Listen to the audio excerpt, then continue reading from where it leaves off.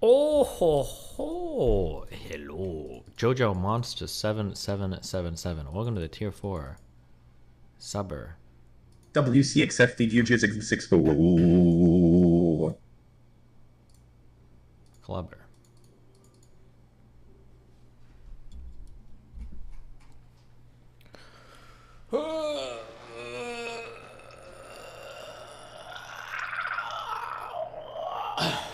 What's up, guys? How we doing today? How's life in the Big D?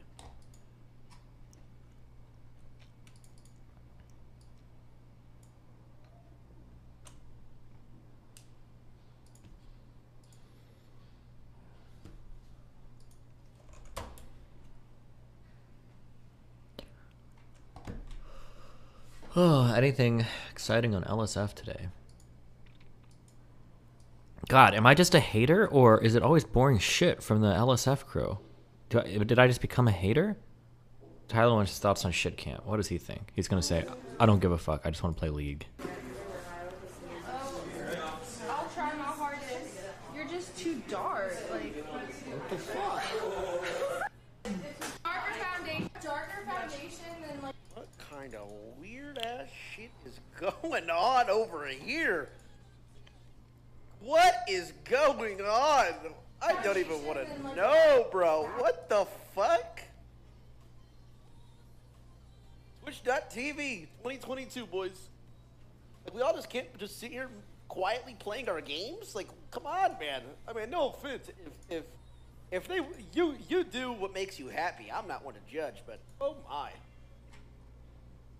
The way the Canadian media has covered Keffals disgusts me. They made her out to be a hero. A victim, not even a hint of what she has done. True. And based.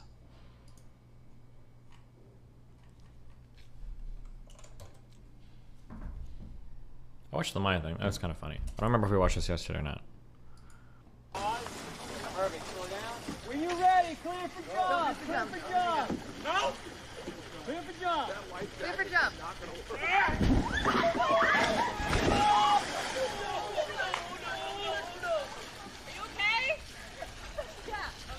Royal, good? Oh my god, that was terrifying. Yellow. I think this might be it for the Queen, guys. The Queen is dying. Can I get an F in the chat? For all my Bing Bong brothers across the pond.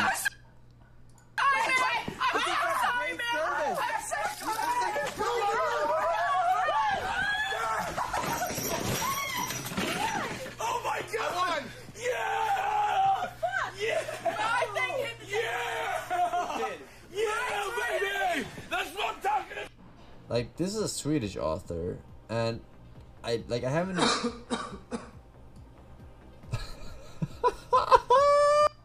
Wait, what? Like, this is a Swedish author, and I haven't.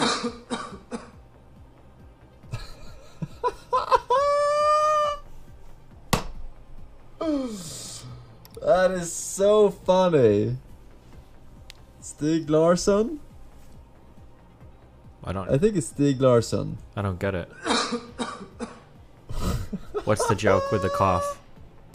It's so funny. I can't look at chat, but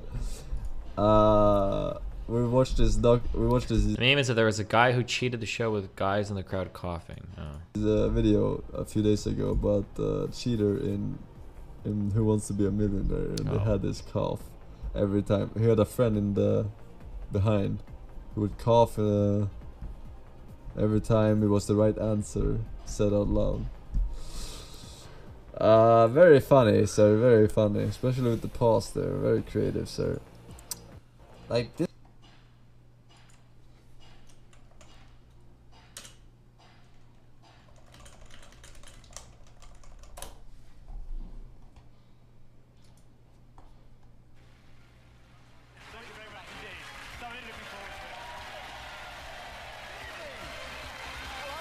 Murdoch. I would have thought that it would be Aristotle Onassis. Why? Well, Ronald Reagan. I mean, I'm pretty confident it's Aristotle Onassis. Bro, how many times are you gonna cough? I can't believe you never heard of it. I probably heard of this at some point. I just forgot it. Happy with the strategy? No, but it's too late. So. It's the right answer. You got 8,000 pounds. That was the 8,000-pound question? Jesus. They don't fuck around over here. Who had a hit UK album with Born to Do It, released in 2000? Coldplay, Top Loader, A1, Craig David. It's quite well It's known. that simple. Coldplay I've never heard of. And Top Loader is well, it's part of a rifle, so I don't think it's that. It's also a brazier. Is it? All right. Well, thanks for that. I would know. So I think sadly, I'll have to take 50-50. Sadly, that's what they're for. It is. Right. Computer, take away 2 wrong answers. It's worth £32,000. A big old drop it again. A1 or Craig David.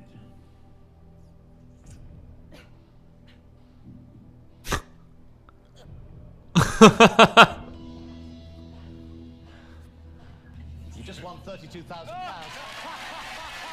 Nice. Oh my god. Gentlemen versus Players was an annual match between amateurs and professionals of which sport? Gentlemen versus Players was an annual match between amateurs and professionals of which sport? Lawn tennis, rugby union, polo, cricket. I think it's cricket, but I'm not sure. But the reason I think it's cricket is because I'm sure I've seen a print.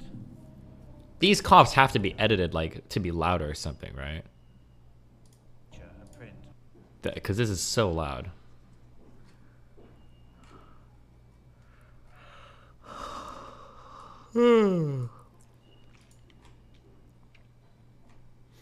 First American winner of Who Wants to Be a Millionaire had a badass man. Yeah, we've all seen this. Well, This guy was like a trivia game show fucking mastermind or whatever. looks like we're going for $1 million. I can't believe it. $1 million and all your lifelines intact. You didn't need those stinking lifelines, did you? Well, let me just bring you up to date here. Please. If you miss, you'll be reduced by $468,000. You'll go back down to $32,000. Here it is. A $1 million question. We rarely see these here. Only one of the contestants has ever won $500,000 on our show. So if you're ready, let's go for the million.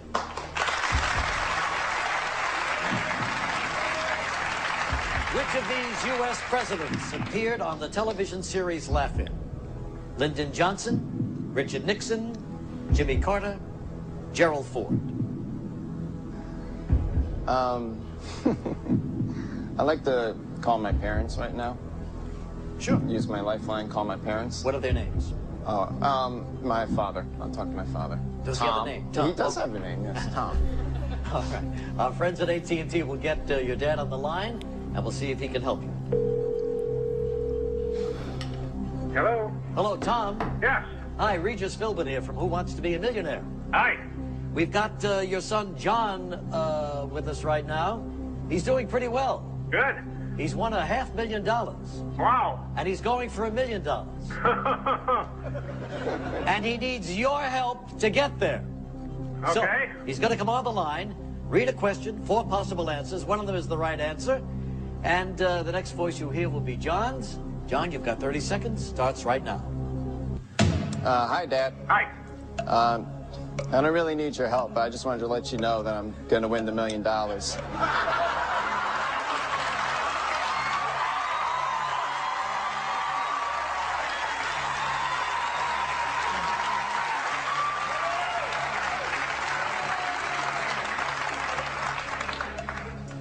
Because the U.S. president appeared on Laugh-In as Richard Nixon. That's my final answer. Well, my gosh. What can I say except that Imagine if he was wrong. Oh my god. you're going to Paris, and this is the final answer heard all around the world. He's won $1 million.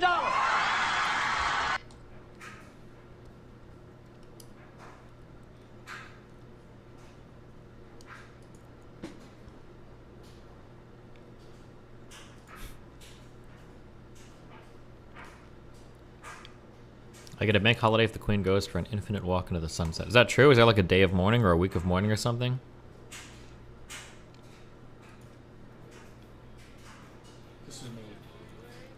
it's important to draw. You know, it's really important to draw. It's really important to create art. That's me. I'm gonna draw Destiny. Now I'm gonna draw my best friend. I'm gonna draw my best friend Destiny. This is Destiny. This is Destiny.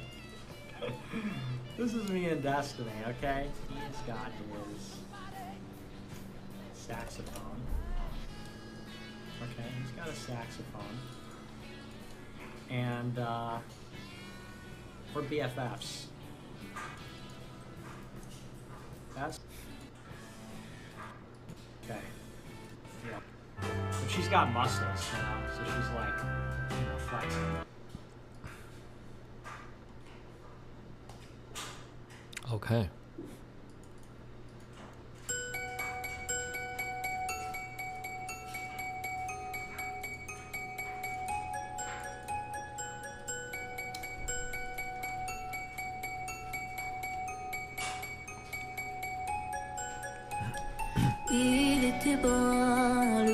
I don't get it at all. Le regard timide, les mains tout abîmées, il taillait la pierre, fils d'ouvrier. We're gonna be doing an extreme crackdown on all misogyny on the community soon. Well, yes, that's it. Quite right, huh?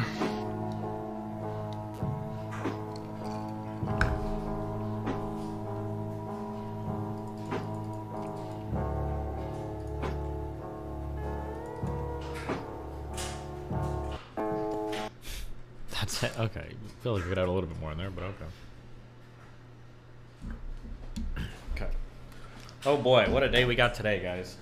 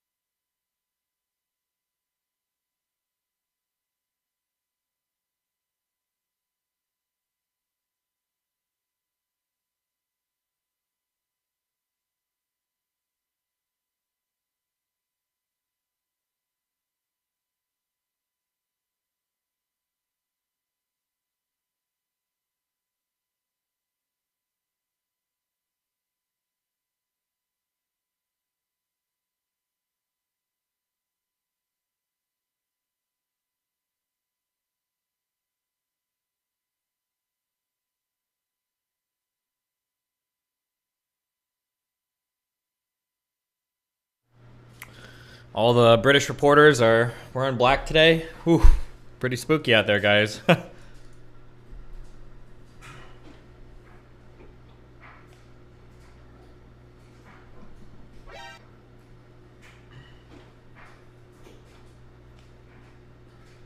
Wait, what did I miss?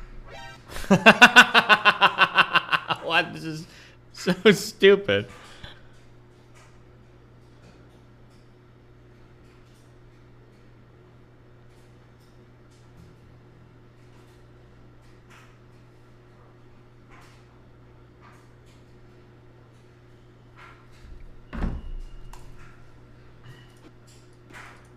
God, I love this. Drip! Look at the little dude on the pant. Look how cute he is. God, I love him. Look at him. Look at him. Look at him. Look at him. Look at how cute he is.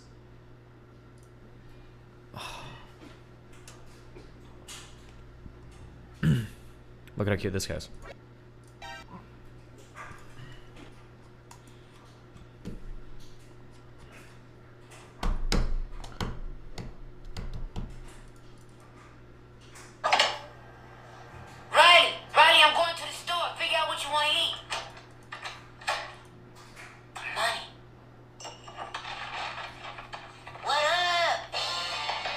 Is this a cell phone recording of like a TV or what is happening? Before you start hating, ask yourself, be honest.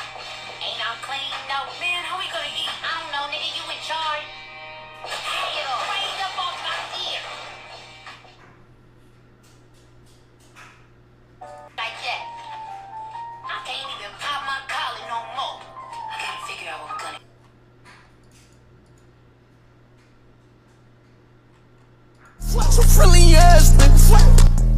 Don't talk to me.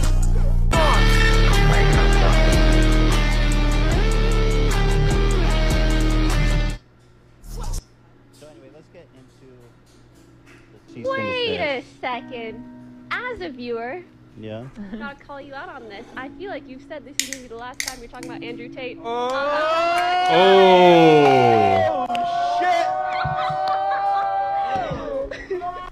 So anyway, let's get into. God, Pokey's hair looks good that way. My Moroccan queen. I'm just kidding. I have to delete this before Lily sees it. One second. Did we get copyrighted on this VOD yet?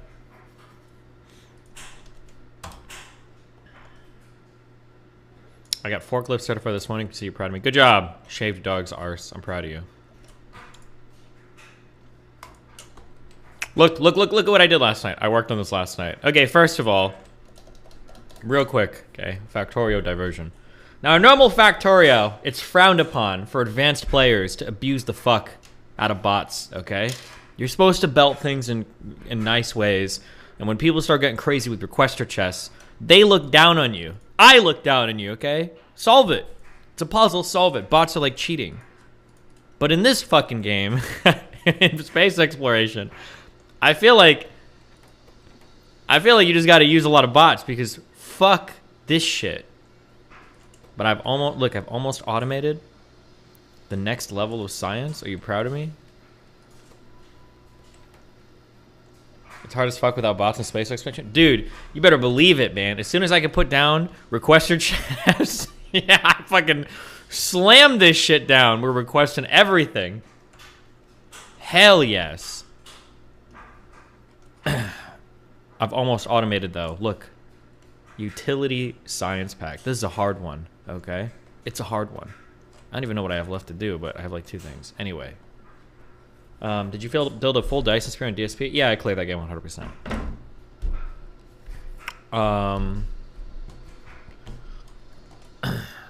Oh, Keffals.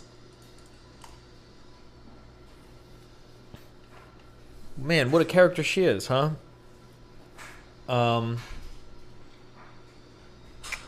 So normally I don't, defamation is like really hard to prove in the United States for public figures. It's very, very, very difficult. I don't know what it's like in Canada though. It might be easier in Canada. She continues to post lies about me on Twitter. They've tried to go after one of my sponsors. And arguably, I got banned from Twitch after she made false claims about me hate rating her. I kind of wonder if there's anything there.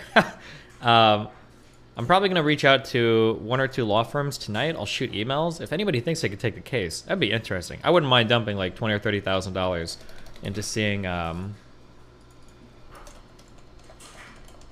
if that like could have legs. Because it is insane that she can just lie and lie and lie and lie on Twitter. But like, just as a heads up for all you fucking morons pushing in the chat, I feel like there's like an 85% chance that the guys are like, oh yeah, like this isn't strong enough for defamation, or it wouldn't be worth it to pursue this in court, or whatever, blah blah blah. So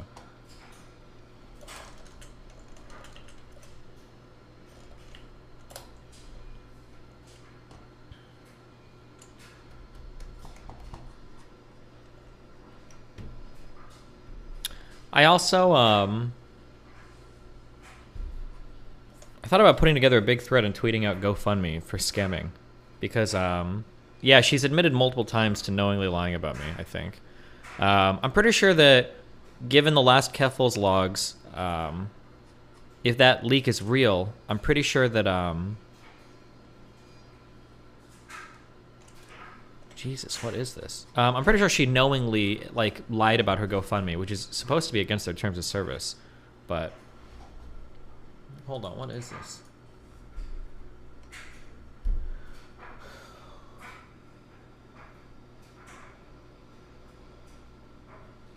Going to kill myself this week, but I wanted to thank you. What was this?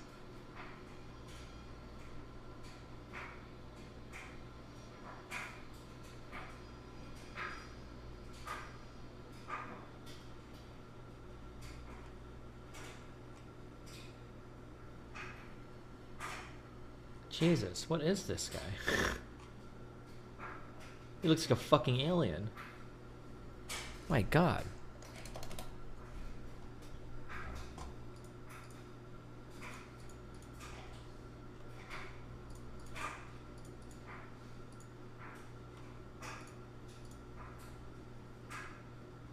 Um.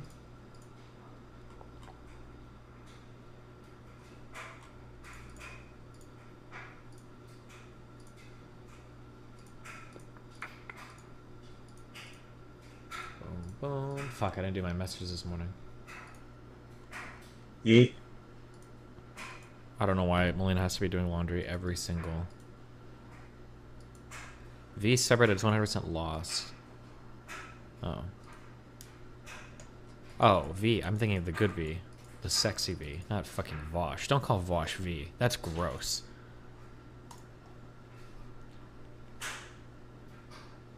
A look into the fortress. Oh, how many comments? He's being a snide, vindictive, spiteful person that is coping about Keffals' positive press coverage. Do you think it might be the fact that she just like blatantly lies about me over and over and over and over and over again? Okay, if I can... Okay, here's prediction.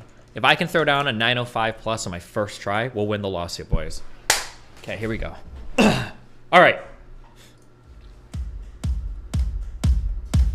Let's go. Let's go. Come on.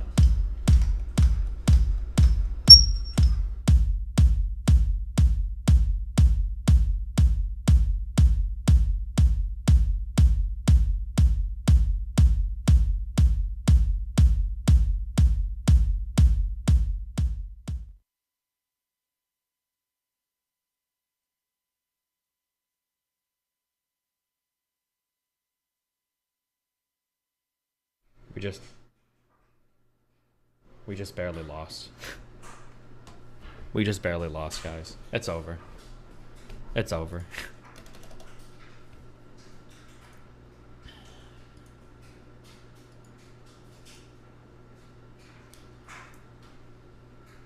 Canada doesn't require you to prove damages? Oh, shit! Vouch is separate coming through with the good legal advice.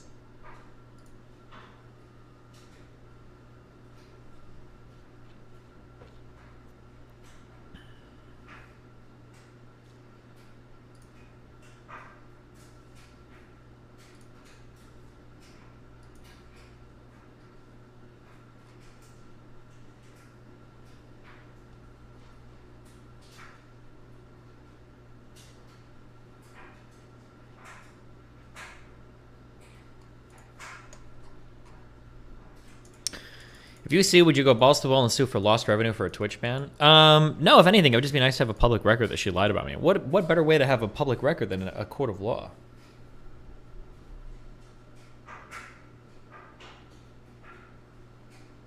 Yeet.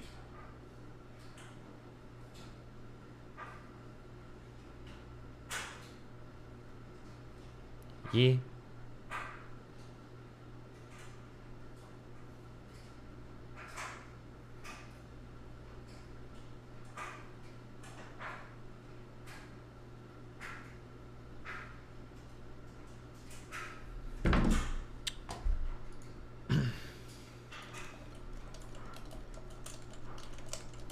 Okay, what else was I saying? Oh, where's the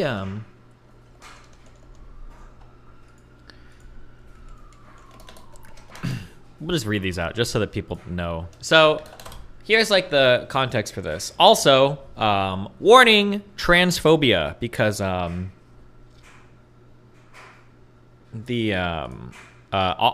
on Kiwi Farm, well, I guess not everyone, but a lot of people on Kiwi Farms are transphobic as fuck. So all of this is going to involve dead naming of Keffals and using the wrong pronouns, etc., just so you know. But if you see his or Lucas, it's always in reference to Keffals because they like to dead name the fuck out of her. Trigger warning. I don't actually care about the trigger warning. I'm just letting you know that I don't support dead naming or transphobia. Something that is so here's the backstory on this. I don't know if you guys are aware of this, but so K-Dog Keffals tweeted out that she had actually Good morning, chat. Another.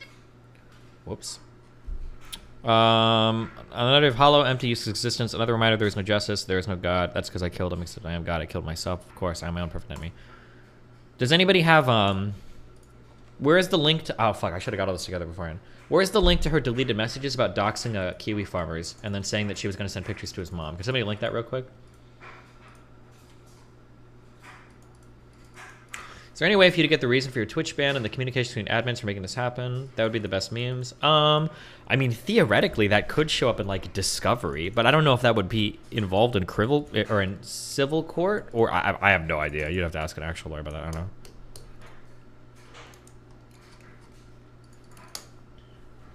know. Okay, so if you were not aware, Keffals posted some ominous tweets. I found out who the Kiwi Farms user was who doxed my mother and sent him a photo with his mother and addressed him by his name, and he deleted his account. Wait, is the queen actually dead? Ooh, Brandon, you just got a 7-day ban. Good luck. Why the fuck would you... Oh shit, it didn't go through. Now you got a 30-day ban.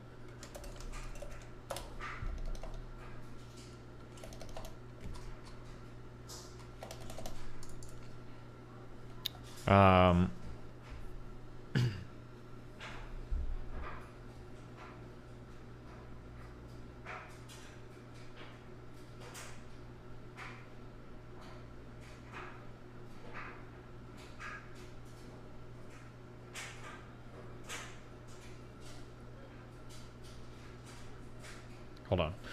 Ooh.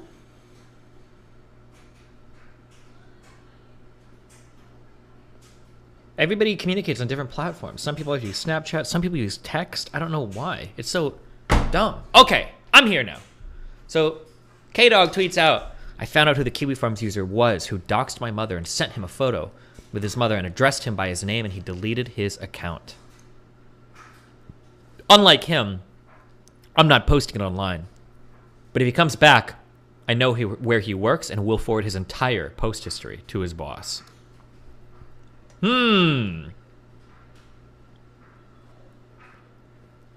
do I have I have a hair. How? It's not... Ah! What's happening?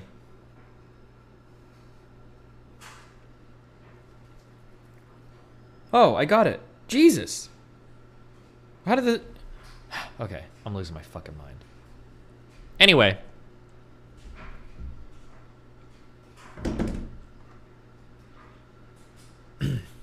Here are those DMs. So now, allegedly, it is possible this person went through a great deal of effort to fabricate these DMs. That is possible, and unlike the dishonest fucking losers on the other side of this debate, I will admit to you that it's possible, though highly unlikely. It is possible that these DMs could be entirely fabricated. But here are the DMs from that supposed dox, where Keffals supposedly doxed somebody, but I think they did a fail dox, meaning they doxed them, but it was wrong. Here are those DMs presented in their entirety. Keffals' first DM. Thank you for being my biggest fan. If you ever need someone to talk to, I'm always here for you, friend. Ayo, finally, I get to talk to the man himself. Hey, can you debate my friend A1 Steak Sauce on the NBA? You could reply any year now. I know you're on all day, LeMayo. Also, congrats on hitting 800 pages. You don't care about drama, but DM me at 2 a.m. in Kazakhstan time to try to flex on me.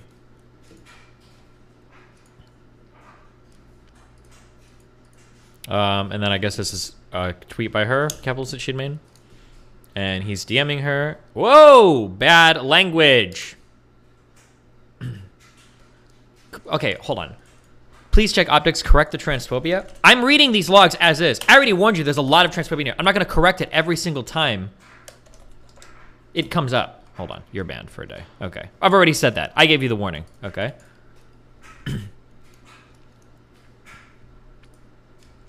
Okay. Keffals responds finally. Okay, you lost open DM privileges by A-logging too hard. You need to blah, blah, blah. I'm disappointed in you. At least make things interesting. Blah, blah, blah. Keffals shoots him a picture. Oh, okay. So these were DMs from a while ago. Now this is on September 5th, a few days ago. Keffals shoots him a picture. Your mom is cute. Is that Winter? This Winter, I believe, has no relation to the Winter posting on Kiwi Farms. They're unrelated. But can we get a door close to the laundry? Let me check.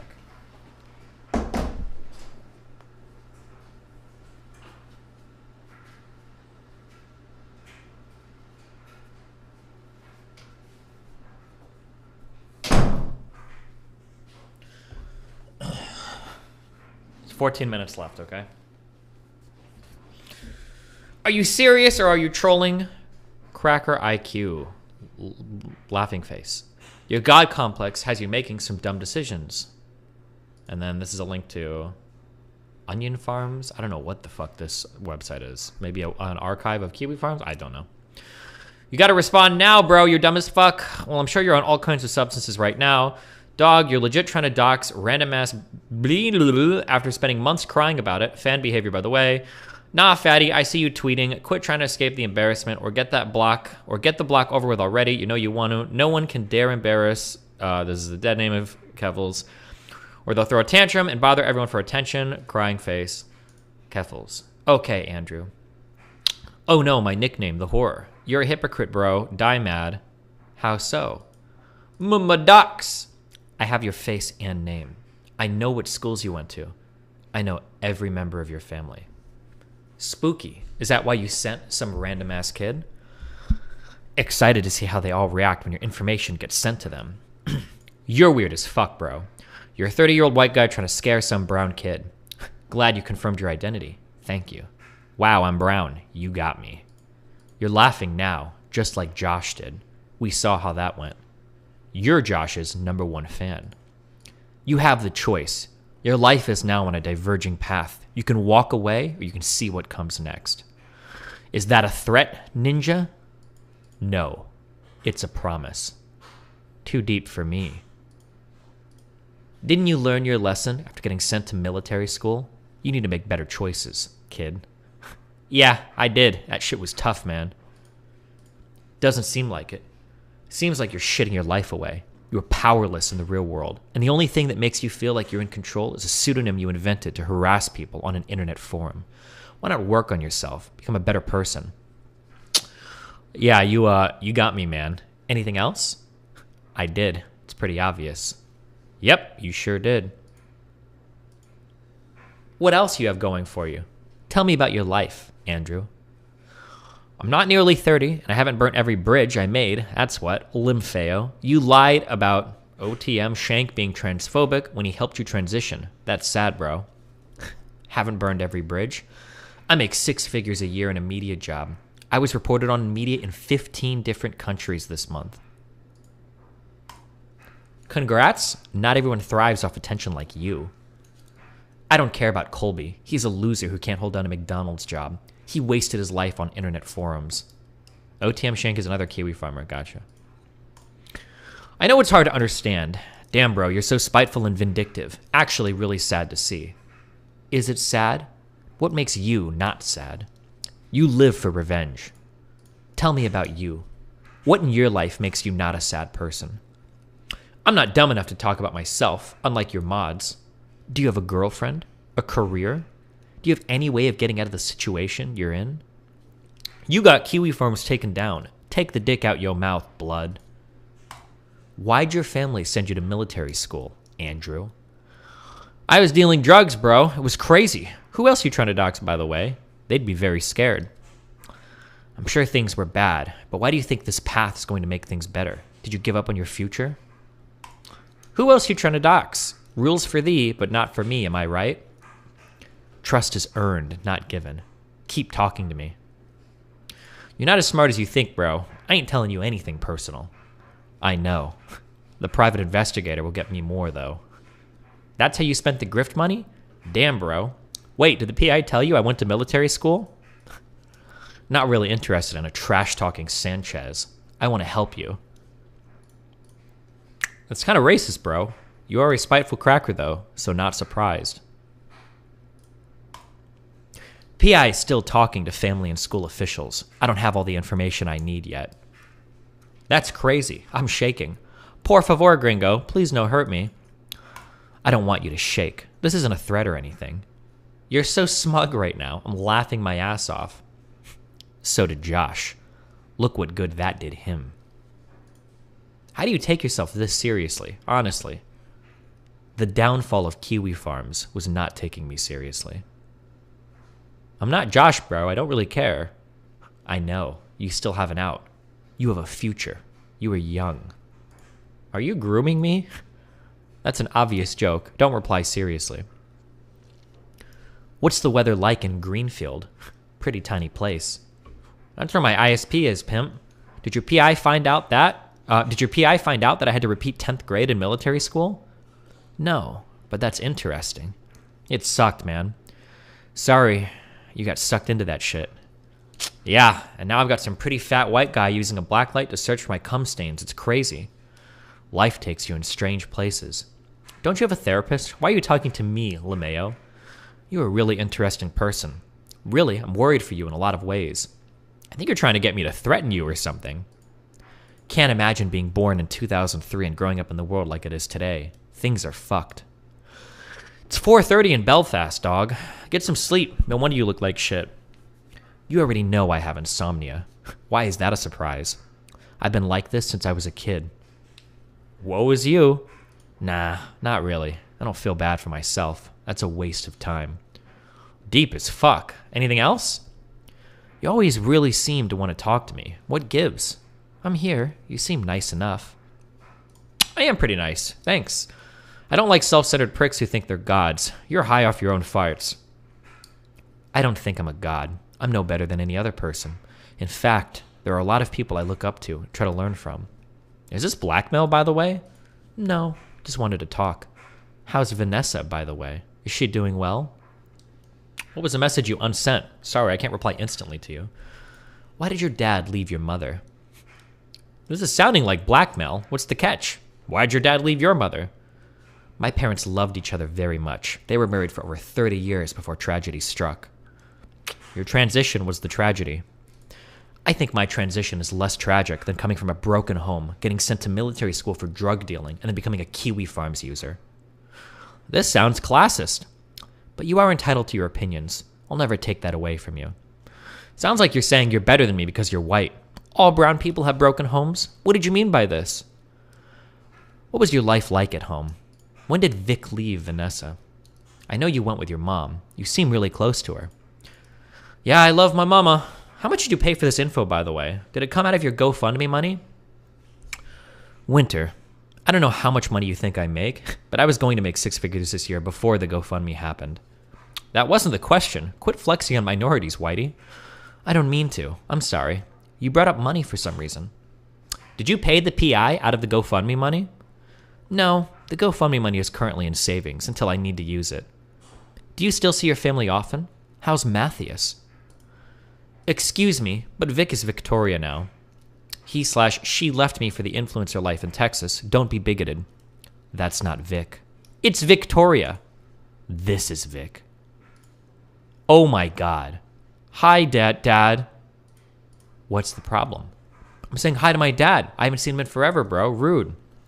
I don't understand why you react the way you do to things. This 10 layers of irony thing is weird. Just as a reminder, the reason why this winter person is saying bro and he and Lucas so much is because this guy is transphobic as fuck towards Keffals. I don't support or approve of that. Just reading the logs as is. I know that there's still going to be morons that quote me out of this saying that I'm being transphobic or I'm dead naming blah, blah, blah, blah, blah. Just reading this as they're presented. I don't support transphobia even against fucking losers like Keffals. Just as a heads up, but...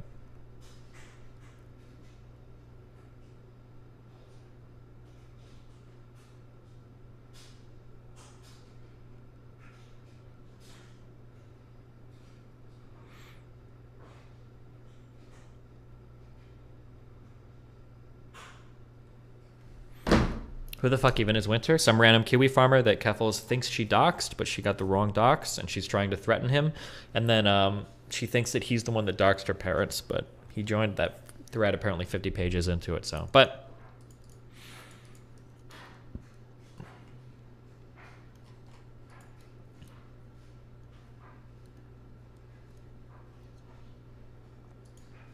okay, sorry. I don't understand why you react the way you do to things. This 10 layers of irony thing is weird. You're on the internet too much. I'm just saying hi to my dad. There is no irony, predator. What do you do when you are on the internet?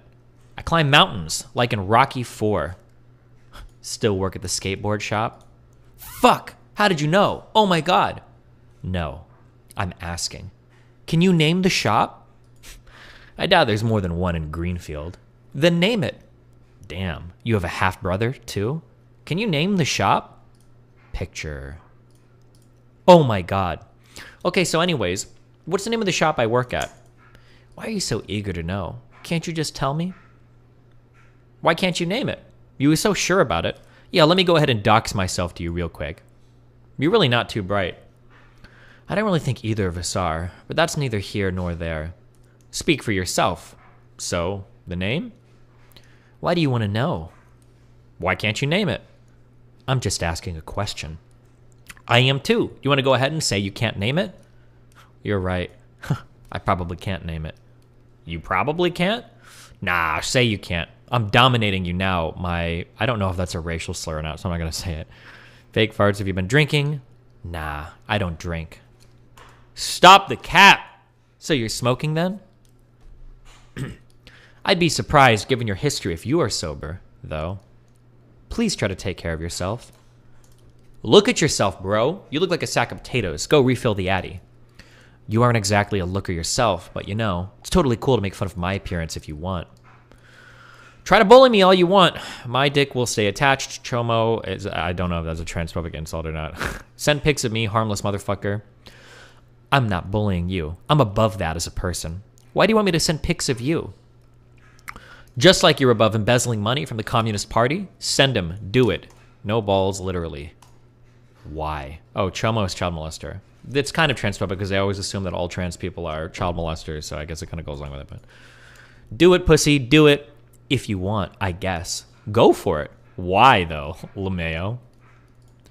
Based on that one pic with a Snapchat filter on it, all you do is filter your webcam, 62 IQ ass ninja. I neither use filters nor webcam. Anyways, you gonna send those pics of me? Once you explain why you're so eager. Or are you saving them to touch yourself with? Andrew, I don't get the point of any of this. Why are you acting like a retard? Sounds ableist. It is. I'm being ableist against you. You're the one who messaged me first to try to threaten me, dumbass. I didn't threaten you. You've wanted to talk for a while. Play coy, but you know what you're doing. Don't you realize your community will eat you alive for your microaggressions, bro? Kinda cringe. What the fuck is a microaggression? I don't know what kind of SJW bullshit you're on about. What's transphobic? I don't know what kind of SJW bullshit you're on about. I don't know. What is transphobic? Don't you realize your community will eat you alive for your bigotry, bro? Never seemed to happen. My community loves me. Why's that? You know, a lot of them are disabled, right? There are some retards out there who shriek and moan about me, but they're irrelevant. Aren't you disabled too? Others got dropped by 3 different companies in a week. Limfeo, this ego, insane. I stated facts. Ego. Where's the ego in that? You have a smug AGP smirk on your face, 100%. It's another transphobic insult. What is egotistical about the fact that Joshua Moon got dropped by 3 different companies in 1 week? That's something that is true. Anyways, got any more docs info on me? I am HSTS, not AGP. Get it right. Rage pig moment. Man, your brain is so broken by this shit. Do you even know how to talk to women in real life? Do you?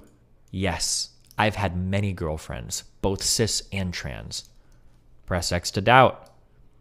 Your deflection is pretty obvious, though. You can't answer because you know the answer. You DM'd me to get info out of me, and now I'm getting info out of you. Lots of laughers. Info about things I'm open about publicly? I don't hide like you do, because I have integrity and character. Oh, so they're public? So why do you cry when we post shit on Kiwi Farms? You post stuff on Kiwi Farms? I can't see Kiwi Farms on Google when I look it up. Nice job calling me a revenge pornographer, by the way. Your clean Clara vids were on your public ManyVids account. Big brain. Okay, Andrew. Okay, Sky. Okay, Shiloh. Okay, Kaylee. LeMayo, you're so mad. Totally. Can you act like an adult, please, for once in your life? Can you? You're 30. Yes, I do every day. You are 30, my ninja. Then why are you still playing make-believe? I'm sorry your parents don't love each other. Please don't take this out on me. I'm sorry your parents can't love each other. Well, they did and didn't send me to military school. That ninja Kangsley spinning like a 7-Eleven hot dog in his grave right now. You didn't even graduate, LeMayo. You got me. Any more info you know about me? Send receipts, ninja. No, thank you. I appreciate it, though. But I'm not a farmer. I want to keep my receipts to myself. Receipts? So you have nothing, then?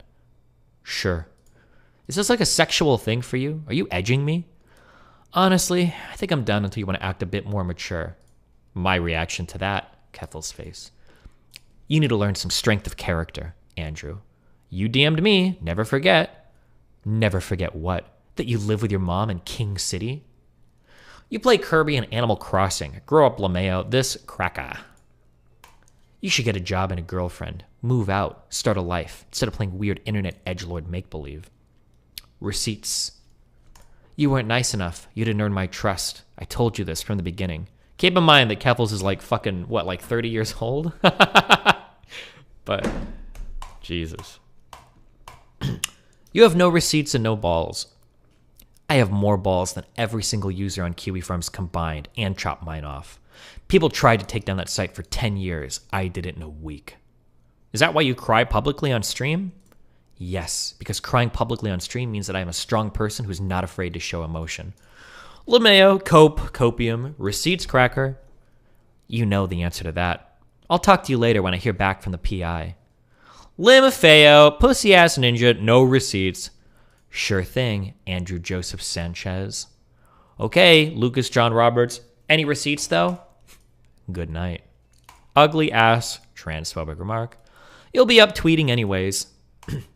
Yes, and you'll be obsessing, monitoring my Twitter, which is objectively more sad. I'm going to go to sleep now. We can talk later, okay? I'm glad we were able to break the ice. You can assume that, but I know what you do with your time, and you don't know about me. I doubt there's much to know, and every detail I learn will just be more sad. Not like you're going to college or have any future to speak of right now. Racism? Ayo. Stuck in small-ass town with no options. Receipts? Doubt you have a girlfriend. I doubt Alex McIntosh, which I think is Keffals' fiance, has one too. He's stuck with you, not a girlfriend. Oh no, sick own. I'm going to marry a PhD candidate. How could my life get worse? Everything is about money to you. Sad as fuck.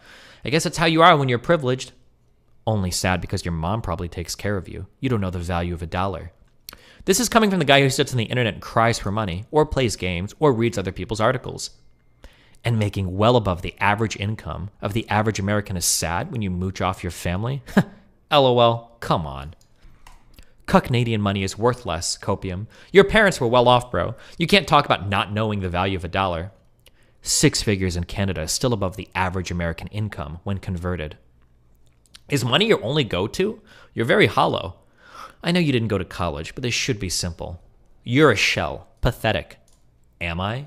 From my viewpoint, your life is significantly more pathetic right now. You have nothing to your name that is worth having pride in. Didn't your dad not graduate high school until his 30s? How are you going to tell me about not graduating, Limfeo? Which is why he emphasized to his kids that we need to go to school. He was a great man. Aren't you another man's kid too? I think I saw that on Kathy's Facebook. Good job making your mom get rid of all of her memories on Facebook, LeMayo. It's not my fault a stalker forum decided to harass my family. It is Josh's fault that I ruined his life, though. He deserved it. Josh's life was shit before you came along. Null derangement syndrome. Yeah, and now it's barely worth living. He, like you, has nothing. Yeah? He should only live if he makes 6 figures, huh? But you have an out and he doesn't. Greedy fuck. Yet you decide to keep fucking up your life and bringing shame to your entire family. Have an out to what? Laughing at 30-year-olds who take themselves too seriously and want people to worship them? How are you even in a position to laugh at me when your life is so messed up? Tell me, what's something in your life that you're proud of? Legitimately. Oh, the queen is officially dead. Ripperino. Oh my goodness. 96 years old. I think there was a big tell this morning when they were saying that, like, she wasn't at the hospital or anything, so.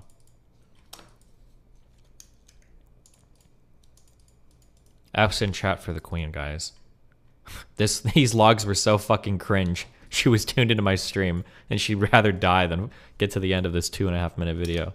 I'm so sorry, bongers. My bad.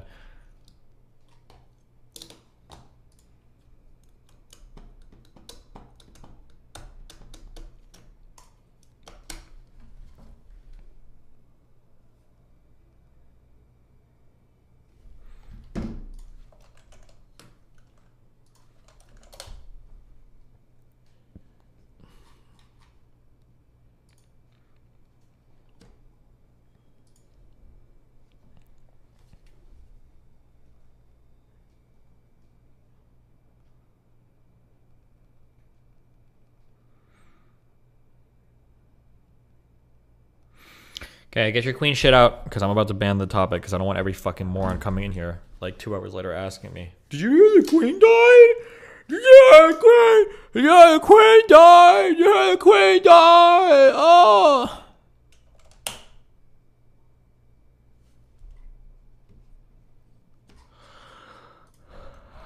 Okay, Term is getting banned in chat now. Good luck.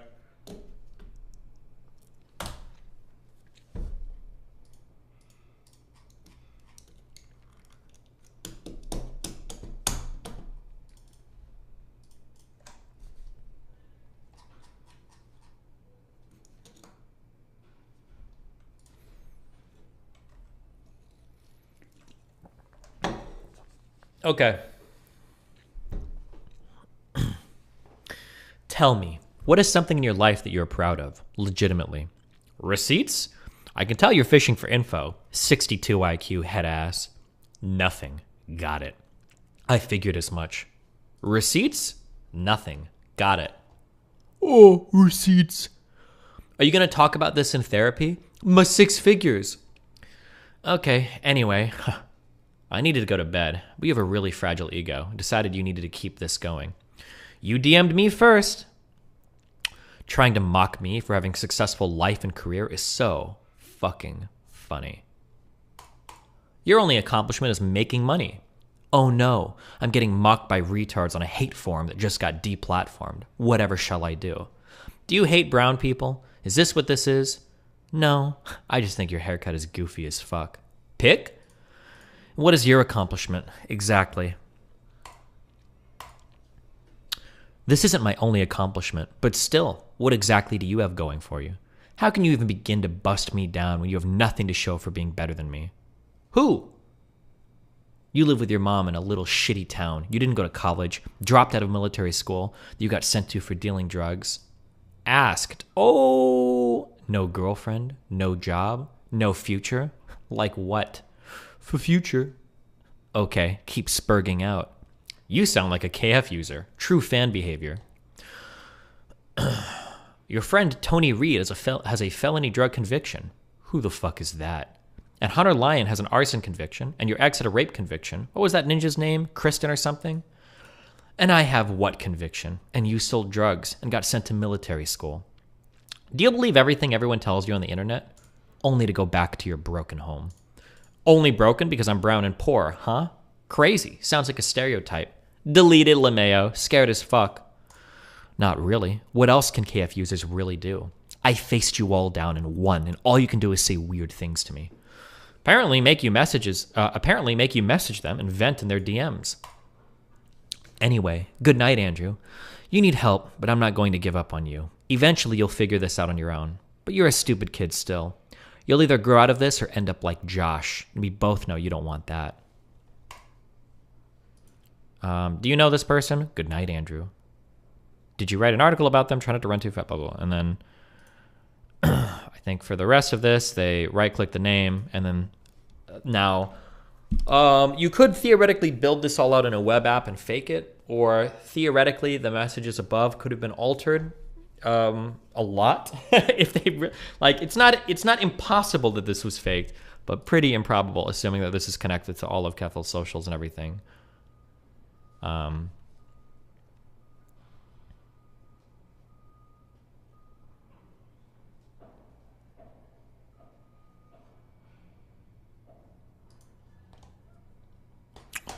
But the problem is that Keffals tweeted out that these logs were fake. Why would you believe things from a Kiwi Farms user? I don't know who Twinkbride is. They have me blocked. I'm assuming it's probably just a Kiwi Farms op. So her accusation is that they're all fake. However, the problem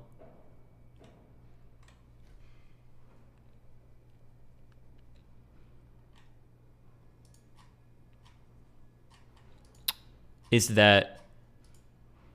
Oh, fuck. I'm not going to find any of this. The problem is that Keffals actually tweeted out a bit, and then she deleted the tweets about having doxed somebody from Kiwi Farms and found out all their info. But once she realized that she had a failed dox, meaning her dox was incorrect, that guy that she was talking to, she had the wrong dox. So she deleted all of the... she deleted everything. And, yep, those are probably real. Rip. The real question is, why go through the effort to fake all of it if she could disprove it with the real lugs, since she's not providing receipts to say to some of the leaks are real? Yeah, well, so the more interesting thing is, what lies has she told about you except for the rape shit? She fabricated my relationship with Kiwi Farms. She continually misrepresents my community and Kiwi Farms being together. She continuously says that I sent people to Kiwi Farms to hate Raider. She makes all sorts of false claims about me all the time. Oh yeah, this is what she tweeted earlier. There were 2 tweets, but this is one of them. I found out who the Kiwi Farms user was who doxed my mother and sent him a photo of him with his mother and addressed him by his name, and he deleted his account. But he didn't delete his account, he just blocked her on Discord. But, yeah. It's annoying because I'm pretty sure she knows these things are false. I don't actually think she's stupid. I think she's pretty sophisticated or pretty savvy when it comes to this. But I'm sorry, the transphobic stalker website you have a verified account on and love to frequent is dying. Like, she tries so hard to link me to this site. She said something else before where I have, oh, he calls himself a Kiwi Farmers in the bio. He talked about how much he loves the site on stream. I've never talked about how much I love Kiwi Farms. Every single content creator hates Kiwi Farms.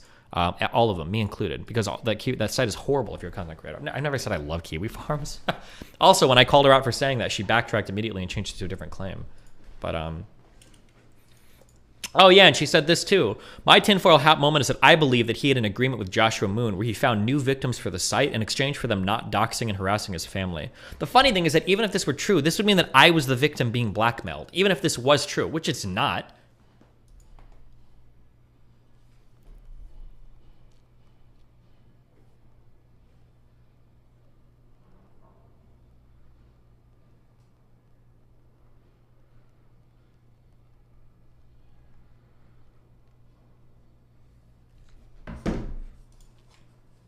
Were you planning on going over this stuff too?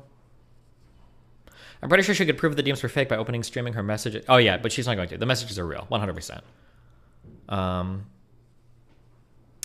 need to make hashtag drop Kiwi Farms movement aware of something, as I think there's possibly a danger to the reputations of good people who have opposed far-right websites and personas for years. Keffals is engaging in tactics much like those of Kiwi Farmers. She is optics poison.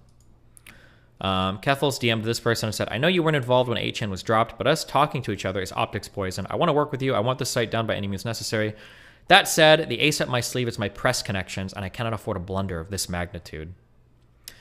The above is a message from her to me, but that's not why I'm posting this. She got into a slap fight with a Kiwi Farms user and called him a racial slur, Sanchez. She did that multiple times. An ableist slur, a retard, and more. She bragged to Burn8 about telling someone to kill themselves.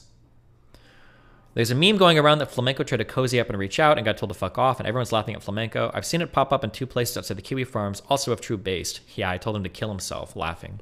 You absolute legend. Oh, by the way, there's also that tweet that was floating out there that she deleted where she said that she hoped somebody else got swatted too. I don't know if anybody has a link to that, but that tweet is out there as well. Just saying.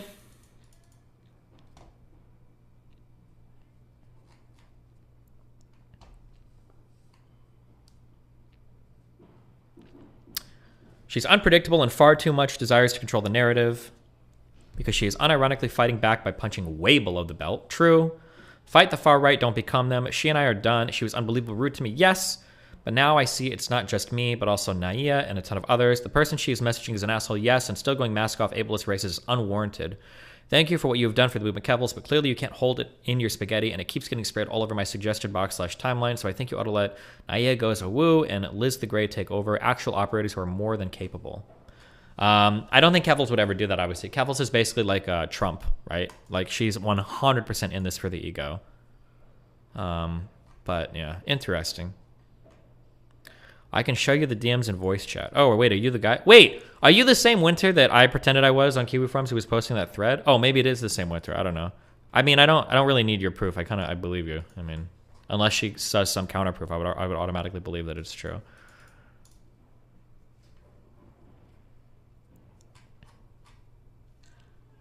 They say Sanchez is a racist slur, but wasn't that just what she thought Winter's real name was? No. No, dude. That would be like me, like, doxing you and saying, like, oh, I figured out your real... I know who you are, Ariana Ching Chong. No, that's not... No, she's using it as a racial slur. Stop.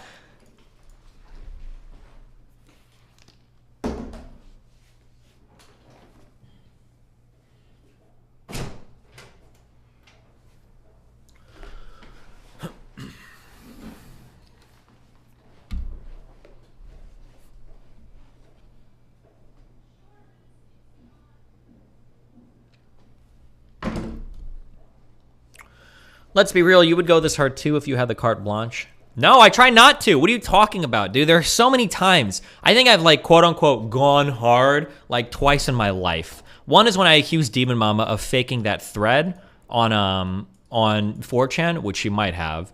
And I think there was one other time with like Vosh where I joked about like taking his site down, or I joked about there might be vulnerabilities on his site to see if anybody wanted to go fuck with him. Those are the 2 times that I've gone hard. Neither of those times were going hard. I wish that for 1 week. Where's the Tyrion speech? I wish I was the monster you thought I was. Bro, if we went hard for 1 week, there are some of these people that would be deleted from the fucking internet. It wouldn't even be fucking close, okay? It's so irritating when people accuse me of like hate rating or going after people. You don't know what it looks like to go after someone. You have no fucking idea, okay? This area is like a vacation to you, okay? I live here, all right? You don't know what it looks like to go hard. If you think that me like tweeting out one thing about somebody is going hard, it's not even close. It's so fucking stupid, dude. Oh, this was Keffals, yeah. Keffals tried to say in relation to this was in 2021. She was trying to say that she hoped that somebody else gets swatted, and then people found it, and I think she deleted the tweet. But her excuse afterwards was, what did she say in response to that? She's like, oh, I thought getting swatted just meant that you call the cops to alert that somebody's up to no good. Like, like, come on, dude.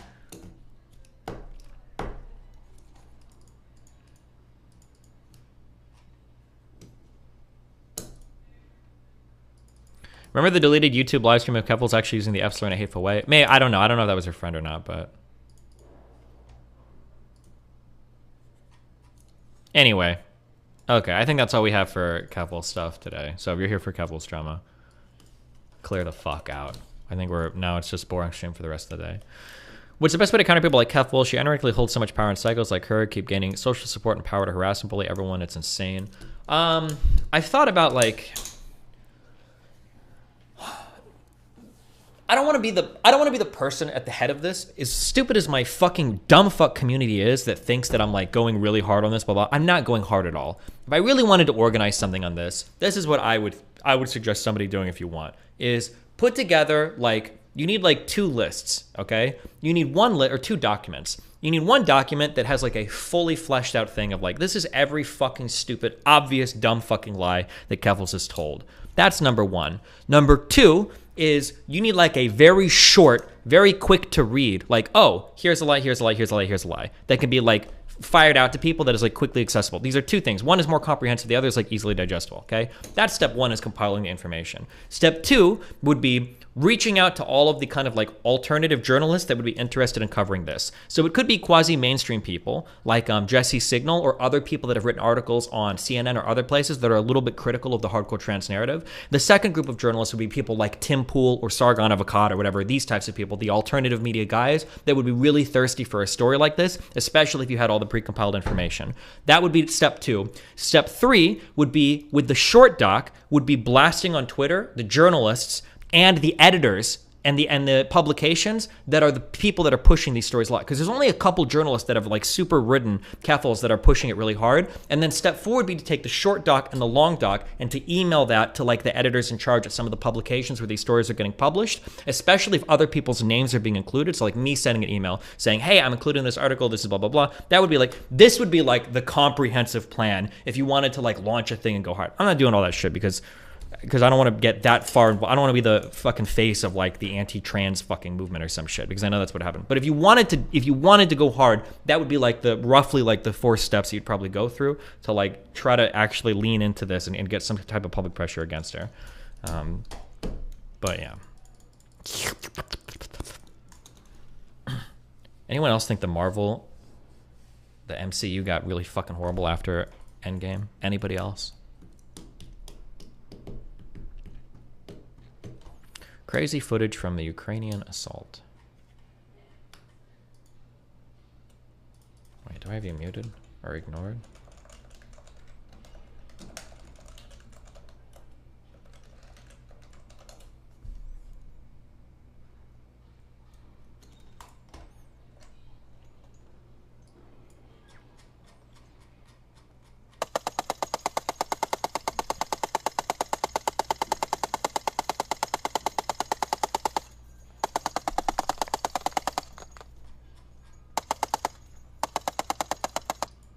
Stop being so charitable. I don't think she called the dude Sanchez to be racist. I think she actually believed that name was Andrew Joseph Sanchez. Check 29 for trash talking Sanchez. You would never say this. If she's actually that fucking stupid to utter that phrase and not know the racial intent, then she should be removed from the internet and given to like a guardian for like permanent care. Fuck off. You would never be this charitable to anybody else ever. Shut the fuck up. You're so fucking wrong. You would never use this phrase to somebody. You're actually insane if you believe that.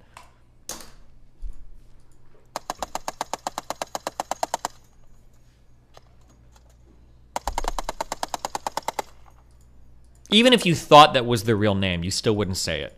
Like, imagine that I knew I was fighting with somebody and their real name was Tyrone. And I'm like, oh, there goes gas station EBT Tyrone again. Like, you would never say something like that. Like, it's obviously racist when you're using it in that manner. Even if she really did think it was his name, which I don't even know if that's true.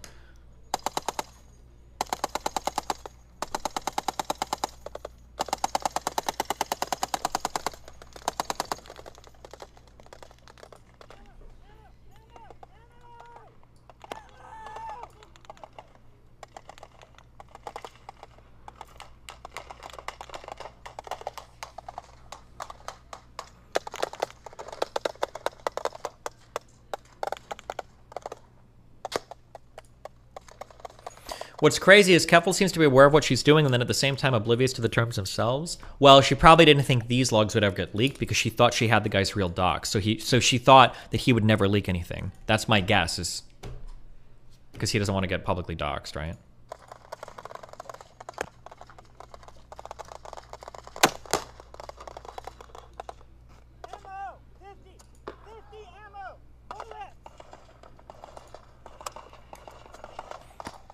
It's time to have another chat with Boogie. So many people in my replies trying to convince me that Keffals is actually a bad person. Okay, listen, they are. That's fine. What they did, taking down Kiwi Farms, is still legendary and still worthy of note.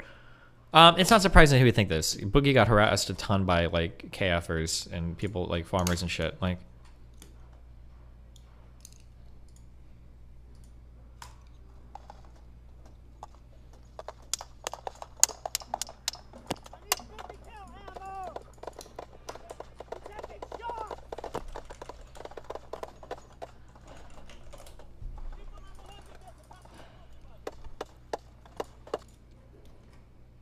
Maybe I should be taken off the internet. I thought the go-to Hispanic racist name was Juan. I didn't know Sanchez was a typical go-to racist name. Juan might be. But I've always heard the term, like, I'm pretty sure, like, Dirty Sanchez is, like, a racial slur for a Hispanic person. Or maybe more specifically for Mexicans. I don't know if Juan is like, used as, like, a racist...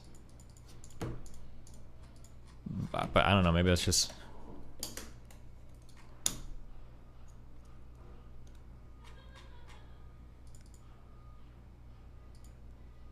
Or maybe not Dirty Sanchez. I know for a fact I've heard Sanchez is like a racial slur before. I don't know where, but maybe not Dirty Sanchez. I'm thinking of something different. Brap is a fetish term. Yeah. The only time I've heard Juan used as a Mexican thing is when we talk about deagles in CS:GO.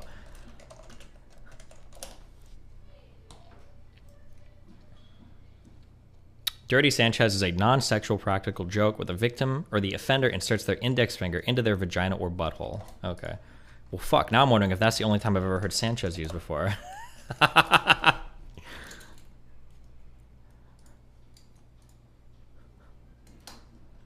Sanchez, very common last name with us Mexicans, so easy to generalize as using that name. Juan is just John in Spanish.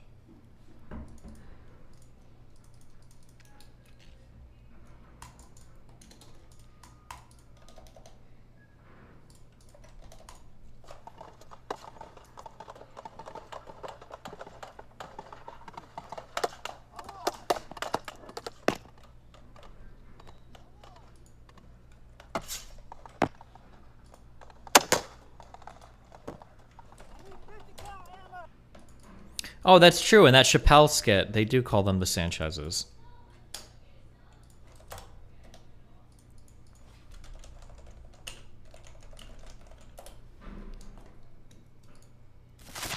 Oh, you must be the wetbacks.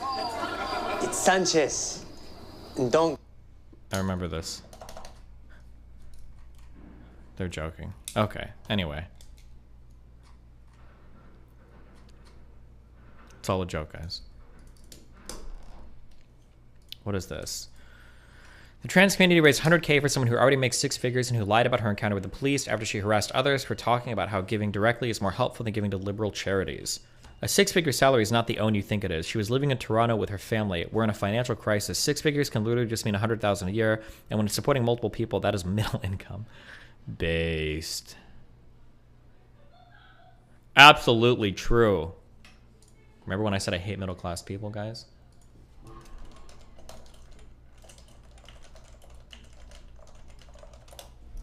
You talking with Jesse today still? I think, maybe, I'm not sure. He's been busy doing a lot of wild shit.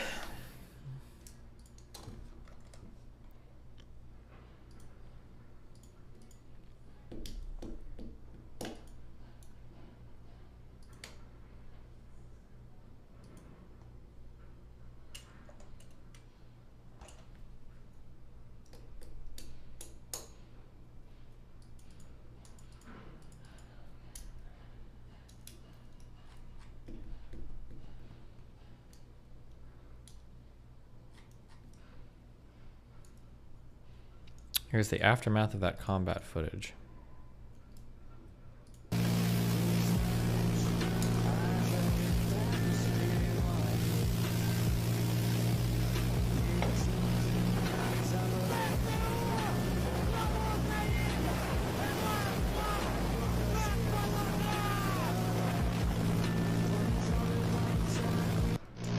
Jesus. Wait, somebody linked something. Apparently, are Ukrainians taking back or pushing forward into territory? I don't know what was linked. I haven't kept up on any of the war stuff at all. This tweet blowing up. It's clearly written in the iPhone's Notes app. Thanks. Good one, dude. Good tweet, Slavic Donut. Nice job, man.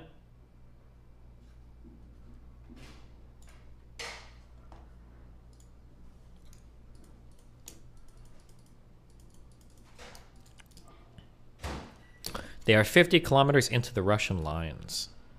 Into Kherson, they're finally advancing. Damn. They broke the defense line in Kharkiv Oblast.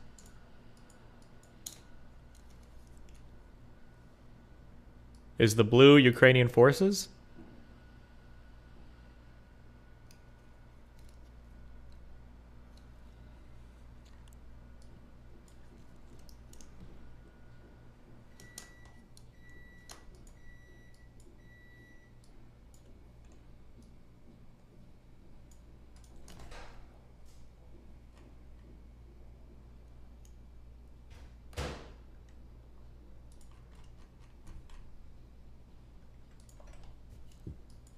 Greetings, sir. I'm a field epidemiologist from the University of Blank. I'd be very interested in joining your team as a postdoctoral researcher. I'm very eager to learn more about blah, blah, blah. However, I've had issues in the past working with women.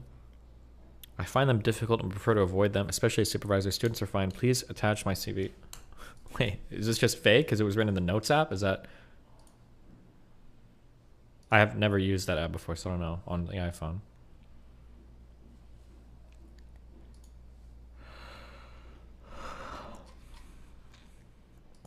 Wasn't just Boogie happy about KF. Even Ethan Ralph was saying this. Well, Ethan Ralph fucking hates KF as well. Every major content creator online hates Kiwi Farms. That's going to be the case, right?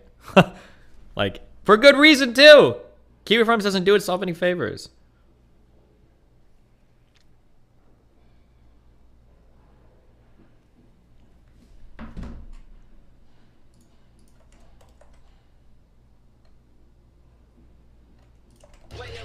Queen Keffals is about to take down Kiwi Farms. You've been waiting a while for this, you stupid c. Please, God. Please, God, stop. Who linked that? Please stop. Whoever linked that, RTBA, find them and ban them for 7 days. Please, God, don't ever link me anything like that again. Please, God. Jesus Christ. What was that? Keffals did porn a long time ago, and...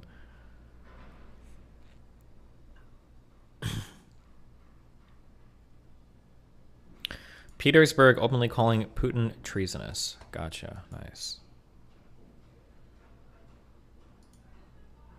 God, he's so fucking Shredded.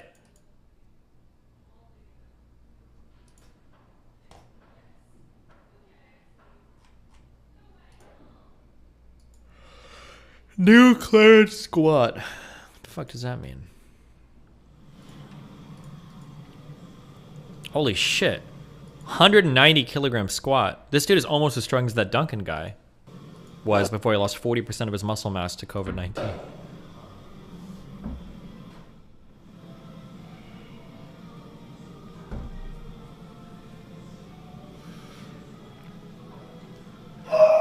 Oh, dude.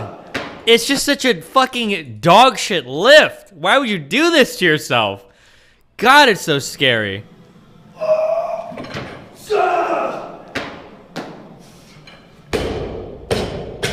Jesus Christ.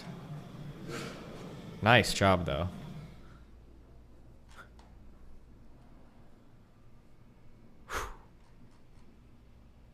This is Olympic level strength. Is he an Olympian?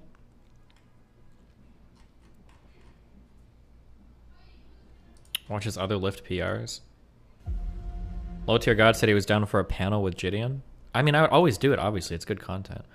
Wait, sorry, why is it dog shit? There's a whole set of lifts that involve like a lot of explosive movement and stuff. And there's a group of people that are too lazy to ever learn those lifts properly. So, and I'm included in that group of people. So we just call them dog shit lifts that are scary because they're prone to injury. The reality is you could probably learn any Olympic lift as safely as any non-Olympic lift. So like I'm shitting on Ollie lifts the same way that like gym bros will shit on like deadlifts, but yeah, you know. But any like explosive movement, any type of like clean or jerk or any of that weird shit is like spooky as fuck to me. What? What's the plans for today? I'm going to eat now something. What am I even looking for on this channel? Okay, I don't know.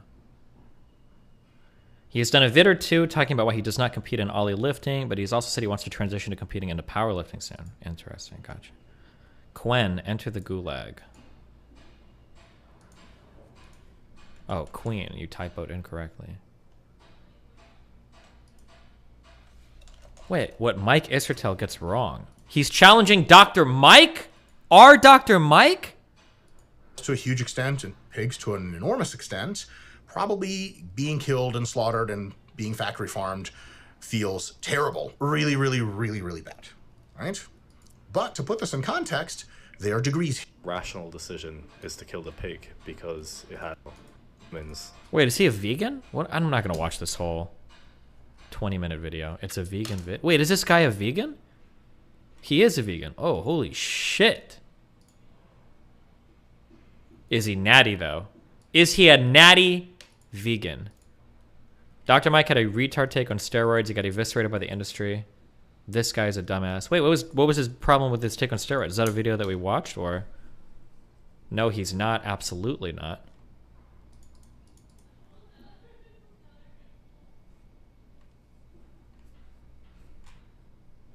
No, he came out a year ago.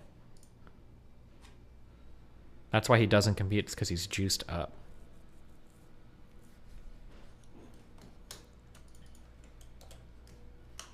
What is this? The Queen redeploying after she wins her gulag. Okay. Another Russian Telegram channel reporting that Ukrainian forces are in Starovirivka, maybe?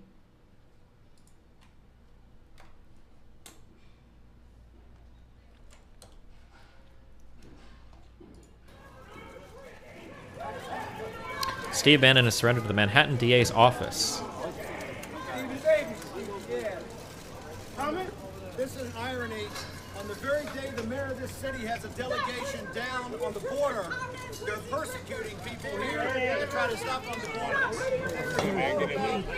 I love rich white people getting arrested. It's like such a dramatic affair. Instead of like thrown into the back of a bus and then driven somewhere until you die from being tossed around.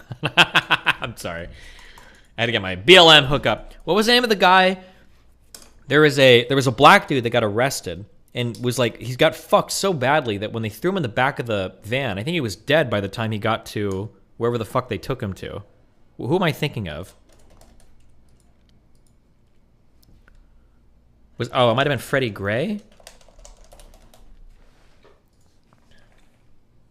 Was arrested by the Baltimore Police Department over his legal possession of a knife. While being transported in a police van, he sustained injuries, was taken to the Coley Shock Trauma Center, and he died. His death was ascribed to injuries to his spinal cord. Circumstances of the injuries were initially unclear. Eyewitness accounts suggested that the officers involved used unnecessary force against Gray during the arrest, a claim denied by all the officers involved. The commissioner reported that contrary to department policy, the officers did not secure Gray inside the van while driving to the police station. The policy had been put into effect 6 days prior to Gray's arrest, following a review of other transport-related injuries sustained during police custody in the city. Damn, how are you driving these fucking vans that everybody's getting injured? The medical investigation found that Gray had sustained the injuries while in transport.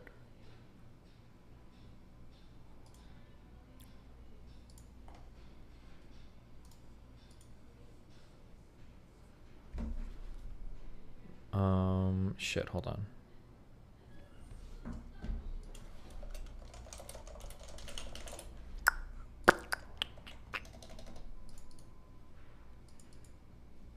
But anyway, Jesus. Hey, like my YouTube stream, you fucking losers. I'm leaving. I'm turning my stream off. I don't have at least 3,000 or 4,000 likes in 1 minute. But anyway, yeah, I just think it's funny when like wealthy white people get arrested. They've got time to like make a speech. Like sometimes they're usually not in handcuffs. The cops are like walking them through, giving them time to talk to everybody, shake some hands, sign some autographs. That's just funny to me. Take a step back. Take a step back. Shake some hands, give a little speech, talk to the media, smile for the cameras.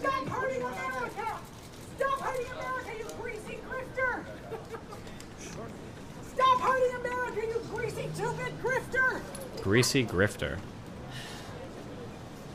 Stop hurting America. Wait, I can't even tell which side she's on. Wait, do the Trumples hate Bannon now? Because she's holding like a... She's holding like a Biden in jail sign? No, Trump in jail sign. That's Trump in jail. Okay, so she's a pro-Biden person? Okay, never mind. I don't remember if the Trumples hate Bannon or not. Because I thought that him and Bannon's relationship got a little bit weird towards the end, but I don't remember.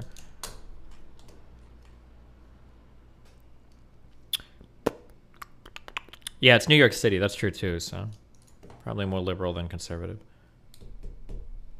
No, she's even further right.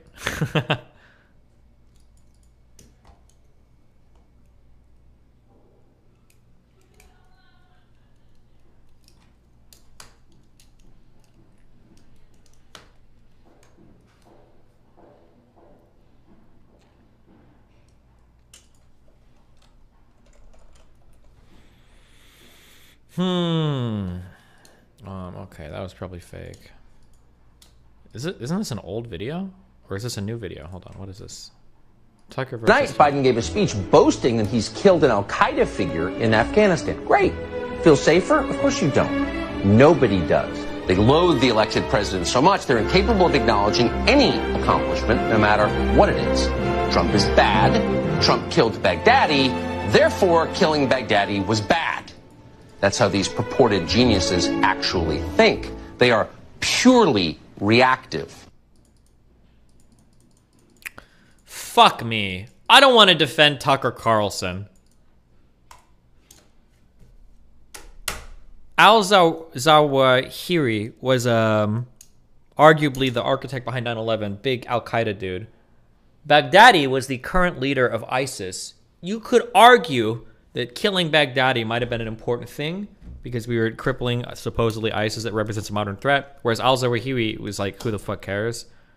Tucker Carlson is a hypocrite anyway, but I shouldn't even be defending him because I guarantee you that if Trump would have killed al-Zawahiri, Tucker Carlson would have been saying the exact opposite. He would have been saying, amazing, we finally got revenge for 9/11, blah, blah, blah. Actually, 100%, he would be saying that. Carlson would be saying that, guaranteed. This is way after the ISIS peak, though. Yeah, that's true, too. Because, yeah, initially I think we thought we killed Baghdadi when we took Mosul, but he escaped. But we killed him afterwards, but yeah. No way, Destiny? Absolutely. If Trump killed the Zawahiri guy, Carlson would be out here talking about like, oh, yeah, second, amazing, fucking Trump did a good job. He would be, 100%. He would be.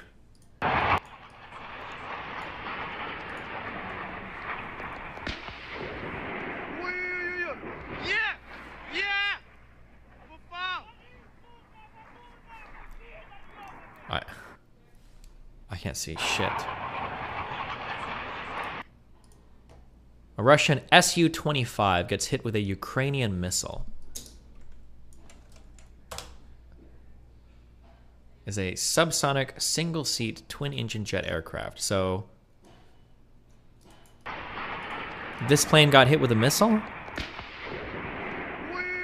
Right there? I can't see shit. When the smoke starts, it gets hit. Gotcha.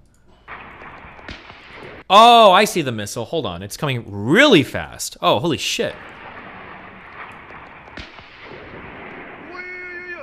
Was it fired out of that plane? Or was...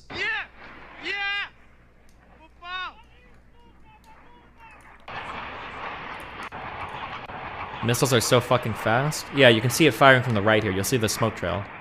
There, yeah. Damn. Oh, it's fired from the ground? Gotcha. Wait, that's not the missile, right? It's the earlier missile, right? Or is it not the missile? Wait, now I'm not sure.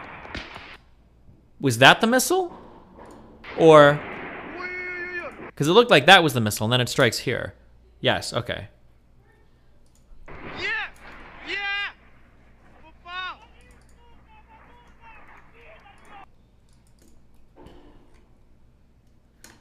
Look at the comments, they have timestamps. The missile hits the plane at 007 mark. If you're looking for it, then the aircraft trails on a bit before crashing. Yeah, that's what we saw, I think. The smoke you see is the plane blowing up in different directions?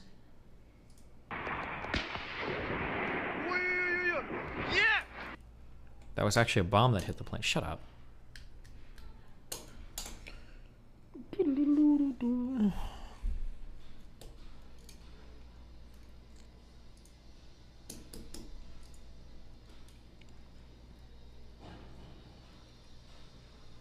Missiles move at, most missiles are supersonic, right? The ones that chase planes aren't they generally? Or am I wrong on that? Average missile speed hits airplane. Yeah, I thought it was between like Mach 2 and 3.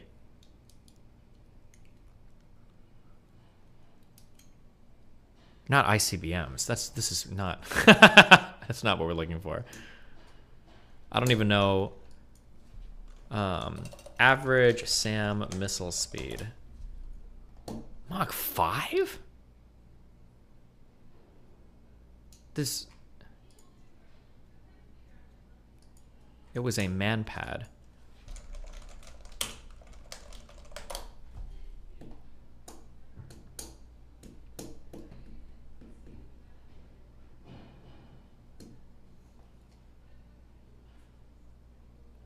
How high? Okay, I don't care. Fuck this. Xanderhall is not your ally. Oh my god, what is this? Well, internet. Looks like I'm back again, doing another one of these videos. I could be making content about how leftists can start organizing, or I could be doing more stuff about unions, or, you know, how to get involved with direct action. Jets can go about Mach 2.2. You need to bet that by a lot to take one down. Yeah. True.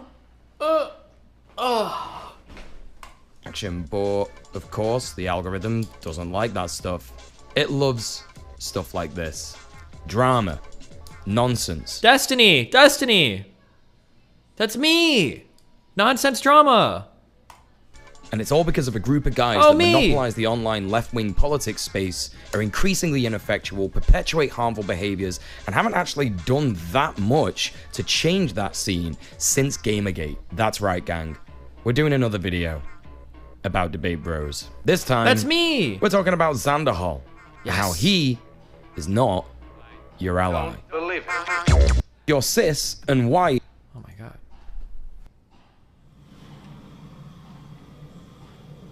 Wait, why are we looking at this again?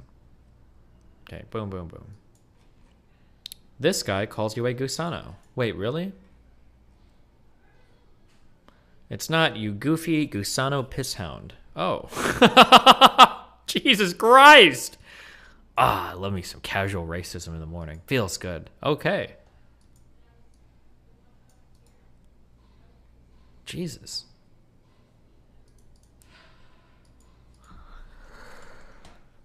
What do we got over here? Are you trying to bail? Did they kick my? No, I'm not. I'm. Call him and tell him, Casey. Are you setting up excuses for Guys. Yeah, I have a big gambling sponsorship tomorrow. I gotta go. Bye. You essentially have to shoot. What are we playing? For this, it's gonna be Oh no.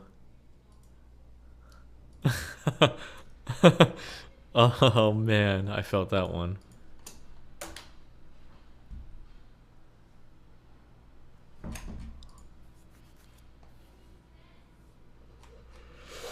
Ah.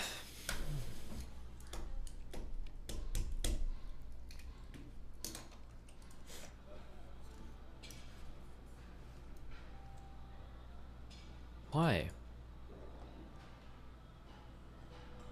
Did House influence you growing up, or just similar? I don't know, dude. I watched a lot growing up. Maybe I need to go get me some Vicodin.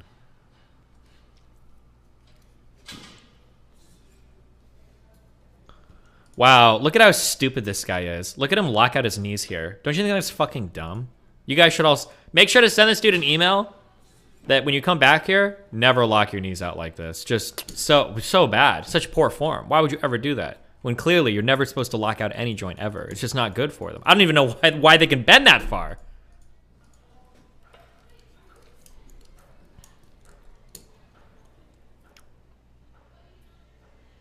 Jesus Christ.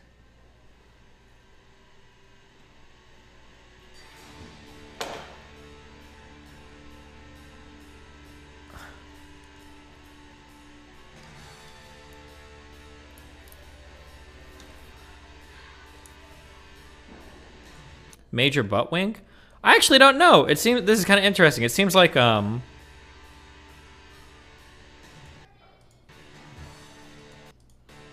it seems like to avoid butt wink, he like angles back a little bit so that as his butt would go to wink, he's actually bringing his whole body back a little to avoid that the lower back thing. I've never seen that before, but I don't usually watch guys squat.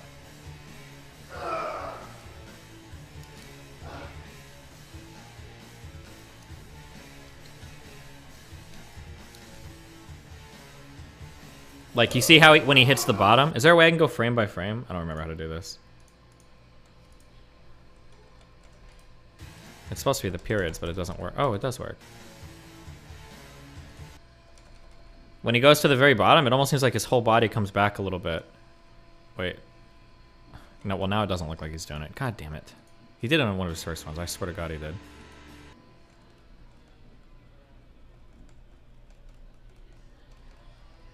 Like, see how his, like, shoulders come back a little? I don't know if that's normal or not. Or maybe he's the only one that does that. Or maybe that's what everybody does. I'm not sure.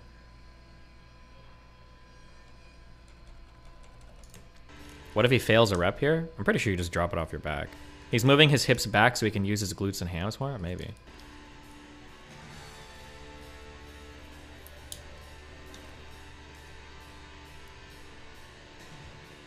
What about that 2 hip hinge motion on the way up?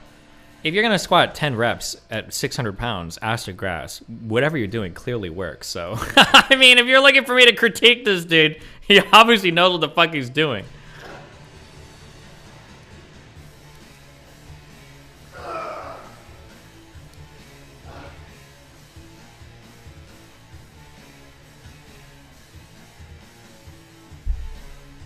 It's just that his knees go far forward to give him more of an upright position. This is how most Ollie lifters squat because it carries over to their Olympic lifts in which they have to have an upright body. Okay, makes sense.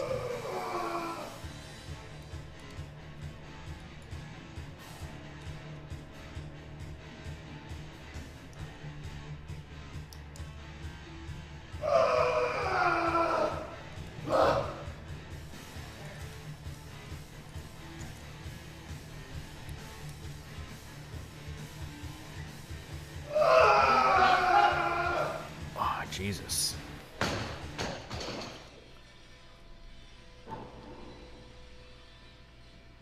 That was pre-COVID Duncan, true. Jesus, fuck.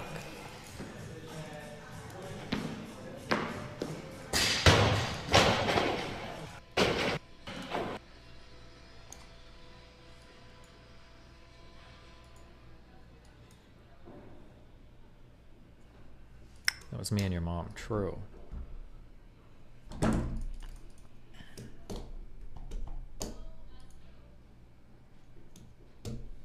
Wow, hilarious.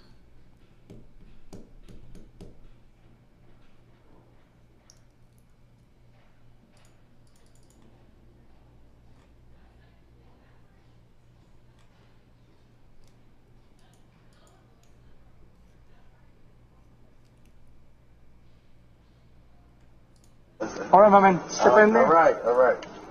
All right, step right in there. Got it?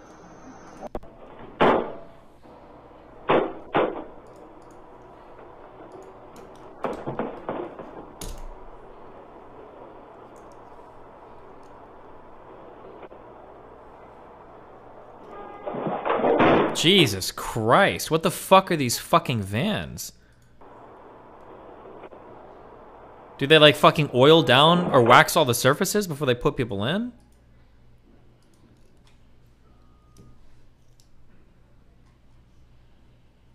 Cast it into the flames! Destroy it! No, I don't have the strength. Because of my disgusting white skin. Is there a black trans woman anywhere? I am, but I won't destroy the ring, because it's actually good. The books were wrong. And then the characters repent of their whiteness and jump into the fires.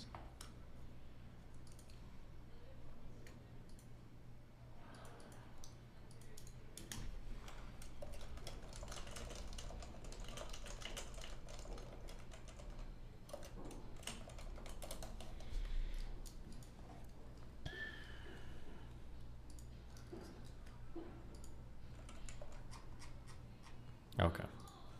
Hilarious. What's wrong? What in the fuck is going on in this thread? Holy shit! Holy shit! People just make shit up and type it!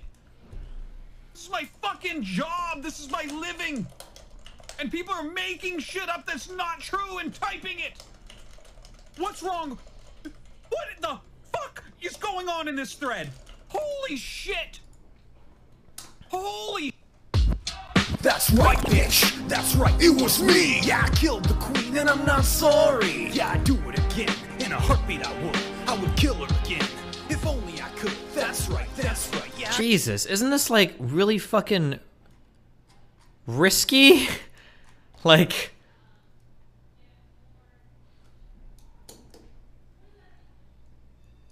Killed the queen, that's right, yeah, it was me. I'm just gonna say it, I'm glad she's dead. I did everyone a favor when I shot her in the head. How did he release this video just as the queen died? Hey, yeah, unless he really killed the queen and was preparing this whole time. That's a good point. How could there possibly be all this production quality? Doesn't make sense. Unless the terrorist known as Greg is responsible for this deed. For the record, I have nothing against the monarchy. I just feel bad for Charles because the dude's 70. Just kidding, this is a threat. The royal family is next. I'm gonna kill all of the rest of... Jesus Christ, bro! Get ass up, bitch! Kill yourself, nigga! For all the people... Shut your faggot ass... Okay, chill. Okay, hey, hold on. We need to turn the temperature down on stream right now, okay? There's a lot of crazy shit going on here. Chill.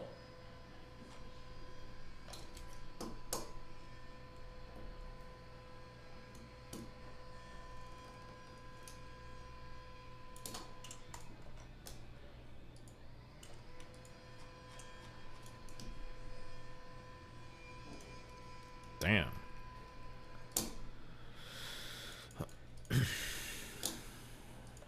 Buckingham Palace. Okay.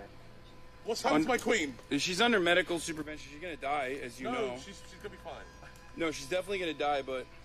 She needs to hold on tight until we're done with paintball so we're signing Katrina. Yeah, what the fuck? So, are you really that desperate to go stream the queen's death right now? Yes. Are you kidding me? She's a semblance of the... She's literally a relic of the monarchy. It's like the... It is extremely my shit to dance on her grave unceremoniously. Yeah, this is uncomfortable as hell. It will be just a bit. I don't think I should wear my glasses anymore. No, the glasses. Wow, epic Oh my style. god! She did die! No, she didn't! The royal family's official Twitter account said the queen died peacefully at Balmoral this afternoon. The king and queen consort will remain at Balmoral this evening and will return to London tomorrow. Woo! Let's go! Get fucked, queen! Wow. Bro, this is fucking wild.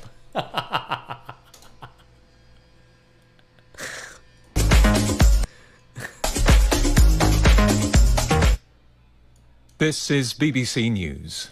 We're interrupting our schedules for the following announcement. Buckingham Palace has announced the death of Her Majesty Queen Elizabeth II. No, wait, fuck. Wasn't there one of these that... Fuck, am I crazy? What am I thinking of? There's something like this that actually happened. This isn't real.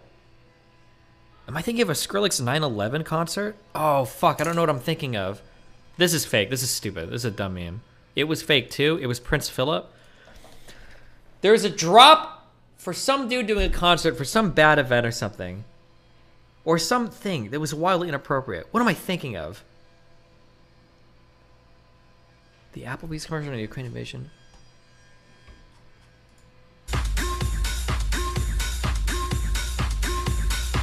Oh, I remember this. I don't know if this one was real or not. The rooftop one? Yeah, there was a rooftop thing. Was it about George Floyd? Was it about MLK? It was a rooftop something with a guy like doing a fucking mix or something.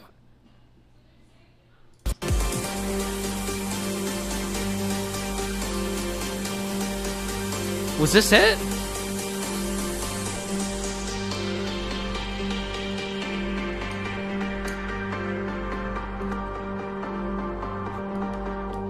Alright, people. United at home. The world is going through difficult times. And America too, actually. So, last night, I knew we were gonna do this. And I made a special record. So this record is in honor of George Floyd. And I really hope we can see more unity and more peace when already things are so difficult. So, shout out to his family.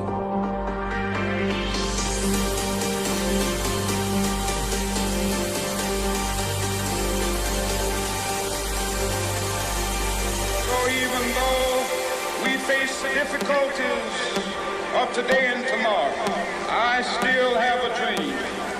It is a dream deeply rooted in the American dream. I have a dream.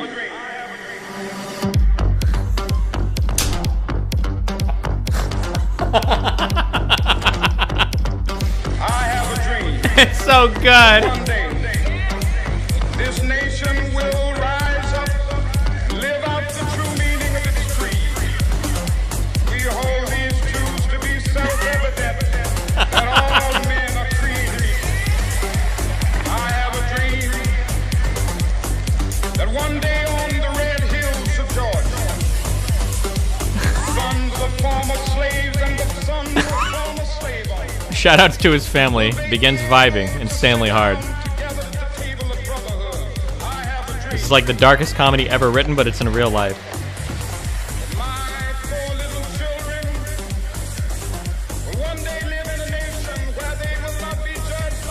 I look to a day when people will not be judged by the color of their skin, but by the sickness of their beats. This thing was wild. Never in my life did I think I'd ever get to witness a famous white DJ remixing MLK unironically.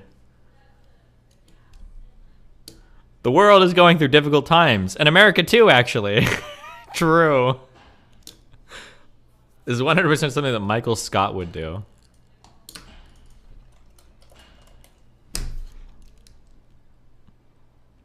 "1963, I Have a Dream." 2020. Shout out to his family.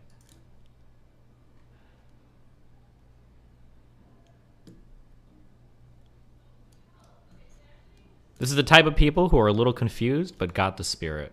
True.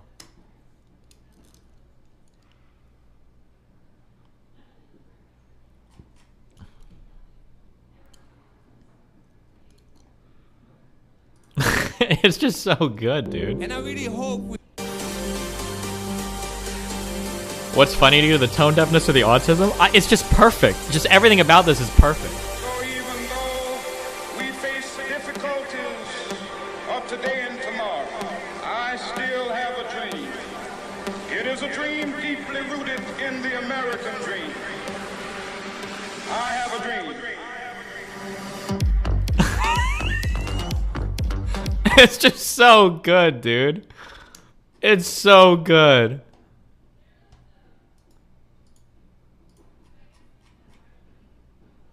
I think this one was fake, right?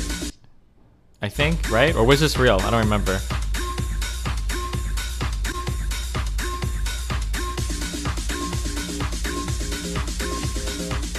Buckingham Palace has announced the death of His Royal Highness the Duke of Edinburgh. Oh, well, that's... Okay. Nice. Stupid, shitty memes. I don't remember if the radio announcement was real, I'm not sure. It's slightly edited, but it's basically what happened. It was real, but longer. This is edited. This one was edited. Okay.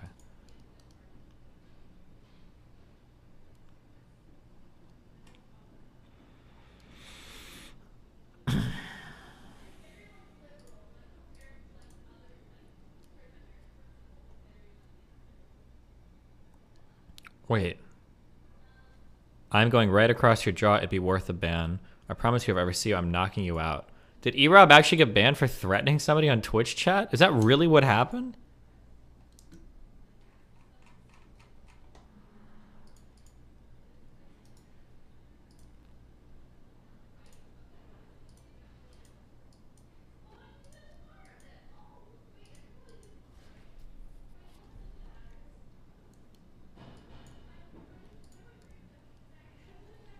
How long is that banned for?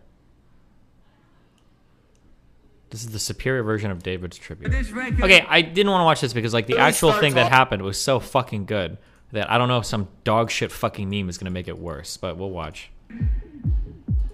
Is in honor of George Floyd, and I really hope we can see more unity and more peace when already things are so difficult.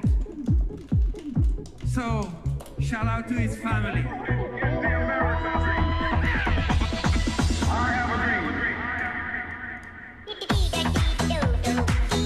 The original is so funny. This is like 50 trillion times worse. How many people are linking this dog shit fucking meme in chat?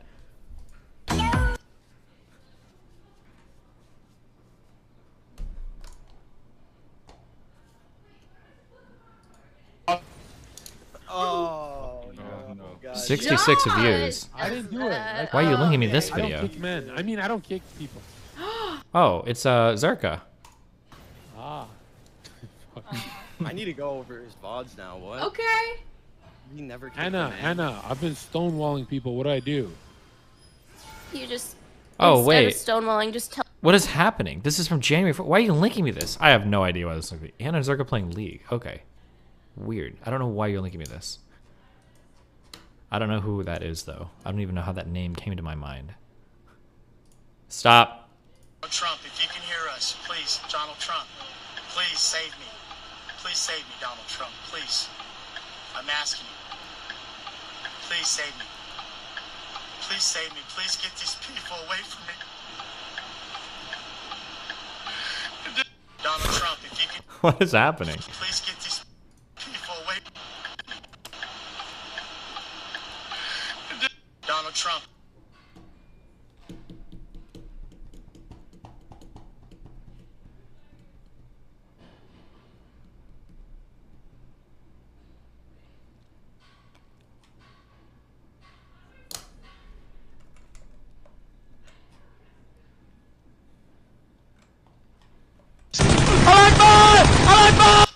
Jesus.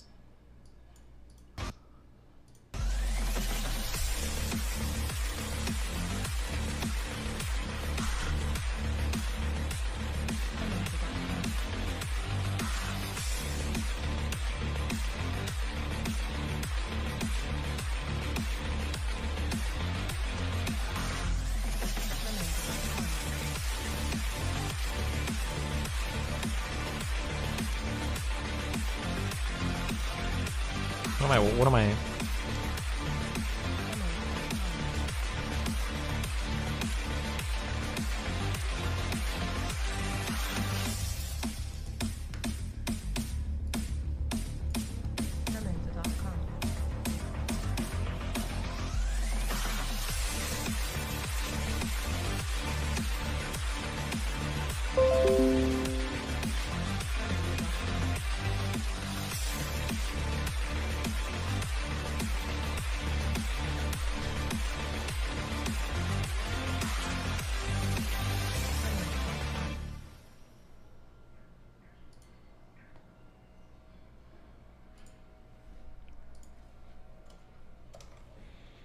Hmm.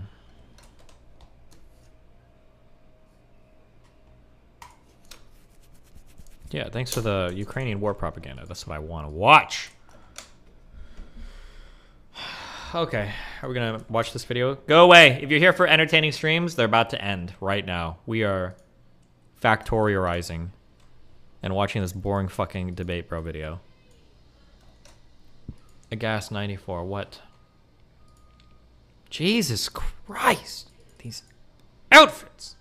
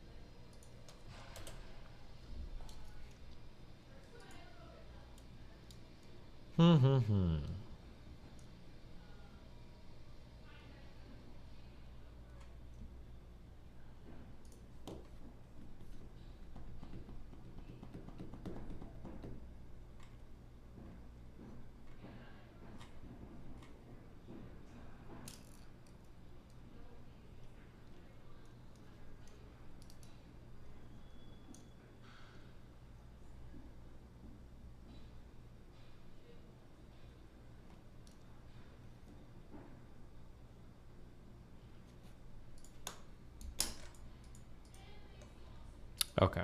Boom, boom, boom, boom.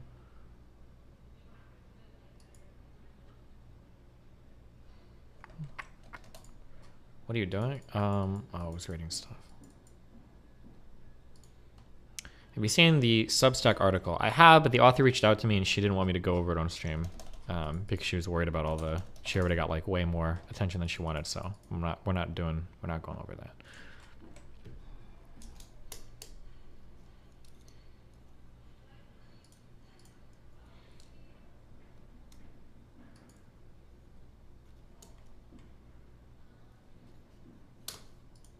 This tweet is wild, dude.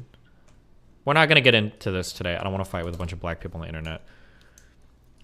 I heard the chief monarch of a thieving, raping, genocidal empire is finally dying. May her pain be excruciating. What a fucking disgusting piece of shit. Professor. Is she actually? Gross. Damn. You don't have to have any sympathy for her. If you don't like the monarch, if you don't like the queen, like, that's totally fine. But, like, I'm willing to bet that most leaders of nations have all done, like, pretty fucked up shit. Black people included.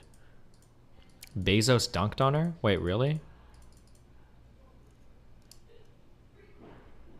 Whoa, damn. Daddy Bezos. Yo, I'm going to be honest with you. Bezos had some base tweets a while ago.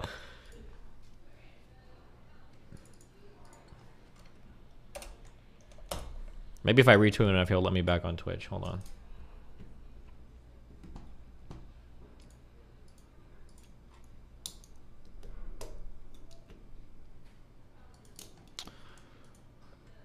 Show the tweet. Oh, he said that. Wow, this is supposed to be somebody making the world better or something like that. I don't remember. I retweeted it. Interview him. Can I get an interview with Bezos? Do you guys think I could do that? I think if I shot him an email, you think he'd respond?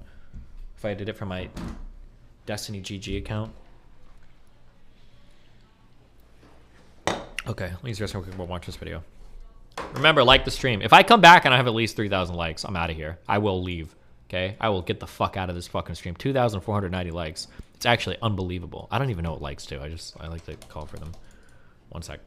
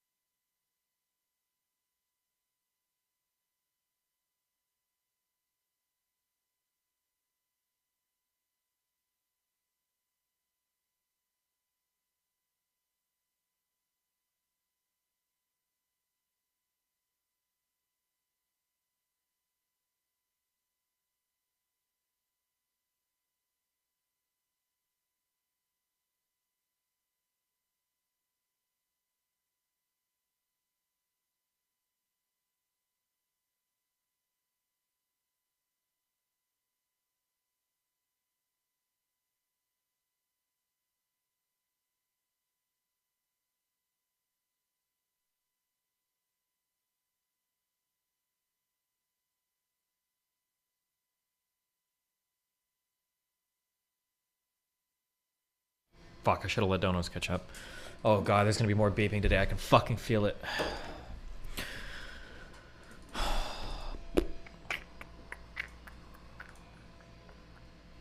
The CDC has just been caught stealthily editing details regarding the mRNA COVID vaccine. Specifically, over on their website, on a page titled Understanding mRNA COVID What did they Vaccines, edit? as you can see, the CDC claims that this page was last updated on July 15th of this year. However, that is just not true, because when we look at an archived version of that page that was captured on July 22nd, it included the following statement, quote, "The mRNA and the spike protein do not last long in the body. Our cells break down mRNA from these vaccines and get rid of it within a few days after vaccination." However, on the very next day, on July 23rd, those statements were gone, meaning that despite the page officially claiming to have last been updated on July 15th, there were actual changes made on July 23rd, wherein the CDC removed any mention of either the mRNA or the spike proteins not lasting long in the body. Holy shit! I did get a hold of a CDC Yeah, what happened? who confirmed that these changes were made, but he did not explain why they were made in secret and why the date of last update was never changed. The CDC... Dude, I bet those spike proteins probably last a long time and they get in your fucking brain. And Biden can call on them to do things. To fuck with you. To control your body. Do you know about the Queen dying? No, bro. I've got 8,000 viewers here. None of us knew. Nobody's typed it in chat. You're the first person to let us know. Thank you. Actual Trash in YouTube. That's his name. Actual Trash all caps. Thank you for letting us know.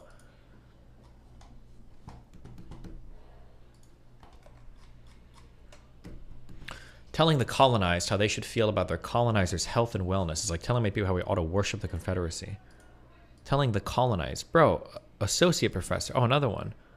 University of Michigan. Holy fucking disgusting. Dude, I don't know if you guys... I think I've said this before. Anytime I see somebody say colonizer, I automatically assume they're a fucking moron.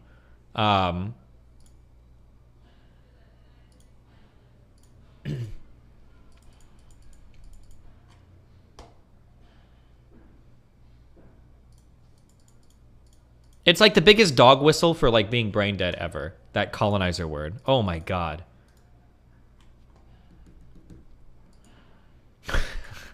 What is this?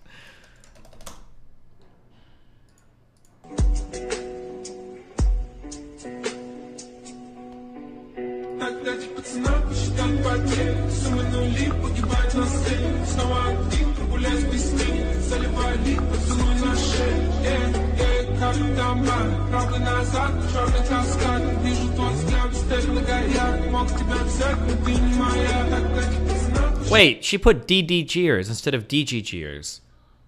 Courtney. Seriously? Is she in chat? Thumbs down. Is there a way for me to unlike, to thumbs down a tweet?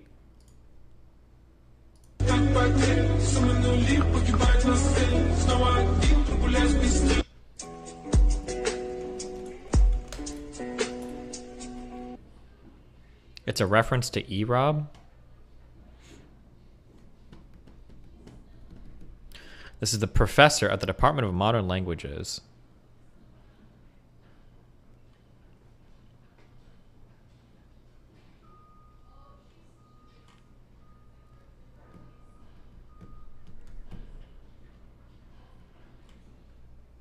Oh, we saw this tweet. That was the one lady. Oh, this is the Bezos tweet. This is someone supposedly we're going to make the world better? I don't think so. Wow. Boom! I assume it's been said already, but Destiny's criticism against Keffals read exactly like Gamergate rhetoric. I now regularly see DGGers talking about journalistic integrity and then being blackpilled due to progressive media support her. She's now the modern Zoe Quinn. Oh my god. Brav! She let me hit, therefore I am. Cool.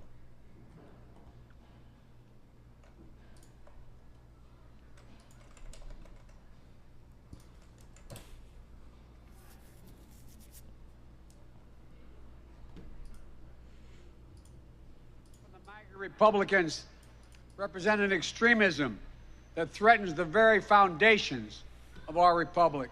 Fuck democracy. I want to see Antifa members hanging from gallows in Trump ties. That's what I want to say. Jesus Christ. We need total dictator Trump.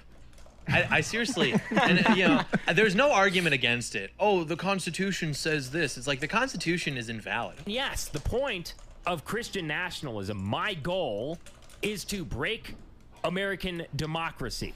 Here would be my solution.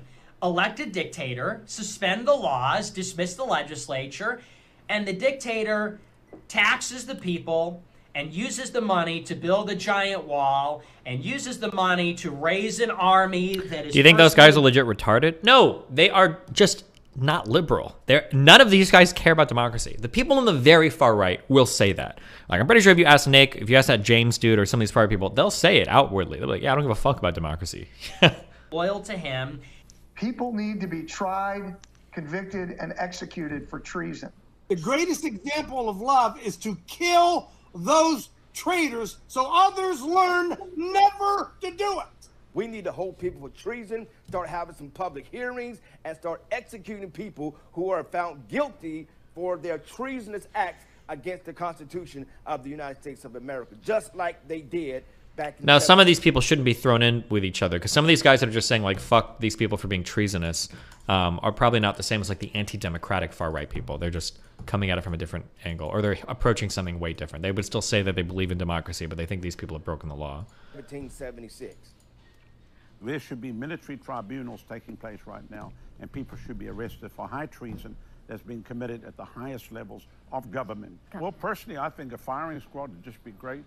Just put them all there, stick them up against a wall, and take them out. What does a modern-day militia look like? Because if you're like me, you see these godless commies, and you're like, I want to shoot them in the face. But because you're like me, and you're a law-abiding patriot, you're not going to do that because that's illegal. Or is it? If for any reason the President of the United States feels that it's not getting done the way it should and decides to put out the tweet that says, my fellow Americans, my fellow 2A loving Americans, it's time to take up arms against these assholes. You are all fucked in under an hour.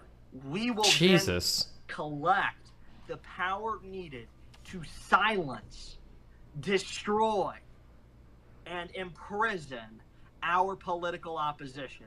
So this fucking country is so gay. I hate this country. I hate this country. I hate this country. Jesus. Your ally. We're talking about Zanderhal and how he is not your ally. Did Destiny already address the Queen thing? Yes, I had a lot of interesting things to say about the death of the Queen. Yes. I have really good takes on it, really good coverage, definitely relevant things that... Yeah.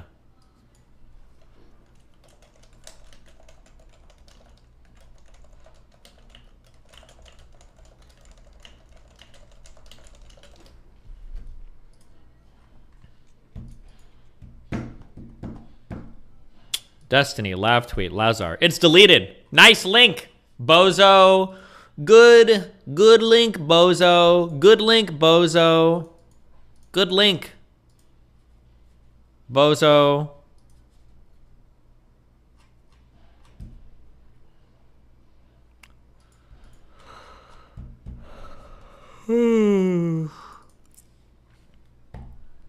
Refresh, it's not. Queen's death broke Twitter. Oh. Sorry.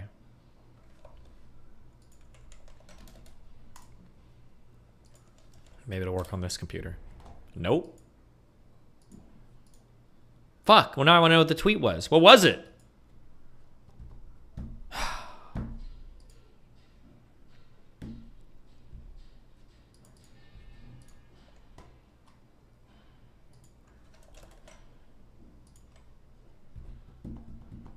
I can screenshot. Give me 2 seconds. You could have screenshot in the time it took you to say. Wait, is it? Hold on. This just popped up on my timeline. Is it this N-word tweet? Wait, why did she tweet this? Is that what this is? If tens of thousands of people can say they wish death, wish someone an X euros ring. Oh, she typoed. It is actually a deleted tweet. Fuck you, RTBA. She did delete it. You're wrong. You're lying. It was deleted.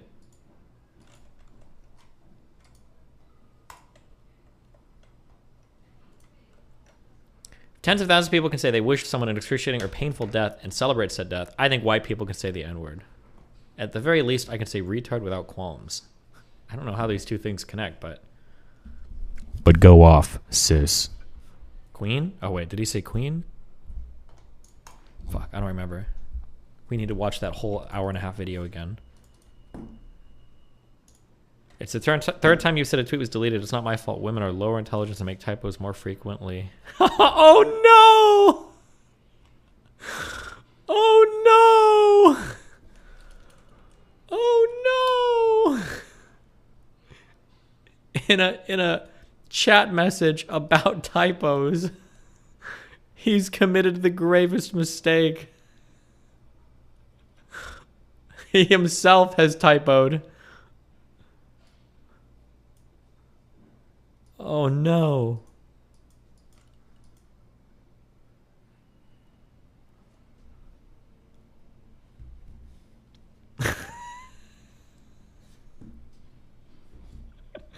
He omega lolled. I'm sorry. Okay, careful. You guys are all about to get mega nuked, okay?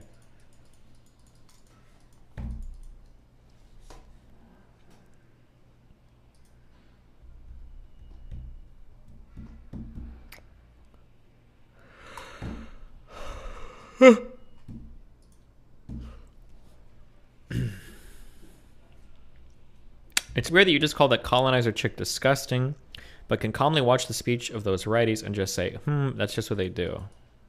True and based. It's because I love white people. I love them.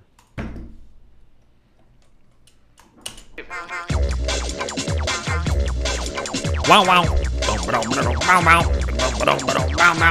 God, this video is gonna be awesome. I can tell. I can already tell it's gonna be fucking sick. Fucking litty. Xanderhal. Most people know him as the cheeky young debate bro regular guy. That's what I know him as. Smonk. And Or from his alt-right pipeline video where he congratulates himself on not being a fascist anymore. What a cool and normal thing to be proud of. Well done for doing the bare minimum, bro. If you're on the left that doesn't really follow the debate scene, you're probably wondering what all the fuss is about. But if you're into the debate scene, you'll probably know him as wannabe Vosh, as this is what most debate fans have been calling him for the last few years. Damn. People call him things like the Zoomer version of Vosh, or that he's copying Vosh's style, which is hilarious, to be honest, because Vosh copied Destiny's style, and Destiny copied the modern debate format, and they copied the Greco-Roman debate format. I digress a little bit, but you see what I'm saying here. This is a bit of an obtuse thing to criticize him for. Xanderhal is also seemingly surrounded by a bunch of controversial drama that is more often than not true for every debate bro on the internet, and a lot of it is concerning and makes you wonder at all why people think he's even Why a people? dude. Did he say? So, with all that in mind, why do people actually like him? Now, say I know white some people? of you are not going to want to hear this, but we have to address the facts here. And that is that when you scroll through Xanderhal's YouTube page, there is actually a lot of cool leftist stuff on there. See, he's making videos here about how Trump is bad, he's sticking up for trans people a lot, and that's all good. People around his age or even a bit older are probably going to see themselves in him a little bit and maybe even see him as a bit of a role model for getting into politics, especially if they're already kind of skewed to the left. He's got a good stream personality, he interacts with chat a lot, and This guy's he's generally dick riding, entertaining bro. in an above average way. He's gained a big following since making content like this, and yes, I know you are going to get more views and subscribers based on bigger content creators that you associate with. I know that from my own experience, however, you can't deny that Xanderhal, well, he knows how to content create. He is an influencer who has a brand and whatnot. However, you'd be right in thinking that amongst these thumbnails, something just doesn't feel quite right. What's the more that? and more you scroll, the more and more you start to see things like this. Yeah, like Twitter discourse could be a bit myopic and wrong, but why are you focusing on this? Okay, that one's a little bit extra. I don't know what that's all about. He's using the Amoga just sound. doing a video in bad faith about one of my friends. Oh, and there's another one. Okay, she's just like obsessed with drama and...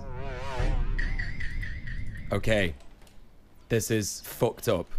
What is this guy's purpose on this platform? Is he a leftist? Or is he just a leftist some of the time and a piece of shit whenever it suits him? Ooh. Xanderhal prides himself on debating people who disagree with him on anything in the marketplace of ideas, and he doesn't limit the people he platforms in order to protect his user base. Oh no, he loves debating fascists, especially about the human rights of the people that he claims to support.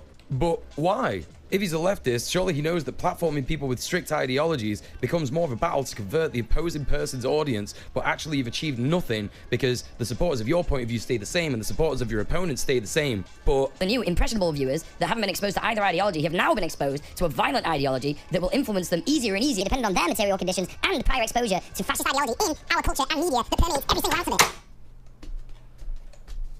hey everyone, it's Mule here. What Mule has forgotten is that there are probably a lot of people watching this video who don't understand why the platforming of bad ideas is bad. Debate bros have been taking up space in the online left for some time now, and a lot of their content focuses on debating fascists or conservatives on whether trans people should exist or whether there is actually a white genocide happening. Wow. Their entire modus operandi seems to be that we need to convert people who think differently to us. No. They're obsessed with this idea. Just kill them even though it in a was video proven game. wrong 100 years ago by Vladimir Ilyich Lenin, who said this. Why should we bother to reply to Kautsky? He would reply to us, and we would have to reply to his reply. There's no end to that. It will be quite enough for us to announce that Kautsky is a traitor to the working class, and everyone will understand everything. And of course, multiple real instances of people that these nerds have debated who have remained steadfast in their fascist opinions. So there you have it. Now you're briefed on the debate person, the type of leftist who simply thrives on drama and doesn't give one iota of shits as to whether people are actually doing on-the-ground organizing, activism, or doing anything progressive at all. True. They love leftism as an aesthetic, as it were. Anyway, back to Mule. Thanks, Mule. So the question remains, does Zanderhol know that platforming fascists goes against everything that leftists stand for? How many fascists has he de-radicalized? Something that's important to point out is that the de-radicalization of fascists is a very real discussion that leftists are going to have at some point, as Nazi views and ideology have the possibility to outlast the potential revolution or global shift towards more radically left-wing politics. What I do know of this kind of action that exists so far is that it's undertaken mainly by charities like Hope Not Hate, who tend to infiltrate telegram groups of fascists like the BNP or the EDL in the UK, who create disorder and sow dissent amongst the rank and file fash and the movements who are losing faith in them due to the fact that they're not really addressing their material conditions and seem to be focused on something that is more of a losing battle. What is certainly not effective is nerds on the internet debating them, especially when those nerds every now and then let their mask slip a little bit and repeat the same fascist talking points they've been arguing against. I always find it funny how these people, maybe he'll address this in the video, I always find it funny how like online places can radicalize the fuck out of people, but they can't de-radicalize people. Like it's only like a one-way pipeline. Like, I mean, if we're going to say that online places are highly problematic because they have the potential to negatively influence people's thoughts, why can't it go the other way? Is that really that inconceivable? No, as you can see here, the debate lord Zanderhol tends to actually just focus on drama, which is annoying because you can see from some of his other videos, he's right about some stuff, which is good. But then, why does he focus on myopic things like people on Twitter not agreeing with him? Why does he use words like woke scold and cry bully? What do those words even mean? Another thing to be aware of when looking at debate bros is their takes. Sometimes their takes are so bizarre that they make no sense whatsoever. For example, this video where Zanderhol clickbaits you into all hell with the title, My Controversial Take on Platforming Joe Rogan. His hot take is that Joe Rogan is an irresponsible platformer, but shouldn't lose his platform because he's a good interviewer. Now, for a start, Joe Rogan is not a good interviewer. He's a stoner that sits there and goes, "Hey, you ever seen a chimp pilot a jet on DMT?" And if he's irresponsible at platforming people, why then should he keep his platform? I think one of the funniest and most telling things about this video in particular is that Zanderhol is sat there in a Shadow the Hedgehog onesie. You know, Shadow the Hedgehog, the ambivalent, cool, and edgy character from the Sonic the Hedgehog series that doesn't really care about good or evil. He's too cool for that shit. Whilst Zanderhol is sat there being ambivalent and edgy and not really caring about good or evil because he's too cool for that shit.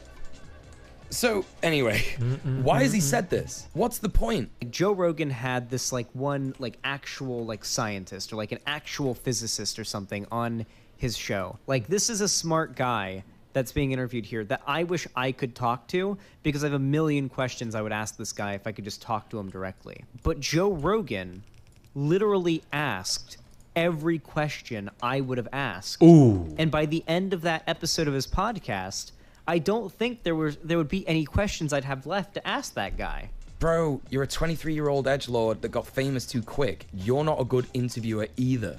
He goes on to say that Rogan's interview with Daryl A. Davis, the Black Blues and R&B musician, who converted KKK members and de-radicalized them, was really good, and he was immersed in listening to the story. But that's nothing to do with Joe Rogan. You can go and listen to Daryl A. Davis's story from multiple other sources. We don't need a brain force chugging, steroid smacking moron to show us this, you know? Also, I am an ex-fan of the Joe Rogan experience, and in all the episodes that I watched, and I did watch a lot of Joe Rogan, most of the time Joe just kind of sits there and goes, huh, wow, huh, yeah, whoa.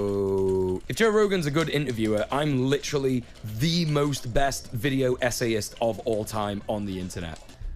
And I know I'm not.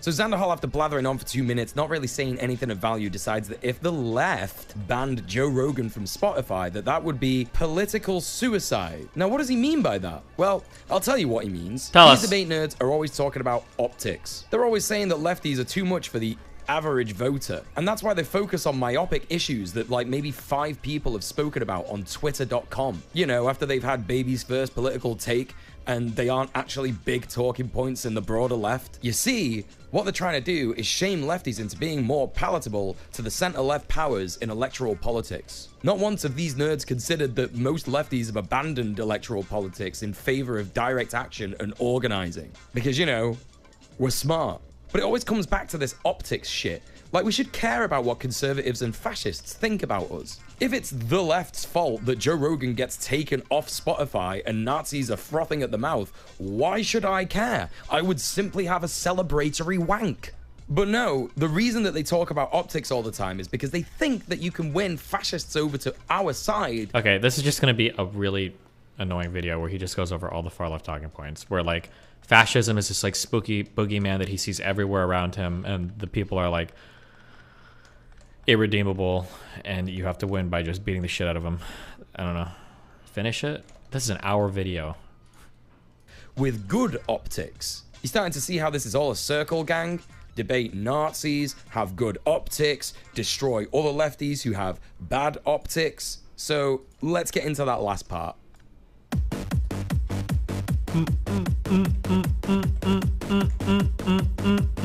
In this video, Xander Hall talks about his editor, Cherrybread TV, who did a tweet about a bunch of online slang used by queer people, specifically trans people. He then goes on to say that the cancellation that they received for this was outrageous and people lost their minds over it, which he then uses to catapult himself into a rant about how all LGBTQIA+ people online, specifically those that criticize Vosh and other debate bros, are mentally ill and abuse victims, and for some reason need online internet points to feel good about themselves. Damn. It's extremely fucked up and just more evidence that whenever him and any of his debate bro friends use the term woke scold, what they actually mean is person that is holding me to account. Guess this is my big woke scold moment, eh? Zanny boy.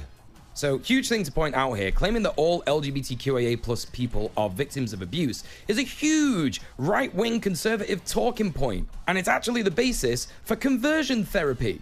Conversion therapists tend to point out people's abuse as a reason for them being queer. Not enough attention from daddy? Well, you became gay to get attention from other men. Not enough attention from mum? Well, you became gay to fill the feminine-shaped hole in your life. Not all queer people are victims of abuse, and not all victims of abuse are queer. It's a huge false cause fallacy.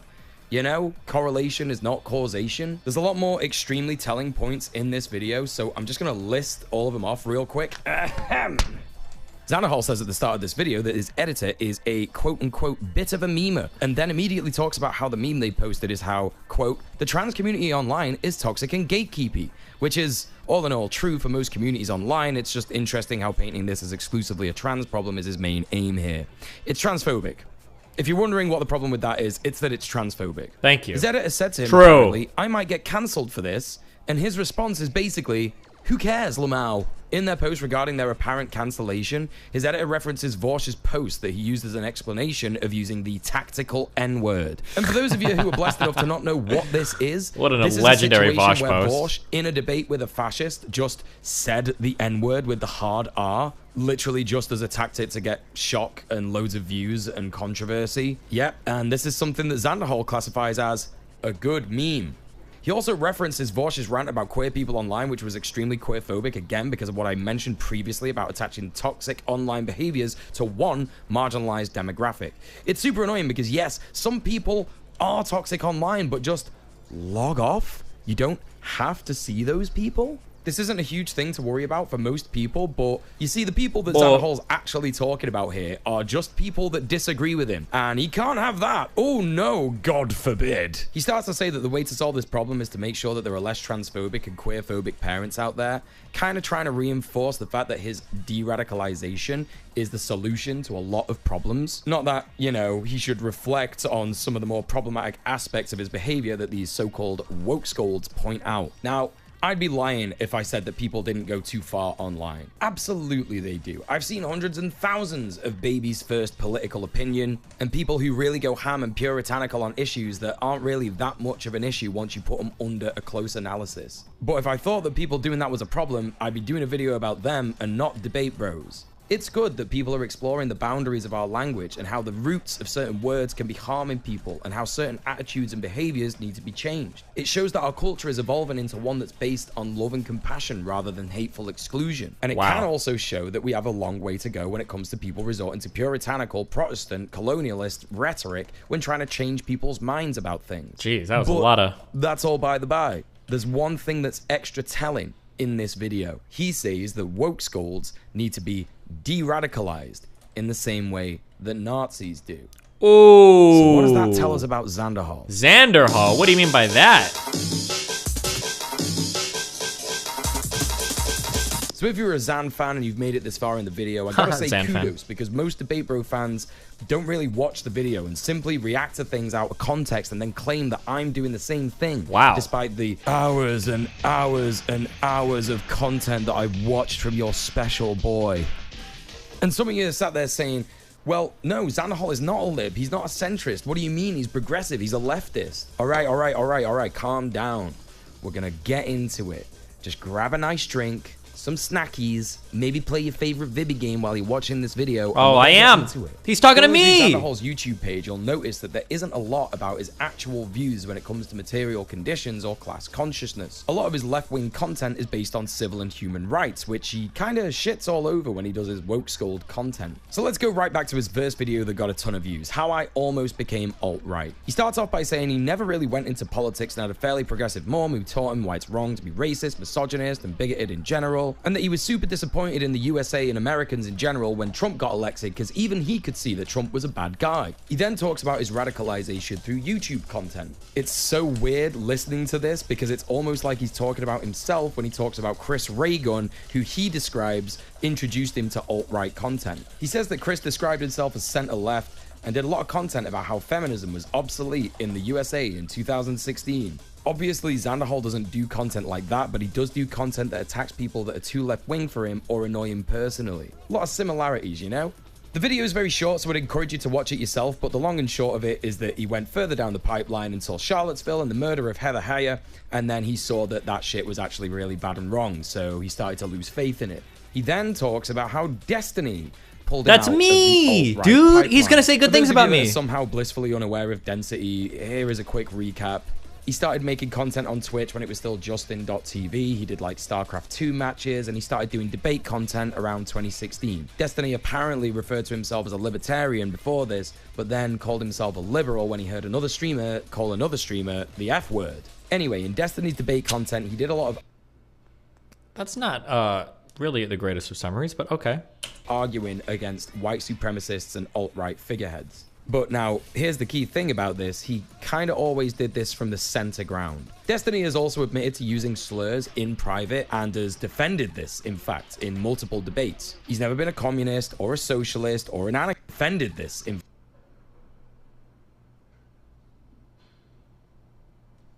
facts in multiple debates. He's never been a communist or a socialist or True, an anarchist, true. and has in fact argued True. against those Yes. ideologies from a capitalist viewpoint Thank for a God long, I long have. time. In fact, Destiny is quoted as saying this about the George Floyd uprisings. The rioting needs Yes! to fucking stop. And if that means like white redneck fucking militia True! dudes out there mowing down dipshit protesters that think that they can torch buildings at 10 p.m., then at this point they have my fucking blessing. Because holy Amen. shit, this fucking shit needs to stop. It needed to stop a long time ago. Base So, King. This is the guy that saved Xander Hall. Neoliberal politics are inherently like this. They say, yes, you can have your rights as long as you shut the fuck up about your queerness. Shut the fuck up. That's absolutely what I'm saying. I just wish all queer people and LGBT people just acted like straight people and shut up, I guess. That's exactly what I think. Yes, greatest summary.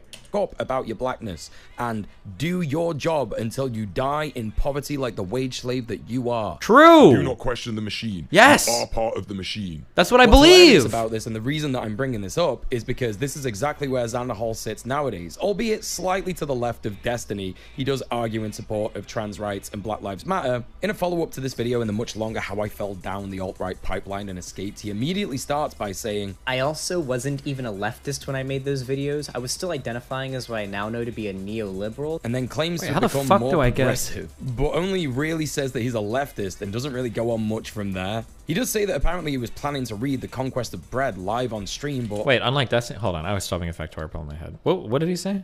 longer How I Fell Down the Alt-Right Pipeline and Escaped, he immediately starts by saying, I also wasn't even a leftist when I made those videos. I was still identifying as what I now know to be a neoliberal. and then claims to have become more progressive, but only really says that he's a leftist and doesn't really go on much from there. Back he does more. say that apparently he was planning to read Fuck. like the wage slave that you are. Do not question the machine. You are part of the machine. What's hilarious about this, and the reason that I'm bringing this up, is because this is exactly where Xander Hall sits nowadays, albeit slightly to the left of Destiny. He does argue in support of trans rights and Black Lives Matter. In a follow-up to this video in the much longer Oh, I don't do that? How I Fell Down the Alt-Right Pipeline and Escaped, he immediately starts by saying, I also wasn't even a leftist when I made those videos. I was still identifying as what I now know to be a neoliberal. and then claims to have become more progressive, but only really says that he's a leftist and doesn't really go on much from there. He does say that apparently he was planning to read The Conquest of Bread live on stream, but I can't find that on his channel anywhere. So it's likely that he read a bit of it, thought it was going to be too boring, and sacked True. the idea off. Based. Which is actually fair enough, because I think that reading theory on a live stream is extremely boring content, and I definitely would not be down for that. But it does kind of show that he's not really interested in that stuff, and the vast majority of his other content clearly shows a lack of understanding about how the working class struggle intersects with the civil rights that he supports. What's also interesting to point out is that while Xander Hall says that Destiny saved him from the alt-right pipeline, Xander Hall doesn't appear to have actually ever been debated on his alt-right views. He simply saw an example of right-wing views being torn to shreds in the form of Destiny debating a white supremacist. Based. The major difference between this and other forms of de-radicalization is that it simply made him not a Nazi. It didn't make him a communist, an anarchist, or even a socialist. Thank God. The more and more that Xander Hall gushes about Destiny, it becomes clearer and clearer that he has a deep love for the guy. Yes. And that he wants to emulate him in every way. Yes. He says that the edginess of Destiny made him think he was cool, and he made a lot of friends in Destiny's Discord server. Based. Now, the next part is extremely interesting. He talks about our schoolboy Sean's video, The Fate of the Frogmen. A video in which Sean talks about the online alt-right and their slow, sad march into irrelevance. And Xan the man says that this was the moment that he truly understood what had happened to him. Basically admitting that Sean, a video essayist, made him really understand what had happened to him versus watching the debate with Destiny, which simply made him stop being a full-on Sieg-heiling Nazi. True. It's interesting that he talks about learning social structures and disavowing capitalism, but a lot of his content just really isn't about that. One of the most important things to happen over the last year for a lot of leftists is the wave of unionization that's happened across the US and the world. If Xander Hall was covering a lot of this, that'd mean a lot of people learning about a lot of good stuff. He's got one video that's 18 minutes of him covering the Staten Island warehouse unionization, but it's got woefully low views. Hell, I know the feels on that one. My union video and activism content performs terribly. But let's talk about his Joe Biden support. It's so interesting that in this video, quote, why I'm not Bernie or bust and you shouldn't be either, Xander Hall talks about how he loves Bernie Sanders and Joe Biden is a creepy old man who has rape allegations against him. But more recently, he just unironically tweets and retweets Joe Biden's Twitter or pro-Democrat stuff. Xan in this video also talks about Ruth Bader Ginsburg and how if she dies while Trump is in office, then women's rights, trans rights, and other civil rights are all on the chopping block. Funny then how all that still kind of happened, but he still supports Joe Biden and the Democrats. He focuses in this video a lot about harm reduction, but the harm has been done. It happened under Joe Biden and the Democrats. Wow. And Xanderhall used his platform to tell people that Bernie or bust is a bad thing. Okay, I get it. Not voting for a Democrat in 2020 would have been a disaster. But you didn't need to go full pro-Democrat either. Nuance is a thing, and critical support is a thing. The main thing to take away from Xanderhall in this video is this. Yeah? Revolution isn't happening in the foreseeable future. All we can do at this current moment is work within our current electoral system. Anybody who's still Bernie or bust at this point, there's no changing their minds. Fuck them, okay? They don't give a shit about minorities or... August, why don't we use this sound effect on our videos? I like the boom sound effect. It's dramatic. We need more of it, okay? Look, look, look, look, look. This fucking science pack. Look at it go. Look at it go. Yes! Anybody in this country whose life is on the line in this election. This is such a reductive take, and again has been proven wrong by the fact that said minorities have suffered under Biden, as we previously discussed. So the question here... Rip the queue. Wait, what happened? Hold on. So, with the bomb down, they guy says rip the queen. What happened to Pokemon? Bro. Hilarious, dude. Queen, Pokey. Oh my god, how many variations of that joke am I going to see today? Whoa. Here is this. If Xanderhall loves Bernie so much, why is he so willing to claim that the majority of people who support Bernie don't care about marginalized people's rights? So my theory is this. As we said before, when Xanderhall said he lost a lot of faith in America after Trump was elected, he sees that as the catalyst for him going down the pipeline. So for him, beating Trump is paramount in that election because he sees his radicalization as Trump's fault. Which is true as far as we can tell. Steve Bannon, who I've talked about on the channel before, was a bigwig on Trump's campaign and literally wanted to radicalize gamers to the far right. However, what seems to be more important to Xan than the nuance that Bernie or busters have a point, or that even Bernie or busters do care about marginalized people, is that Trump gets beat in the election. To Xanderhall, this is a cathartic thing that he needs, and to be fair, it actually was for a lot of Americans and people around the world. Especially people in a similar position to Xanderhall who got radicalized by alt-right beliefs and then realized that they've been taken for a ride. It's kind of like revenge for them, if you will. See now, what happens with revenge is that you become a bit blinkered and you lose sight of the bigger picture. Neoliberals are actually primed for this kind of worldview. You know, it's the I'm alright Jack mentality. Also, a bit of a sidetrack, but I just want to point out in this video, he says this. Nuking Japan was justified, though. It's sort of like a hard discussion, but yeah. From what I've seen with all the arguments, it does seem like the good does outweigh the bad, and it's like the train, it's like the trolley problem. I want to agree with him, but that sound effect just shows me how fucking stupid he is. Like, was nuking Japan justified? Yes. No, must not have been. Must have been a horrible decision. It must have been so bad. You know, it's a really fucked up situation, but we're not going to talk about that right now. What? Xanderhall then goes on to talk about... Imagine supporting any U.S. foreign policy decision ever in your entire life. Imagine even supporting a single one. Like, how fucking stupid and naive and brainless do you have to be to think that the U.S. ever made a good foreign policy decision ever? Ever. About all the bad things that are going to happen if Trump gets reelected. Such as... The US will slip further into fascism. Roe v. Wade will get overturned. The attacks on LGBTQIA+ people will increase and continue. He also focuses on COVID-19, saying that it will continue to ravage the US unchecked. Let's take a look at what happened under Biden. The US has slipped further into fascism. Roe v. Wade has been overturned. Attacks on LGBT... Pretty sure the Roe v. Wade argument was in 2016, Chief. But QIA+ people have increased and continued. COVID-19 is still ravaging the US. Unchecked. What's really interesting about Xanderhall and his ilk is that they are obsessed with electoral politics and seem to see it as the be-all and end-all despite identifying themselves as leftists and in some cases anarchists. From a more critical point of view in which you can easily observe and analyze electoral politics to be milquetoast in achieving anything good at best, we understand that the most important thing to do, especially nowadays, is to organize, create instances of direct action and mutual aid in order to remove dependence on the state, build dual power, and eventually sever all ties with those who claim to govern us. This is the way. While Zan did indeed cover the unionization of the Amazon warehouse in Staten Island, this seems to be the only bit of his content that covers any kind of dual power structures at all. And to be honest, I think this is why Xanderhol and his community have such a hard time listening to marginalized people who criticize him, because his content is focused on working within the system, trying to change said system from within. Kind of like a guy who joins the police force to try and make it better. And just like said cop, you either end up getting bullied out with the force. True. No one can do anything good ever from within any systems ever. Yes, King. Go off.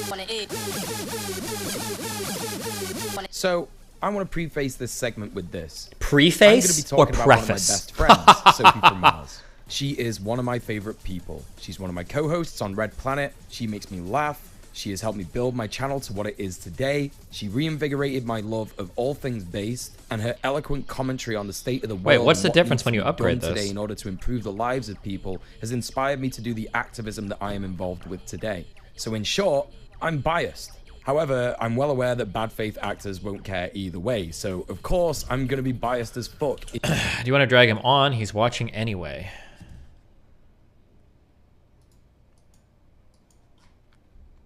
Dyson watching my video on stream for about 20 minutes. Audience fans are giving me hate engagement. They are extremely mad. Oh, these types of people will never talk to me. Oh, he even says it below. No, I will not have a conversation with your boy. He's literally mates with Nazis. The people that do video essays will only ever do video essays because they can never be confronted on any of their beliefs.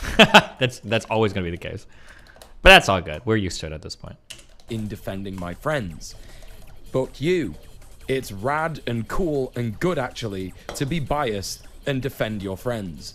Also, I think the main thing to point out, in case you didn't figure it out already, is that I'm extremely biased against debate bros anyway. So if your main criticism of this video is that I'm biased, then, well, duh. It's actually cool to be biased against things that are bad. Also, it's one letter away from... What? That's such a stupid point. It's okay to be biased against things that are bad. Wouldn't that be the time when it's... like, if you were ever going to be biased... wouldn't it be against things that are either bad or good in your perception? Isn't that literally the only point in your life when you would be biased? It's not that you're going to be biased against neutral things. So if there was ever a time to protect from bias, wouldn't it literally be in things you're in favor of or against things you're like opposed to? Wouldn't that be the only time you'd ever be worried about bias? Okay. Xanderhol made a video earlier this year in May. It's Good called one, Lefty Chief. YouTuber Sophie from Mars is a lying joke. Now, I don't know why he didn't put any spaces in Sophie's name there. Just a bit weird, but let's move on. Now, the first thing I want to draw your attention to is how many views this video got. It's over 30,000, and his videos where he talks about unions is at a measly 4K. And I want you to remember this before we get into this segment. Every piece of content that Xanderhol makes where he is attacking a marginalized person, be it a woman, a trans person, a black person, gets so many more views than any of his other content. His followers fucking love drama. Now, this video sucks for many reasons, but... To be fair, that's probably true of everybody's channel, I would imagine, right? Like, I wonder what this guy's most popular videos are. Actually, I don't know. This guy's a really small YouTuber, so maybe not. Well, so 2 of his top 3 most popular videos is Vosh is not your ally and Xanderhol is not your ally, which are probably drama-ish videos. You're attacking a specific creator, like... So it seems like even your audience isn't immune to that. But I mean, I don't think anybody's audience is, right? Like, what his 4th lowest view video is activism. Get inspired, get started. Well, I guess your audience must all just be drama farmers that hate activism, I guess. Unions, why are they so important? Sitting in the middle of the channel. I guess nobody in your audience cares about unions, right? I can't wait for a month from now when Destiny is not your ally is the next video. I'm sure he's working on it. But let's just have a look at the comments before we watch the video. And there's a reason that I'm doing this, and I'll tell you in a bit. Jesus fucking Christ, the aggression in her tweet. I don't see how people cannot see through such relentless, extreme language. It's a red flag, and I think there's a word for it, but I can't think of it. Oh well. She couldn't just casually hate Vosh. It needs to be a great danger for everyone. Literally worst person ever. Which is wild, coming from someone who made video on Proud Boys.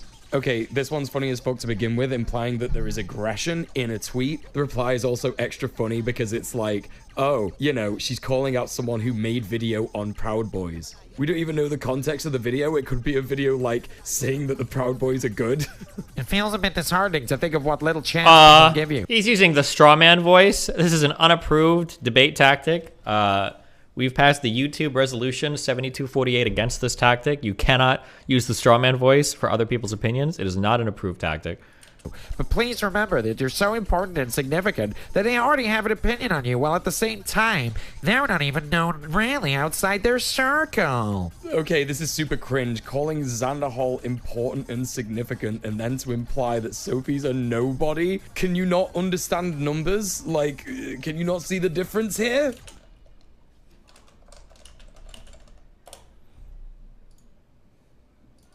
Happy year, everyone. Let's see who's correct here. Who is the nobody? Let's break it down. Xanderhal, coming in strong. 71,000 subs, pulling 400 to 700,000 views a month. 300 to 700,000 views a month.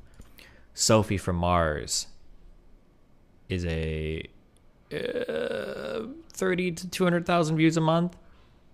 She used to do a bit more. Looks like she had a couple of big videos a while ago. Pulled some subs from it.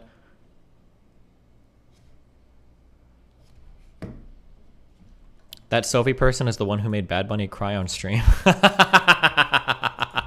Oh, when Bad Bunny did her trans apology tour or bi apology tour. I don't remember who she was apologizing to at that point in time.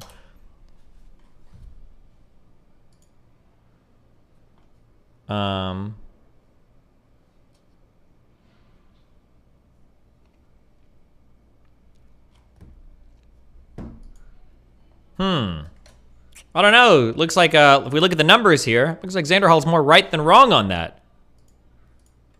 I genuinely don't understand some of this stuff. I imagine Sophie's motivated reasoning is plain to see for most people who are being even slightly critical. So these angry Twitter rants aren't going to be particularly convincing for most. The audience for these tweets has to just be other people who hate Vosh, Xanderhal, etc., which is bizarre. This cottage industry seems organic, because I think most of its contributors seem genuine, but it's functionally the same kind of AstroTurf entity which artificially gets created in other political online spaces all the time, so I wouldn't rule it out. There can't be much money in the anti-orbiter industrial complex, so I just can't see why anyone would participate in it for business reasons, but they do seem determined to make an anti-Vosh Xan the new meta. I don't think it has much chance of success, though.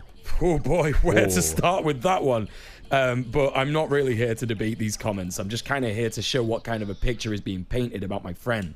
So let's move on. A lot of essayists just seem to viscerally hate streamers as a group at a level that strikes me as bizarre and unwarranted. What's the dealio? Okay, does this motherfucker know that there are more streamers than Xanderhal and Vosh? Sophie's, as I said, one of my best friends, and I've been a political streamer for most of my content creation career. There are also plenty of other leftist Twitch streamers who do not do debate content. Like, what are you talking about? I think it's honestly the Twitter anti-gaff culture. You get a lot of engagement for, actually comments, and less talented video essayists thrive off that shit. Meanwhile, Twitch is a live format, and every streamer that does it long enough is going to say some shit that either sounds weird out of context, was wrong but poorly thought out, usually refined later, or just misspoken, so they're an easy target. This is another huge assumption here. As I said, I've been streaming for a long time, 6 years in fact, and no one has out of contexted any of my content, and I know I'm gonna— Well, no offense, bro, but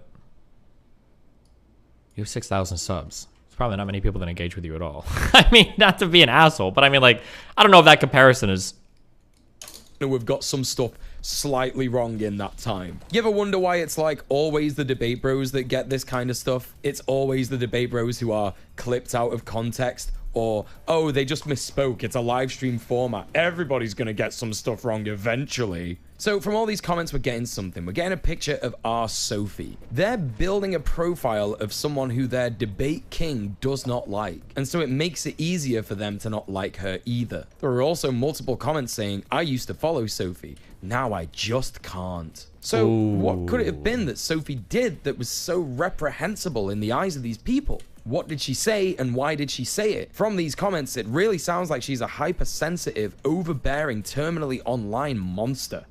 So, What is it? What happened? Cherry Bread is quote tweeting Sophie in bad faith here about something that actually happened. Now, I have to bring this up because this is something that's mentioned in this tweet. Yeah. So, the sex cult stuff. I was actually going to include the sex cult drama in this video, but the main victim who spoke out against this has categorically said that she does not want people making content about what happened to her anymore. And so in situations like this, it's incredibly important to center the victim's voice. So I will not be talking about this stuff. Convenient. However, with all that in mind and my actual knowledge of what happened, it is a extremely relevant thing for people to bring up about Xander Hall. So apparently, just for believing victims, Sophie here is being labeled as a bad faith actor who is spreading lies about the community. Really interesting here that this is about What the Trans, a trans community support network that does a lot of exposés on gender criticals and TERFs. The tweet in question here is when What the Trans asked trans people who support Vorsh why they support him when he's been so transphobic in the past. It didn't make sense. What the Trans then talks about is how it was absolutely Vorsh fans that Dogpile reported this tweet to get the account suspended. As I said, this is an account that helps trans people a lot. What the Trans even mentions that gender criticals and TERFs normally don't bother mass reporting trans activist accounts. They tend to focus on popular cis allies or popular trans people themselves. I want to draw your attention back to this comment on the video. The aggressive tone being described here is not something that you can take from words on the screen that is Sophie's tweet. However, Xander Hall seems to be trying out for an Oscar here. His fans are belligerent, obnoxious, creepy chuds who harass and shame other content creators for expressing any disagreement with him in ways no other creator's community ever does. So when Zan first stops reading the tweets in this hilariously villanesque way, he says that, by the way, nothing here makes sense. He's clearly trying to paint her as having a breakdown and being unintelligible. This is something that we see debate bros do a lot, especially when they're attacking trans people who criticize them. Trans women specifically. Remember, every time you attack a trans person, it is always transphobic. There is literally no other basis by which you could ever attack a trans creator, because trans people are perfect. And if you're attacking a trans person, it's because you are transphobic, and it's always transphobic. It's the only basis by which a trans person could ever be attacked. Thank you. Thank you, white, cis, heteronormative, fucking whatever ally, to save the trans people. Thank you, God. And this is to paint the idea that they're pushing too far in their politics and they spend too much time online and don't really have much interaction in the outside real world. This couldn't be further from the truth, and not just in most of the trans women that debate bros send for online, but Sophie in particular. She has literally 2 videos here of her going and speaking at trans rights protests. This is more activism than I've seen from literally any fucking debate bro. So, okay. Talking about bad faith, this is bad faith in its entirety. While Xander Hall is talking about this, his chat further adds to the narrative that Sophie is a monster, calling her a psycho amongst other bad faith arguments. Who is this Sophie? It's not the Sophie I know. The one that I've spent literal days with, who loves and cares about her friends. She loves and cares about her comrades so much and is desperate to get people to change the horrific world that we live in. I certainly wouldn't call her a psycho. Just look at how easily his audience eats this shit up. And it's kind of funny because, like, we kind of have to discredit almost everything this guy says, because by his own admission, it's his friend, so he's going to be biased against it. It's just funny that he said that earlier. It was a really dumb statement, but remember, this is an audience that has a huge overlap with Destiny and Vorsh. That's me! And so this is the main point in the video where I want to show that Xander Hall really doesn't understand the meaning of the word ally. An ally is not someone who uses marginalized people in their community to win arguments or support their biases. It's really funny because in my video that I did on Vorsh, I had so many people in my comments telling me that it's good and correct to criticize Blair White and Candace Owens. And no, for a start, if you're cis and white, it isn't your place to focus on those people. It isn't your place to tell trans people and black people who best represent their community. Of course, those individuals mentioned are wrong about a lot of stuff, and it is an ally's duty to understand that marginalized groups are not monoliths and that these people don't represent the communities as a whole. No, if you focus on that stuff... Anybody, that's the second keyword. It's colonizer, and then fucking people that say ally. God, the whole concept between, like, allyship or whatever is so, like, it's so cringe. Ugh. yourself instead of amplifying and signal boosting and supporting other creators who do that work, you are certainly not an ally. It is absolutely not for cis people to say that a certain trans woman who disagrees with you is unhinged and bad, and then use the example of impressionable people who are already predispositioned to support you in your community in order to say that they are wrong. Where's this overwhelming majority, Zan? Where are the figures? How many trans people are in your audience? And how many trans people support what Sophie has said here? Have you done the research? Have you done the polling? Of course you haven't, because you are the terminally online individual who simply uses queer people for content and doesn't support us in any actual tangible way. And that's the fucking tea. Check out what he says here at the end of him reading the Here we go. Big own coming up. Boundaries are not the line by which you should judge the moral character of YouTubers and streamers in this space, or any public figure. Yeah. Yes, Xanderhol. You are so right, dude. Xanderhol even says that someone's political beliefs can be a good indication of their moral values, which is pretty funny because he supports the Democrats, unironically, and they are constantly throwing marginalized people supports under the bus, Democrats? just like him. So later in the video, he says this. You will find 4 times out of 10, I'd say, that a content creator in your lane that you've discovered who you might want to collab with, become friends with. Imagine supporting you the might even Democrats. find enjoying their content and becoming sort of a fan Cringe. of in a way. Already hates you before you even know their name, or before you even knew they exist. It's absolutely wild that he said that with no self-reflection on why this would be. Maybe the reason that people don't want to work with you and that your reputation precedes you is because you're a fucking man-child who throws his toys out of the pram every time a woman online disagrees with you. Why would anyone want to work with someone like that, dude? One of the main things to take away from this 13-minute video is that he talks about why Sophie is bad for a grand total of 2 minutes and a couple of seconds, give or take. In those 2 minutes, it's mainly hyperbole and ad hominem attacks. He doesn't deep dive into any of Sophie's content or any of her tweets. He just rambles about how she's a terrible person. Xanderhol also uses a sanist term here in the beginning of his video. The word in itself is widely regarded as a word that should never be used in any context. It's the shortening of schizophrenic. On the point of sanism, Xanderhol seems to really focus on the fact that anyone who disagrees with him has mental issues. Now, as an ADHD, OCD, and anxiety-having boy and big advocate for mental health awareness, what I like to try and remind people as often as I can is that pretty much everybody has mental health issues. It's kind of part and parcel of living under capitalism. Oh my god, it's like cringe after cringe after cringe. You're like on the mat and this guy's still hitting you with the cringe fucking takes. You're not a good ally. You can never say anything about bad representation for trans people. Everybody has mental illness. I have OCD, ACD, ABC. Also, that's part of being under capital. Like, please stop. Oh my god. Meanwhile, is calling me racial slurs on Twitter. Like, please stop. This scapegoat is kind of one that you could use for just about anybody if you do like a minute or two of digging into their content or social media posts. Also, this big thing where he implies that people with mental issues need validation from the internet, from fake internet points, is a huge sweeping statement that misses a lot of important things to remember. Namely, that not everybody with bad mental health issues is actually on the internet. This paints a pretty bad picture of people like me who suffer from learning disabilities, are neurodivergent, and or suffered from structural sanism and or ableism. How many things does this guy have on his fucking rap sheet? Holy fuck.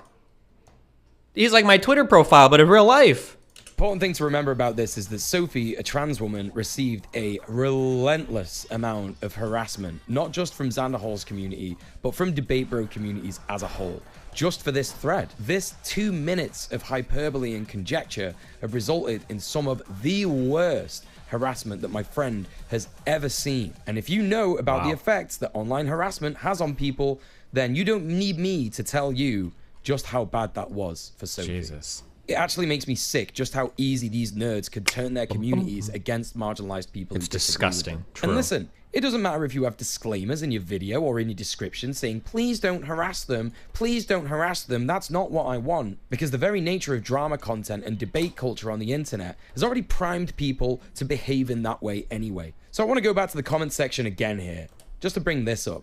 She works with Bad Bunny. That's all you need to know. True! That is all you need to know. The community here are implying that Sophie's relation to Kira Chat's old name Bad Bunny and another of my good friends is another reason for steering clear of her?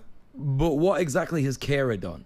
Okay, so the Kira chat situation is a little bit different to the Soapy situation. And while I don't want to say that one form of harassment is worse than the other with this, I do want to point out that my friend Kira has had outright misogynist harassment directed towards her from huge YouTube channels such as Penguin Zoe, aka Critical. He's really going for the Bad Bunny simp and now. Pretty much every single debate bro you can think of since 2020 and a little bit earlier, I think. I've been in Kira's Twitch community for a good few years now, and of course she is one of my co-hosts on Red Planet. The main issue that these huge YouTubers had with Kira is this clip, that I'm sure some of you even recognize. How did my whole speech about how I need subs and to keep the stream going if you like Wow, he picks the dumbest fucking clip.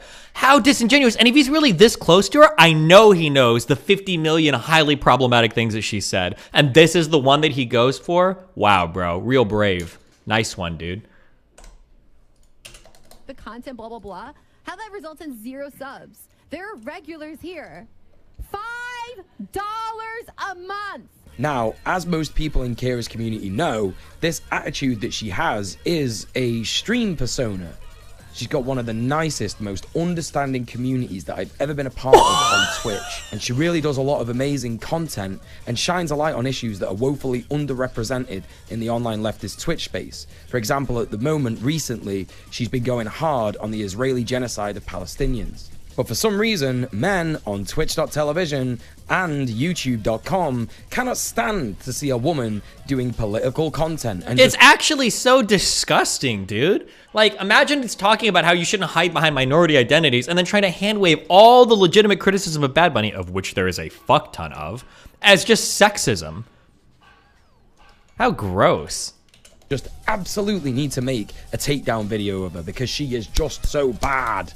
If Bad Bunny doesn't have a negative opinion about you, you're not doing enough for progress. Bit of a fucking telling name there, terminally online leftist. Just implying that if she doesn't like you, you're a good person. I wouldn't go after her for being a clout chaser. All YouTubers and Twitch streamers do this to an extent. The difference is that Bad Bunny has absolutely no principles or ideology other than what her clout notoriety blah. True. I have no idea who she is, because I really don't care about her. But this behavior reminds me of the quote-unquote inclusive Karens that love the sound of their own voices way too much at retail. I just met one today, and she was ranting about Boots not being inclusive for thick people, which I agreed, and tried to lecture me about shoe size differences for men and women. I just phased out from there. Afterwards, she left 20 pairs of shoes lying all over the floor for me to pick up and resort after she dumped her spiel. That's the kind of energy I'm getting right now. Thank you, Barbara Worst Woman. Are you trying to say like wham? Oh, sorry. If you're like a new YouTuber and you're here, so the Kira Chats person was a person that I found and I de-radicalized, believe it or not, like 3 or 4 years ago. She was a huge, edgy anti-SJW. We had a conversation and she talked about how she'd never date black people. She thought bisexual people were fucking disgusting. She was a huge fan of like Opie and Anthony and like other like edgy online content shit. And when I ever approached her about some of these conversation topics, I would be like, oh, like, don't you think that it, like, if you say like you'd never date a black person, doesn't it seem like maybe you might have some unanalyzed or unexamined things in your mind? And she's like, it sounds to me like you're just talking about white guilt. She also had a Discord server where I think she had like 100 pages of her using the F slur and the N word that she fucking deleted and then claimed none of it was real. And she got away with it too. And then dipshit people like this guy cover for her by saying, oh, the only reason people hate her is because of the $5 clip. You can go and find your own shit on this. I'm not gonna watch like a million Bad Bunny clips, but like, I for one would never be involved with a guy who's bisexual. I couldn't do it. There might be exceptions, obviously. When I say I wouldn't be attracted or I'm not attracted, obviously if it's like, obviously there could be exceptions to all you super literal nerds out there, but like, I don't like, if a guy's like having sex with other guys, and then he's like, oh, maybe I'll try having sex with you. I'm like, racist and sexist, please don't say that. Even black people, if you found me a black bisexual man, I might throw up in my mouth at the thought of sexual contact with him. But and then these were her fucking logs on Discord. we've got the N-word for a few times. You know, you just like to catch it. Now, this was back in 2017. I think she was only like 31 when she said this, so maybe she's grown and changed. Where's our F slurs?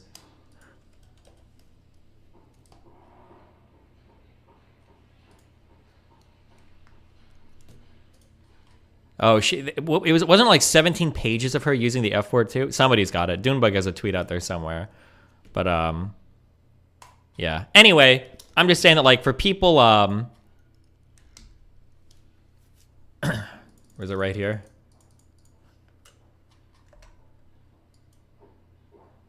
"14 pages. Damn, that's impressive. But the for the record, if you use slurs in the past, I'm not here trying to condemn you for it or convict you for it. I don't care. I've used a lot of slurs in the past when I was a programmer for sure. So people are doing it. You know, I'm not here to hold that against you. It's just funny that she did all this and then she basically denied any of it ever happened ever. She went from being hardcore like anti-SJW to being a hardcore communist, and then fucking losers like this guy will come on the internet and go, oh, well, the only reason people ever didn't like her is because of the $5 joke. Which I think I might have supported her through that one. I know I supported V because I think it's funny. I think it is funny to bully people that watch streams all fucking day long and can't subscribe for $5. I think that's some funny shit. But the yeah. But anyway, what a fucking loser. You did support on that? Okay, good. She just said it really bad. Worse than V said it. She said it real bad.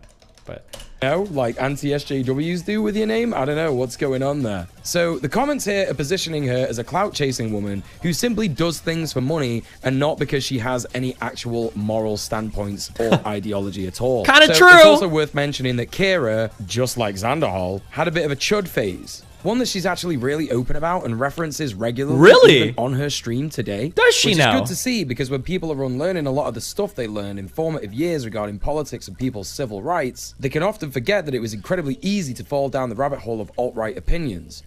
Something that Xanderhal should be incredibly familiar with, no? Considering this. He also said in his last video on Sophie that Hunter Avallone, who is a former right-wing Nazi white supremacist conservative, is an example of someone whose politics... Hunter Avallone was a former Nazi fascist? Wait, what? I'm pretty sure Hunter Avallone was at worst one of the anti-SJW bros. I don't think he was ever a fucking alt-right Nazi. Holy shit. This. He also said in his last video on Sophie that Hunter Avallone, who is a former right-wing Nazi white supremacist conservative, is an example of someone whose politics were bad but is a good person. Jesus. But apparently that grace is not extended to Kira Chats. Wonder why? He goes on to say that he found out that he was banned in Kira Chat's stream and then says... Now, would you guys like to guess what... Wait, what is this? Bad Bunny, Kira Chats, has actually had like a ton of abuse directed at her, and that's not something that I'll deny at all. So Bad Bunny does this thing with her chat where she basically is like, she does like a FinDom bit with them. So the whole $5 a month thing, do you guys remember the $5 a month? That was like a bit that she was doing. And so that got taken and blown up, and all these people were like, wow, look at this greedy bitch. Wow, look at this girl. But the whole thing is that it's like a joke with her community. So that, I do really think that he is correct, that she got a ton of hate for that. But again, I don't know what this has to do with building the case that Xanderhal is not an ally. Oh, Merrick is a Xanderhal friend. She's probably also slightly friendly towards Bad Bunny. Oh, we've drawn up complicated battle lines.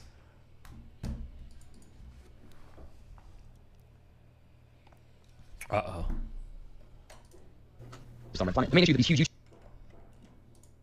Exactly got me banned and blocked by Bad Bunny here. Now, it's not because of any, I'm not like trans or gay or anything like that, or bi, so it's not because of her bigotry, so I will let you guys know it is not because I am part of any marginalized groups that Bad Bunny has a bigotry towards.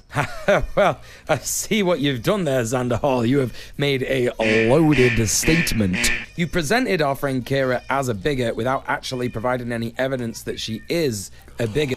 He's not going to go over any of the logs or statements. I know the thing that's sad is I know he knows about these because I'm sure she's gotten like a lot of hate, like modern day. Is he just going to pretend that these don't exist? Really, dog? Now, and that is a reason that she would ban you from her community now, or that even when she was a bigot in any way, that she would like ban you for being bisexual. Wait, why am I doing or red trans. circuits like this? He then talks about how she had a bit of banter with him when he went into a stream one day, and she asked him what he was up to today, and when he said he would be streaming later, she popped off at him. Now, it kind of sounds to me like she was having a bit of banter with him, considering that a lot of streamers think that that is self-promo. It literally sounds to me like the kind of joke that me and Kira would share if I went into her chat. Just as a heads up, this idea that like Bad Bunny just jokes with people, it's been one of the biggest criticisms that her community and people in the past have had against her, is because she is horribly abusive when it comes to humor. I'm somebody that has very edgy, very cynical, very dry humor, and I could never tell when she was joking with her community. The only way that our joking worked in real life was because I'm able to be very dry as well, and nothing she says bothers me because I don't care. So it's funny. I'll go as hard as she wants until she starts crying, which she never did, to be fair. She has a very, very, very dry sense of humor. But she doesn't know when other people can't tell when she's joking. I remember, I've told this story a few times, I remember one of the craziest times in my life was... I think it was when I was in Seattle when we were hanging out. We were at a restaurant and we're sitting across from each other, and she's chatting on her Discord, and then I take a look at what's going on, and I'm looking at it and I'm like, bro, you guys are like roasting the fuck out of this dude. And she's like, what do you mean? And I'm looking at this chat, and her whole Discord is like going hard on this guy. And she's like blowing him up over something. And I'm like, you guys are like shitting on this guy hardcore. Like, I think he's like pretty bothered. And I knew who the guy was. Like, this guy's been in your community for a long time. She's like, oh, no, trust me. This is how we joke. And I'm like, I don't think he's joking. She's like, no, trust me, okay? This is how we're all joking. We do this. You just don't know my community. And I'm like, okay. And then later on, I think like an hour or two later, I think we were there at the hotel or some other place, and she's laughing. And I'm like, what's going on? And she's like, look at this guy. That guy was DMing her from her chat, and he's like, hey, I don't know if you're like actually mad at me. Like, it seems like you guys are really upset, and I'm not sure what I did wrong. And she's still attacking him in DMs. And I'm like, it seems like this guy's bothered. And she's like, no, you don't understand. Me and this guy go way back. This is how we joke with each other. And I'm like, he seems like he's really upset. I don't think he's joking. And that guy left her community, obviously, a little bit later. But it's like, bro, are you serious right now? Like, holy shit. Was it this? No. It was later on. Why were you ever friends with her? Because she has a personality type that I get along with really well. I like people that have very dry, very mean sense of humor, but I don't use that on everybody. I turn it off. Obviously, I'm not gonna like go hard. There's nothing for me to even talk about. Where's the mic clip? There's nothing for me to even talk. God, who's that soy voice? It's not a joke. Her community is entirely abusive, insanely dogpile. Yeah, I know. She has a huge complex about people leaving her community too because nobody sticks around. I know that too. We talked about that a lot in person. How she's like, I don't know why people like leave my community so much, and we had a huge conversation about it, but she just didn't understand.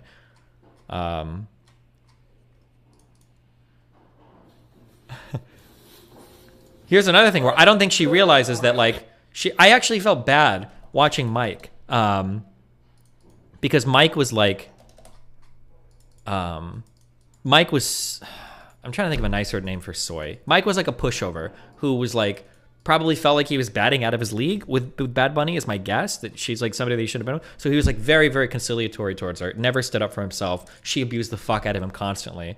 And he just couldn't handle it. But she's roasting him for the whole time on this stream while he's in the background, like being like shy about it. Hold on. I don't know. Probably go off. Maybe I'll turn the... I don't want to dox them, so I want to, like, not show any travel between... Sure. Anything. Oh, yeah.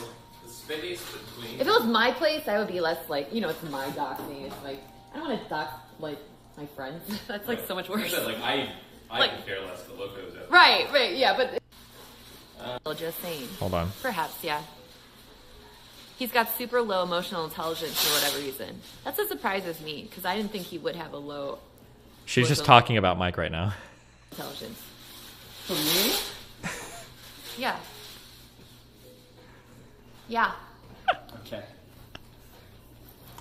So they're gonna be here in 2 minutes. Okay. Dad, I'll miss you. No, they'll be back. Well, I know, but I'll miss them for right now. Of course, we're gonna see them like tomorrow. The shitty non-sub shit stirrer people. Well, they'll be back very soon.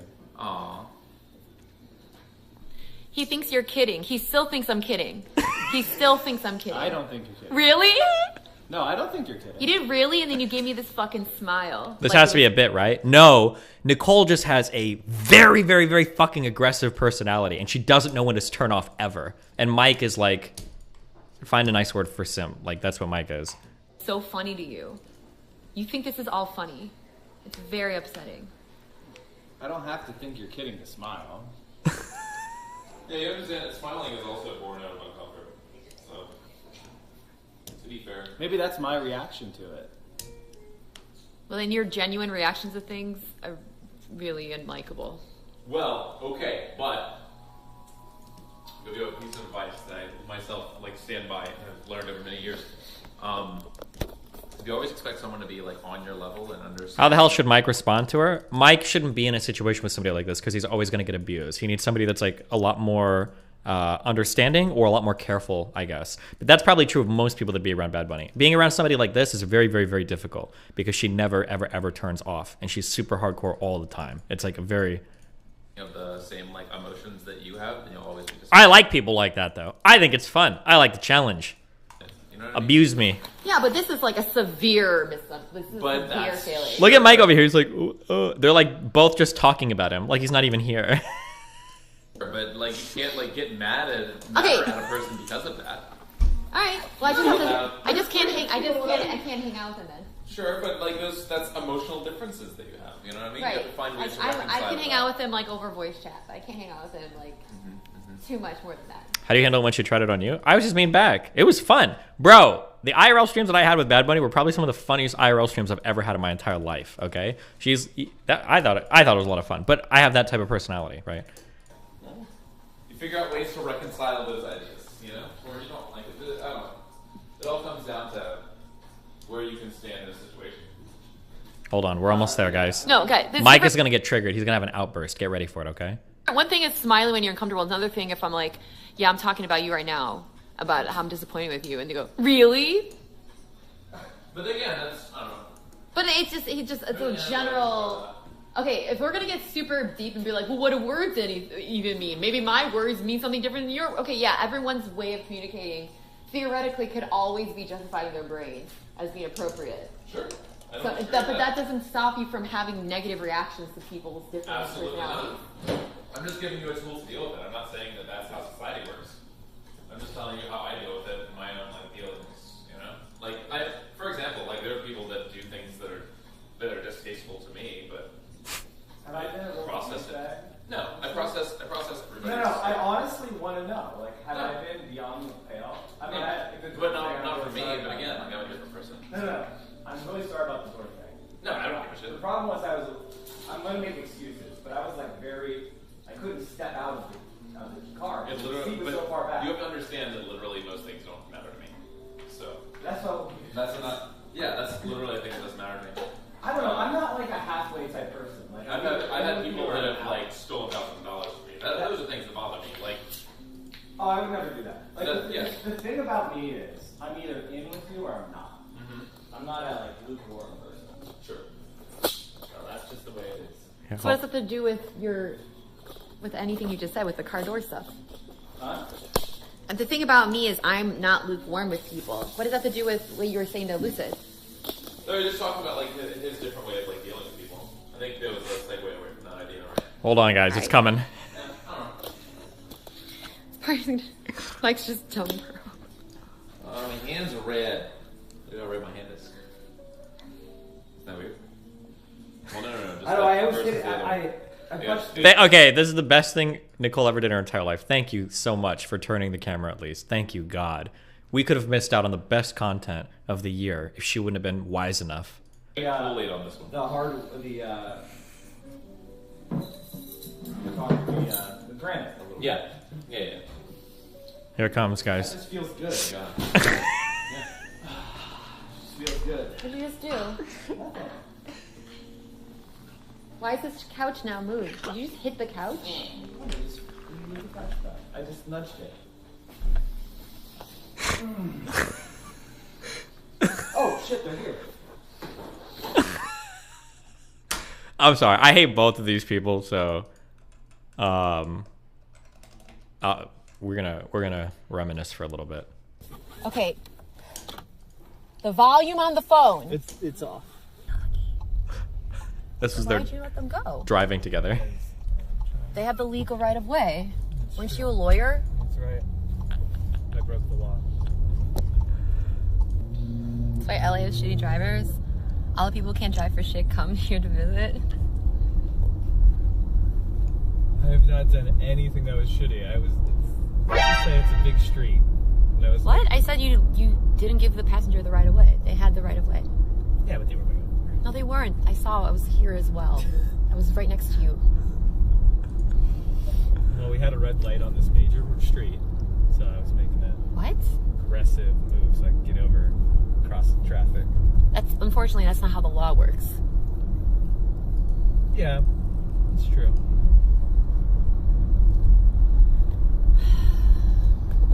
I hate this thing where you play stupid, like you think I'm not aware of it. And it's really obnoxious, and it's just a time waster and an energy waster. It's insulting, quite literally. It really is insulting to my intelligence. Well, you see, there was a red light, so... No, I had reasons for doing what I did. Did I say there was no reason that you had personally? Why are you so good at dealing with her? She seemed way chill already. No, it was because when she'd be mean to me, I would just be mean to her. I think those are the types of interactions she likes. But now when she's hanging around lefties, that just doesn't exist anymore. But I don't even know if she has the same personality type. I think now she's just like an ultra cucked commie. Like, yeah. Alright, well, Okay, you know what? Just stop. You're a failure. Okay, whatever you say. Imagine backseat driving without having a driver's license. Imagine having a driver's license and still knowing the rules of the road better than a person with a license and also a degree, like a law degree. I don't know who should be more embarrassed at this point. I'm just not rule bound, Chad. Shut up. I almost feel bad You're for a him. real Renaissance man. Almost feel bad for him. Oh, that too.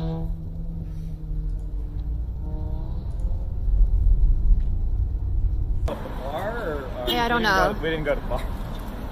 Did you pay? For parking? Did you not pay for parking?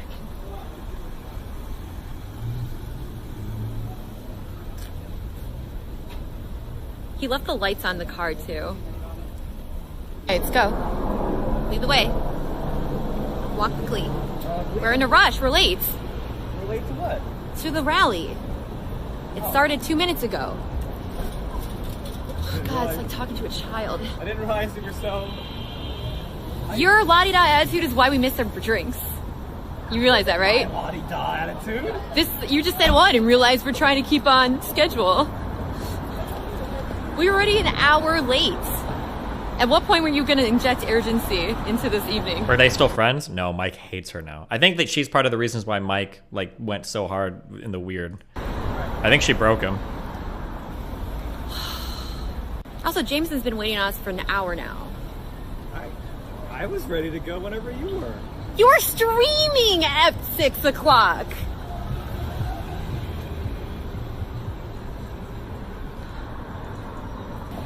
And then you said I need to eat something. I know, because I took advantage of the opportunity to eat, but I was like, let's leave. I told you, we're running late. Oh, it's like talking to my mom. She makes all the excuses in the world why she's right. I was fine. Did they ever date, or did he just take all this abuse as friends? They technically dated, because I think he broke up with his wife to start dating her. Here's my drink. Which one? Did you ask? I think actually, I don't know if he broke up with her. I think he cheated on her with Bad Bunny.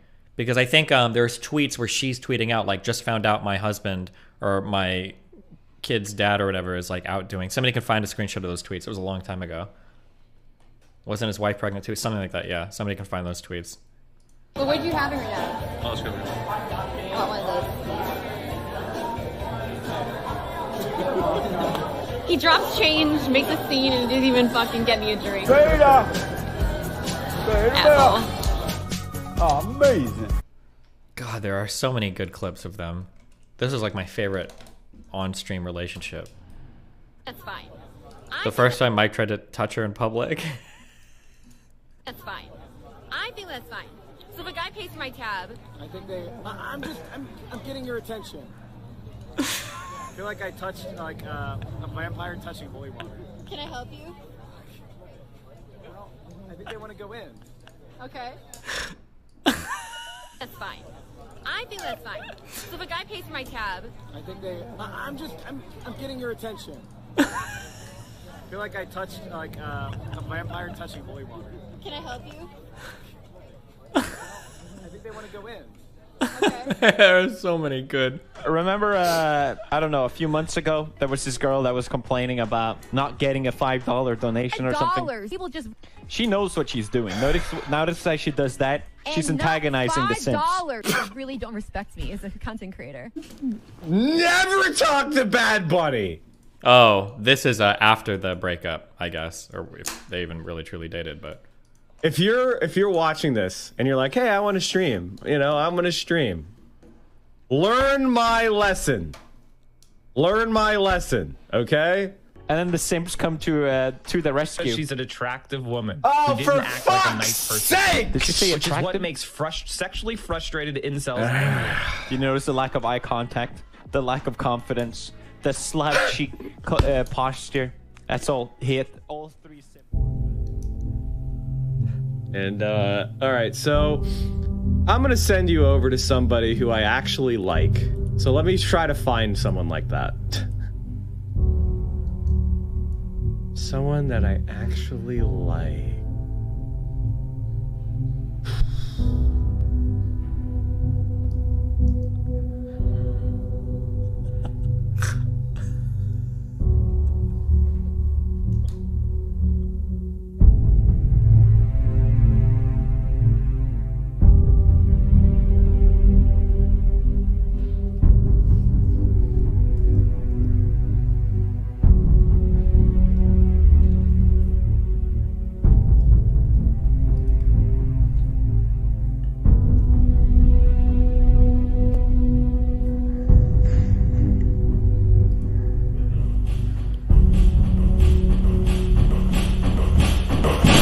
Okay, everybody wants politics. That ain't happening there, Hackstock.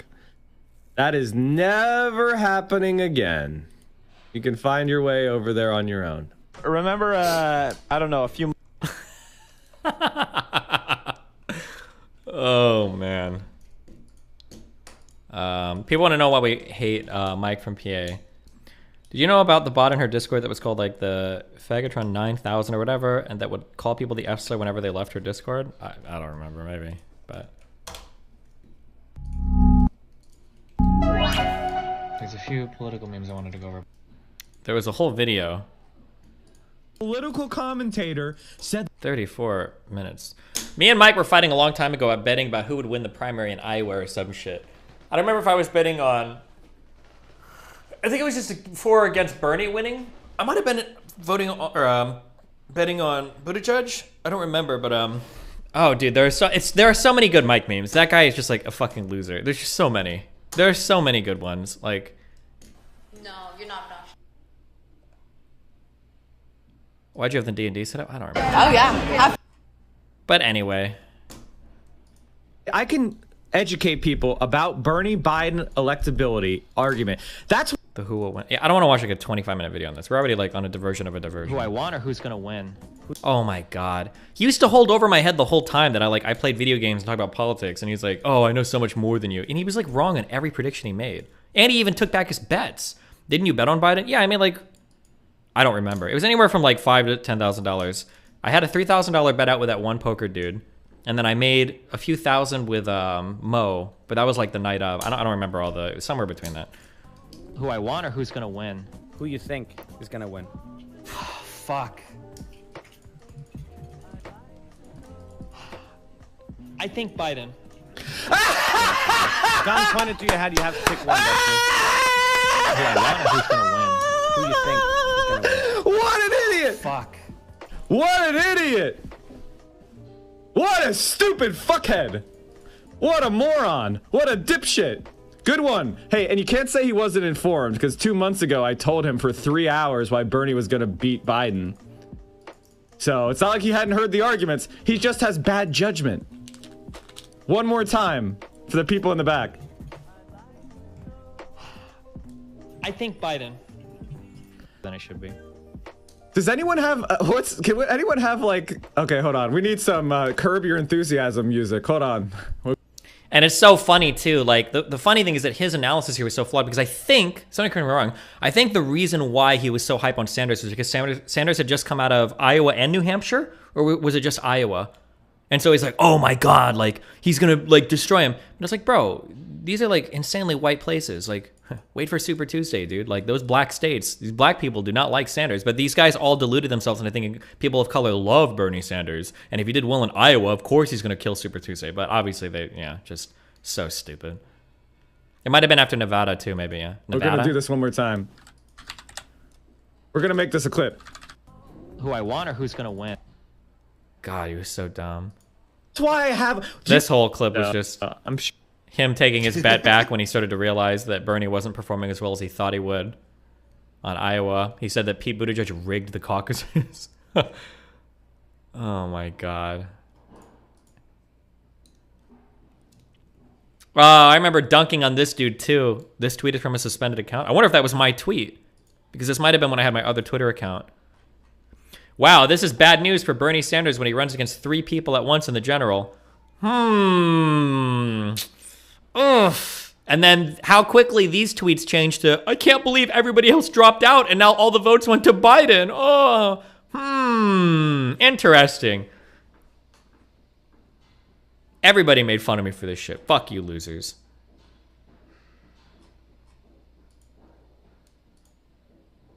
Anyway, sorry. Click on the tweet reply. It will show an @ of who it was. Wait, will it?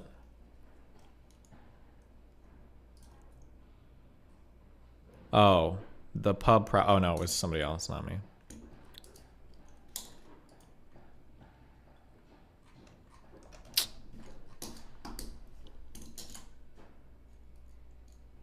The ratio Mike meme. Link it real quick and we'll watch that one, and then we're done.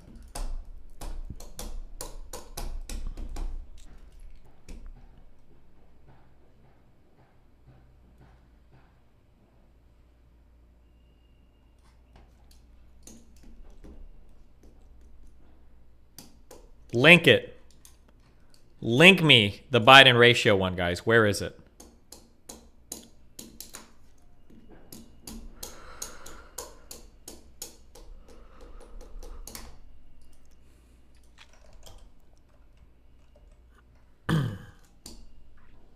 We're waiting, okay. It's coming.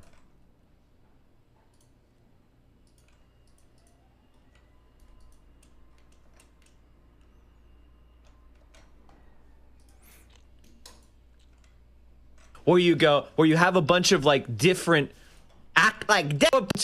mutual aid stuff. Is this it? Where you go,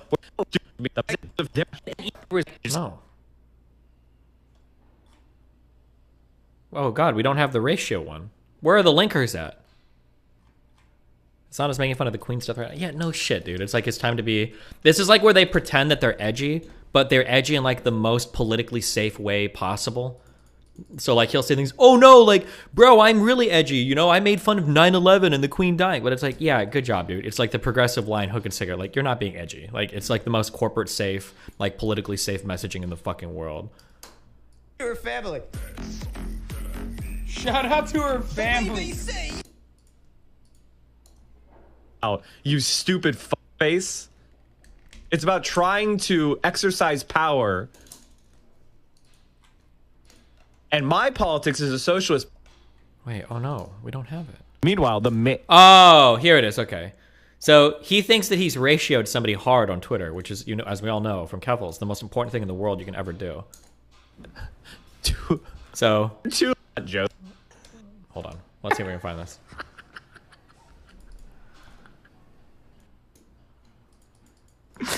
He thought thought he had more. He just realized it. Oh, wait. Why are you guys so bad at linking timestamps? Hold on. We'll find it.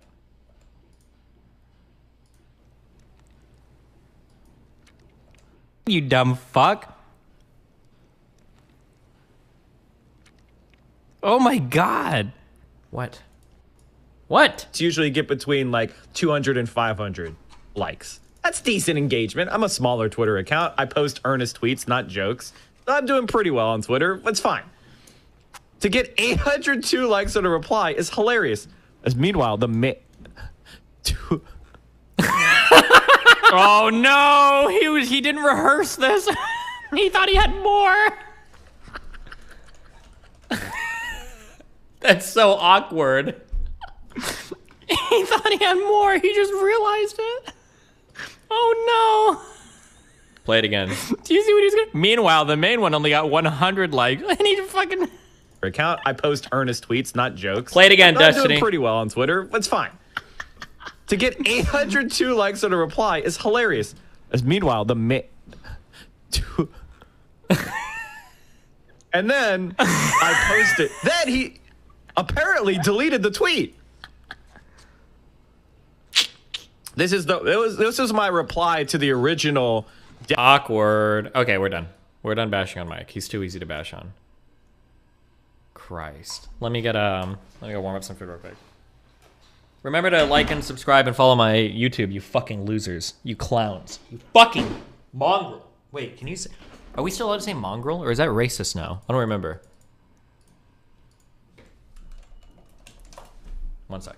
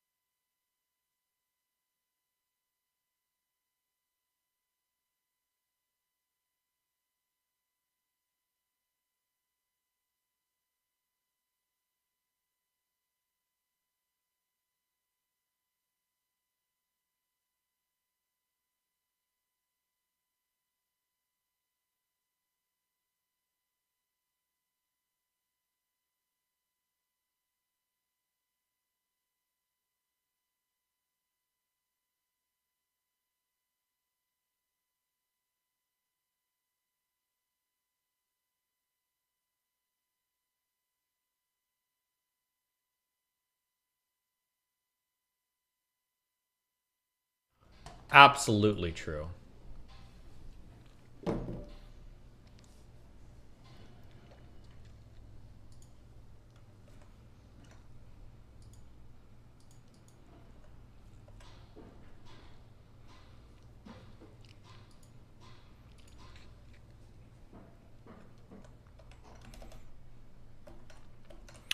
Everyone in this tweet hates you. Keffals, Hassan, Vosh, Mike. Oh my god! It's like the fucking Infinity Wars of shitty online political commentators.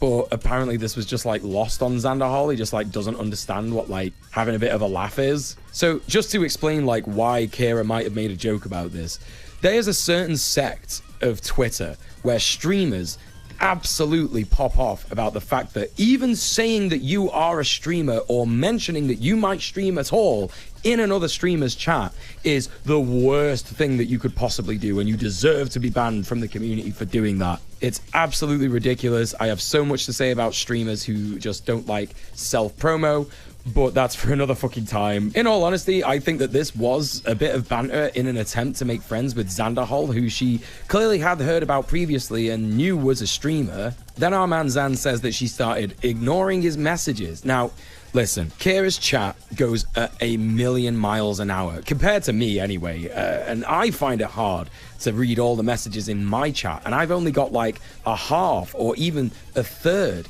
of what Kira's chat and viewership has been at some points. So that's that explained. He then says that when he realizes that he was blocked by her on Twitter, he went to her stream to ask her while she was live about why he was blocked on Twitter, and he got banned from the Twitch chat too. After which someone told him that she tweeted that she knew that Xander Hall was a creepy debate bro weirdo. And of course, personally, I think that's an absolutely fine reason to ban anybody from your community. Damn. Now, what's really fucking frustrating here is that Xander Hall, again, does no self-reflection. To be clear, I'm pretty sure... Doesn't she get like 200 viewers? Is her chat really moving that fast?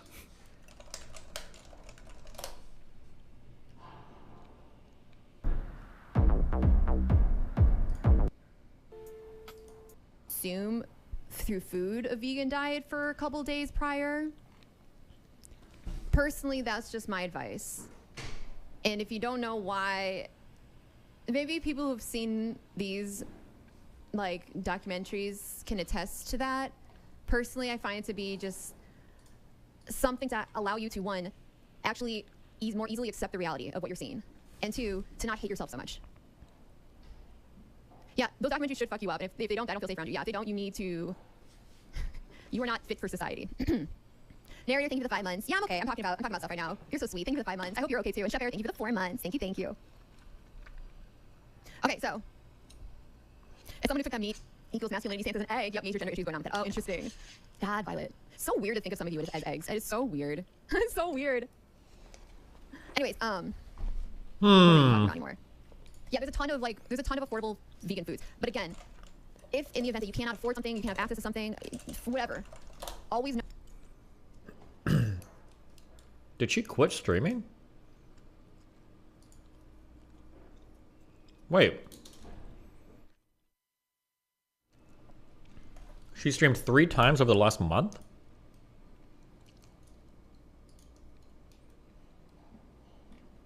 Oh, because she just does OnlyFans now. Based. Reflection here and turns to the attack on Kira. Well, he'd already begun the attack at the start of the video, but he then goes hard and brings up her past alt-right opinions. And even brings up some screenshots that are fairly popular amongst people who like to harass her, where she's said slurs in Discord channels. And all he really does here is just say that she's like a clout chaser and a bigot. And he also talks about how he's got like so much evidence that she's like a grifter and a bigot.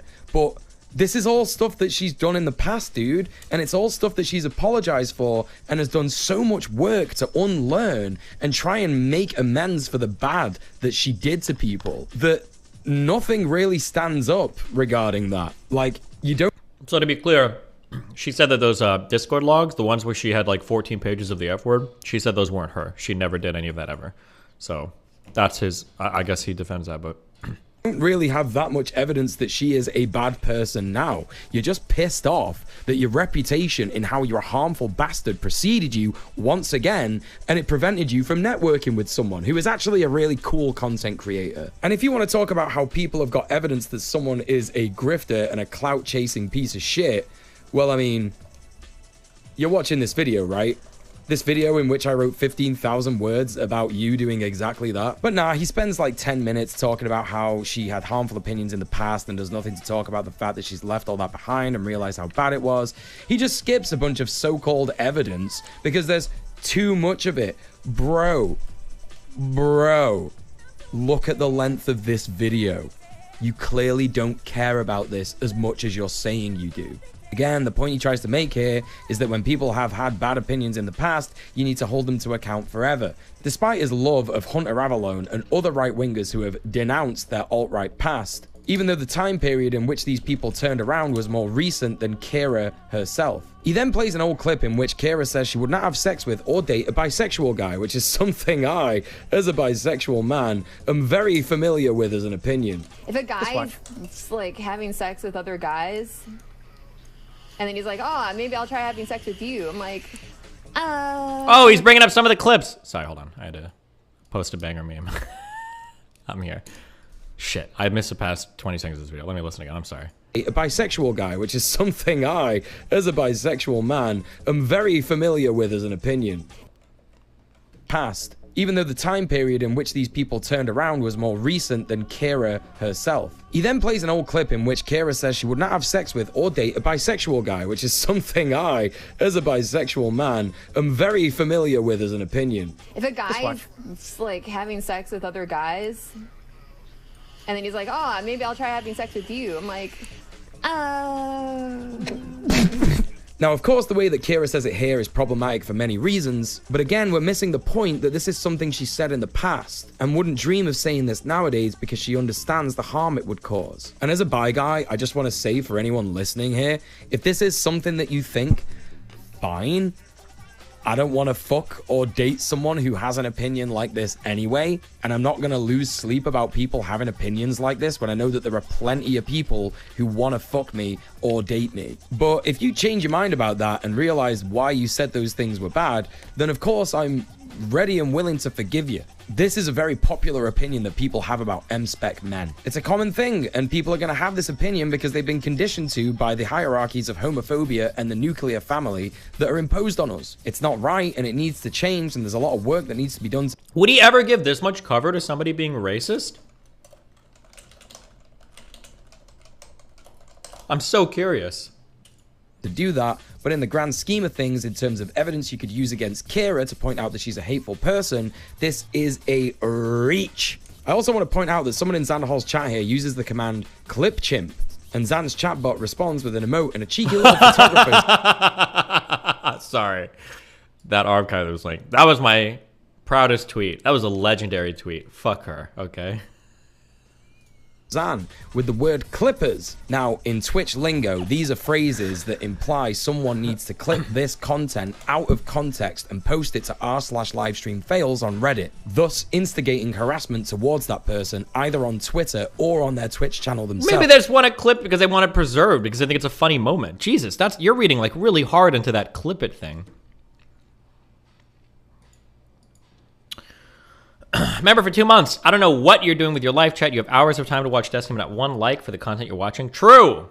And you better believe this is something that Kira got harassed for. Albeit, it was a drop in the ocean of the regular harassment of Twitch link. Responds with an emote and a cheeky little photographer, Xan, with the word clippers. Now, in Twitch lingo, these are phrases that imply someone needs to clip this content out of context and post it to r/livestreamfails on Reddit, thus instigating harassment towards that person either on Twitter or on their Twitch channel themselves. And you better believe this is something that Kira got harassed for. Albeit, it was a drop in the ocean of the regular harassment that she receives, but that is no excuse. Xan also, for some reason here, says that he doesn't want to come across as defending Bad Bunny, despite the fact that at the start of the video, he said this. So Bad Bunny, I learned about her mostly because of the Destiny drama, and I wasn't entirely convinced by the reasons that Destiny gave for why we ought to dislike Bad Bunny. Like, it just didn't come off to me as entirely, valid for everybody just all of a sudden decide Bad Bunny's a piece of shit and just disregard her and refuse to engage with her or anything like that or be friends with her just because Destiny says she's mean or whatever? Like, it just didn't sit well with me. If you value logic and reason, and that's a thing that debate bros love to talk about, then why wouldn't you take someone's good points along with the bad? Such as what I'm trying to do in this video. But check this out. Now, a lot of people over the years who have had criticism of Bad Bunny have said more or less the exact same thing. And I'll admit that I made a counter argument to this, along with people who would defend Bad Bunny, that people who have this opinion are probably just being biased by the fact that she's a woman, and that when a woman engages in this type of humor, it comes off as being bitchy or rude or as narcissistic or whatever. But when men do it, it comes off as suave or like, oh, he's kind of a douchebag, but he's funny about it, so it's okay because he's a guy. He's literally correct here, so why does he go back on it? I'll tell you why he goes back on it and calls her mean, because that is what his entire channel is all about.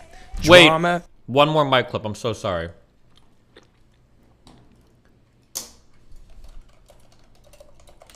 Does anybody have the clip where he's like, "You've been exposed by me, QED"? Can somebody please give me that one? Please. It's such a good clip. Clout, revenge, and grift content. And I can say with 10,000% certainty that Kira is not this evil, mean monster that Zan is making her out to be. I've been in hours and hours of Discord calls with her, personal calls, meetings, DMs, and she is one of the sweetest, most lovely people that you could ever meet. This is a character assassination video, and it is inexcusable. So real quick, Dr. Disrespect made fun of Bad Bunny for the sub thing. He's making fun of her, and Mike doesn't realize it. Oh my god. Oh my god, one more clip after this. Somebody find me the AOC one too, please. Oh my god, the AOC clip is so good. The thing is, wow, this only has 980 views, and it's from Dr. Disrespect, one of the biggest streamers on the platform, and nobody cares! It's almost like you're sexist! It's almost like you've been exposed right fucking now by me!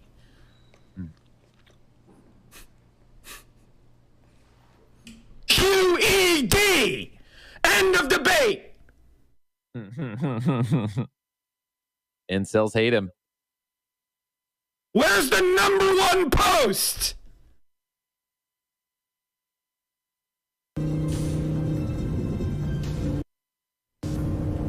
The thing. Give me the AOC clip. I need it, guys.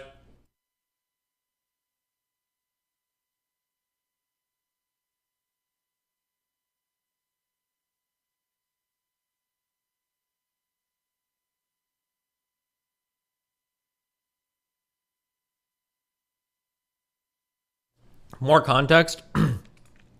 Mike made a friend,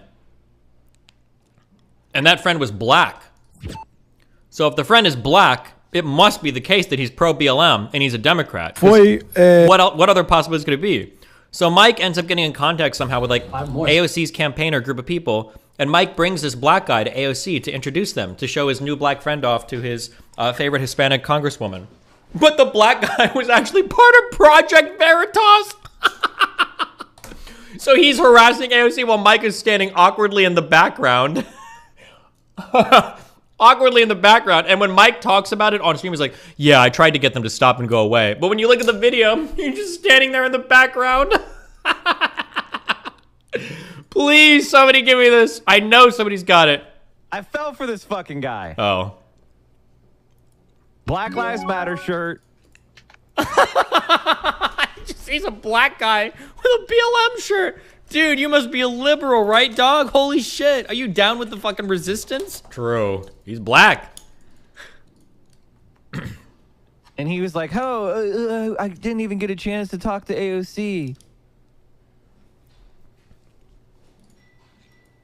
There's a better video clip of this. Fuck. Motherfucker. He just seemed like a normal young guy, you know? And then I was super mad. He was black. He had a BLM shirt. He's got to be an ally.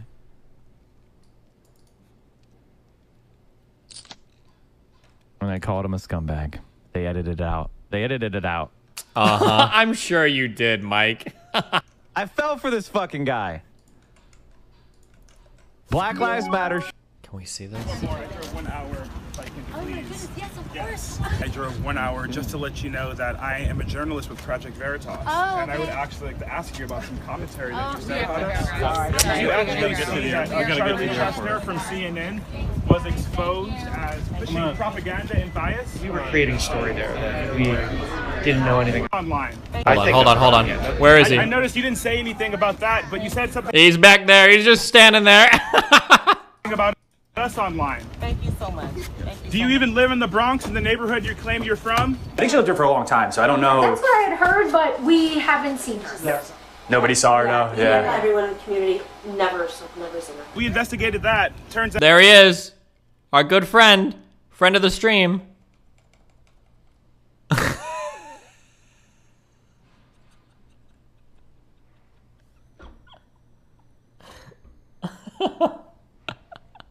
He brought her. He brought him there. He did it. turns out actually to be perhaps misleading. Oh, he's ran up. He's like, I'm about to tell this guy off. He's like, he's kind of tall. He's kind of black, a little scary. He goes in and he gets deflected by the minority shielding. He's like, I don't know. It's not a good idea. He's Perhaps like, misleading. Thank you so much. Wait, hold on. Sorry, when an elected representative hides He's in the behind back her there. He's fame like, and refuses to actually I'm stand gonna do something about be this. accountable. He's powering up. I'm gonna do something about this guy. Okay, I'm not gonna let him hurt my queen. And be accountable. I'm gonna. This is the only reason I'm gonna. we have. Project Veritas. We expose. I'm gonna do everyone, sir. something.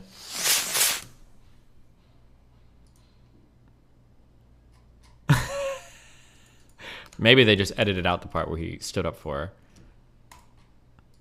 Okay, sorry. Back to this. Zach. Was this real?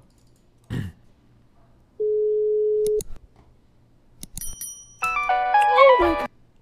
Hilarious. The other scene is not FDA approved. All right, hold on. Give me a second. I need to put another video on because I don't want to miss the. I don't want to miss this.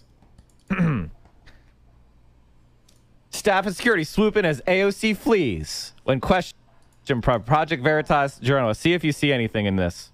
1 hour, if I can please. Yes, of course. I drove 1 hour just to let you know that I am a journalist with Project Veritas. And I would actually like to ask you about some commentary that you said about us. You actually see that Charlie Chester from CNN was exposed as pushing propaganda and bias. We were creating a story there that we didn't know anything about. So I think that's propaganda. You said something about us online. Neighborhood. But we haven't. We investigated that. Okay, here it goes. Hold on, guys. He's gonna tell you what. Okay. He's gonna tell you what really happened. Even Hassan roasted him for this. It doesn't matter. It doesn't matter. I just don't want to fucking wear a mask at the gym, dude. It's death. Okay. Mask at the gym, worst thing that's ever happened to mankind. Can we shift to a reality where chatters don't blame me for Project Veritas? It was a funny story and they botched it. I didn't introduce. Can we shift into reality where chatters don't blame me for Project Veritas? This is Mike from PI right here. It was a funny story and they botched it. I didn't introduce them to AOC. Fucking chat. Introduce them to AOC fucking chat. Nope, don't believe it. We shifted into that reality already. Mike from PI. I can't believe you fucking introduced AOC to Project Veritas guy. I love that video, dude. Mike from PA in the background going. Oh, it's so funny. It's such a beautiful video. Oh no, people are saying Mike from PV. Can we shift to when Fortnite was good? No. Anyway. Okay, hold on. So. Might as well finish the hype train I started. Has right DSA Gasm has left. Let's go, Mike. Oh my God, the Urkel clip. We've got like the greatest hits. Hold on. Oh shit! I closed the Jimmy Dore thing by accident. The joke. Where were we? This Oh, experience. fuck! How far in were we? I know. My shirt was looking that great in that shot.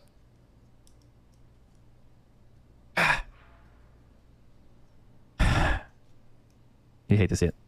And, maybe it's just me. Maybe it's not. So I got contacted by lots of people. And all of a sudden studies came out that say, hey, no, that actually has been helping. So now we have contradicting studies, right? So remember I told you that. I told you that Project Veritas story. Would you have fallen for that guy? Would you have fallen for this guy? Tell me if I was Tell me that I'm dumb for falling for this guy. I helped this guy.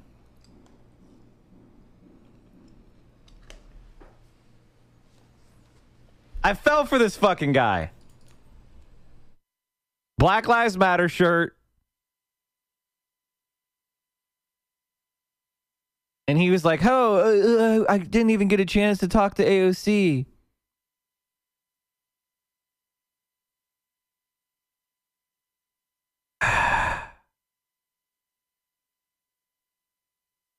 Motherfucker.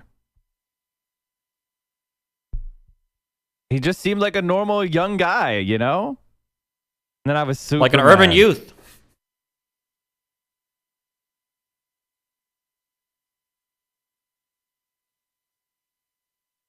And I called him a scumbag. They edited it out. They edited it out. They edited out me calling him a scumbag. It was a Newsweek. I wasn't making it. I didn't pull it out of some crazy thing. It's an establishment mainstream news thing. I'm pretty sure it was Newsweek. And I tweeted it out and I said, hey, can we stop? Now, can we stop politicizing medical science? Can we get back to just doing medical science again and asking questions? How much damage did Trump do?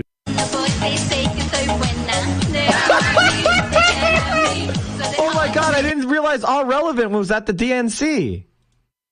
I didn't realize All Relevant was at the DNC in 96. Oh, there he is. I found him. Didn't expect you to make racist jokes. What? I was calling him a nerd. The fuck? Get out of here, dude. Come on. Calling him a fucking nerd. I was calling him an Urkel. Are you saying that if you could call me an Urkel if you want? Jesus Christ. You woke scolds really are the worst. I was using the real N-word, the nerd. The nerd. By the way, nerd is the only N-word I'm ever going to need, folks. I'm sorry, God. Mike is just like an infinite trove of fucking cringe shit. How does this guy not have a thread? Just kidding. I don't support Kiwi Farms in any way, such a form. Hello, I love bacon. Such a good meme, bro. Whoa, I know. Lucid didn't learn anything. He didn't learn anything. Lucid. Funny, are you really tall or is Mike really short? It's a little of both. So he is kind of a manlet, as you can see, but I'm 5'6.5". He also, what's telling is he claims to be 5'9" in person. Stop. He claims to be 5'9" to people. On his license, it says he's 5'8", and in person, he's just 5'7". So like he's just constantly trying to like lie about his height. I'm padding my height. Yeah. How about Taco Bell black bean burrito? Vegan food? Do they have like? Yeah. Well, without cheese and stuff. Yeah. Oh my God.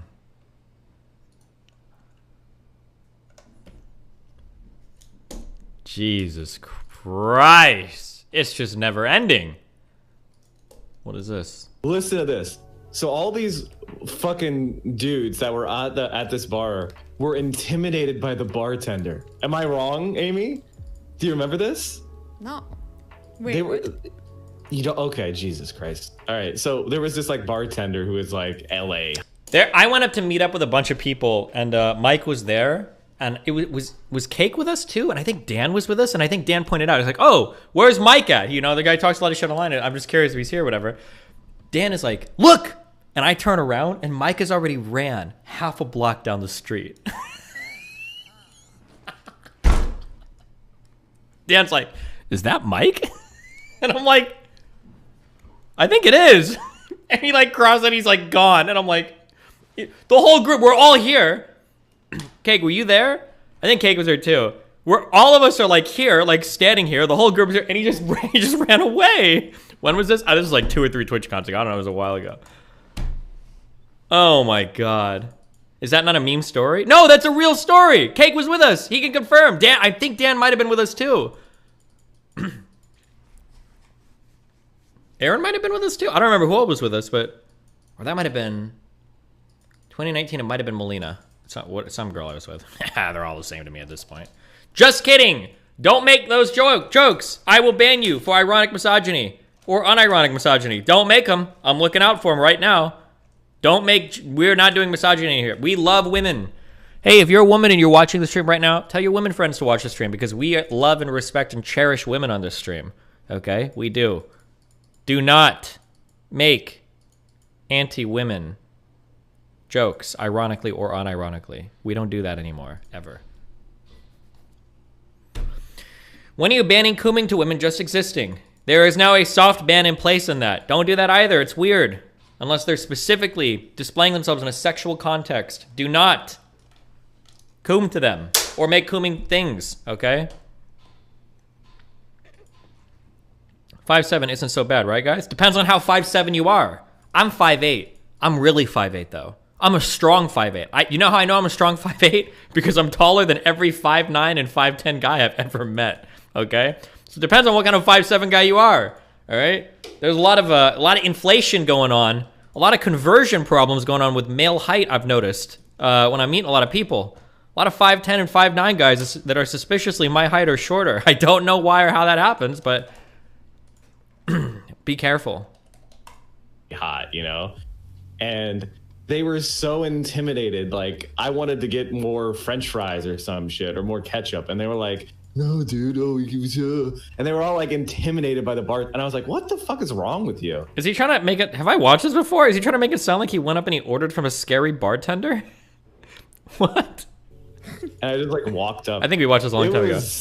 It was a very Twitch dude moment.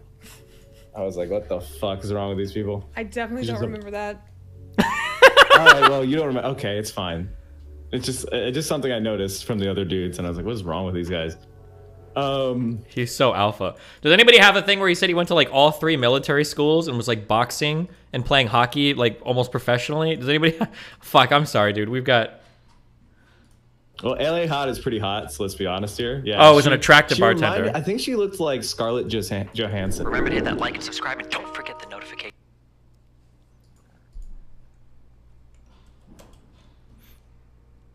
And a quick word for the BBC. Remember when he said that everyone has run from the cops at some point? Oh yeah, true. BBC, I'm Irish.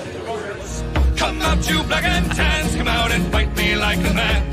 Show your white value and medals down in Flanders. Show her how the IRA made you run like hell away from the green and lovely lanes of killer. Jesus. Give me the... Oh, yeah. When he was talking about debating me, he's like, normally Destiny has these debate tactics, but I'm the alpha. I was the alpha in that conversation. We got to stop with the mic clips, guys. We can't do this. Or we need to put them all in a Word doc and then like, so that every year we can just revisit. Would you ever go over this on stream? Bayer campaign gets, oh, we already.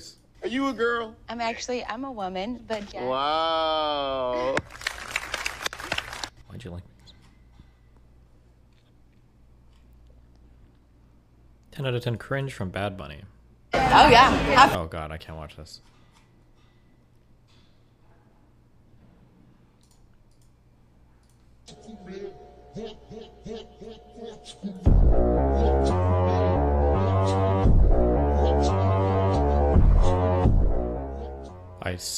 I don't get it. I don't understand anything that's ever happened. I don't know.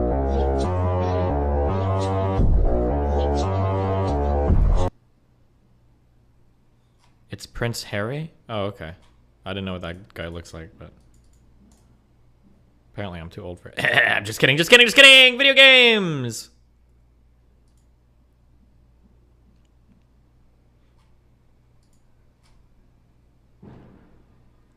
Oh, let me cut my VOD right here. Hold on one sec.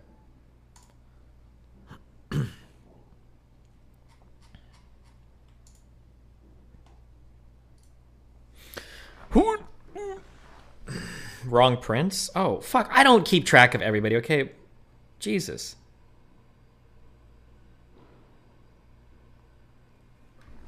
I don't remember which one who gets accused of what, okay? Oh.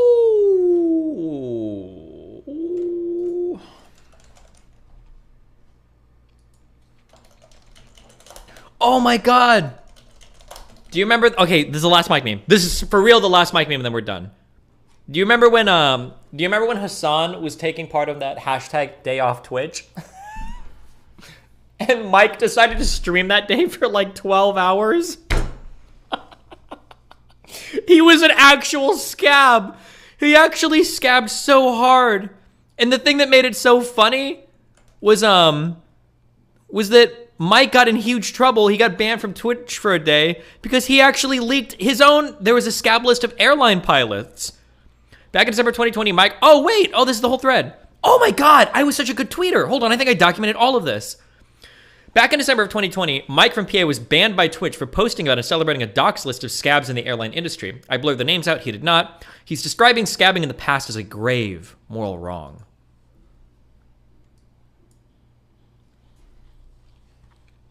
If you didn't know, Mike's entire stream is built around the concept of being Hassan's waiting room. If you check his stats on Selenium, you can see that he constantly times his stream and baits with his title to get Hassan viewers. Then he goes offline once Hassan goes live. This is how he streams. Oh, you can see here, it's a comparison of when his stream goes offline versus when Hassan's comes online. Hold on. I don't know if I'll wait for these pictures. Fuck, I can't. But you can tell on here, you can see that like he goes live, he gets some viewers, and then as soon as Hassan goes live, he cuts his stream. So you can see here, he goes live, he's picking up viewers, and then Hassan goes live, he cuts his stream. Well, what did Mike do when Hassan wasn't going to stream during the day off? He decides to not only stream, but stream even longer than usual, trying to capitalize on all of Hassan's viewers that aren't able to watch him. This is literally the pinnacle of scabbish behavior. Fuck, this takes so long to load. Oh, this is the 3rd of September last year. It is almost our anniversary.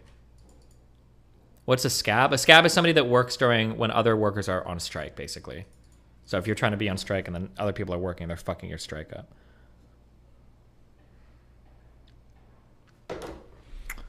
Don't worry, it'll load for eventually. Actually, while that's loading, let's detour with another one.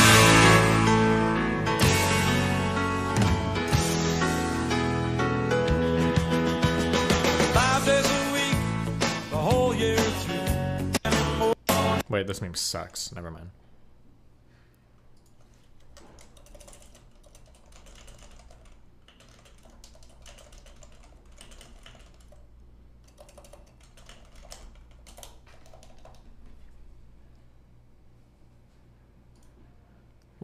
Did these images not load? Oh, that loaded it. Oh, so here you go. So you can see that, like, normally he's streaming for... Ooh, it's hard to tell. He'll normally cut his stream off, like, towards the middle of the day here, I guess.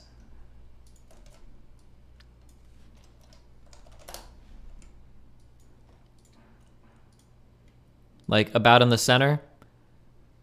But you can see that on the day that Hassan takes off, if we go to the center of the day, he streams way, way, way, way, way after. Like, generally he's stopping basically right after the halfway mark of the day, but over here he goes all night long, baby. Until, what is that, 9 or 10 o'clock?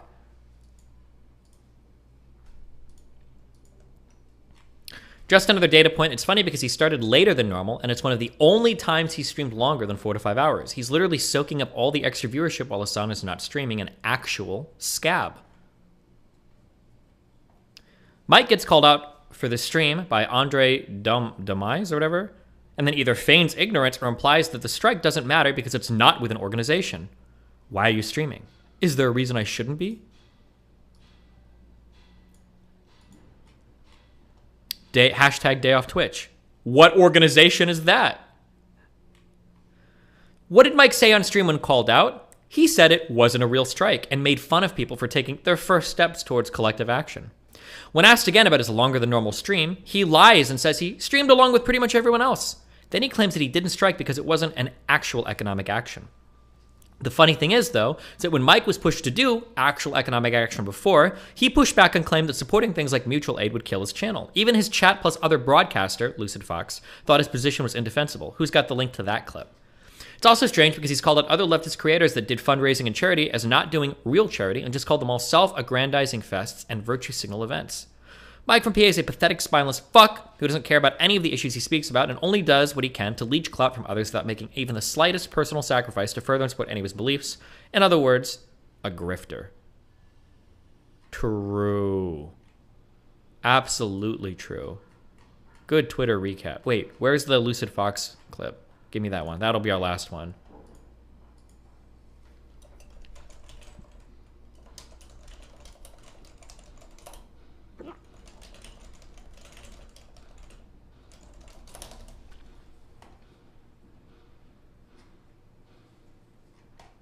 Who's got it?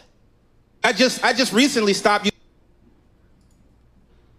Who's got the clip? Involved in the process. Seems like that might be more fruitful than having another one of these discussions that does nothing. Okay. The reason why people organize around presidential elections is because they get tens of billions of dollars of free media. It's a Social unifying media and it's a Facebook unifying it's a unifying election that everybody in the entire country knows about, and it gives us a common language that we can reach more and more people. If you go into mutual aid stuff, that is inherently a very local action. If I go and do mutual aid shit, my audience will go from thousands of people to 50 people. What? Because they're going to all be in their own communities doing local actions and not doing anything that's oriented towards national politics. I love the mask off moment. It's so fucking funny. What? This is a defeating, and also, can be real? Why would I want everybody off in their local communities working on shit? And also, can be real? Who's gonna turn? Can you show me the mutual aid streamers of people that just sit there discussing mutual aid all day? What are you talking about? You can diversify your content. You can talk about more than just that. What? Okay, guys. I mean, if it's just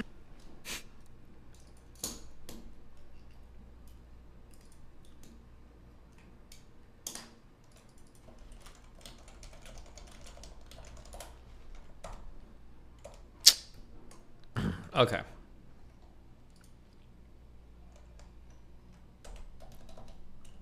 Anyway. Who's the guy you're speaking with? Lucid Fox, another comic guy that hates me. Balaklia was under Russian occupation for 6 months. That's how the real liberation looks like. I listened to local people in the video and think how many unknown war crimes from all this period we will find there.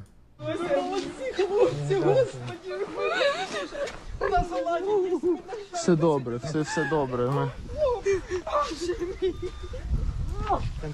Молодці! Молодці! Мій коліно переформував сьогодні. Дякую вам, дякую. Півроку молилися, щоб ви до нас повернулися. The war crime shit is a little fucked up. I don't understand it. I don't understand it at all. Assuming neither videos were faked, 3 videos. I think I've seen 3 videos right now that are all pretty fucked. I think one was, I think all of them are confirmed real. Oh no, shit, hold on. One of these was in Syria. The people that were being walked towards the pits, blindfolded and then shot and thrown into the pits, was that in Syria or was that in Ukraine? I don't remember.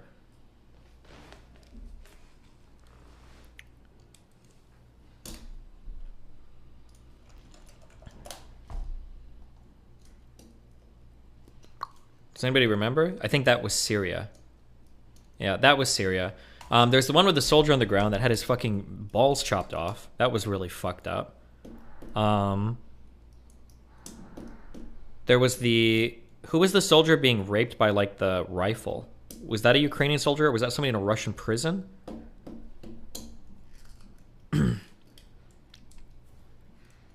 The castration one was in Ukraine.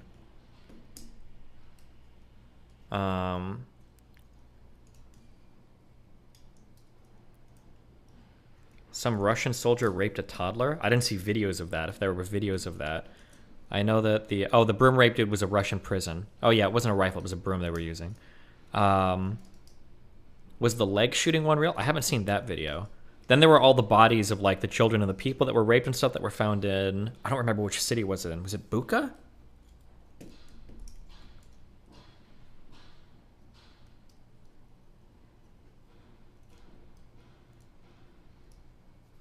Busha? I don't know how to pronounce it. Around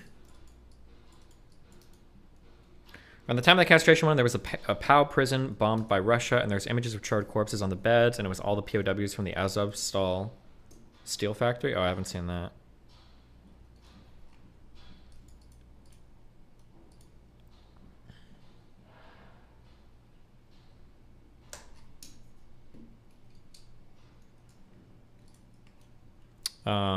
Yeah, the one with the pit was a Syria thing. That was wild, dude. Jesus. What were there, like 20 or 30 people killed on camera for that?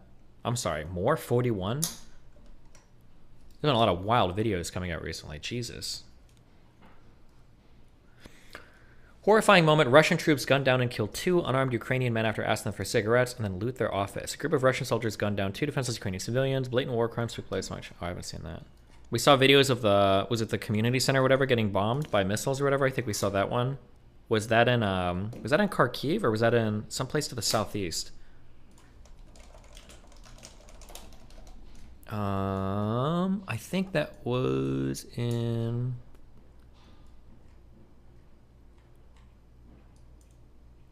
Was it in Kherson or Odessa or...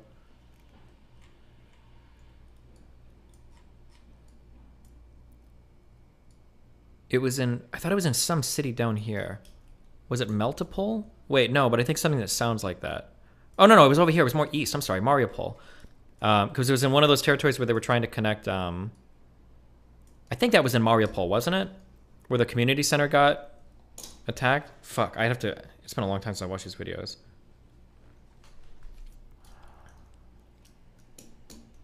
Yeah, in the hospital. Are most of these still really tame compared to most ISIS videos? They're just getting more press play. Are they tame compared to ISIS videos? It's different. We would judge them by a different standard. ISIS are terrorists, so we don't hold them in very high regard. But Russia has an armed, like, this isn't even like their Wagner group or whatever, you know, going out and doing shit. These are like Russian, like, uniformed soldiers that are doing this. A lot different. There's a much, much, much different standard that we would use for evaluating the uniformed troops of another nation versus, like, fucking terrorists, right? Not that any of it is okay, by the way. Somebody's going to clip that and say I support ISIS or some shit, but...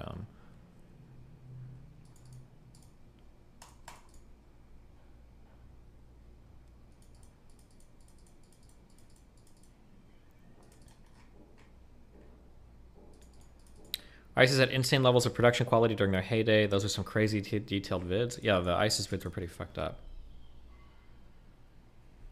You're just getting breadcrumbs of what really happens in war. Yeah, that's true too. Sure. But...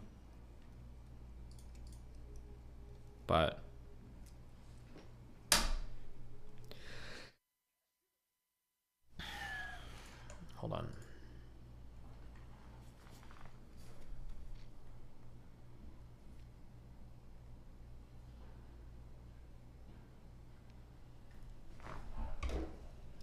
Have you checked on an infrared in a while? Bizarre content shift. He just sits and does these low energy meandering lectures against Ukraine's Soros demonic pedos. It's kind of sad. Is he still on, is he on YouTube or is he somewhere else now? So many 4K beheadings and executions. Yeah, I want to say it was the, was it Al-Qaeda? The first crazy terrorist thing that I think was shown to the world. I could be wrong, but I want to say it was the beheading of Nick Berger or whatever. Was that by Al-Qaeda?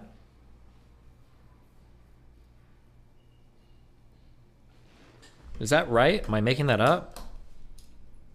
This is way before ISIS. Or was it just Nick Berg?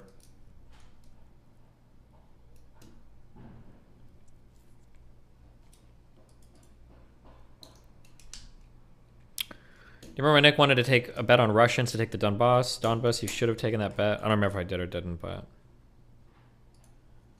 Destiny, down bad. Whoa, Patreon let off their entire security team. Wouldn't trust my data there. Also, there's some amazing talent to scoop up. Wait, what happened?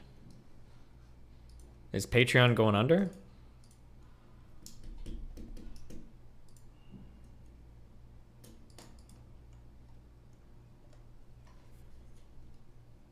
Daniel Pearl. I don't even know that one.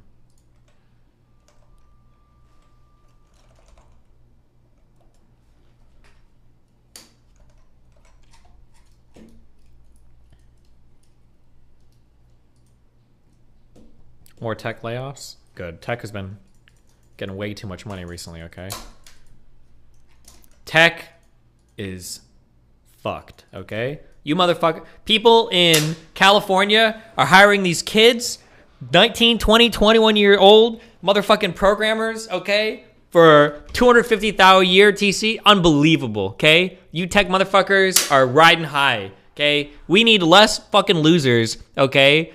Programming random fucking bullshit apps, and we need more people working in hospitals, okay? Get these kids the fuck out of here, all right? Congratulations, you worked on one project when you were 14, and now you're getting hired by some fang bullshit, making $260,000 a year, okay? And you don't even have a real job, and you work from home, and you work like 2 hours a day. Fuck you. Fuck the tech bros. They've risen too much. They've grown too powerful. We need to take them down, okay? We need to take these tech bros down. Unbelievable.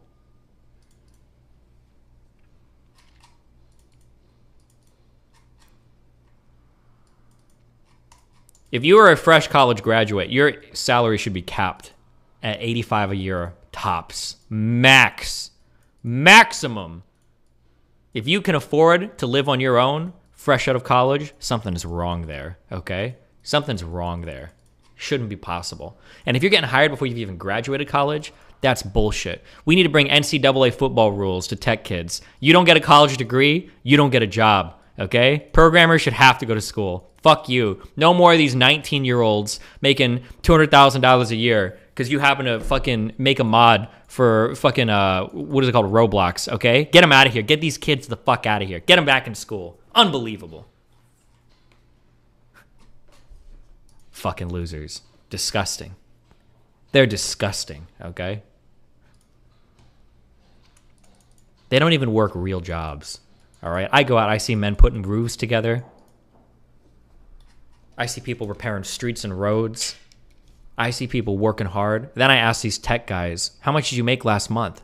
Well, I'm fully vested now, so I cashed out, my $700,000 in stock, so I think I'm going to go work somewhere else now. Wow, that's impressive. What'd you do at your company? Well, I made this new tool to query a database like 2 seconds faster, and, but I told management it took me 6 months when it actually took me 6 hours, and, I just jerked off the whole time. And it was all work from home. I have like a clicker on my mouse thing to like make it look like I'm active the whole time, and I actually just like jerk off. The fuck out of here. You fucking losers. Disgusting.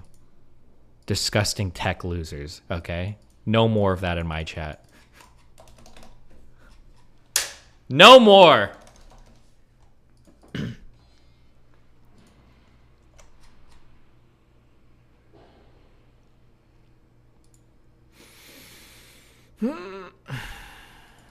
Check Pokey's Twitter.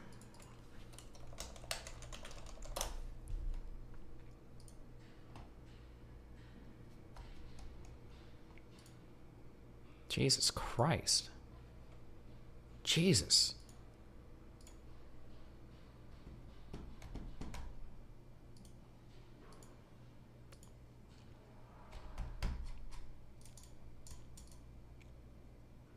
Also, if you're a tech bro and you're a tier 4 sub in my chat, I fully support you. Let me grab another Red Bull, 1 sec. Oh, and I need that boom sound effect. Who's working on that? I need to put it on my soundboard. Desperately. I desperately need that boom sound effect. If you're ever reading anything by Keffals, please read it out in her robotic, monotone voice.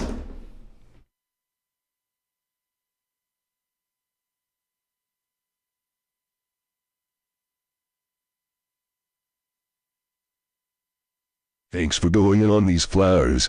Everyone here is a piece of shit.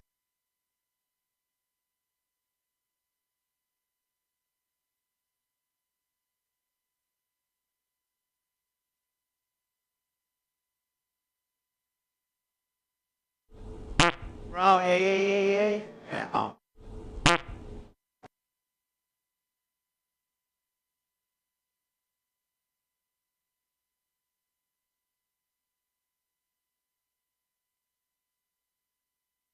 And this is why Keffals doesn't play Among Us.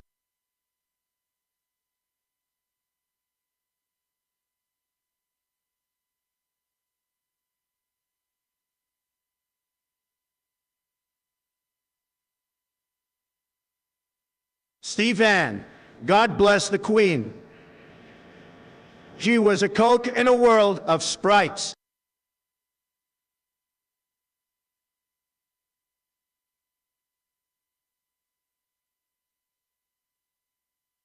I got banned. Take my money.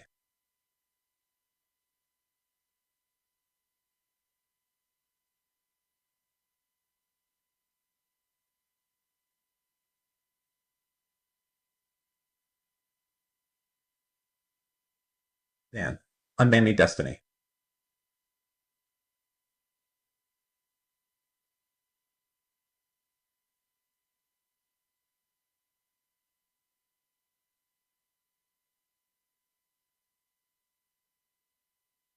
Did you hear the Queen is dead?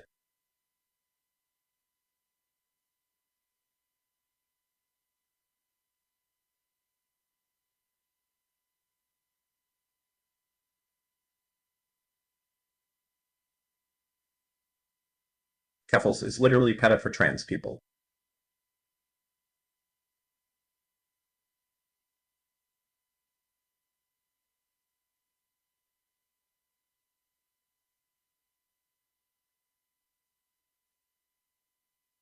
Let the hate flow through you.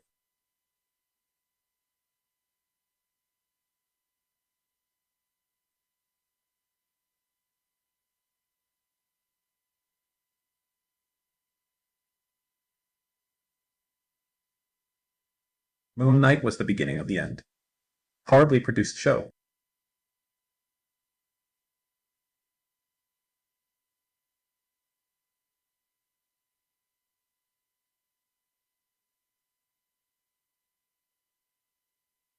I have $100,048. Here's the change, so I'm at 100K only.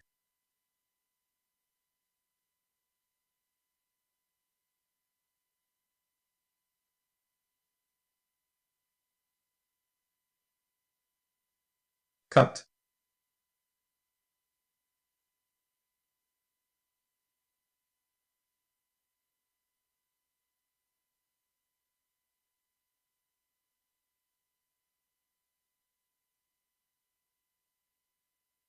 Re-unban me.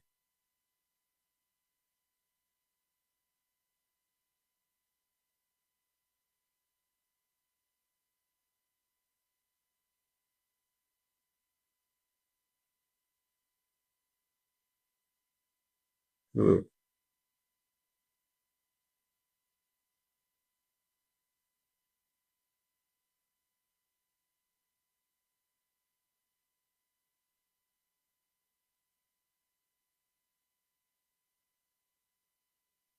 I hate Monarch's cringe. You ban me for it.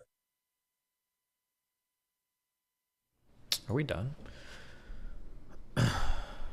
Why are you linking this? Okay.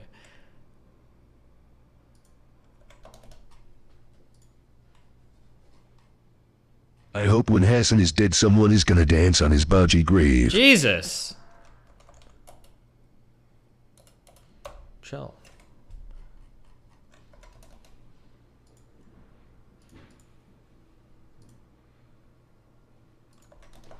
Okay. Back to this video. Exactly the same as the one he made about Sophie. It's also absolutely ridiculous that he rambles on about Kira just being close to people for clout as well, because he is absolutely close to Vorsh and Destiny for clout too. Like, come on, man. This is all projection and we can see it a mile off. I also want to make a big point here that Kira's harassment has been so intense that she has lost a lot of her viewers on Twitch and YouTube. Despite the constant barrage of harassment. That's not why she's lost viewers. He's such a liar. What a Weasley little liar. Wait, hold on. I just want to spell this. What a Weasley little liar, dude. Somebody tell him he's still lying. Harassment that she gets doing her job on a daily, no, hourly basis. She has been steadfast in her left-wing opinions, and she is always doing her best to unlearn the harmful behaviors that she had in the past. And she does all this despite the drop in clout that she is supposedly farming from having pretend opinions on the internet. I mean, come on, people. You can clearly see that this is absurd and has no basis in reality. It is simply the systematic destruction of a woman on the internet simply because she chose to be outspoken and make political content. Cringe. Seriously, if you're watching this and you have any empathy or sympathy for Kira's position at all, please go and show her some love. You won't regret it. She is more than worthy of your time. So there's a little rule of 3 that I'm trying to bring into my content here, and I'm gonna try and stick to that going forward. So I'm gonna finish this video with a third and final, and perhaps one of the worst character assassinations that Xanderhol has done on his channel. Uh-oh. And that is of his ex, Lani. Oh no.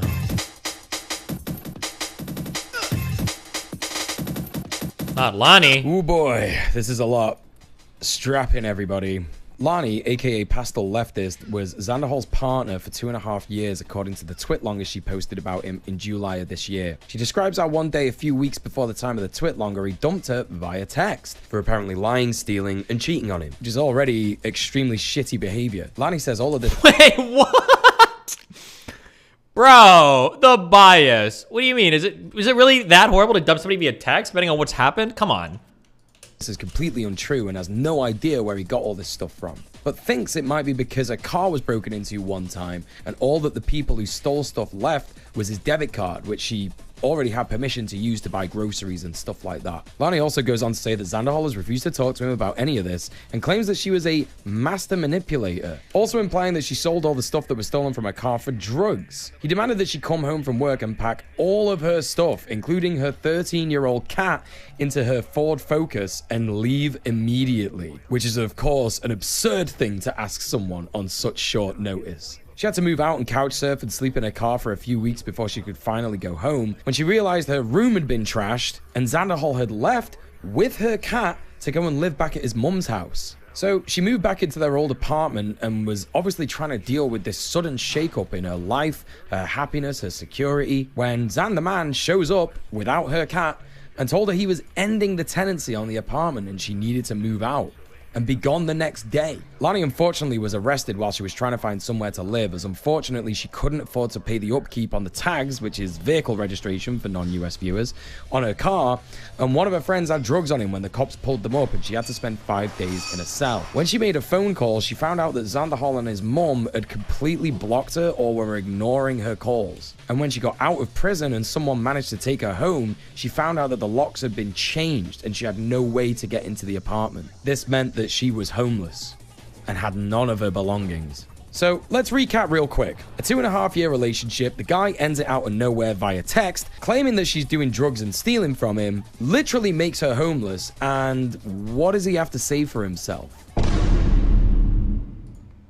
First things first, gang. I just want to say that making content about your breakup is an extremely ghoulish thing to do. Okay, like making a tweet, going off on a Facebook post, or even an Instagram story is kind of a normal human thing to do. But a 50-minute YouTube video. Not just a 50-minute YouTube video, a 50-minute YouTube video where he is trying to say that he made her homeless for a good reason, and that she had tried to frame him, and that he was trying to debunk some kind of conspiracy against him. So my policy on this is like, once things are public, they're public, and you kind of have to deal with it publicly. It sucks to like be public about like breakups and shit like that. Like, I agree, that's annoying, but like if it's already ultra public, you kind of have to like address it publicly. By that point, it's like, this is why I've said this before, I get a little bit irritated when streamers are like, oh, like you guys are so parasocial, blah blah blah. It's like, well, hold on, well, if you've like built this whole relationship out in like a parasocial way such that like people are watching your stream and shit all the time, of course people are going to be invested in the outcomes of what's going on. Like, that's just, you've built it into it. And the Lani Xanderhol shit was obviously very public, so I think it's pretty reasonable that it's going to be addressed in a public manner.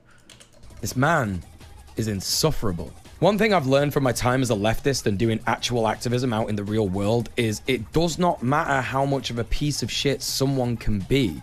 They deserve, at the very least, the basic human rights that every human being deserves. Food, clothing, housing, healthcare.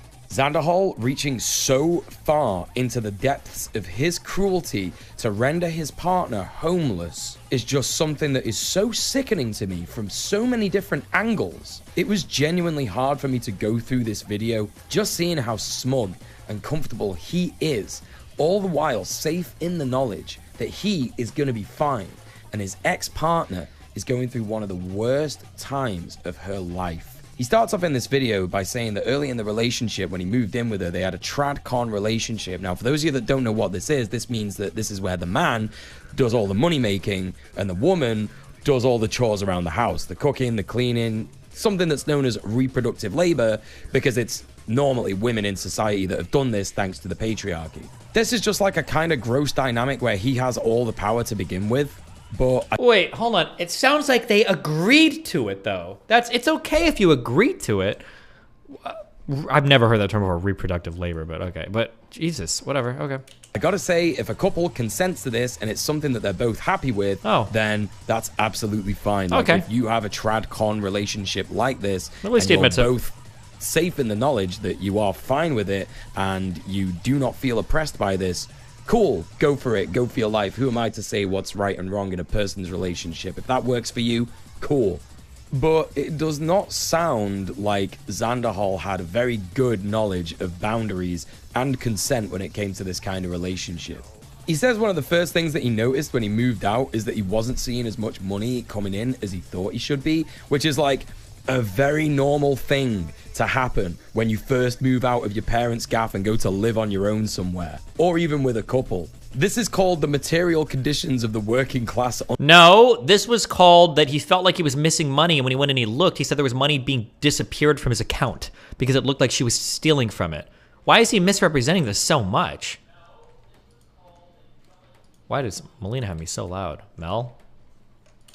Under capitalism, Xanderhal, and I advise you to do some research on it. Of course, it's an incredibly upsetting reality check that someone like Lani understood a lot more than Xanderhal because she has more life experience than him, being an older person than him. So of course, I also like how I'm gonna make an accusation here that's totally baseless, and I'm gonna admit that it's totally baseless, but I'm willing to bet that if we reverse the roles here, that how old is Xanderhal, by the way? Because that Lani girl is like 32 years old or something, right?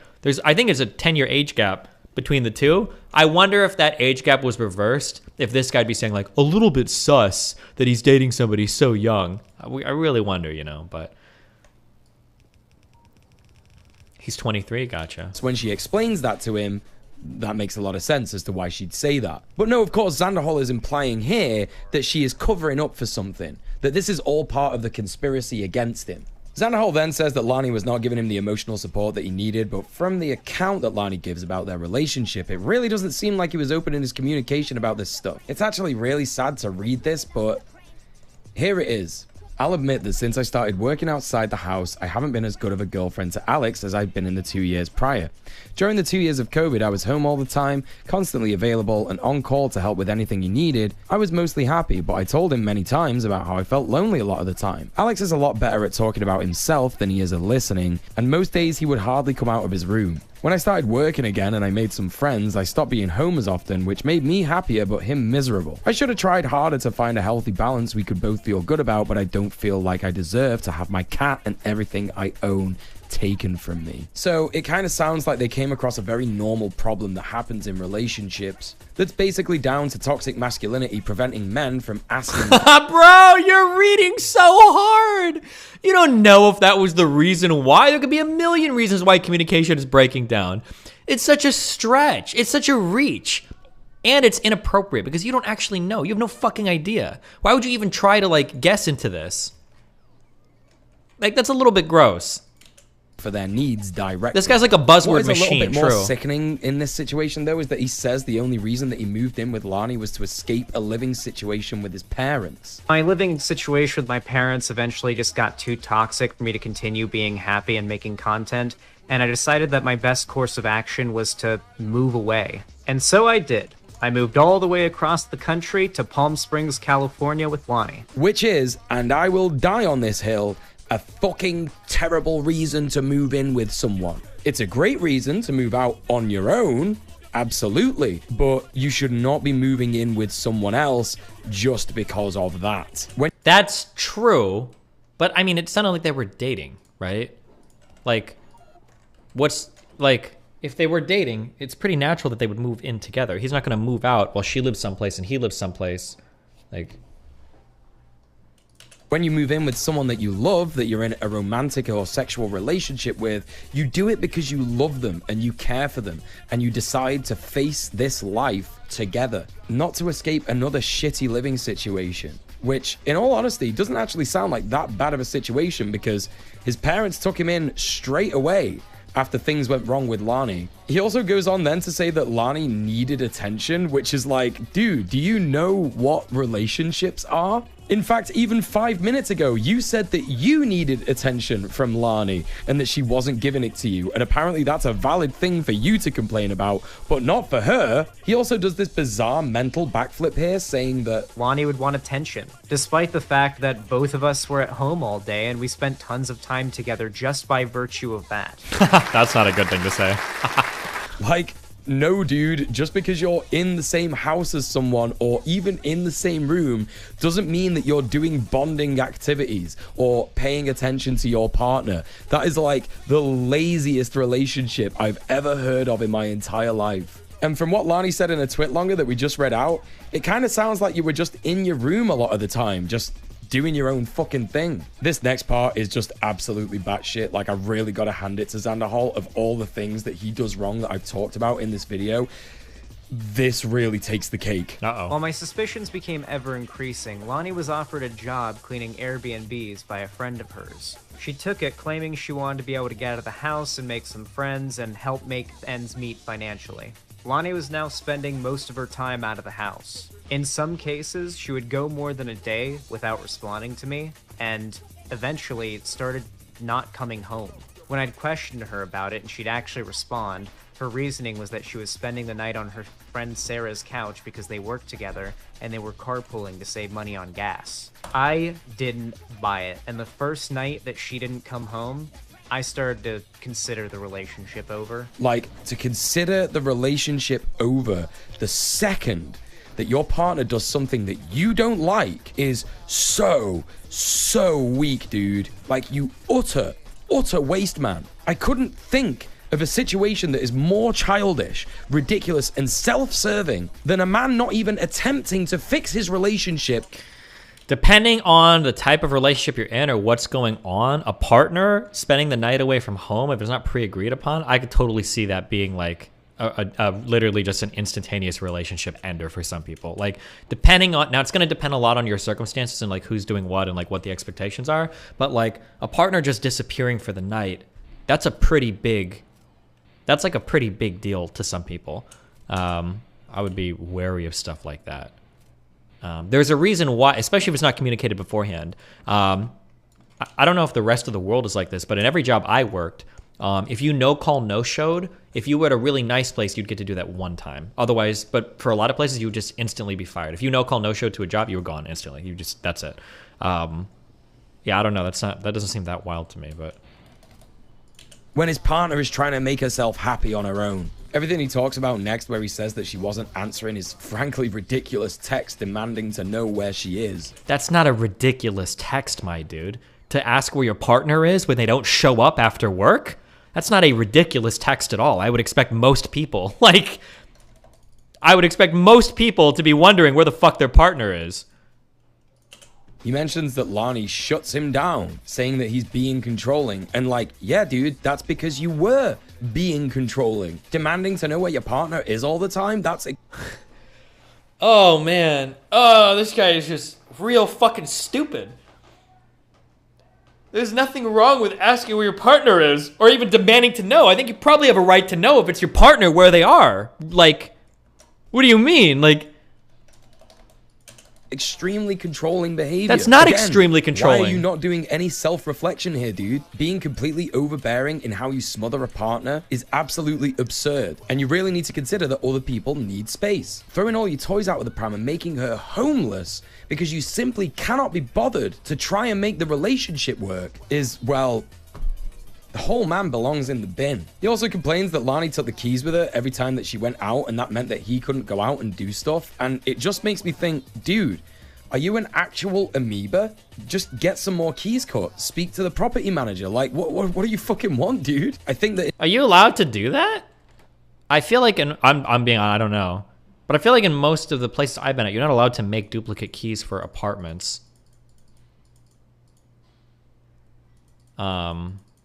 At least I've never seen that before, but you could maybe ask for another set of keys, but now it depends on if your partner is on the lease or not, probably, right?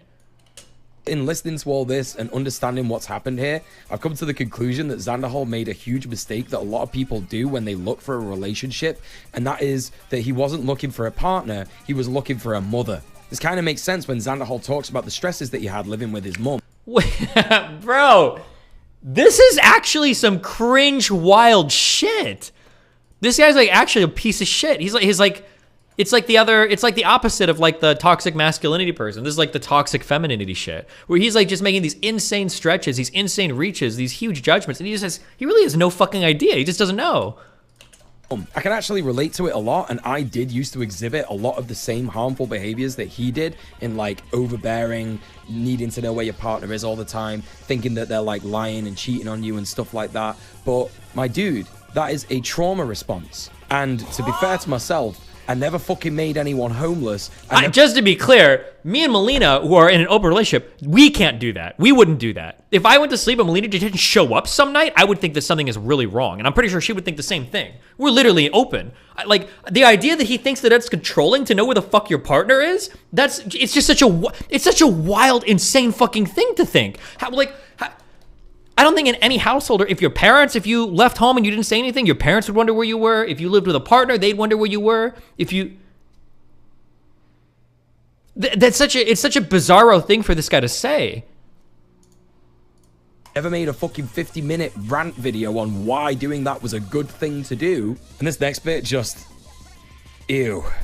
She would constantly use my card to order Grubhub and Uber Eats to places she was cleaning for lunch instead of packing some of the fresh food that she'd bought that was in our fridge and going bad. She'd also constantly leave half-eaten food just sitting on the counter to go bad. She wouldn't even bother just throwing it in the fridge to let it be good for later. I can't stand people who call themselves leftists and do not understand that people do not want to do reproductive labor. Dude.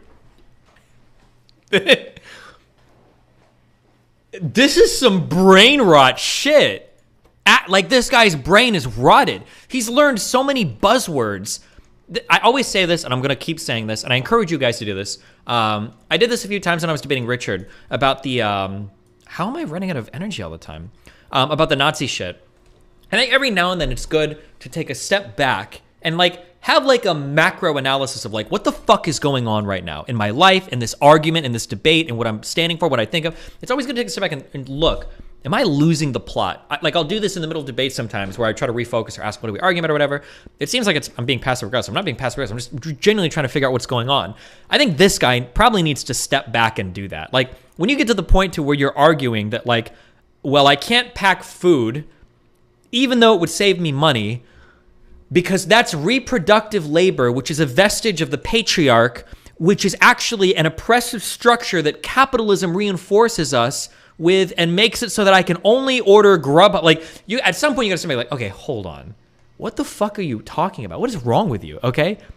You can pack a fucking lunch, all right? You don't need to write a 32-page essay on why packing lunches is like oppression, all right? Like, take a step back, take a deep breath, and figure out what the fuck is going on. Holy shit. Like, you're not door dashing because capitalism makes you, my dude. Like, cooking is a whole ass thing, dude. Lots of people get Uber Eats. I'm gonna be getting an Uber Eat after I've recorded this video because, believe it or not, and I know this is hard for some of you, shouldn't be hard for him because he looks like he's around my age. Poor people lived way before Uber Eats. Poor people lived way before DoorDash. We actually did. We were able to do it. We lived off McDonald's, $1.99 double cheeseburgers, okay? Or the Taco Bell menu, okay? We had ways to survive. I can't think of a single poor person. I don't know because I wasn't poor when Grubhub existed, but I can't imagine ordering Grubhub if you're poor. Like, that's like 10 fucking meals, unironically. One Grubhub order is going to be 10 fucking meals if you leave a tip. Because you can get like shitty fast food meals. Well, back in the day you could. I don't know now. But before you could get it for like $4 to $5. No, back then you could get it for $2 or $3. 2 double cheeseburgers, you'd ask for a cup for water, you'd get some Sprite, and you'd walk the fuck out. $2. I think it was a 600 or 700 calorie meal, I think. Each double cheeseburger was like 300 to 350 or 360 calories or whatever. And then you'd be gone. Grubhub and DoorDash is like 20 or 30 bucks a pop, dude. It's so much more expensive. It's so much more expensive.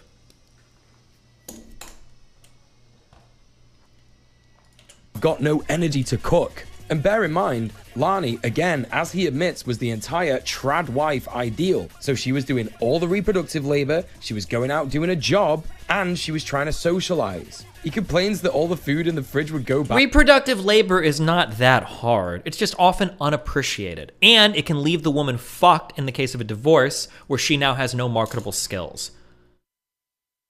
But it's not like it's impossibly difficult. They have no kids. They don't have fucking children. Keeping the house clean is not that difficult when it's just two adults. Even if it's with a dirty adult. If that's your full-time job, it's not that hard. And I'm not being funny, man, but like, Xanderhal, have you never been in control of a fridge in your entire life? It happens all the time, because unfortunately capitalism doesn't allow us a lot of time to actually address things like that. Plus, if you've got ADHD like me, planning and cooking is such a drama. When I'm hearing this, I can't help but go back to this clip that I played you earlier. Buy some fucking pizza Lunchables then, at least. You can buy pre-made food. I buy pre-made fucking food. There's other solutions than Grubhubbing or Uber Eatsing or DoorDashing. That shit is so expensive.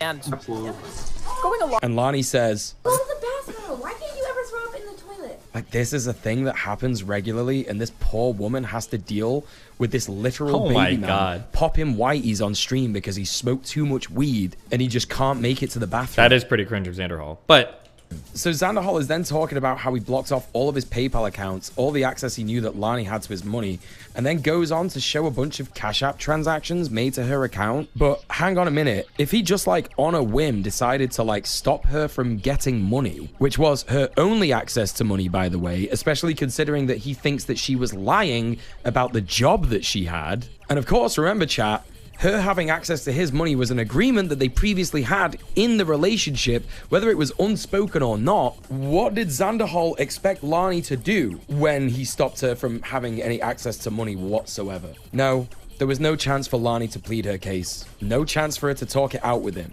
No, Xanderhal exacted the same state violence that any sheriff or landlord would do on someone who has not been paying their bills on time. It appears that the same day he did all this and stopped her from having access to money was also the same day that he kicked her out of the apartment. He didn't confront her with the information that he now had, nor did he give her any kind of grace period to find somewhere else to live. He just acted like the most disgusting, entitled, wannabe land baron that you could possibly conceive. Also, this part in the video where he scrolls through the transactions of varying amounts that absolutely can be explained away mostly by the fact that, as he admits earlier in the video, he was the sole breadwinner and gave her free reign of his debit card with this absurd epic music like he's just solved the mystery of the century as well.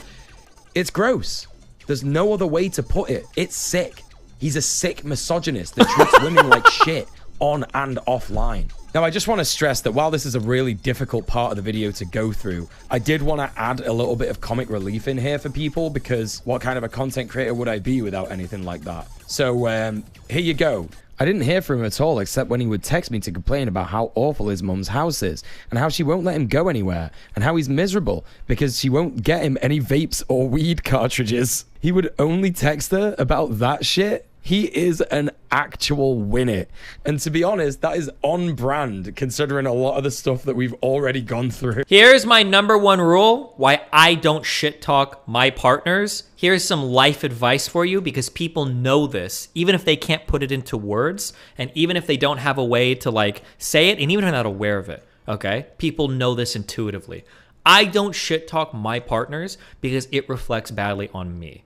If I'm out here saying, oh, this person I dated was a fucking loser. Oh, this person is just blah, blah, blah, blah, blah. Okay, well, why the fuck are you dating them then? It sounds like the only fucking loser here is you. Because they are a loser, and you're choosing to be with one. What's worse, right? So if you want to make fun of Xanderhal for all of these things, sure, that's fine. Make fun of him. Go for it. But Xanderhal's 23 years old. This Lani chick is in her 30s. Who's the loser? Because she should have the wherewithal at this point, like, to figure out, you know, hey, well, maybe this guy's not at the maturity level that I should be with. Also, again, shoe on the other foot, if this was a guy complaining about his 20-year-old girlfriend, crying about not getting vape cartridges and shit, he'd probably be calling, I know he would at this point. Now I've heard enough to know this. This guy would 100% be calling that guy a creepy abuser who's trying to take advantage of young people. Guaranteed this guy would be making that accusation, 100%. Anyway, let's dive back into this cesspit. When Zan talks about Emily, the friend that Lani had who fell out with her and apparently exposed her gambling and meth problem, I'm skeptical at best. This is a man who's shown his ass regarding how he makes things up about women who he doesn't like so often that you'd have to forgive me that I'm doubtful even in the existence of this person. But let's do a Debate Bro classic and play devil's advocate. I'm sure all of them are here. 1 hour and 7 minutes into the video. Yep, they're all gonna love this shit. Let's say that this Emily person does exist and that Xanderhall's right about how Lani stole money off him and that she's got a gambling problem and she's addicted to meth. So, you see what these leftists in Xanderhall's community who have, for example, demanded Lani do drug tests, harassed her, accused her of grooming him, even though the power balance is in Xanderhall's favor and everything. She's 10 years older than him. She's 10 years older. No offense to Xanderhall, because I'm not going to sit here and roast somebody about their paper. Xanderhall probably makes like 30 or 40,000 a year on YouTube shit. He's not some fucking like oil baron. Xanderhall's not pulling down 6 figures a month on YouTube. What are you talking about? These power imbalances. The guy's a struggling streamer.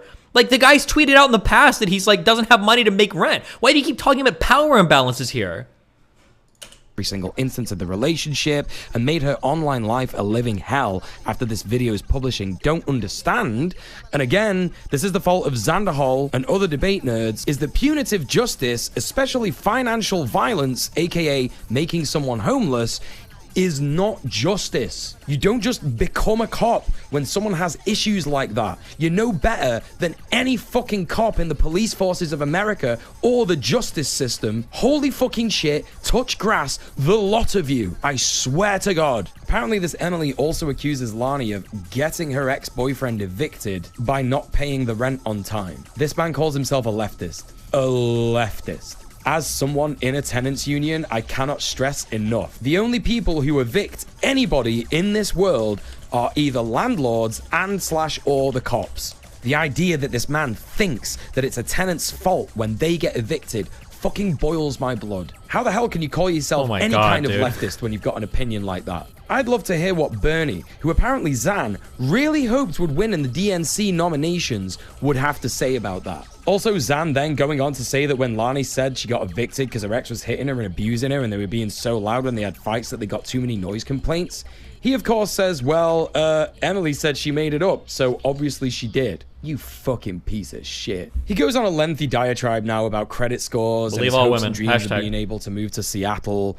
And honestly, I just kind of fucking tuned out at this point. It was like 3 a.m. when I was doing this bit in the script. And after everything that he has done to his ex, I honestly do not care, dude. Like, this guy is so focused on like not getting an eviction because it would harm his credit score. I'm just like, bro, you made someone homeless.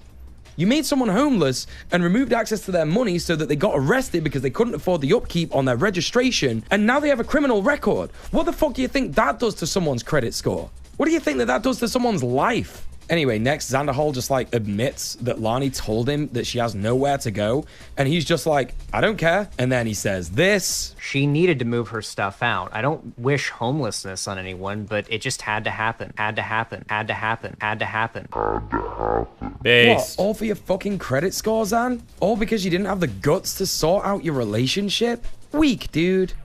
Fucking weak. One of the weirdest things to me that doesn't really add up is that Xanderhall claims that there were eviction notices served to the property that apparently Lani had hid. Like, what would that have achieved? Please get this guy. He won't talk to me. This guy already said, he already tweeted out as I was watching this. He's like, oh, I'm not going to talk to this guy. He would never. This dude is a fucking clown. Also, why would she not have mentioned in her twit longer that she would have been worried about getting evicted from the apartment by landlords? When it came down to it, she was evicted eventually anyway. Now, in her twit longer, she claims that Alex and his mum changed the locks to the apartment so that she couldn't get in when she got out of jail. But honestly, knowing landlords as well as I know them now with the work I've done for the tenants union, it's possible that a landlord would have just done that. Possibly because Xanderhall ended the tenancy and kind of like forced all of her stuff to get locked up. But anyway, it's by the by. And to be honest, I guess it's possible, but I don't know why she'd lie about this. And she doesn't exactly try and vilify Xanderhall in this twit longer. In fact, at the end of it, she actually pleads with him to get in contact with her to sort all this mess out. She even says at one point, to be clear, I'm not saying all or even most of this is Alex's fault. He isn't required to help me. but it feels like he is trying to make the hole I'm in impossible to dig my way out of. Also, what's he playing at when he shows this Instagram exchange? Does he think this makes him look like a good person? Of course his fans don't care, they're gonna... Okay, hold on. When you ape-hands tag me to click links that are stupid as fuck, Vine boom sound. Stop. Don't do this. I don't care. I support him anyway, but damn, anyone on the outside looking in is gonna see this and be like, yikes. Xander Hall shares some more DMs with people who were like legit concerned about Lonnie's whereabouts. He underlines this one where a third party who would be unbiased says that she was smoking DMT in the car with someone. Xan underlines this and writes doubt here, implying that he thinks that she was smoking meth. Again, let me point this out to everybody. If somebody is addicted to meth, especially if it's someone that you love, that still doesn't make everything that he's doing to her okay. He correctly points out in the video that meth and DMT need a pipe to be smoked in, a crack pipe in particular. And yeah, that's correct. But if you've ever actually been outside in your actual life, you would know that someone on crystal meth behaves extremely differently to someone who is on DMT. So I actually entirely believe that she was smoking DMT and not meth, to be honest. Not that it matters, right? Also, clearly in reference to Alex telling... Just as a heads up, I'm just going to say this. I don't trust anybody saying anything or talking about drugs or anything whatsoever. Just as a heads up. I wouldn't trust anybody to know if anybody's on meth or on DMT. Everybody in drug communities use all of these words interchangeably. Unless you have a friend that's a fucking drug addict, they've been in and out of rehab or some shit, trust that person. But fucking losers on the internet like this, they don't know anything about drugs, I wouldn't trust them to fucking know anything about any of these drugs. Just as a heads up. He's spoken to friends who've been worried about her whereabouts. She says in this screenshot, I spoke to blank, and they said you never spoke to them. I'm confused. Which is clearly, at the very least, an indicator that Xander Hall is not telling the full truth with these screenshots. Xander Hall then admits that he was considering going back to the apartment with the police. A leftist who's done content covering police brutality. He was going to bring the cops to his ex-girlfriend's place, probably telling them that she'd stolen from him, is addicted to crystal meth, and might be fucking crazy and unhinged. This motherfucker could have got her killed. Also in this next bit, Xander Hall straight up accuses Lonnie of setting up a credit card in his name, which is extremely fucking hard to do when you don't have a fixed address. Like, where is she picking up this credit card from, dude? You can order them online! What are you talking about? Is she picking Bro, up I had like 5 5 Chase credit cards and I lived in fucking Nebraska. We don't even have Chase banks over there. I don't even think I've actually ever even stepped... I've actually used Chase cards for the better part of the last 5 years. Hundreds of thousands of rewards points. I booked my flights. I don't think I've ever been inside a Chase bank in my entire life. Ever. They're blue. That's all I know. I've never been in a Chase bank in my life. Like the car park where she's sleeping in her car. One of the first things that he says in this video is that he noticed that money was getting drained out of his PayPal account to an unknown source, and that he didn't believe Lani when she said that he might have got hacked. But I've had my PayPal hacked before. A literal Russian child hacked my fucking PayPal in 2014 because I didn't know what I was doing. The little shit used it to pay for gaming subscriptions. It was extremely funny. And in fact, when I contacted PayPal, they sorted it all out immediately. It was pretty fucking good, to be honest. But what I'm trying to point out with this anecdote is that actually it's entirely possible that someone could have stolen Xander Hall's identity and taken out a credit card in his name, not just Lani. Next is more unfounded accusations that she was done by the cops for meth. And I gotta say, sharing someone's police report, even though it is public information, as he rightly points out in the video, it's just a weird fucking thing to do. It's like being like, here is the official thing that says that my ex is a bad person. Anyway, he says that in the police report that she was definitely done for methamphetamine. Now, look at these police reports. It doesn't say anywhere here that she was done for meth. It says that she was done for being in possession of a controlled substance. You do know what a controlled substance is, don't you, Xander Hall? Many things. But no, Xan the man needs you to think that it is meth. You know, the bad drug that all the crazy, unhinged druggies do. All the crazy, unhinged druggies that steal things and hurt people and rob people and rape people. Just so they can get their fix. And making out that Lani is a person like that would fit his narrative pretty conveniently, wouldn't you say? Xander Hall then tells us that he went back to the apartment while she was in jail, and is delighted to tell us that it looked like the aftermath of a frat house party. I'm pretty fucking sure that Xander... She literally admitted to the meth thing, I thought, but okay. Hall didn't go to college, so I don't know how he knows what an actual frat house party is, but anyway, that's by the by. And to be honest, if I'd have gone through the shit that Lani had gone through, I would not have an incentive to clean up that house. I would be fucking devastated. I'd probably spend a lot of time just like in bed. Hell, I find it hard enough to clean my house in general with fucking ADHD. And trust me, having ADHD and OCD is a fucking trip. Oh my god. So next he says that he... Wait, real quick. If I do power armor and a thruster suit, does the power armor have life support in it? Or does only the thruster suit have life support in it? Do I need to put a life support thing in the power armor or what? Okay. Found like some beakers and jars that were in shrink wrap, kind of implying that he thinks that she was going to be synthesizing drugs in the apartment. But probably what was more likely is that she was going to use it for like Etsy store stuff that I think she was doing on the side, because it kind of looks like she was doing that stuff anyway, according to this Twitter post. But honestly, at this point, it really does sound like he's trying to LARP his own Breaking Bad made up fantasy. He even references the show when he's talking about this. And what I want to point out, by the way, is that Xander Hall and his community seem like obsessed with evidence, even if it is like obsessed with evidence. So why do we not have a picture, Xander Hall? Where are the pictures of this supposed meth lab that Lani was making in your fucking ex apartment? Like, if this happened to me and I went to an old apartment and found some stuff that I didn't recognize in there and I was worried... Wait, you can't use power armor 2 in space? Is that true? It was like weird, I would probably take a picture of it so I could ask people and be like, yo, what the fuck is this? He then next talks about how he starts removing all of his possessions, clearly trying to make a statement here that even though they had the agreement that Lani was able to spend his money on the things that she needed, that now all of these things are his, actually. Oh no, oh, you thought that actually I was being nice and these things belong to you. No, they're mine. They're fucking mine. And the way he then talks about how he just went back to his normal life, pretending that none of this stuff happened, is just so disgusting. Where is his empathy? My God, no debrief, no makeup sex, just sweep it all under the carpet. Don't even think about your poor, homeless ex-girlfriend who has no fucking money, has gone to jail, and whose life is falling apart. Just go and fucking make your YouTube videos. Complete refusal to take responsibility of his actions. He tries to cover his tracks here by saying that if she really wanted to, Lani could get in touch with my mum. But even if that's the case, it is so irresponsible to cut off all communication with someone that you had been seeing for 2 years, to not even allow her to make her case. Honestly, gang, I can't get over this. Like, I've had toxic relationships that were 6 months long, where someone had been confirmed by multiple people to have been cheating on me, and I still didn't act like this. I still tried to sort things out with this person. I gave them way more grace than this fucking man could even conceive. This next bit, I'm just gonna let him speak for himself, really. Okay. I have no intent to keep on paying to keep her items in storage. It's burning a hole in my pocket for me to even hold on to these things. I only saved them out of the kindness of my heart to try and be a good person, and it's only gotten me tangled up in more drama. I'd literally have less bullshit to deal with had I let her sentimental, irreplaceable items get trashed in the unit along with the rest of her stuff. No comment. Lots of notes, by the way, but no comment.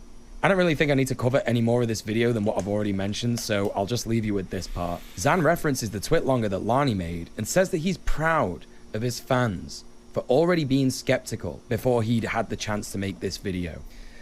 With that in mind, it's time to wrap this up.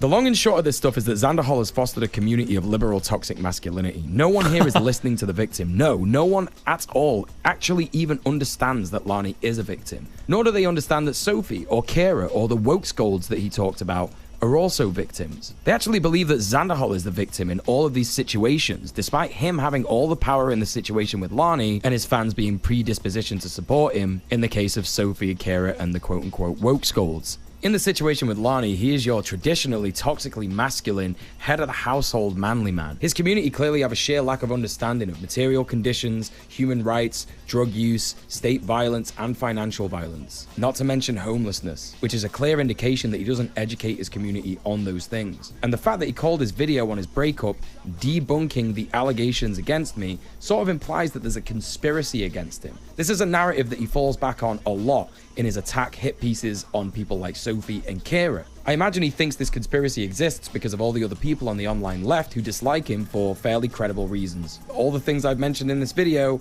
plus a lot of other stuff that I simply can't mention because otherwise this video would be hours long. There are so many other people that I've not mentioned that Xanderhol has hurt with his ridiculous character assassinations and the harassment of his fans. I think we've covered a lot of facts in this video that point to our man Xan not having really recovered from his alt-right days. His misogyny is still there and he needs to do a lot of work to unlearn his harmful behaviors, plus his aggression towards trans people who disagree with him and his debate bro pals, while simultaneously sticking up for those who do what he says, is clearly an example of his queer phobia not being properly dealt with either. His lack of good grace and faith in attacking Kira shows that he actually doesn't believe his own mantra that you can debate Nazis in the marketplace of ideas and convert them, because apparently someone having said bad stuff in the past is absolutely inexcusable if it's a woman that he doesn't like. When Xan attacks people he doesn't like, there's a whole lot of projection going on. He calls Kira a terrible person who doesn't deserve redemption from her days as an alt-writer. He says that Sophie might have some good political opinions, but she's a terrible person. He calls Lani a master manipulator and implies that she was a terrible partner. He says that woke scolds are mentally ill people who need validation from the internet because they never go outside. These are all things that could be applied to Xanderhol himself. All this, coupled with a refusal to self-reflect, simply means that he's a narrow-minded man who's stuck in his own bizarre world of failed Minecraft YouTuber dreams and mummy issues. And it's sad. Lots of people like Xanderhol because, like his debate bro friends, they offer a window into politics where you don't actually have to do anything, except for what the system says you can already do, and this makes them feel like they're making a difference in a world that they correctly know is bad. He reinforces the belief that you can change the system from within the system. And people love that. Because people with privilege and comfort don't want to do anything other than what they already do. They don't want to change their mind too much. They enjoy the cruelty and puritanical cult-like behavior that's encouraged in white Western colonial society. Just as a heads up, he has this analysis completely backwards. The reason why people don't like it when you say you can work within the system is because that means that you have the capability to make change, which means that if change isn't happening, you have the responsibility or some shared responsibility for why the world is the way that it is. Nobody likes that. Whether you're talking about far-right people that blame, the Jews or whatever, or you're talking about far-left people that blame capitalism, there's a very nice and comforting feeling in knowing that the world is eternally fucked, and it's because of powers that are way larger and way less dealable than anything else that you could ever imagine in life. There's always going to be a big guy pulling the, pulling the strings behind the curtain. You can never do anything about it. It's always too much. I think that's one of the reasons why those theories are so attractive, because there's so much you can externalize in terms of blame about the world. The idea that people say to work within the system because they're privileged, bullshit. People that want to work outside of the system are the privileged ones. You're never going to go into some poor black neighborhood and hear them talking about fucking mutual aid or fucking trans GoFundMes on fucking Twitter. This is some shit that is exclusive to wealthy white people on the internet and will almost always be the case, because these alternative fucking anarcho whatever projects never do anything more than satiate the desires of well-intended but ultimately uneducated white people on the internet that want to feel like they're saving the world, especially minorities. But he reinforces their prejudice and basically makes them feel like they're doing an activism, whereas really they just have posting disease, thinking that you can change the world with minimal online activity. It's arguable that Xanderhol does nothing for progress despite his progressive opinions about race, gender, and sexuality. The dogpiling he encourages on marginalized people pretty much cancels out the perceived good work that he does. But there's a reason for all this being the focus of the content. We already know he was struggling for money living out with Lani, and of course he knows that having centrist drama-based content is a lot more lucrative because, well, simply put, people are ghouls and they love that shit. The debate scene is something that reinforces this observation because people like Destiny and Vosh rake in sizable incomes. That's for having paper-thin positions and wildly fluctuating moral compasses, which reinforce the biases of their mostly centrist neoliberal viewers. And people love the drama, the blood sport of the debate community. And ultimately, it doesn't get us anywhere. As mentioned earlier, there is no actual evidence that says that debate stops people from having bigoted opinions, nor does it stop them from hiding them. No, lots of people let those opinions out when somebody upsets them, as we've seen with our Zanny man. My friends Sophie and Kira have spoke to me in private about the harassment that they've gotten from Xanderhol's community, and it is fucking heartbreaking. These are not people that need any more shit in their lives, Xanderhol. These are phenomenal people and allies who would have supported you and fought for you if you'd only just done a little bit of work to unlearn those harmful behaviors. Take some criticism on the chin and apologize. It's that shitty debate bro mentality you've got of never conceding and never showing weakness. It doesn't help anybody.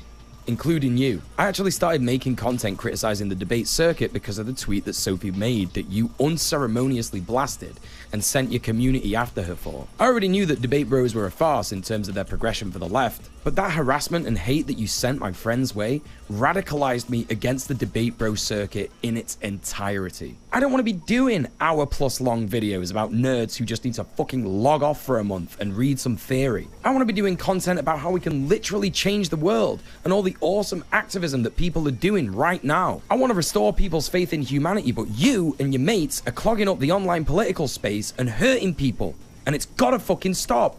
You even said yourself how disappointed you are that the majority of people end up disliking you before you've even got a chance to get to know them. Ugh, who am I kidding? He's not even fucking watching the video, is he? He won't even watch this shit the entire way through. All in all, when Xanderhol talks about why he started streaming, his political journey and what happened to him during that journey, plus his hopes and dreams, I find myself relating to him a lot. Like, we started streaming for the same reasons. He wanted to be a gaming streamer, so did I. He got into politics because he realized there was something up with the world, so did I.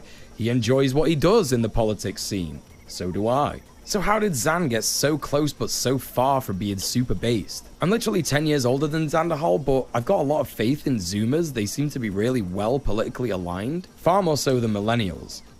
But with Xanderhol, I just feel this huge disappointment. This video isn't an attempt at cancellation because, hell, as we all know, that doesn't work. This is just to point out to everyone, including Xanderhol, that the debate bro circuit and debate culture as a whole has got some extremely harmful behaviors that need to stop. If you've been on the fence about Xanderhol, or even if you've been watching this whole thing, foaming at the mouth, raging that I dare criticize him, all I want is for you to consider what I've said. It doesn't matter in the long run if you change your minds, because I know that people are eventually going to move away from debate bro content. The world is changing in vast, phenomenal ways, and we're on the precipice of something amazing. And most people will forget all this drama content. They'll forget all the debate bros, all the drama channels, and communities will thrive and support each other under the worsening material conditions of global capitalism. There's so much more that you can use your online influence for. People are doing amazing things all across the world, and you could be covering that and giving hope to people. All I've seen in Xanderhol's comments over the last month of researching for this video is people complaining that the left is fracturing and nothing will get done while the left is always fighting like this. And well, that's just not true. Despite all this terminally online bullshit, people are making headway. People are waking up to the fact that their governments don't care about them. People are taking matters into their own hands and looking after each other. Xanderhol's audience and the entire debate bro audience are caught in a spiral of doomerism, but it could all change overnight. Just think about it. Seriously. Okay, will do.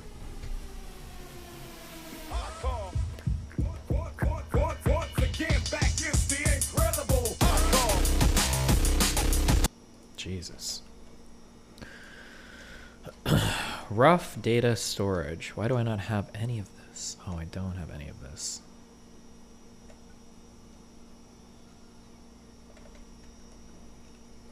What a horrible, horrible video. Okay, we need rough data storage, and we need to do the petroleum thing, I think.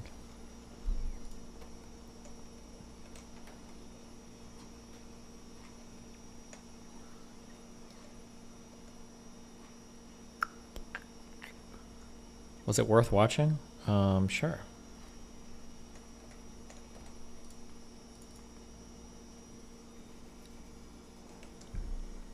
What do you think will happen to kiwi farms now? I think they have so much heat on them that they're gonna have to chill the fuck out. The problem is kiwi farms has no chill, and they'll like run themselves into oblivion, like out of stubbornness, unironically.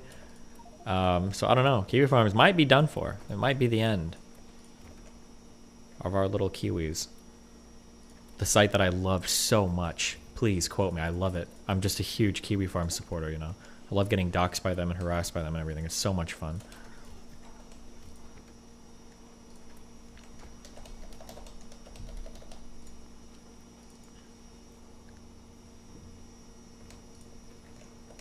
Okay.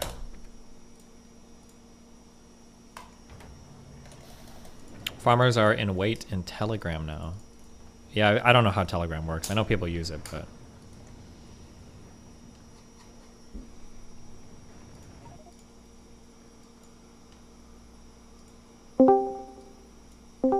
Dr. Darko. Oh. Hi. Well, hello. Hey. How's it going? Hang on, sorry, let me mute the stream. Hey, did you figure out your rocket lamp status stuff? Rocket lamp status? Yeah, like you wanted to get like a lamp running so that you could tell when the rocket was ready? Yeah, I just connected to the same circuit as the green signal. Oh, okay, yeah. That is Obviously. I'm sorry, how many packs have you automated in space exploration? Like the science packs? Yeah. You know, the space science one, but the first one? Yeah. And you've come here to give me advice when I've almost automated the second one? Cringe. I also had a handful of other random questions, if you don't mind. I don't. Ask away. Cool. What do you do with GPT-2? Me? Nothing. I don't fuck with that at all. But I see a lot of people making good memes with it. Oh, gotcha. Okay. Yeah, sorry. You said something in chat like a while ago about how like you work with it a lot in your free time. Okay. If I type shit off stream, usually it's because people are asking complicated tech questions, and I'll show up and I'll like tell them that they're wrong about everything, and I make up a bunch of words. I have no idea what I'm ever talking about. Don't ever listen to anything I say relating to that. Gotcha. All right, for sure. Are you still doing like the positions page, or is that like dead? I should. I need to work on it again. I've just been. I got super ass mad because some journalists actually quoted it, and they took like the two worst things from the page, and it made me feel like I was wasting my life ever trying to clarify any position I have on anything ever. But I should just go back to updating it because it's probably good to have updated. Yeah. Right, for sure. Yeah, no, I've like thought about making some edits, and I'm like, well, like, I mean, I guess I could and see if you accept them or not. But yeah. Also, do you donate to Wikipedia? No, but I should. I'm just lazy. I should do like a donation drive on stream for it, really though. Right. Yeah. I like. I get their little banners every once in a while, and it's makes you feel like I should.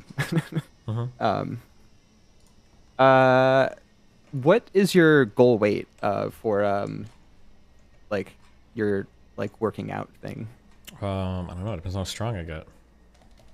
I don't think I have like a goal weight in mind, but it's always going to be a function of strength too. Like if I weighed like 115 pounds right now at this level of strength, I'd probably be pretty happy. But like I weigh 170 or 165. But if I got like quite a bit stronger and I weighed like 150 or 160, that'd be okay. But I was way stronger, I could see myself gaining 5 or 10 pounds. I don't know. It just depends, right? It's always a function of like how strong you are. Right. Yeah. I think that like my ideal male body, if I ever get there, is like being pretty fucking strong at like anywhere from like 14 to 15% body fat. I think a really good look. That's what I would say. For sure. Yeah, I'm like a similar build to you, and I've been like trying to do like the 1,000-pound club thing, and it's just been like a struggle. Like, I don't know. I've had an issue with like trying to eat enough to gain weight, because Well, keep eating. Yeah, that's the hard part. I hate eating. Like I know you said you were like picky when you were younger, and like I don't know. My parents didn't force me to fix that, so I've just grown up with like a 6-year-old fucking diet. Well, yeah. Well, what else? I don't know what I can help you with there. Eat junk food. For sure. Right. Do you your mic? Do you run that straight into your mixer, or do you run it through OBS? It goes into a channel strip. And then from there, that goes into my mixer, and then that goes into my computer. But I don't do any kind of signal change on OBS or anything. Gotcha. Okay. Yeah. No, I was wondering why you didn't use like the expander or compressor or all the shit built into OBS to like get rid of like the micro or the microwave noises and all that stuff. Maybe at some point in the future, but not right now. No. All right. All right. And then I have one more potentially outrageously inappropriate question, if that's. Yeah, go for it. What do you got for me? All right. Were you molested as a kid? Jesus fuck. No, I don't think so. Or not. Okay. No, why? So I'm like a relatively newish fan, and I like tore through like your whole YouTube channel in like the past like year or two. And there was like a debate that you had with someone where there's like a very weird thing that came up in my past that was related to that, but I don't talk about it for a variety of reasons. But I don't know if I would necessarily call it molestation, but it's just I don't even like going into topics like that because it makes conversations really fucking weird, and it makes people not address me in a way that I want to be addressed. So, right, yeah, no, I kind of figured I was like really hesitant to ask because I'm just like, oh god, like just any answer to this is like gonna be rough. Yeah. Well, for sure. Well, I've been trying to find something to disagree with you on for a while, but keep haven't looking. really found You'll find anything, something. so. Okay. Either the food takes or the Right. media takes. All right. right, for sure. All right, appreciate it, bud. Have fun. Be careful. Yeah. Hamster hawk. Can you unban me? I don't do those. That's up to the bear. Okay. Wait, You've you angered the unbanned a bear bunch- way you too much. you If banned a bunch of- if I unban you, the bear is gonna destroy me. So I Yeah, can't. but I'm do not it. banned for any reason. Really? Yeah.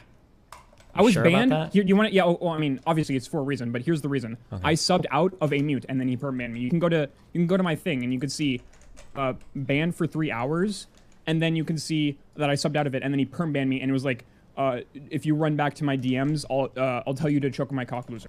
And then he banned all of my alts, and then he kept banning all my alts, and then when I found a bug to make more alts, he post-doc justified his ban on me for that.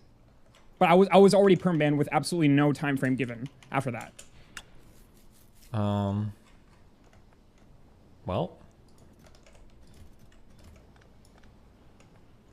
Sucks. Can I just get unbanned? I can't. I don't fuck with that. That's not my. That's Nino okay, and the so bear. so I'm just permanently banned. Somebody said you sent 400 messages to RPTBA in a single day. Yeah, but he's what do you think I just spent? I just sent him 400 messages like unprompted. He didn't say anything back. No, we were having a conversation. He's just lying. Why did Nino unban you? Because she said that her job was to unban people, not ban people. And she just didn't care. She just didn't care. Well, son, you've gotten yourself into. Wait, you unbanned what was it? A bunch of boxes. Yeah, but I have to go through every time I unban anybody. It's a big fucking then, show and dance. Then we can do it right now. Okay, Just- I don't just even look at- know look at my why. logs. Bring in Nino. You have to bring in somebody to represent you. Okay. Okay, wait, represent. No one's. I'm representing myself. Well, obviously that's not enough because the bear has deemed Well, you. everyone's against me. Well, that's why. Why is everyone against By you? everyone, I mean all the mods who want me banned for no reason. Okay, if all of them want you banned, is it really for Well, no there's reason? two. There's two. There's RTBA and then Ninu who for no reason. Well, Lycan. Lycan's in here.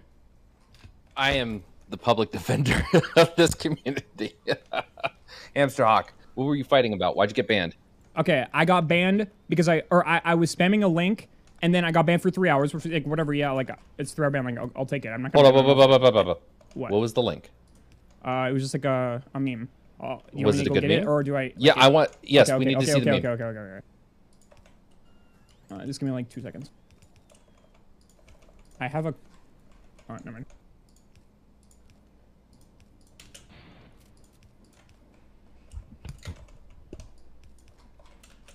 Okay, I'm posting it. Okay, I posted it. I won't die in vain. Yeah. What is the meme, Lycan? Hold on, I'm watching it. What is it? It's a meme, and then.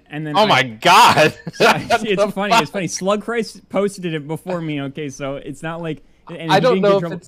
it's funny or it's just it's super funny. uncomfortable. It's a fine meme. Okay, he banned me for 3 hours. It's like, okay, fine. I got banned. That's fine. Whatever. And then I subbed out of it, and then he perm banned me. And now let me read you that message. Hold on, wait. What? Steven. What?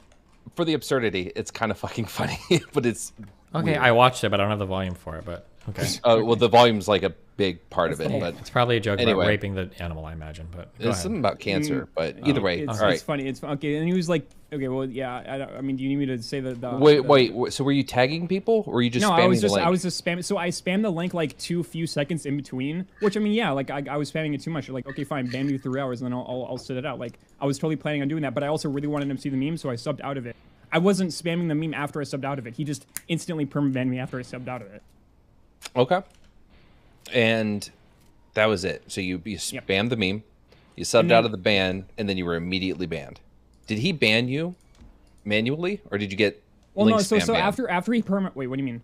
Did the bot ban you, or did he ban you first? He banned me, and then he perma-banned me after I subbed out of it, and then he proactively banned every single one of my alts, and then every single time I made another alt, he banned those alts. Okay, And so then- Steven, hold on. So Steven, my understanding is the rule, like it tells you when you get banned, you can sub out of this. So it Yeah, doesn't there's matter a problem we've had in the past where RTBA rebans people, but the thing is that I never know why they get banned, and then if I unban anybody, there's like 15 pages of reasons for why the person was supposed to stay banned, and then I get in trouble. So I don't think there was 15 pages. It was just I Hey, don't like him. hawk shit, I am gonna advocate for you here, so I'm putting my neck on the line for you. I'll Is there any other fucking weird shit he might have banned you for, or was this it? No, it was okay. So I'll this is honest to God. Okay, he banned me because he didn't like me. That's the only reason. Well, what reasons did you give him to not like you?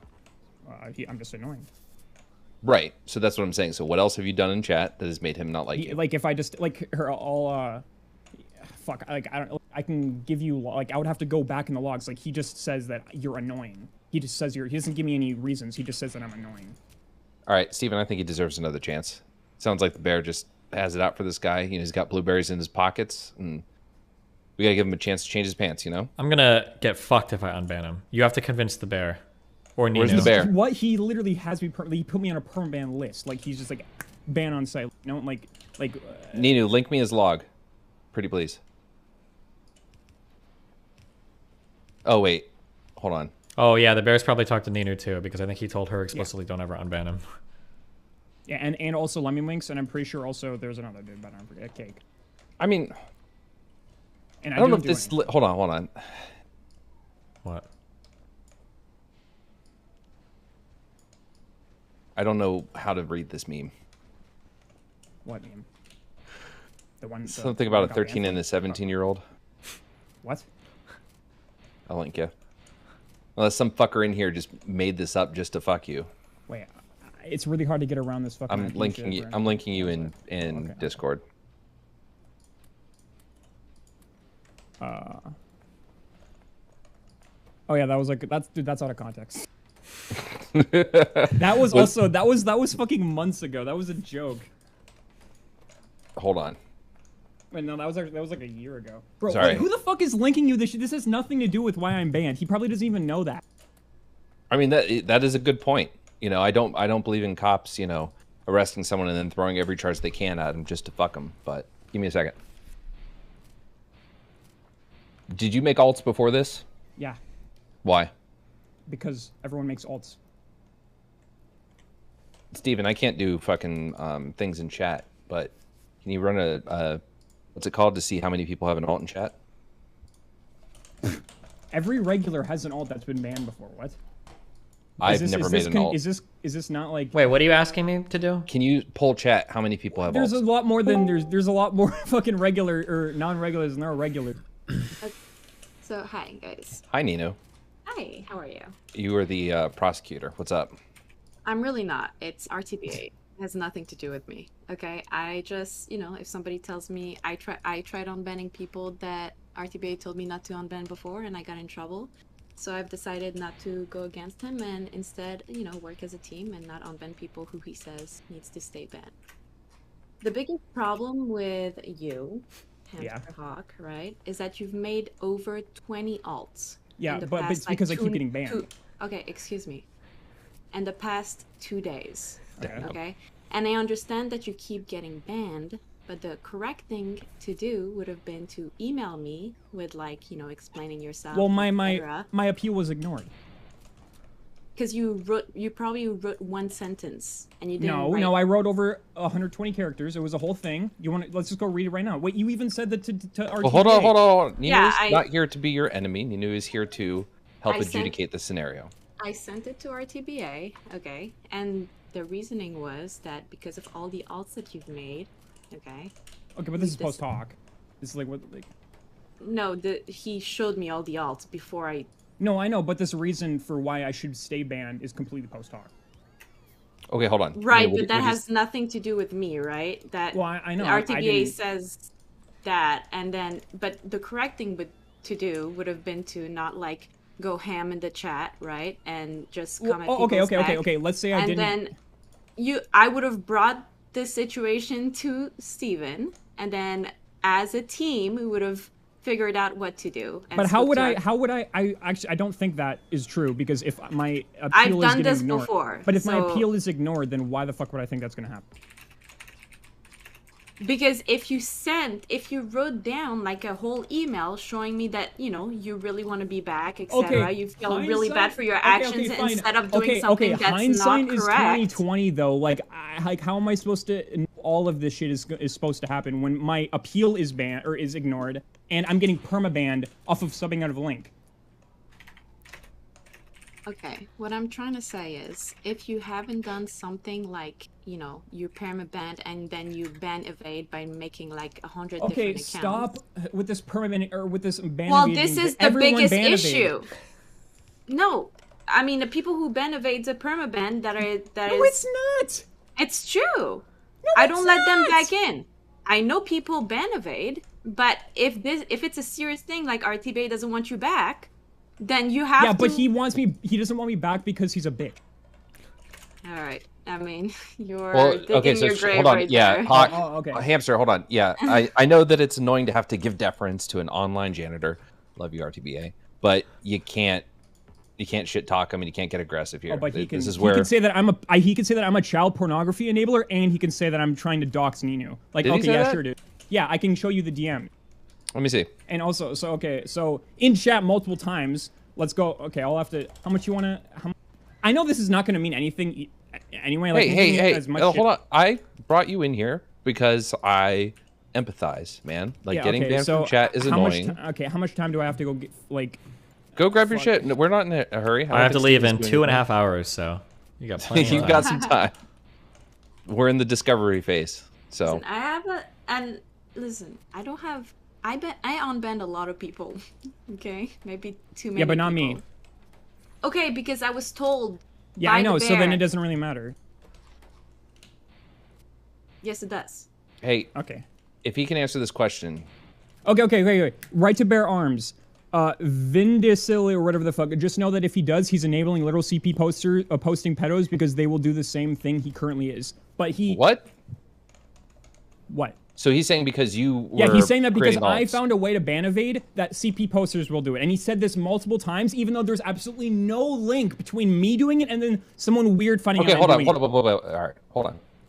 Now, him even bringing that up is unnecessary, but I also don't think he's calling you. No, he or is saying equating that I'm you. enabling He's saying it. that I don't know if he's enabling it. Yeah, but that's what he's saying. You've identified a loophole that could potentially be exploited okay, by quote, other he's people. enabling literal CP posting pedos. Bad phrasing from him, but you No, know, but he said it he's- multiple he's- times. He's not from America, so he's limited. Okay, that's great. So then, okay.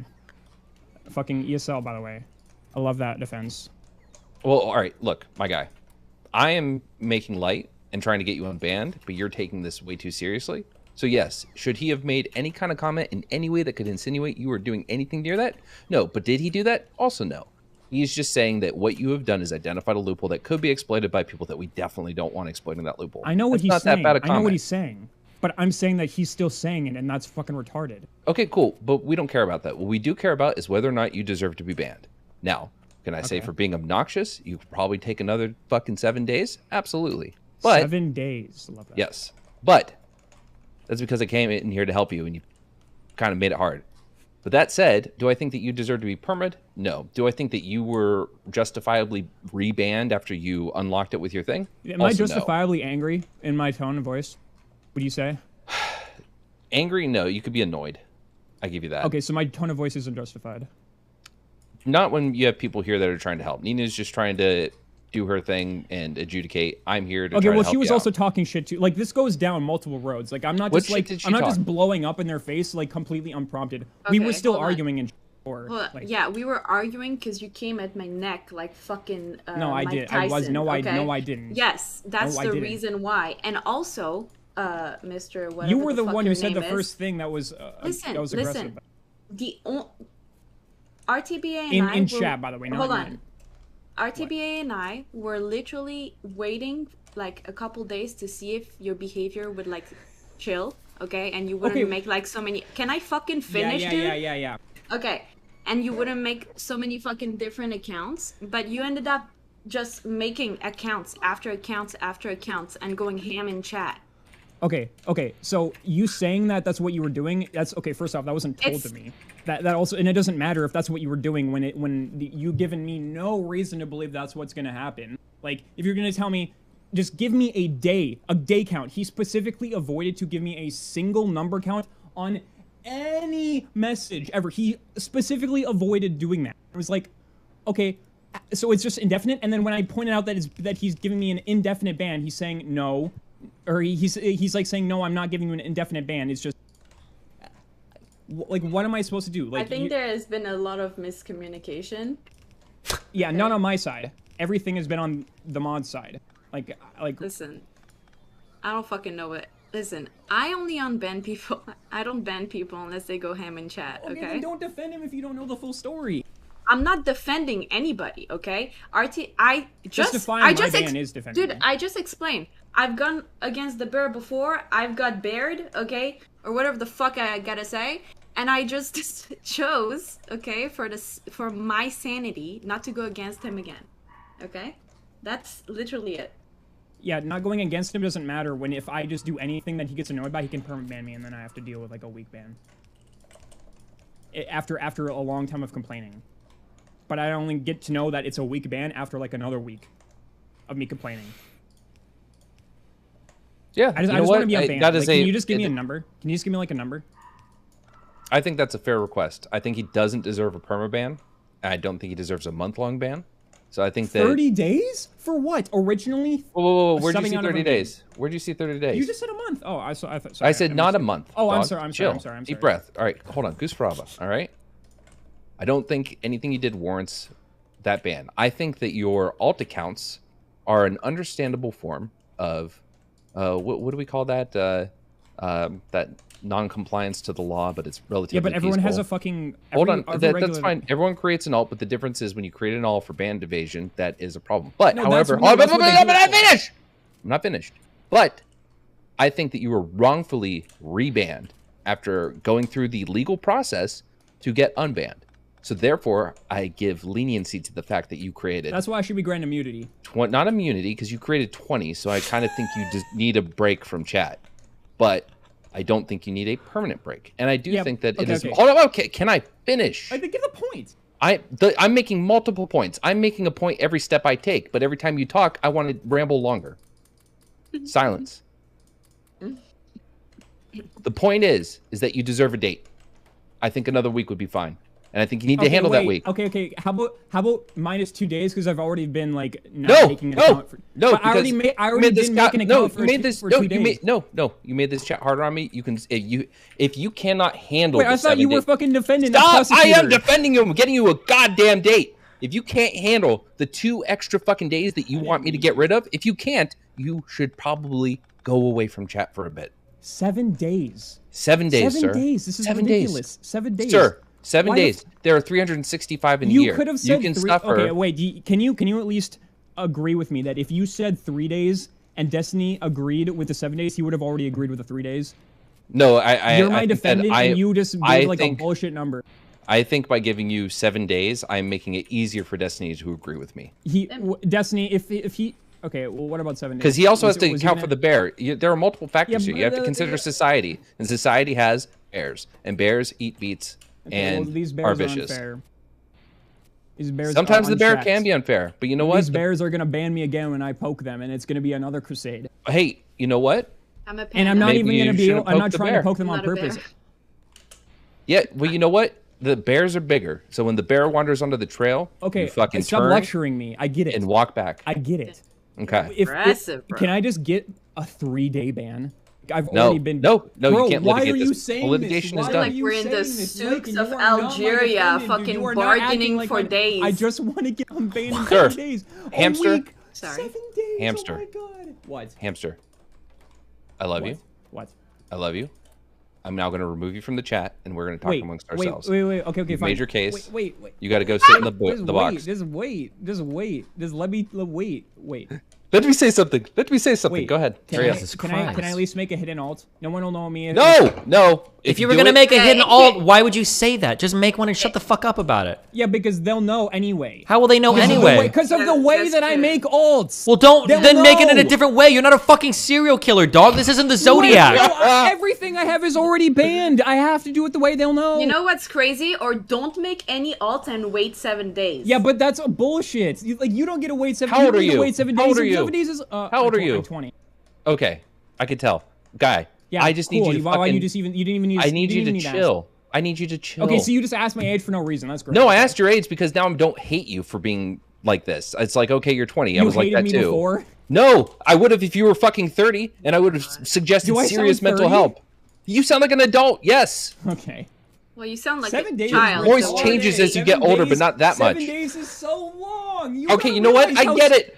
You're 20. You said 7 days You're for 20. no reason. Why You're did 20. You say that? You're 20. There's so much other shit to do. Stop. Go to the gym. Stop fucking talking down Go to the like gym. that, bro. Go to the gym. Bro. I'm not 7 lecturing days. you. but, I'm giving okay, you hold on. 7 days. Hold man. on. Hey, Lycan and Steven, right? That's me, yeah. Right, that's right. Yeah. Did you forget my Yeah. fucking name? No, I'm just saying, like, I'm saying that to myself. 7 days. This motherfucker, you're hearing him, right? Yeah, I can hear. This motherfucker, his behavior, right? Is within reason. I can't hear you. Deterministically logical. It You know makes what? sense. Nino, I will defend him and say this. When you're younger, you make short-term memory more efficiently, which is why time seems like it goes a lot slower when you're younger, and then the days go faster and faster as you get older. So I'm aware of that, but I'm just saying, like...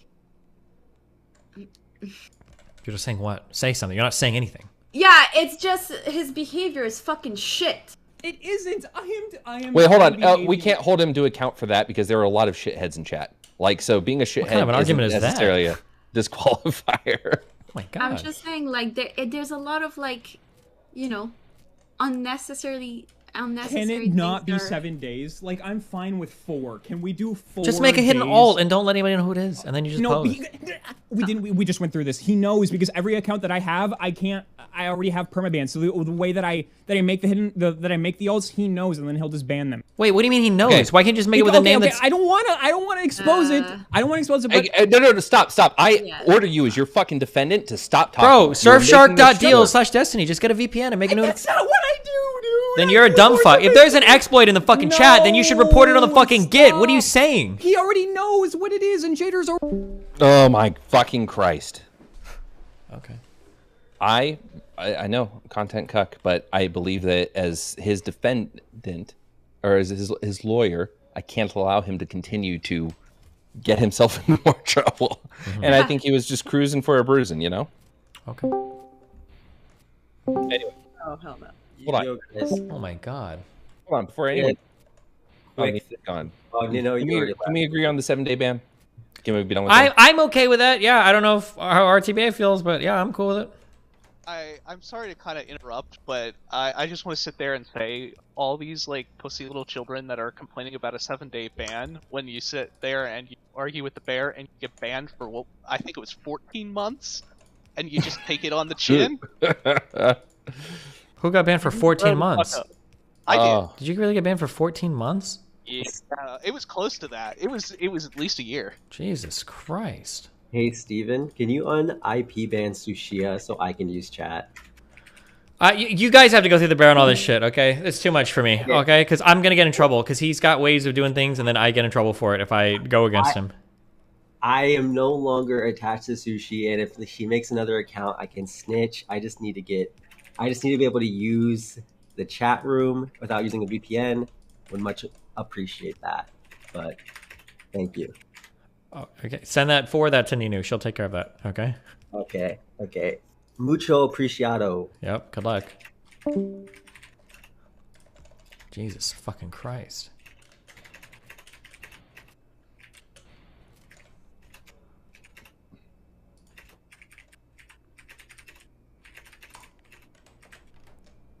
Are you having fun? I'm doing something behind the scenes. Give me a second. Oh, okay. Well, we're all just sitting here listening to you, you know. Oh, you can hear that shit? Yep. Sorry. You know what? They can hear your typing. They can hear mine. I'm bringing in someone for you to talk to. Jacoby, speak. Make it interesting.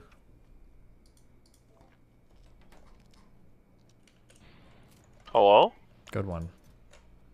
What's going on? Nothing much. Who are you? My username is Jacoby. Hi. I like him. Hey, buddy. I think after that that last chatter, we need to have a really serious discussion on what healthy engagement in this community looks like, gentlemen. Okay. Go ahead, Steven. You can start. Well, you're the one that came to talk to me. Damn, I don't have anything to say. Wait, who is this person? What are we talking about? Jacoby, you're in the call-ins. You have to come here with something to talk about. Oh, is this just a random person that came in from Collins? Yeah, yeah, I'm just a random chatter. I'm sorry. Oh. That's all I really had was I just wanted to see if you guys had any thoughts. Like how much do you think you should spend interacting with DGGers a day? What do you think the healthy dose is? I don't know. Good question. I'm sorry. Lycan was like typing on his computer like he was bringing in some big dude or something. Like it was some serious shit, but you just dragged up a random chatter. That's what you just did. Yes. I'm the conversation you've been waiting for all day. Okay. Anyways, if you don't make it that, I'm going to remove you. No, that's fine. Have a good day. Hey, Lycan, I just wanted to say, I'm kind of simping for you. I really appreciate your positive attitude throughout this space. I appreciate that. Thank you. Of course. Have a good day, guys. You too. Bye. Ricky, it's 6:34 p.m. on the East Coast here on September 8th, 2022. Welcome to the Like and Destiny call-in bullshit show. Talk. Assalamu alaikum, my brothers. Alaikum assalam. We, as the Alabam, need to know we have an issue with the new fatwa that has been issued by your Destiny. We're not allowed to hate women anymore. Ironically or unironically, that's correct. Exactly. Now, as our prophet, we will accept it, okay? We will accept, but we need a good reasoning as to why. What happened? What did you see that made you want to really crack down on it again, basically? Because I thought it was like a few weeks ago you also said, or like, I think 3 months ago. Something that I noticed is that when I speak, I make a great effort when I'm talking to conservatives to speak in a way that, like, people from the other side of the political aisle will hear what I'm saying. Something a friend pointed out to me recently is that oftentimes when I'm speaking, I'm usually speaking to men. That's how I speak. And she pointed out, like, your messaging when you talk, she says, like, it always feels like you're talking to men. So I'm trying to broaden the way that I speak a little bit more. And then part of that is going to be getting rid of, like, all of the insane misogyny. Because when you see that shit, I think as a woman, it's easy to dip into chat and then see it and then just leave immediately because you feel like it's a community that is not for you. It's, like, really fucking weird. So we're trying to roll that back so that we can hopefully grow the diversity of our audience. That's the goal. Have you had like female DGs email you or whatever and saying, hey, their environment is not that much fun anymore, or it used to be better and it isn't anymore? Or is it just a feeling that you have? I guess it feels weird to say a fan of mine. A friend of mine, I guess, was pointing this out. It wasn't Lav, for everyone in chat that seems to be thinking that. Okay. Yeah, that's it. That's what I wanted to ask. Okay. Thank you. Goodbye. Have a good night. Love you guys. Be careful, babe.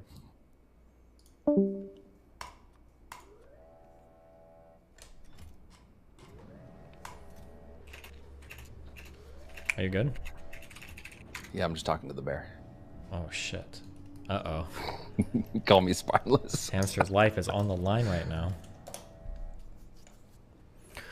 Bro, I am fucked on rocket fuel. I'm just fucked. What do I even need for this? We've got no heavy oil, no light oil, no petroleum, no crude oil.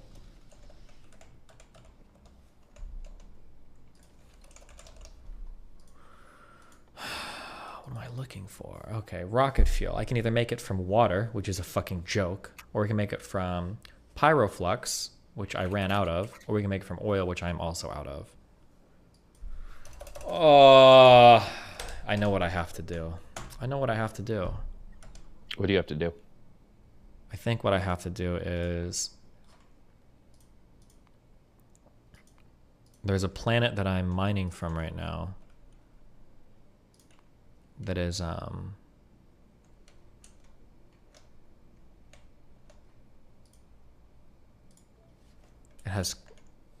it has like core oil things on it, and I need to mine those and ship it back. That's what I need to do.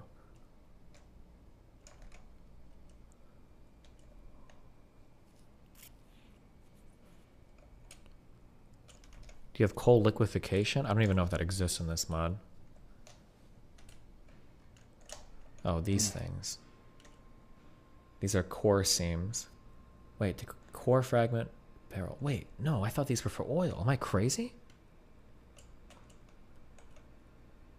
Oh no, it's all barrel shit.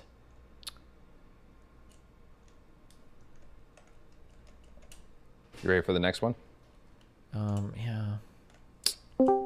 Cap, what do you want? Dude, let's go. The tier 2 oppression has to stop. Okay.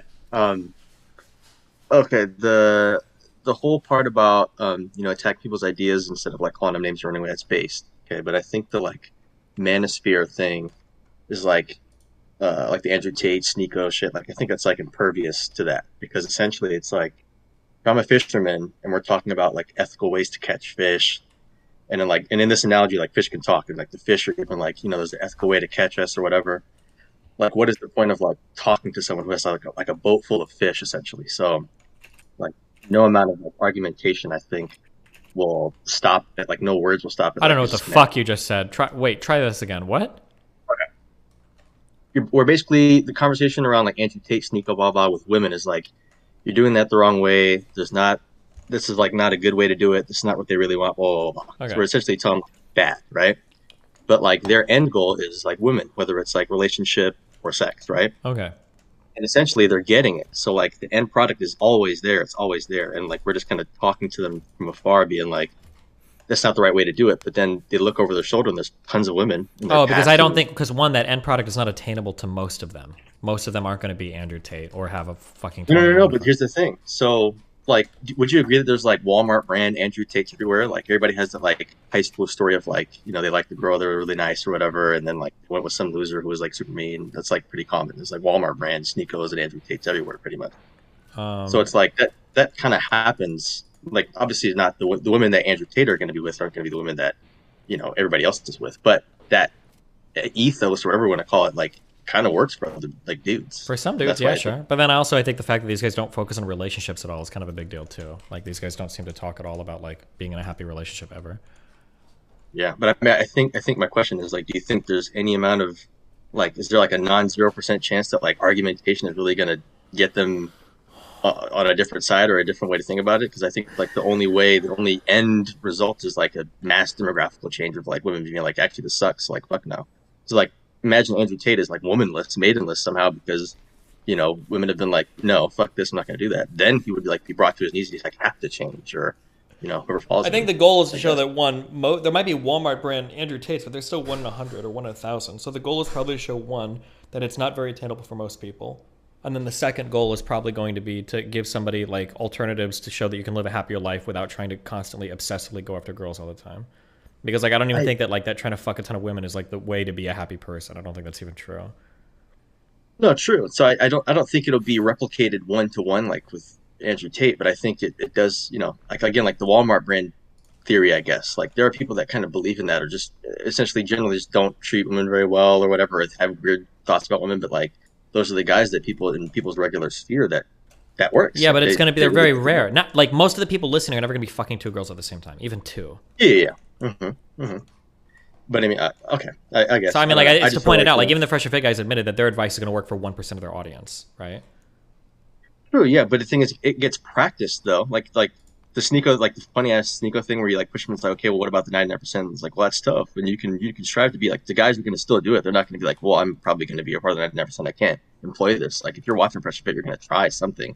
You're going to try and take a piece of whatever their ideology is and try and make it work. Whether it's like a woman should be in her place or like you should let her know that you're the whatever it is. It's just like random shit. They're going to be taking bits and pieces away. They're not all just submitting like, oh, I'm 99%. I'm just listening to this for entertainment. Well, I mean, like there's bits and pieces that I'd probably agree with. They're taking bits and pieces, like things about like improving yourself and like getting a better job and doing that. I'm not talking about those parts. I'm talking about the parts that like would be not. And it's not even that they're wrong because like again, like I think if you're like the woman that's like I enjoy staying at the house and I like dressing at the house, like I think that's fine. That type of relationship works for you. That's sick. But I don't know. I just don't think the argumentation piece is gonna really affect them if they got essentially a boat full of fish, like I've been catching fish my whole fucking life, and then other people who are taking bits and pieces, they're catching fish too, I guess. And it's like, well, until the fish stop coming, you know what I mean? That's called windfish. That's fucking crazy. But once their boat's not full of fish or whatever, or as full as they'd like it to be, then they have to leave things. But I think just talking to them is like, fuck it. But okay, whatever. And then real quick, dude, I looked up Darius. He's I could be totally wrong. He could be just super black. He's saying the N word. I'm looking him up. He looks beyond Asian, which is fine. Hey, fuck it. You know, there's different roles in different places, or whatever. But Well, he's yeah. like, he's mixed race. Okay, that's the. Oh, okay. Hey, well, listen, I'm just saying, felt weird, and it sure as fuck sounded weird. That sounded weird as I can't say, nigga. It's super strange. Then last question, I'm gonna fuck off here. Do you like this? This is music based, so fucking whatever. But like, how often do you like hum or like whistle at the house and stuff? Like, I can't like just whistle randomly? ever, so I never whistle. I might hum Okay, or but like, sing or like, whatever. It just depends on what's going on. But like, I'm spending all my time like streaming or sleeping or doing like, I don't really have much time where I'm just like on my own. Like if I feel musical, I just play my keyboard. That's right next to me. got you. Okay. Well, in terms of like musical ideas, that shit's like always helped the shit out of me. Just like just singing randomly, like singing like super loud, like I can sing, but like like just humming ideas or some random shit happening. I just really helps with like composition shit because you're essentially in music language, you're talking to yourself all the time and like figuring it out. True. So that can be helpful. Anyway, please stop letting Darius say that fucking word, dude. Please, thanks. Jesus. Okay, wait. Somebody said in the U menu.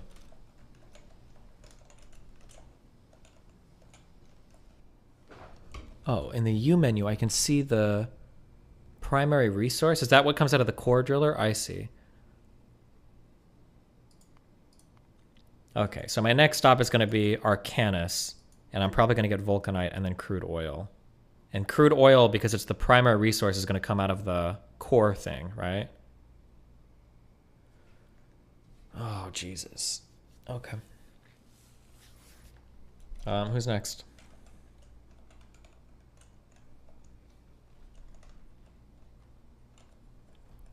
How do I go back to my character? Jesus. Should have tons of oil on Navis, though. Proteus? Really? Should I have? Like, should I go out and expand and take over more oil things? Because I'm running out of oil like crazy.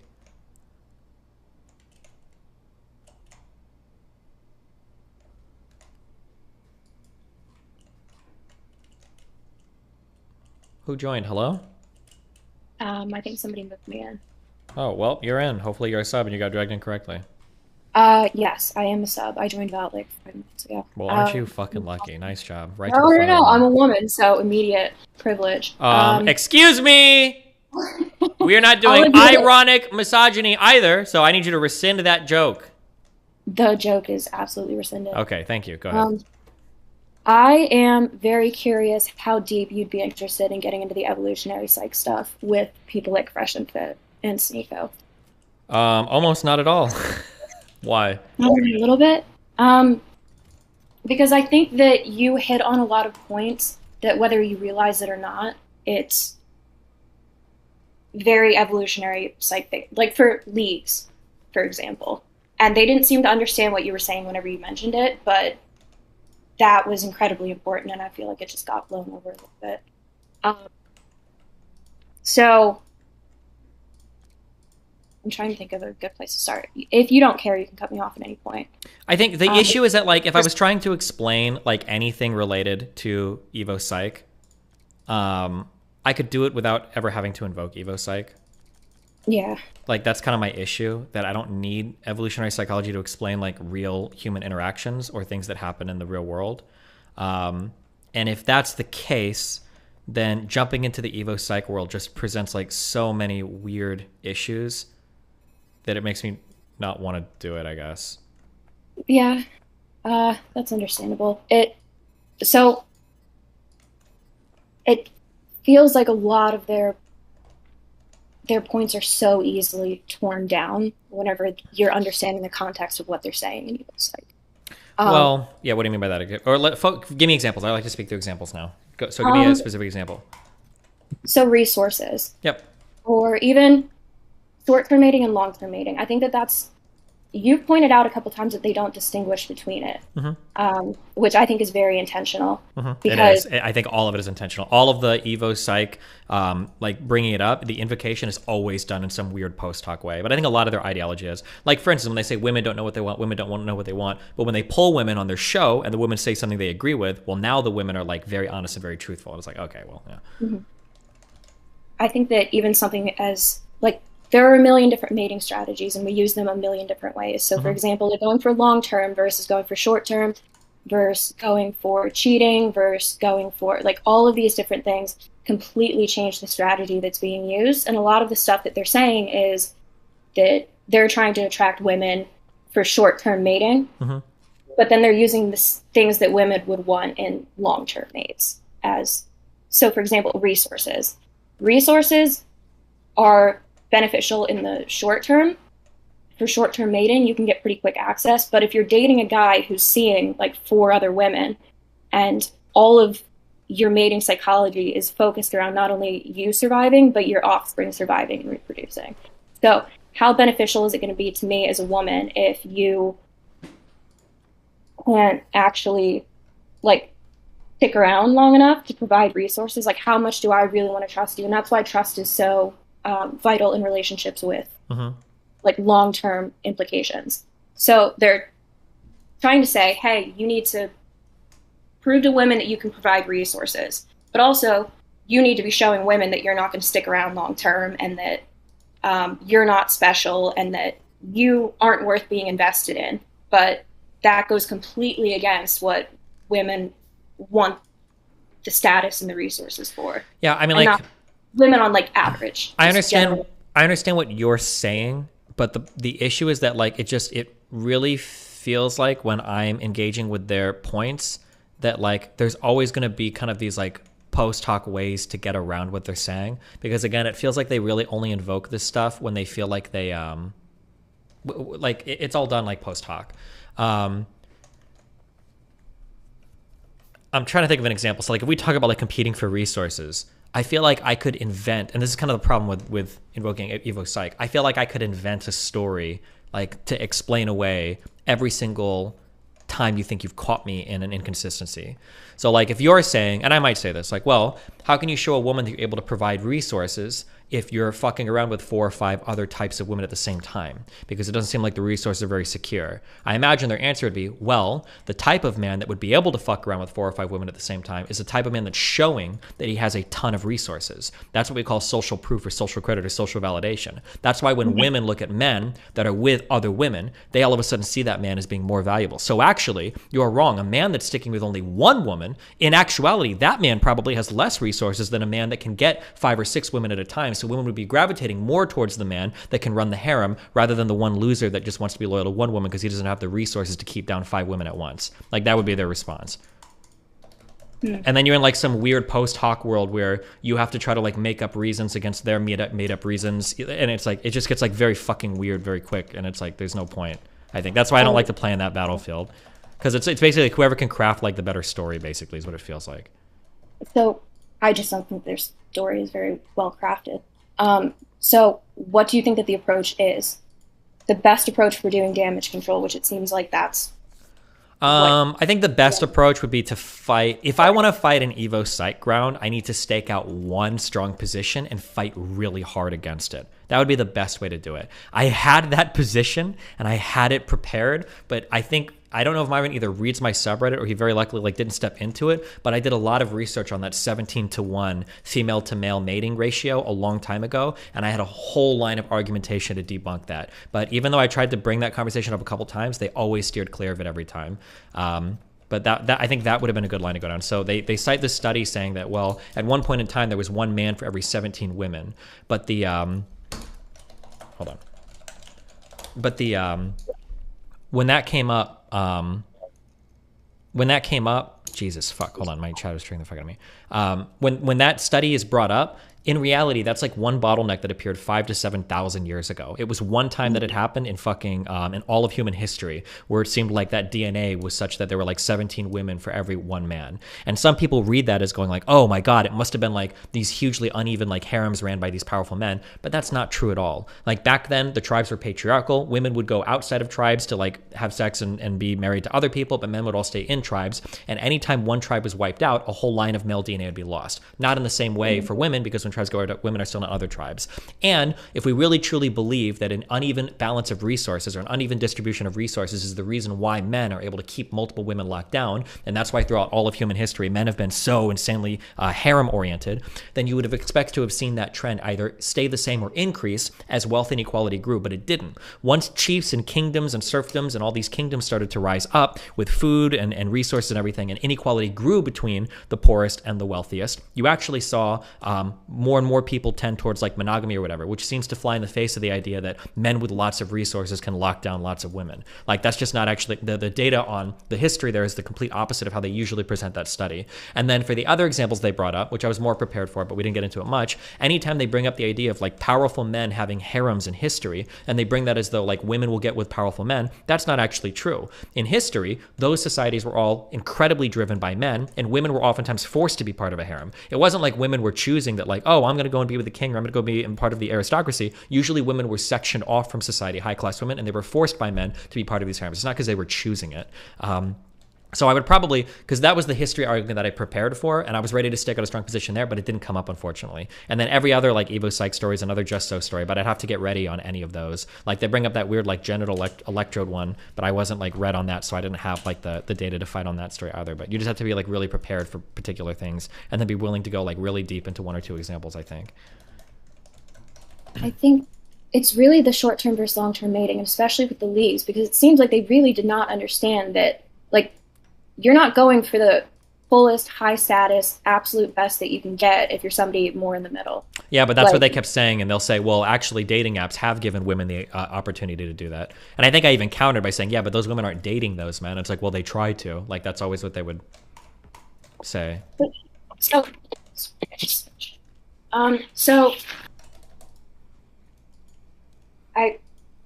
it's frustrating to hear all of it, especially like them trying to kind of force the narrative that you don't need to be nice to women, you don't need to, like, that women don't value kindness or like industriousness or intelligence or like anything besides like just strictly resources and physical prowess. But like even just resources can do nothing for me in terms of evolutionary fitness if they're not being fully given to me. And so I think that you were on No Jumper, and the one guy had mentioned that, and this was a really good counter that you gave of, oh, well, nobody wants to be with a woman who's already been, like, how is she going to prove that she can be wholesome and, like, not cheat if she slept with 500 different guys? But it goes the opposite way as well.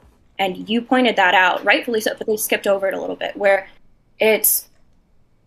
that's a sign of whether or not a man is going to be committed enough to then give you the resources long term. Because there's not a huge, the way that they describe sexual conflict in being like men versus women, like the majority of where we're aiming for is to successfully reproduce. Like we want happy, healthy relationships. We want successful families and offspring because we have such a huge time investment to getting a child to reproductive age. So like we've been pushing so far, especially, I mean, it's a little bit easier now because we have a lot more connections, but the way that we have pushed into like where we have kids that are staying home until like 25 years old, even though they can technically reproduce at like however old. I don't even want to get into that argument, but like,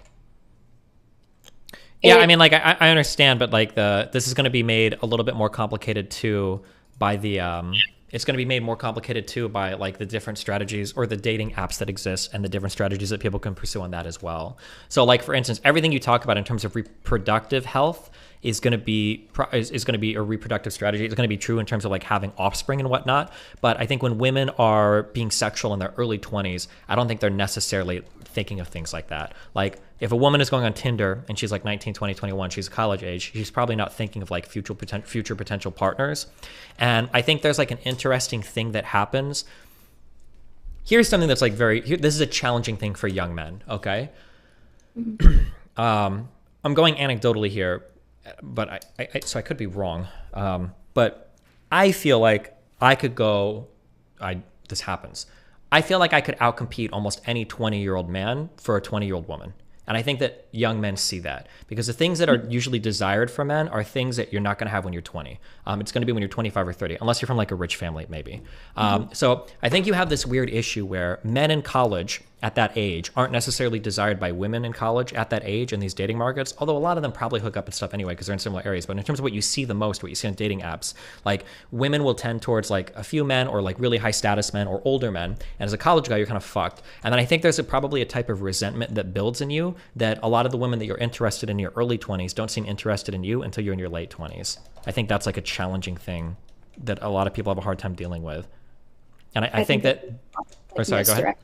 I think that there's a lot of misdirected frustration on kind of like the men's end, especially being younger. But what do you mean by misdirected? So my kind of theory is that a lot of these guys, and it shows in these different podcasts, they don't know what they actually want. Do you want a long-term relationship? Do you want a short-term relationship? Do you really actually just want to sleep with a couple girls? Do you really want to be sleeping with like 10 different girls? Congrats, awesome. Do you really think that you're going to be able to get like one super committed girl that's going to lock you down and then have 10 other girls that you're going to have sex, even one or two? Like, it's probably not going to happen for you. Almost for sure. Yeah, I agree, of course. But at the same time, like, do you actually know what you want out of even a short-term partner? Do you know how to filter people out? Do you know, yeah, I want a girl who like, well, I think so. My friends who can do this, and yeah, they don't.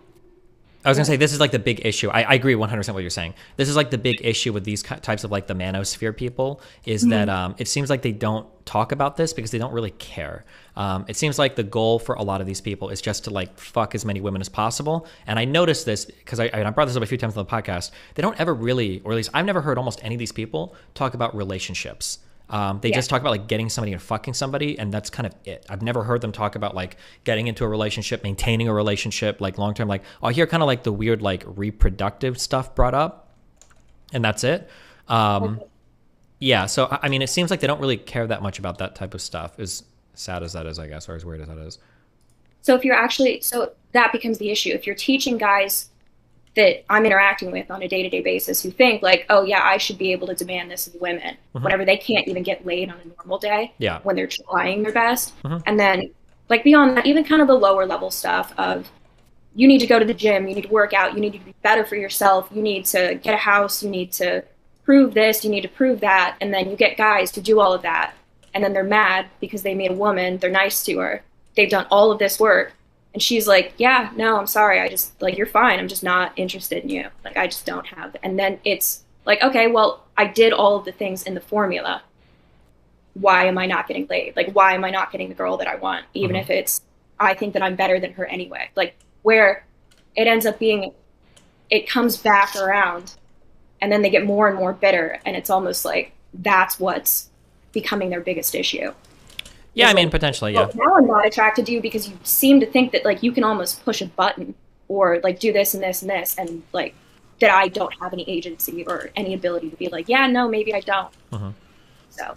Yeah, I know what you mean. I mean, that could definitely be a thing. It'd be interesting listening to them talk about relationships because, yeah, at any time I've even remotely breached that topic, the conversation gets wild. Like, I remember I was on a show. I don't know, maybe this is like a feminine word or maybe they don't talk about this ever, but like I remember bringing up the idea, the concept of having chemistry with somebody. I brought that up like 3 different times on a show, and every single time I brought it up, they laughed. Like it wasn't even a real thing, which was like mind-blowing to me.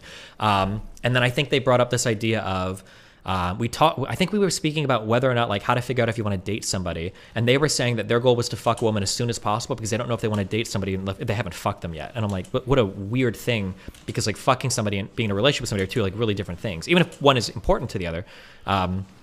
So yeah, I don't know, like having a like an actual broken down conversation about what is a relationship, what does an ideal relationship look like to a red pillar, that'd be an interesting conversation. So I don't know, maybe next time I'll try to push for that. So, I mean, is there even anybody on a mid-level that you could have that conversation? I like whenever you and Erudite talk about it. And I know I think that I know the debate that you were talking about with the 2 guys who, like, were virgins or fundamental Christians or whatever. They're like, I don't know what you mean. Like, obviously, we're physically compatible. Like, I'm a man, she's a woman. Jesus Christ, yeah. I was so triggered. I was, like, on vacation. I was on a hike. I was like, I'm going to listen to Skylin. I don't give a fuck. Like, there's no way that I can listen to 2 men be like, I don't know. Like, I think that you should just be able to have sex with somebody. The amount of variation, and even somebody who's so perfect otherwise, and sometimes you just do not click whenever it gets to that point. It's so, oh my God, that was so bad to try and listen to.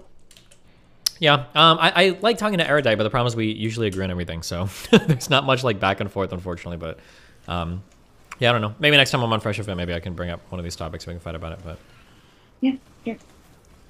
Okay, well, is that it? Yeah. Okay. Sorry for your mods if a woman coming on the stream ended up with people getting banned. Well, you know what? If you wouldn't have made the misogynistic joke at the beginning, it would have been okay. So. Well, I opened the door. I feel like all of them should Okay. be allowed out. Have fun. Be careful. Yep. I think I need to finally do nuclear power because I need to build the fucking reactor for my suit because these fucking solar panels and batteries suck. Do you want to keep going? Yeah, drag another in. Go for it. Nidalis, talk. What's up? Oh, God. Wait, can you hear me? Yeah. How's it going? Okay. Yeah, I agree with you. Evo Psych is kind of BS. Like, it's mostly unfalsifiable. It's like historiography, where it's like unfalsifiable narrative. Like, you can find any facts to fit a long, overarching narrative. Yeah, it's like who can tell the best story, basically.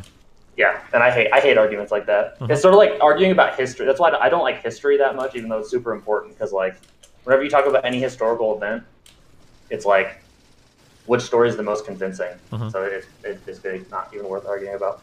I will say though that I don't think the manosphere actually wants to have the conversation about how they don't want to seriously engage with the idea that all of their techniques or whatever for attracting women like mostly won't work because they just won't. I mean, like if you interact with people like young people, especially if you're like in your early 20s, the overwhelming amount of what explains whether or not someone will like keep going on dates with you or give you a chance, I should say, is like how you look and your social status and like some social skills, which like you don't have a lot of that when you're 20 unless you're rich. So that'll just like black pill half their audience. Sure, they won't be able to.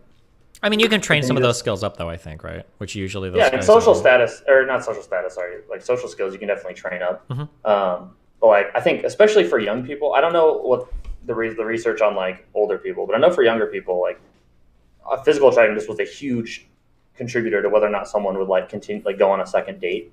Like pretty much, I think this has been replicated lots of times, which makes sense. I'm not like shaming people for wanting to date someone who's attractive, but it's like how like your physical attractiveness does matter.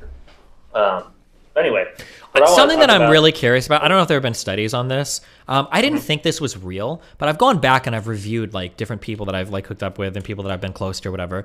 I'm super curious how much somebody's personality influences how you view them. Because there are some girls that I've gone back and I've looked at that I've had like really bad interactions with. And I'm like, I think this girl's probably pretty hot, but she looks so fucking gross to me. And then there are other girls that I've like had really positive interactions with. And I look at them and I'm like, this girl might be kind of mid, but she's like super beautiful to me. I like the way she smiles. I like her attitude. Like, I'm really curious how much of that, like, I know you're not going to have like a 2 that looks like a 10, but like, I'm wondering if you could have like a 5 or 6 that looks like an 8 or 9 to you because of like how much their personality comes through with the way they look. That's something I've been really interested in. It's hard. I don't know if you could even begin to like measure that, but yeah. Yeah, I don't know. The only research I've seen on that is like, people did experiments of like what predicted whether or not someone would go on a second date to like people on a first date, and like physical attractiveness explained like 50% of the variance. Sure. And then like but that's misleading because variance is like R squared, right? So you have to. So there's actually pretty decent correlation between being good at talking and having a good personality and like going on a second date. It's just physical attractiveness matters a lot, but like what that means is you can find someone who you mesh with really well, you have good chemistry with, and then you find that person, you hold on tight, and like, so yeah, that's not something that people really talk about because it's sort of the whole like red pill community is kind of cringe to me. So yeah, good job. Speaking of that, the ability of you to go on Fresh and Fit, by the way, these people who like pretty much have polar opposite views, and like you're able to be appealing to their audience. Like if you look in the comment section, right?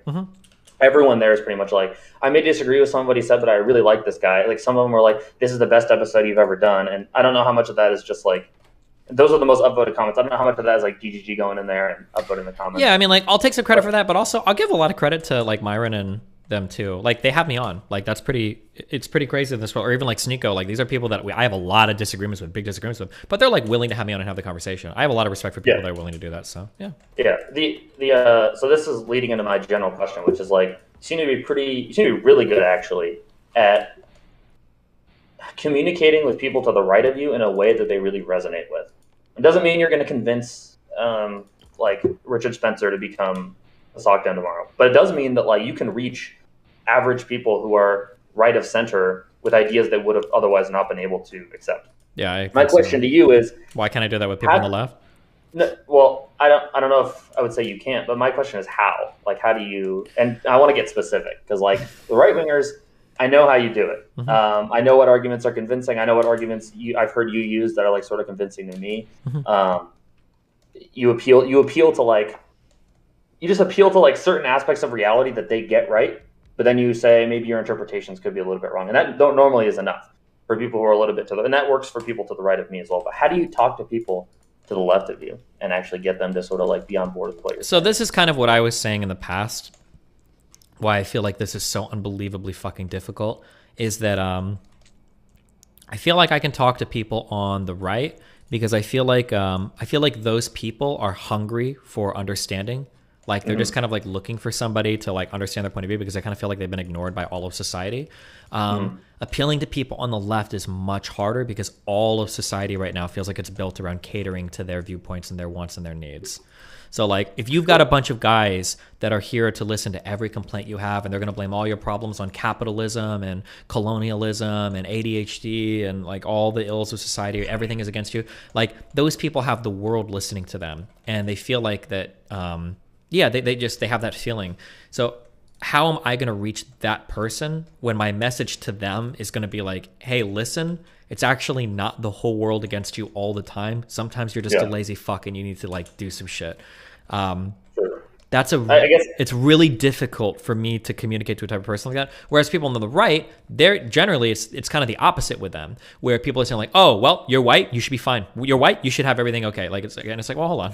Just because you're white doesn't mean you have everything figured out. Just because you might have a little bit of privilege in one area doesn't mean that you have like no problems in life. Like that's bullshit, right? So my messaging to both groups is in a ways, it's kind of the opposite. So it's easier to communicate with the side that you're supposed to have compassion for rather than the side that honestly, truly probably needs a lot of tough love right now. Like lefties right now in the United States need a lot of tough love. They need to be told that, hey, you're being a fucking baby about almost everything. Not everything that bad is happening to you is because of neurodivergency or fucking white nationalism or colonialism or racism, right? But that's a tough message to deliver, and a lot of people don't want to hear that. So I guess, I'm asking because like it needs to happen at some point, right? Because I mean, the trend...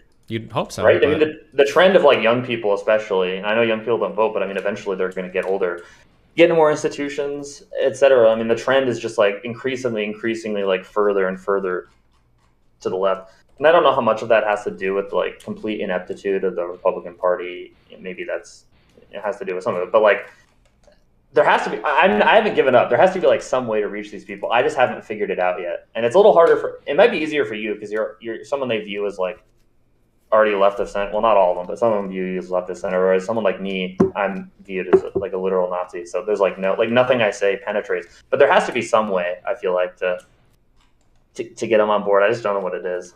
Just wondering if you had any ideas. But in general, I agree with what you're saying. Yeah, and I mean, no, it's difficult. Like, eventually society's going to swing back, and then when it does, we have to figure out what to do at that point. Because you think it's going to swing back? Yeah, it has to eventually, right? Nothing lasts forever socially. I don't know. I don't feel like it's a pendulum. I feel like it's more like a boulder rolling down a cliff. Like I don't know if it's gonna swing back because it hasn't swung back at all in like the history of the country, has it? At least I'm talking about America specifically. There are some countries that like have moved further right over time. But like America, I don't think. Yeah, I mean, like there's like a march historically towards progressivism or towards like more progressive values, I guess. But I would say that like the progressive values that are being championed today, it has a much different feeling, I think, than the progressive values of the past. Yeah. Like I or at least it feels different to me, but that might just be my age speaking. I'm not sure. Like I said, like the old like elitist liberals to me today are like center left or maybe even center right feeling in terms of like how they'd be treated. There's like continue. Yeah, well, I was gonna say, yeah, there's been like a huge swing in terms of like what's considered acceptable, and like, yeah, there's something in my mind. There's like something noble about a dude that wants to go march and scream about how like gay people should have a right to get married. Like there's something noble about that to me. I think that's good and fine. But there's something way different than people that are like accusing you of being like transphobic because you won't accept like Z's or like neopronouns. It feels like a whole. They're trying to bomb your data center. Yeah, or there's just like it's a whole different thing. It feels so much different today than but I would agree with that. I mean, I think it is different. I don't know. I mean, obviously, like there have always been crazy people on the left. So like it's easy to like point to some point in history and go like, see, it's always been this crazy. But no, I do agree with you. There'll be some people on the right who say, no, the ACLU has always been like dog shit. Like it isn't just a recent thing. But if you look back, like I could never imagine absolutely not true. I agree. I could never imagine the modern ACLU like defending the KKK. Like if the KKK even still exists, I think it's probably like mostly federal agents. But like, well, they changed under a lot happened once Trump rolled around because they got a lot of dono money from people that opposed Trump. So I think it radically changed the priorities of that institution, if I can call the ACLU an institution, that organization, I should say. I saw like another. I don't know if it was a poll of like voters or if it's just like more Republican people generally, but like the GOP today is like slightly more to the left on some issues than like the Democrat Party of like the early 2000s, like 2001, 2002, which just to me was like, I was crazy. And like some rhetoric, I think, especially under Trump, has moved further to the right. But like in terms of like actual policy, like what they're willing to support, like a lot of Republicans support gay marriage. There are a couple issues that I think that left kind of won on. I think gay marriage is one of those. I know some people in my chat even will like fearmonger over it, but like I don't think we're seriously going to see fights over gay marriage anymore. I don't think. Oh no, never. That's ridiculous. I don't think. Mm-hmm. I think the trans issue is eventually going to be one too. I mean that's. I think. Here's my theory: is that most conservatives, if you talk to them, they basically say like, yeah, there are. If you say, do you think there are sex differences? They'll go, obviously. You say, do you think any sex differences exist in the brain? They'll go, for sure. Well, there you have transgenderism basically already if you admit those two facts. Essentially, it's like a 2-foot step. At least in my experience of talking to them, it's like a 2-foot step because it's like, well, is it really impossible that someone with sexual characteristics of one brain is born in the wrong body? Is that what you're saying? It's impossible? And they have to go, well, no, it's not impossible. I think what they oppose is self-ID and not transgenderism in itself. That might be possible. I don't know. It's hard to say. I don't know where anybody's at on that right now because the left and right positions are pretty insane where everybody's fighting at right now. So it's hard to get a finger on like what the fuck is anyone actually for. And I'm not as like tuned into the trans discourse. Could you tell me I actually don't know. Is saying you need gender dysphoria to be trans, is that now considered? That's transphobic. Yeah. Really? Okay. I didn't know that. That's what I thought it was. So I was really confused. Yep, that's a big transphobic position now. So yeah. All right. Well, thank you. I'll head out. Yeah, no problem. Be careful, my dude. Wait, was I dragging them in or was Lycan dragging them in? I was. 1 second. Before I do this, I'm going to go after this and eat. I just want to say I apologize for that earlier. I apologize publicly to the bear and Ninu, and I will not be meddling in mom. I see you guys who are on live Did you get in trouble? It's not about that. It's just about what I've been seeing. Yeah. Oh, no. Lycan got taken out by the bear. Oh, no. He got eaten, guys. I'll be issuing my apology tomorrow. He mauled me. Who is this? There you go. This sound looks fun. All right, later, guys. Akiva, it's your turn. Avika, nice one though. Whatever. Hello.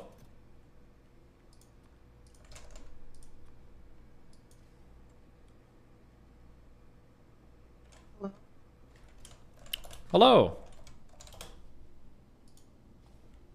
I want to know an argument against sex. You want to know what? Given Wait, your against- mic is cutting out a lot. Either push to talk or turn the sensitivity way down. Sorry. Is it better? I don't think so. Try one more time. Hello? Okay, it seems okay-ish now. All right, what's up? Argument against No, hold on, sex fuck. work. I'm sorry. What kind of microphone do you have? What's going on here? Fucking computer mic, okay? The regular computer mic. Okay, I think you're saying you want to know an argument against sex work? Yes, I do. Why? Because I used to be in it, and now I don't like it, so I want to know an argument against it. Why? Go talk to Lab. Isn't she the one that's in charge of hating all sex work right now? Well, she's kind of dumb. Well, if she's dumb and that's the person representing your positions, maybe that ought to make you think. There's a better, argument for it, and I like the inkling someone in my head. I just need a good one. No, I'm not going to argue against sex work. Go figure that out on your own. Damn. I like porn. Wait, hello? I think you're talking, but it's like bloop, bloop. Yeah? Hello? Hello.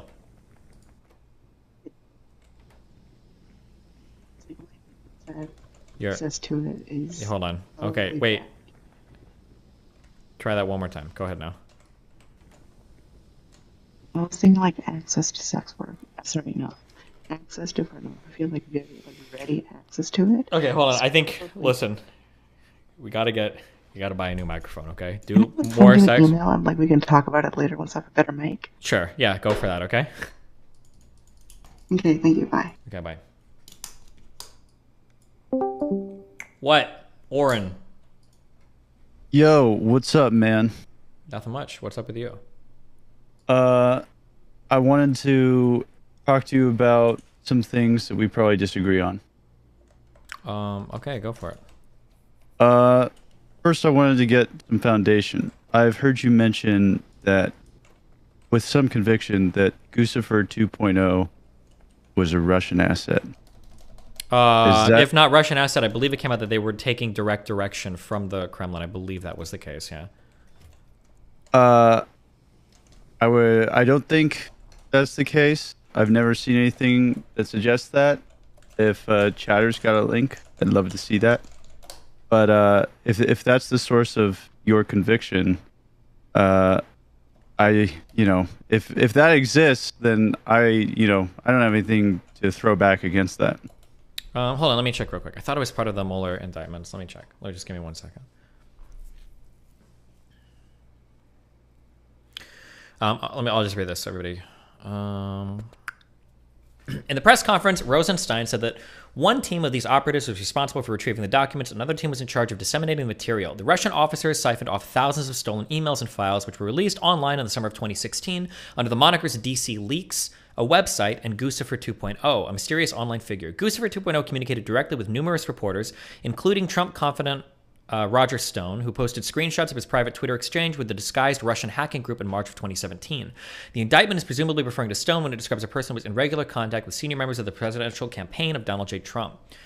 So I think that was the accusation that I believe Mueller came out with after their investigations. But I mean, you could always just not believe that.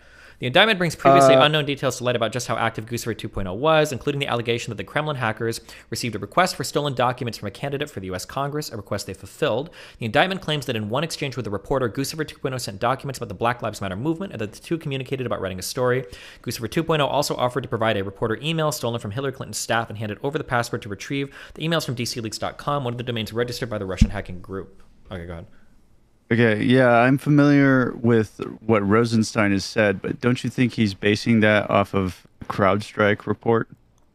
And the CrowdStrike report has some factual inaccuracies. It cited a British intelligence group for some of its information, and a news website, Voice of America, pushed back against that because they checked with that British intelligence group and said CrowdStrike's full of shit, and we weren't involved in authenticating their analysis, et cetera, et cetera. I wouldn't know that deep. I'd have to go dig into it. Okay. So I guess just to divert a little bit,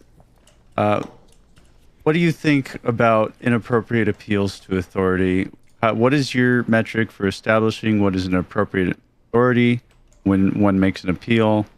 What is your mechanism of evaluating an authority when somebody cites to an authority?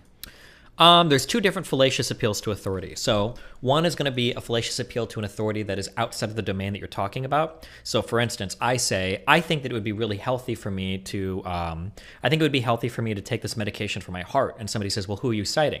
And he's saying, oh, well, I'm citing Dr. Johnson. And it's like, well, hold on. Dr. Johnson has a PhD in English history. That feels like a fallacious appeal to authority because he doesn't have authority in this area. So that's one fallacious appeal to authority.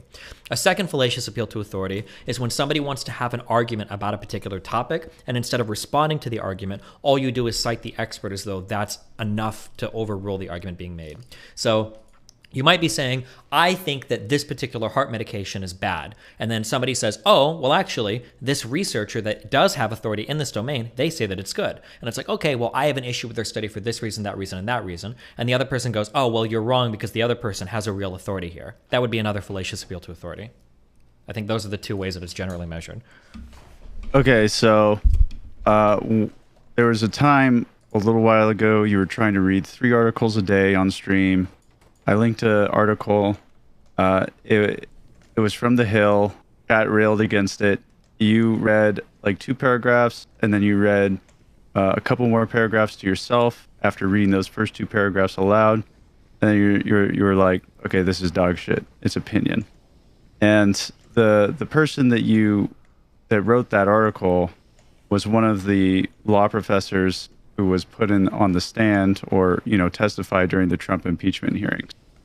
And so this was the most conservative professor who testified, John Turley.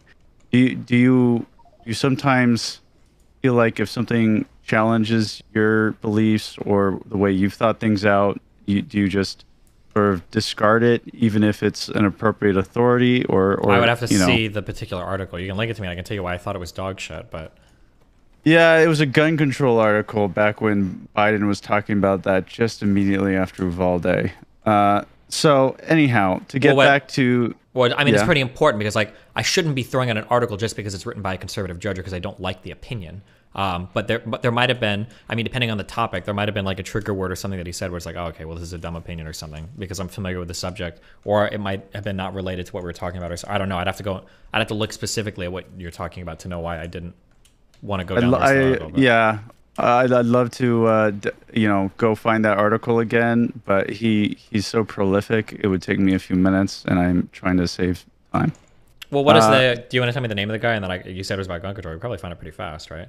Yeah, okay, so John Turley, The Hill, Uvalde, gun control, Biden would be the keywords I would search. Biden's inner Trudeau? It might have been that. It's that top one. Yeah. And then what was this linked in relation to? Why was I linked this? I linked it because you were taking links for 3 articles per day at that time. Do you remember that? Uh-huh.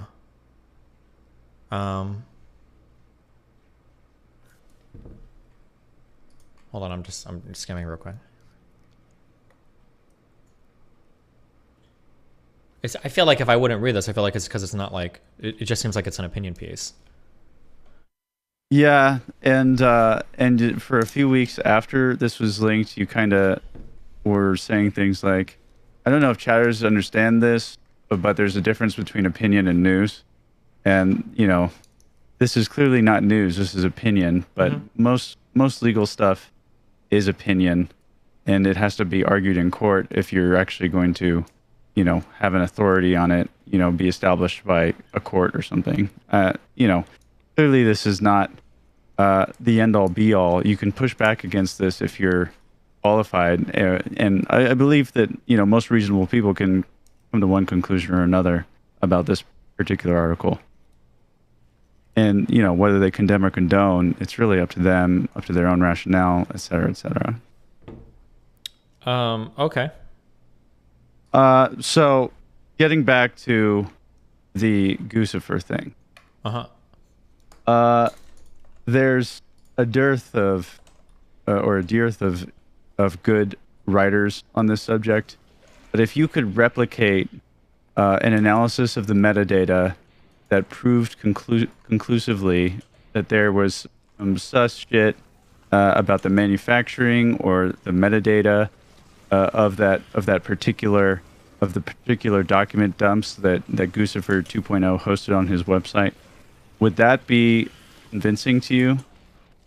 If you could replicate that analysis that is alleged by a particular person, and you could maybe dispense with the notion that authority is needed and established by recognition by some sort of I need like a more specific, I don't know what, like metadata could mean a whole bunch of different things. Like generally, I'm not like the most techiest guy in the world, but most metadata is alterable. I know for music files, for video files, like metadata is going to exist in parts of files that are alterable. If that's what you mean by metadata, I don't know what you mean by a metadata analysis, or if that would prove anything one way or another.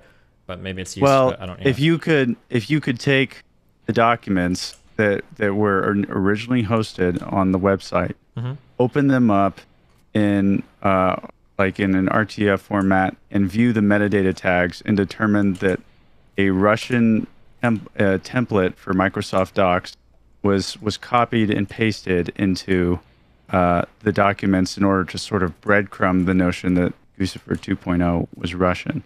Would you believe that if you could replicate that analysis?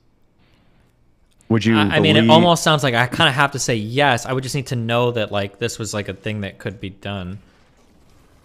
So I mean, I'm not asking you to conclusively agree one way or another. I'm not asking you to revise any positions. Sure. It sounds like you're trying to say that like the metadata and I don't even know how deep this went, so because I don't know the details of this, but it sounds like what you're trying to say is Guccifer 2.0 was proven to be Russian because of metadata that showed it to be Russian types of files, and like because there was a particular template. But it sounds like you're saying that there's an analysis that can be done that shows that template didn't come organically from a particular program, but rather it was copy pasted in order to make it look like it was a Russian program. Is that what you're saying? Exactly. Okay, so imagine if you took an attachment from a Podesta email.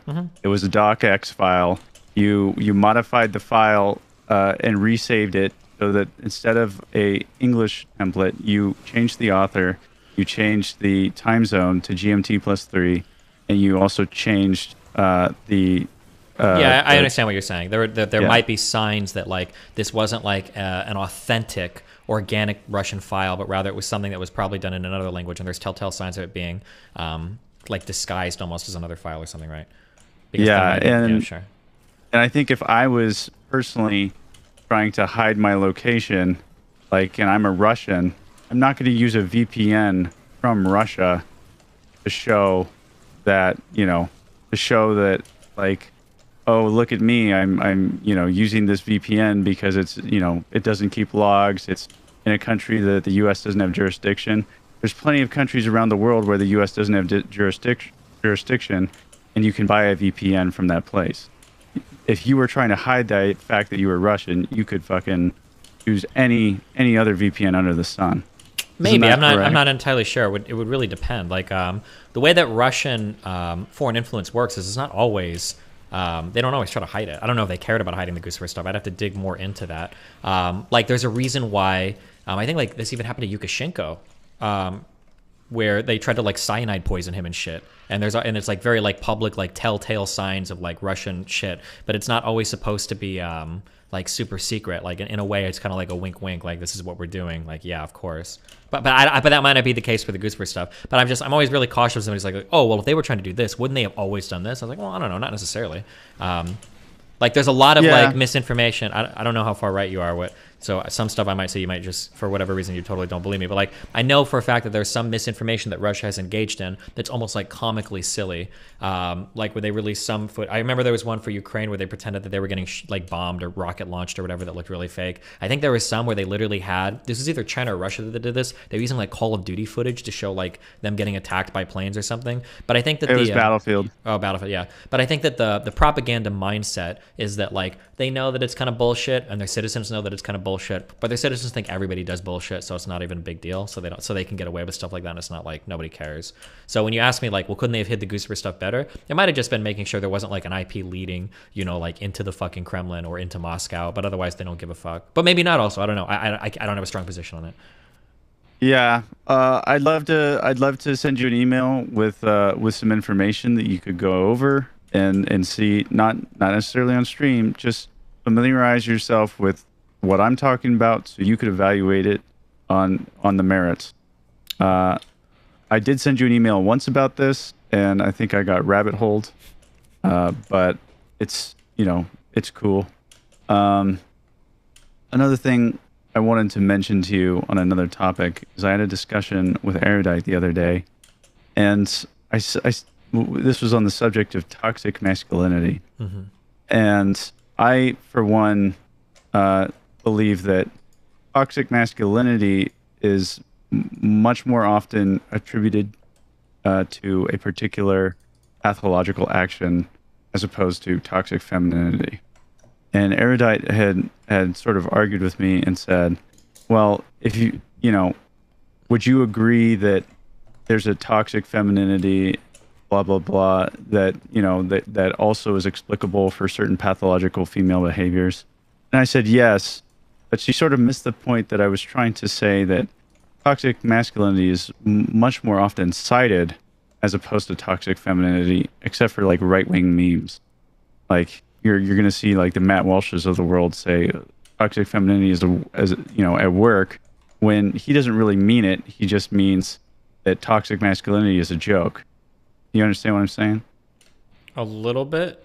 Like when they bring up toxic femininity, they don't mean that toxic femininity is a thing. It's just brought up in contrast to the toxic masculinity, which they don't think is real. Correct. Sure. And so Erudite's saying, you know, there's a reciprocal side of it on the feminine, and that can be toxic. But, you know, she sort of says, you know, in sort of an egalitarian way, you know, like, well, both genders can have these toxic traits, and it's not the providence or of any one gender. So what are your thoughts on that? Do you think there's an overrepresentation of attributing pathological behavior to toxic masculinity? Or do you think that that's, you know, not a unique phenomena in terms of attributing pathological behavior to toxic members of genders? I mean, I'm sure it happens. I mean, it seems like a lot of stuff is blamed on like toxic masculinity today. Like some of like Xander Hall's problems with his relationships. When we watched in the earlier video, the guy was like, "This is toxic masculinity." And I was like, "I don't think that's toxic masculinity. It just seemed like he was a dumb relationship person." So I'm sure that happens. Whether it happens too much, I mean, that's probably the case considering where the pendulum's at right now. Sure. Okay. Yeah. I'd love to talk more, but I've already taken so much of your time. Okay, well, I'm sure we'll chat again in the future, okay? Yeah, you have a good one, man. I really appreciate your content. I think you're a really good guy. Take care. Yeah, thanks a lot. Have fun, be careful, Bye-bye. stay safe, okay? Yeah.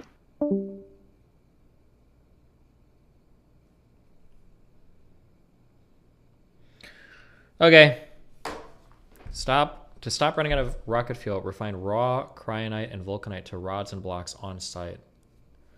Yeah, that's just that's so much work, dude.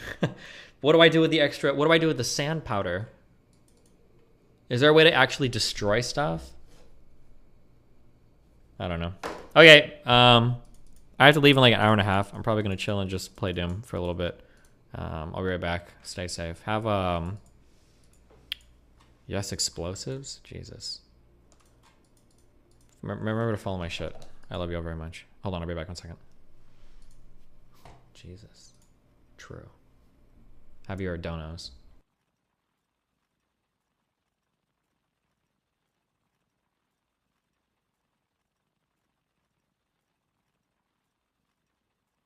The queen is legitimately dead. Look it up.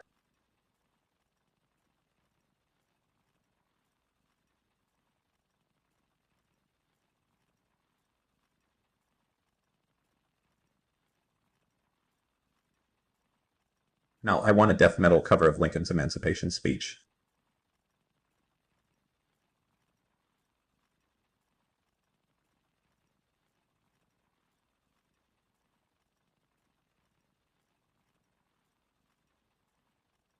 Rip.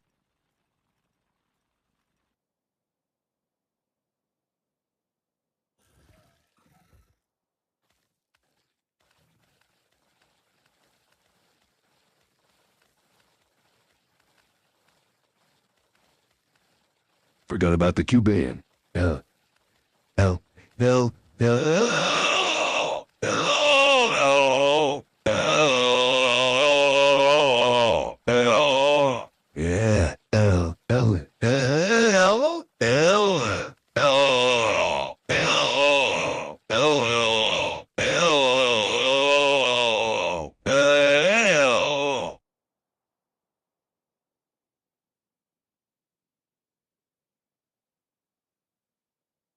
How much do we donate for you to get a queen tattoo for your Bunger audience?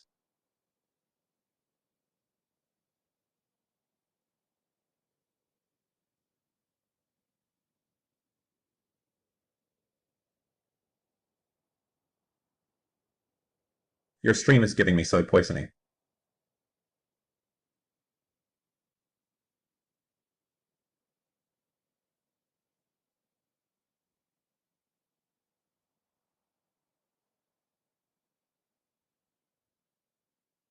Do you think Mike from PA still wants to fuck her?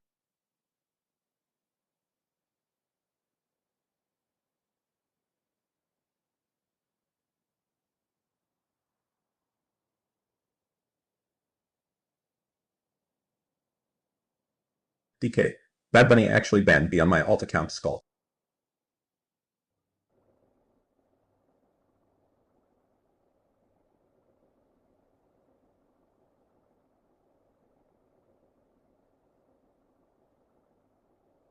Here is my $5, buddy.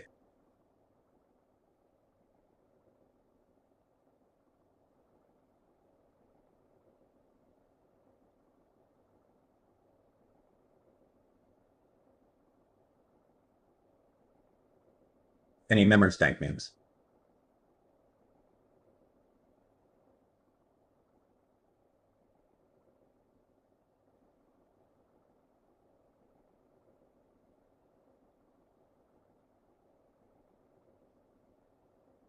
DK, I'm all about debating her arguments, but she looks like an old lady, Skull.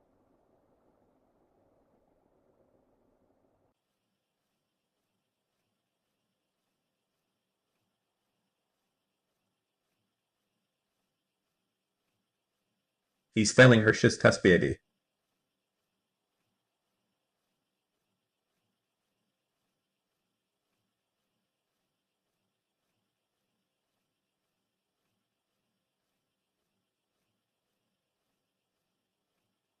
He shouldn't be taking her serious for one.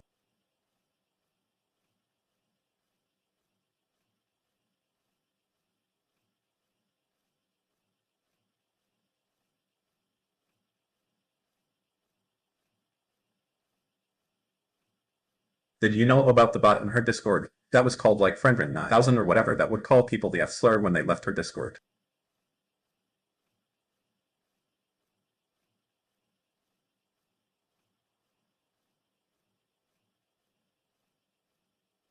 Do you think this is pervasive?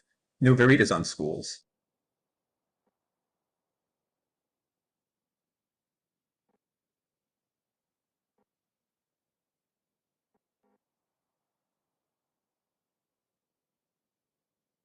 Why he wins.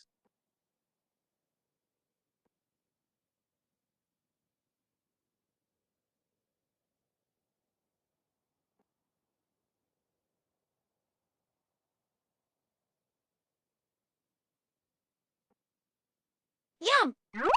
Yum! Yum! Yum! Yum!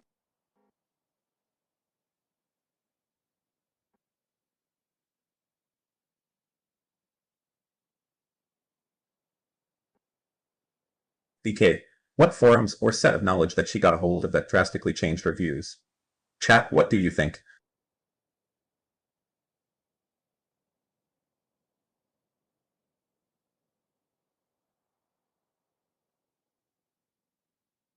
I don't know what you're doing with your life. Chat, you have hours of time to watch Destiny, but not one like for the content you're watching. Destiny feels weird.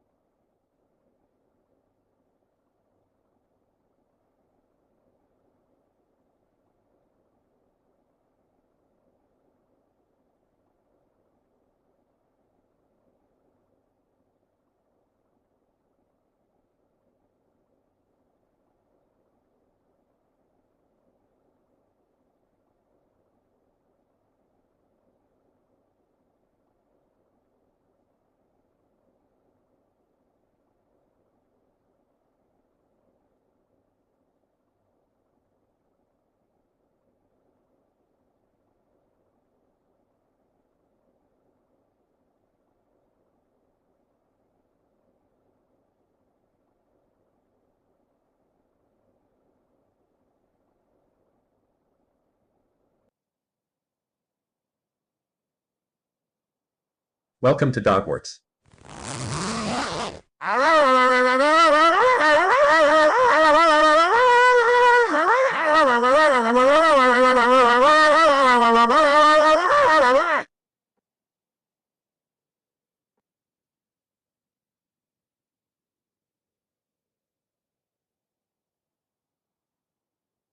Who are you gonna call when you want pizza there? Who are you gonna call when games are there? Who are you gonna call when there's an animatronic bear? Come down to Freddy Fazbear's Pizza Fredbear Bear.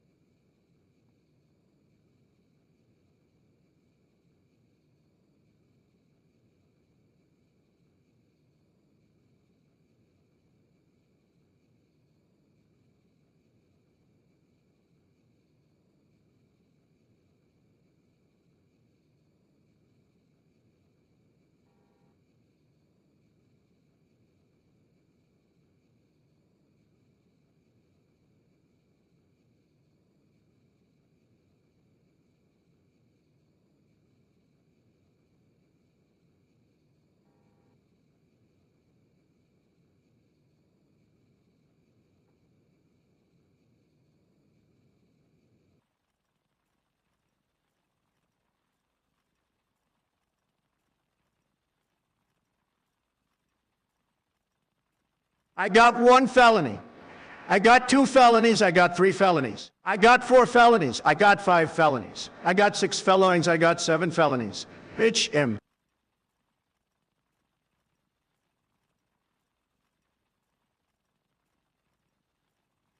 Everybody, a moment of silence for all the Euros who can no longer cuck without a queen. Cucks only live for 5 days. A Euro must always cuck to a queen. They must cuck to live. They live to cuck. A moment of silence. Do not pug.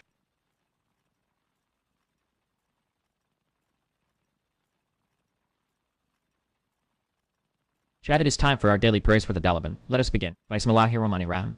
Huaz will be Rabbi Naz, Malik Naz, Elahi Naz, Min Cheryl was Wassel Khan Naz, Alazi was Wisifi Sujari Naz, Minal Janadi Way Naz. Amen.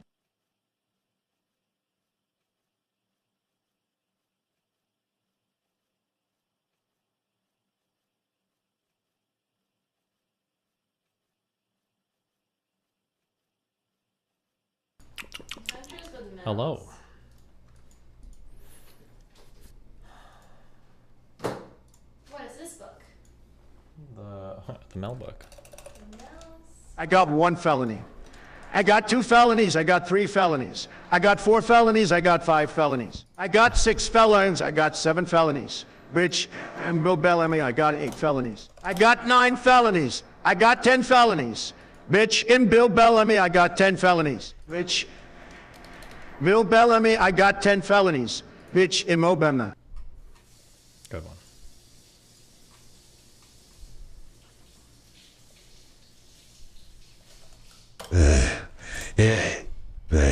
Nope.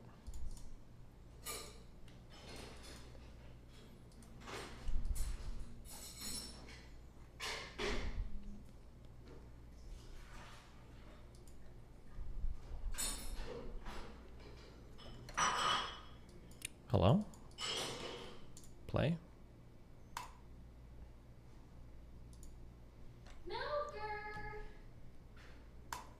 Wait, why the fuck is this not working?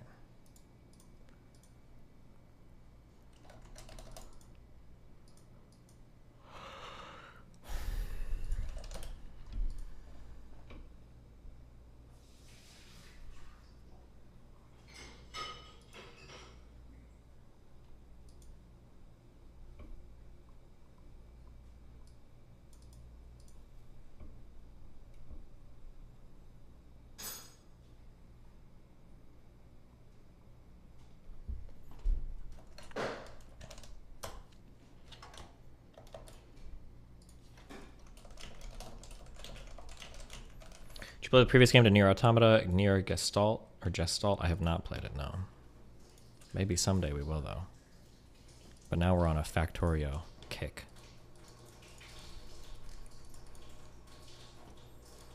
UFC canceled their press conference because of a fight backstage. Yeah, this ain't gonna happen. I apologize, everybody. I am in very weird waters here. This has never happened in the history of this company. So, trust me when I tell you this is the right decision not to do this press conference right now. And, yeah. I hear you. I'm with you. But for everybody's safety, this is the right decision. All right? I apologize. Yeah. Thanks for coming. Have you seen the, Nick tore apart your manifesto for poor English writing? Nice. Have you seen the Gundam game that's coming out? It's basically Overwatch, but with Gundams. I always felt like,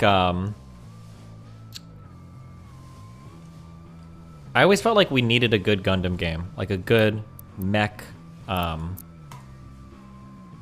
good mech simulator. I feel like one never happened. I feel like it never came out, but I don't know. Maybe I'm wrong.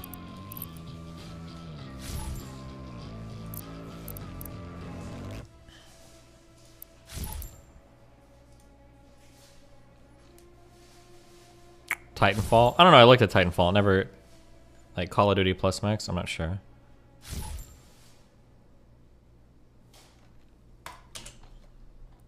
Okay, let's see if I remember what we learned yesterday.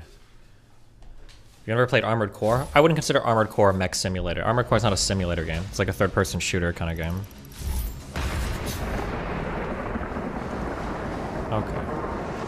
Zone of the Enders is not a mech simulator game. I don't know how to explain it to you. If you know, you know. If you don't, you don't.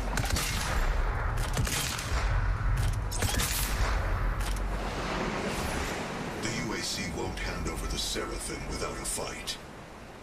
Why does the stream get hella laggy when you play Doom? Wait, does my stream laggy when I play Doom? Does it look laggy? Oh, wait, it kind of does. Wait, why did you guys never say this before?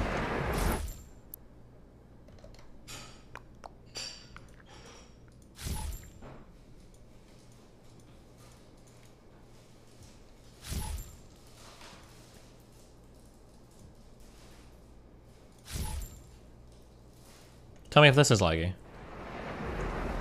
Or did that fix it, or is it still just as bad?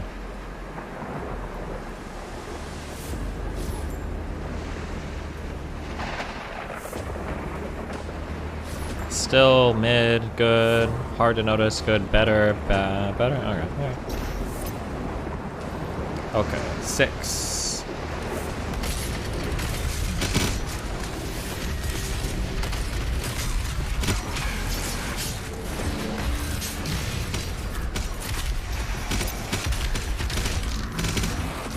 Fuck, wait, I lost it. I lost it. Okay.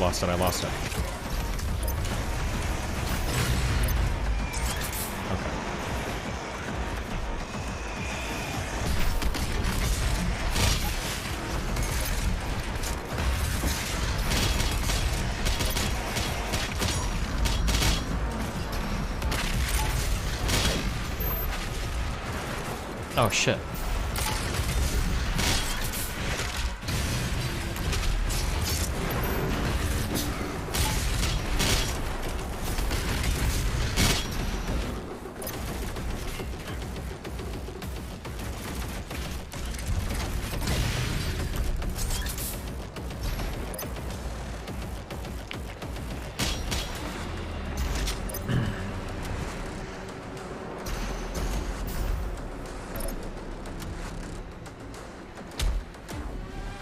There's like one fucking random dude around here somewhere.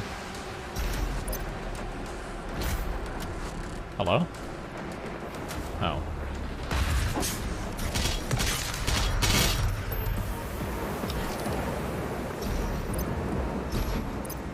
Turn the music up?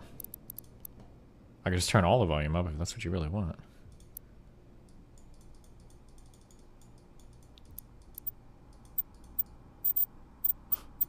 Okay.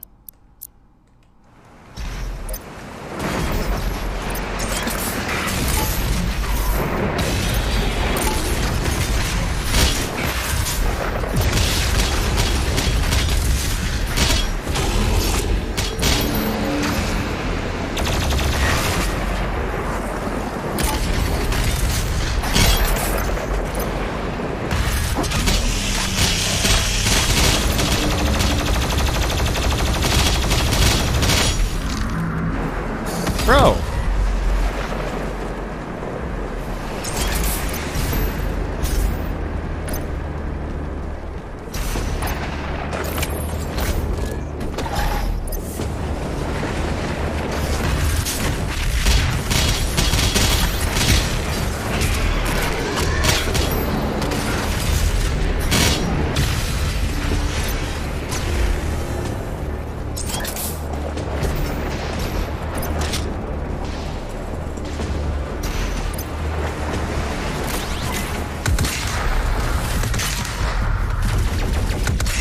I missed. Not that time.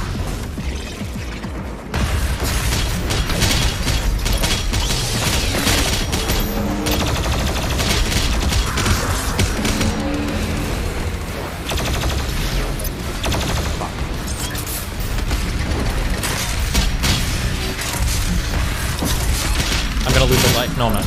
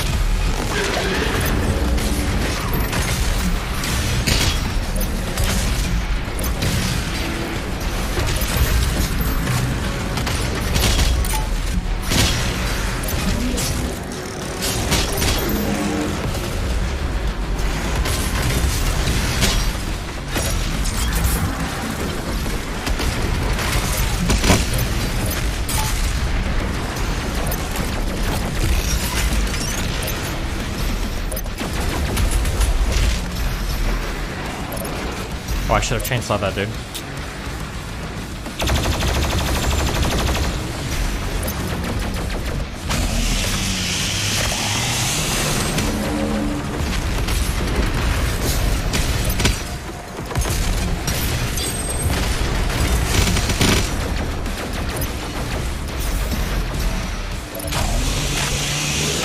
What difficulty is this? It's the hardest difficulty with extra life turned on so that I don't just insta-die.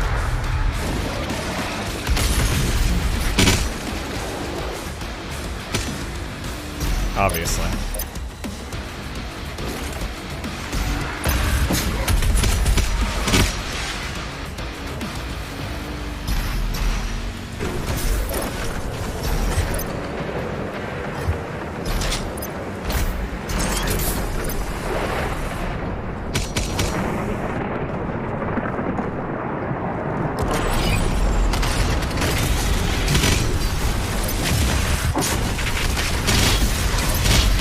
Oh god. Dude, I forget enemies spawn behind you. Now I'm fucking.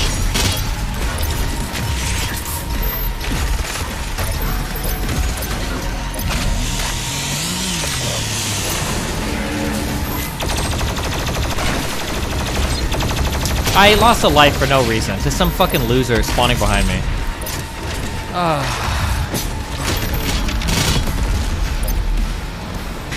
Should I just die now? I feel like I should just die now.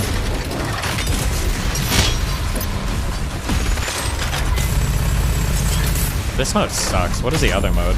Oh, shield mode?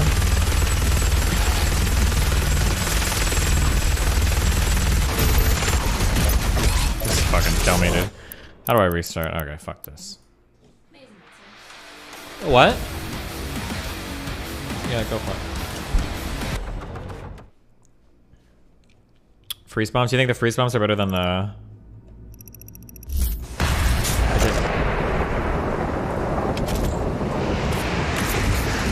Your destiny did you here. Got the king instead. Rip. The UAC won't hand over the Seraphim without a fight.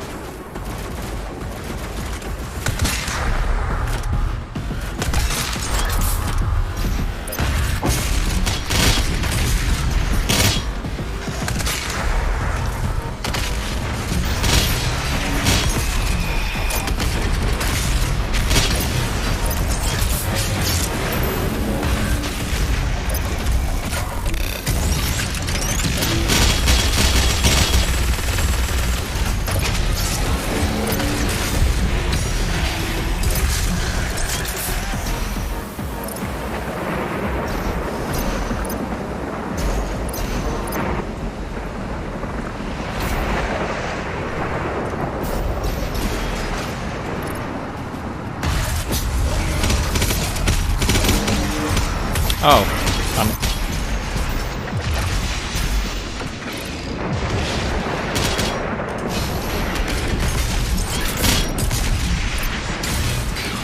Jesus.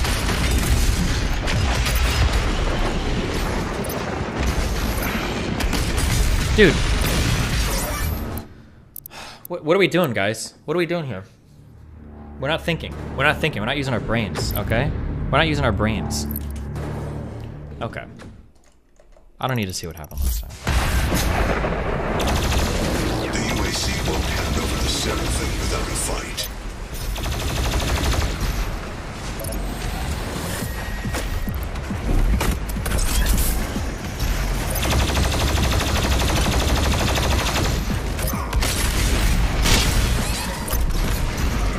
I'm just...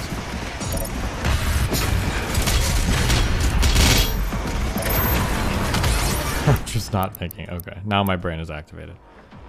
Change your ruins? Wait, are there ruins in this game still? Settings?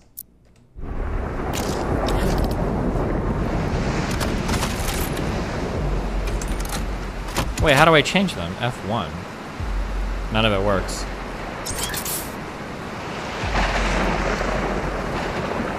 Tab? Oh, fuck. I don't even know. What are the best ones?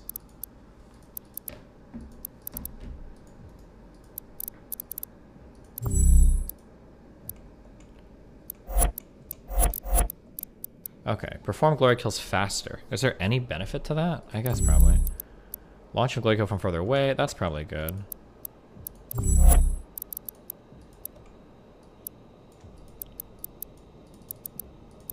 Wait, how do you... Oh, okay, boom, boom. Wait, can you only have one from each... Oh, Jesus. This is so weird, okay. Gain a speed boost after performing a glory kill. Greatly increase movement control while in air. Increase the lungs remain staggered. Survive one death blow. Hold in midair to temporarily slow down time. Enemies killed by equipment while influence will decrease the charge time. Shockwave drop health. Oh, damn. This one. This is what we do. It is this, okay.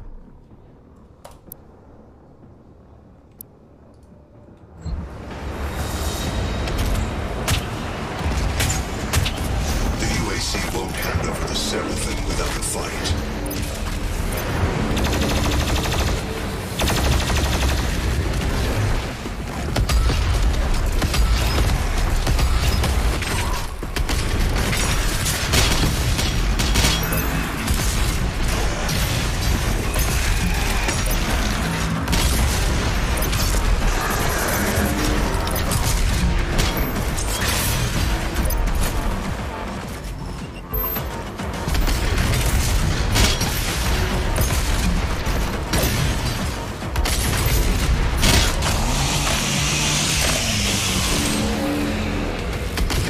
I shouldn't have chainsaw twice. That was dumb. Whoops.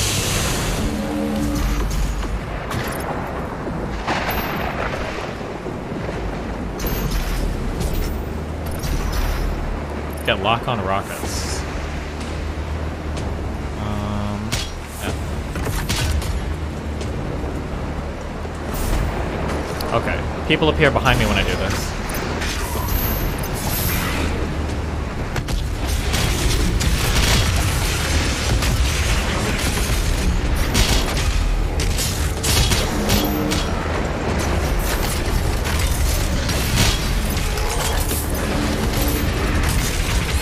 Woo!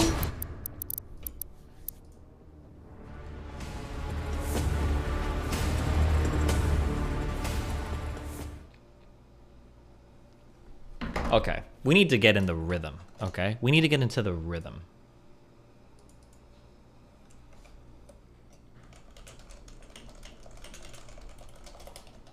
Okay, we just need to get the rhythm, okay? Charge time, air control, and glory punch distance? No, no. We just gotta... Air control runes was the first one we got on every... Air control runes? No.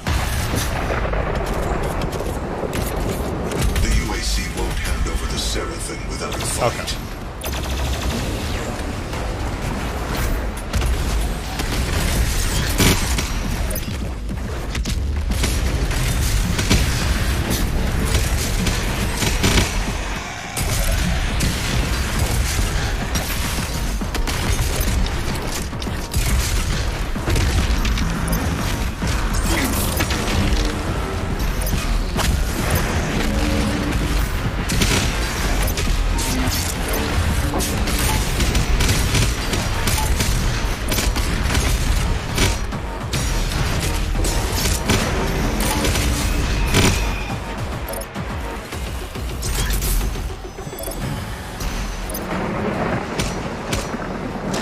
Next slide, please. Wait, is it lagging? Whoops.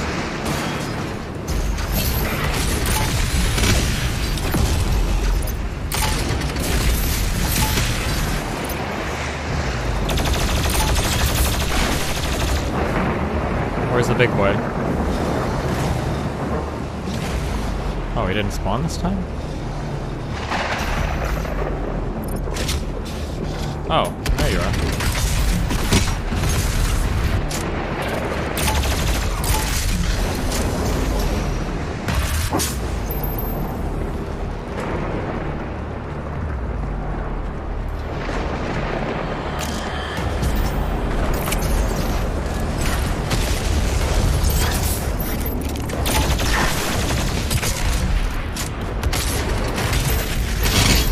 Oh shit, I'm locked out?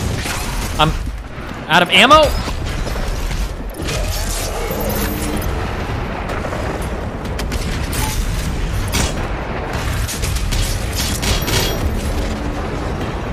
Not a problem. None of those things are a problem.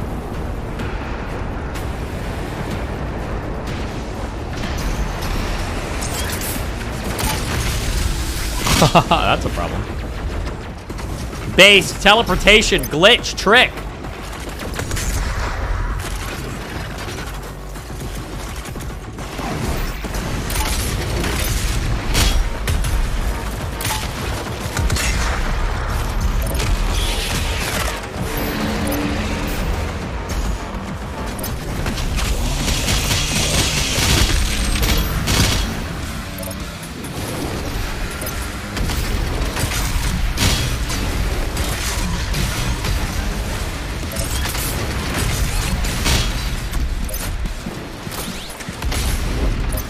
Fuck.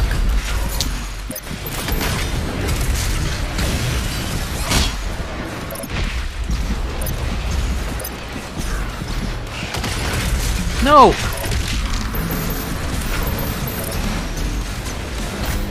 Okay, we fell out of the rhythm, guys. We fell out of the rhythm.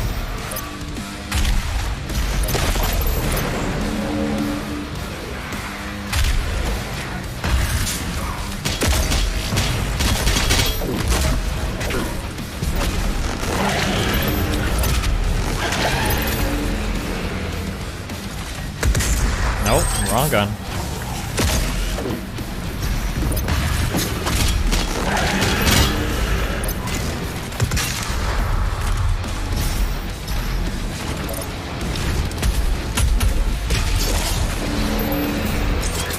Okay, big green guys are scary dudes. What is like the...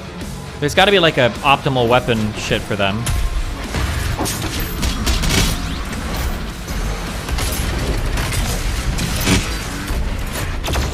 Not bad.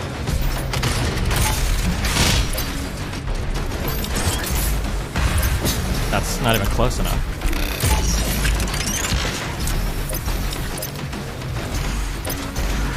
I don't even know what I'm doing right now. Blood punch fucks up their armor. I don't even know when blood punch is fucking up.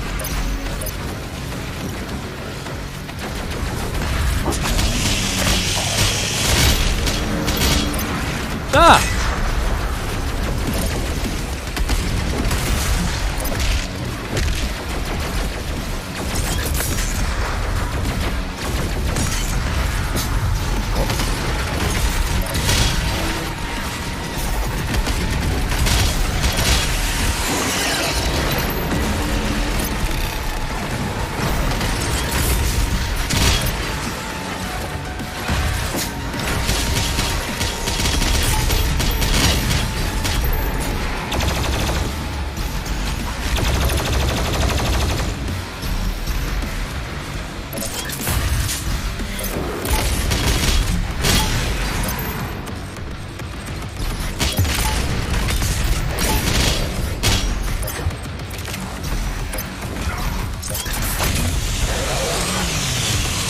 Bottom left next to your dash charges is the blood punch. Yeah, I think I have one up right now. I see it.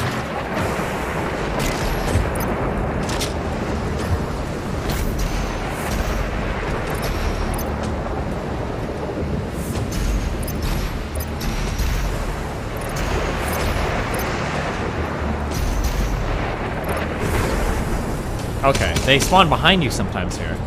No bullshit this time.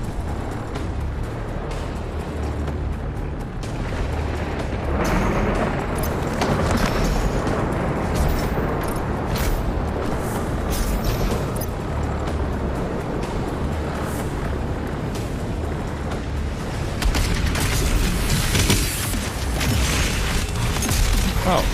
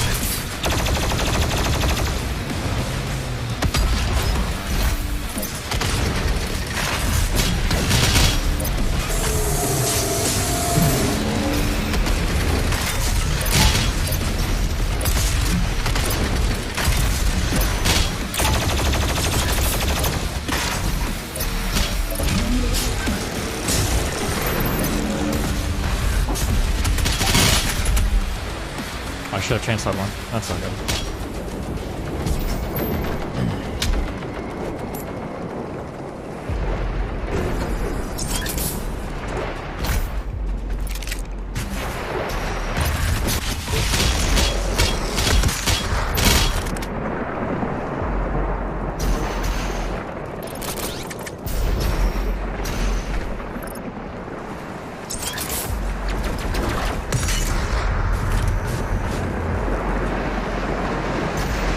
What does this thing do again? Oh, it's max armor and health, I guess.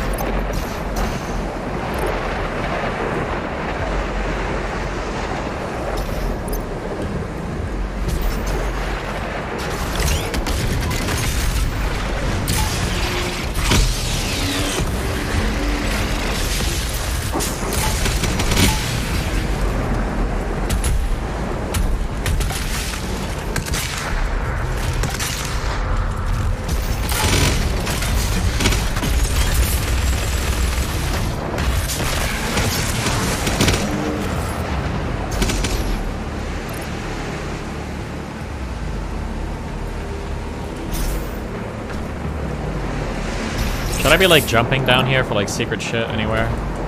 Like it looks like there's secret shit I could jump down and get.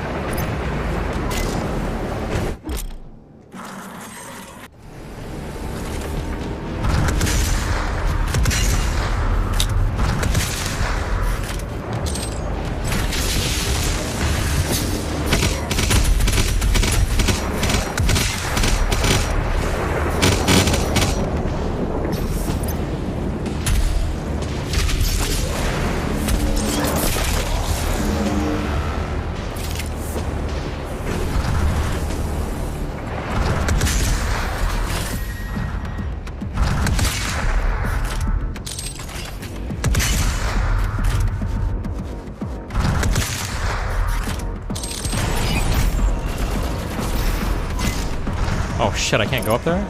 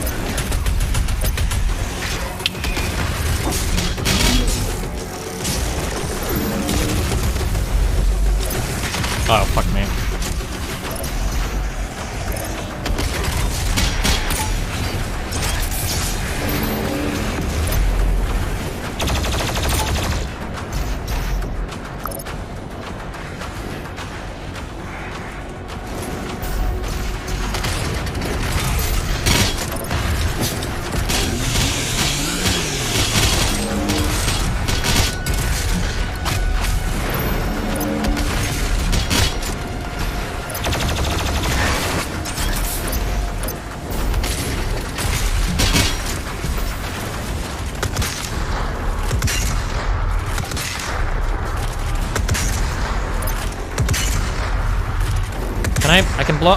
Fuck this.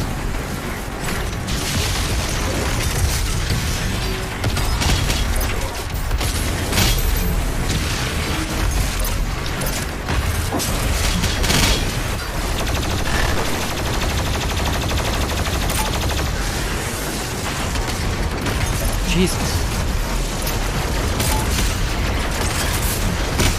Not wrong weapon. I'm out of ammo, my other one.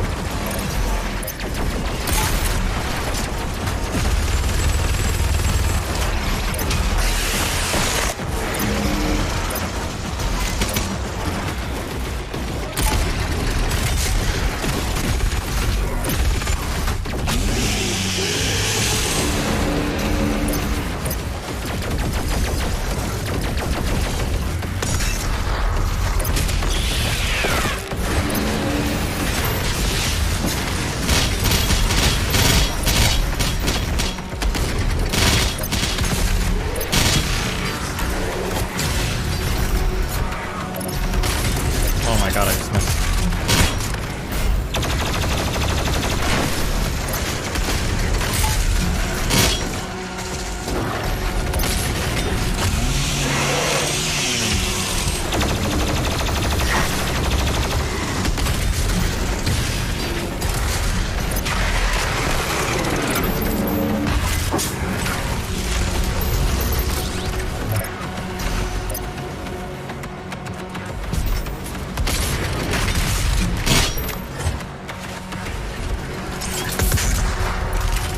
Oh my god. Oh my god.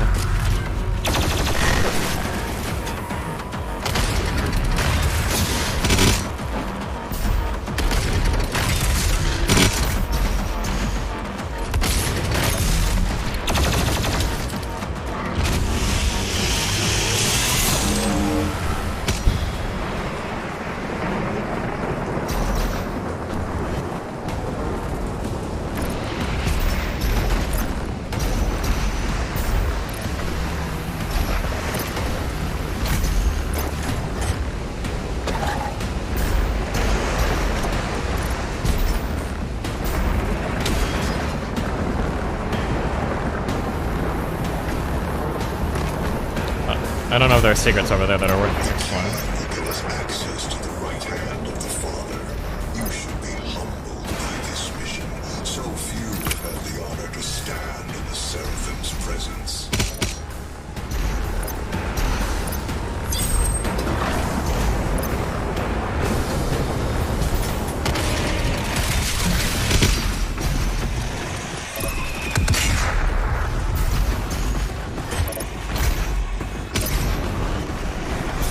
Fuck, is it really locked down during the fight?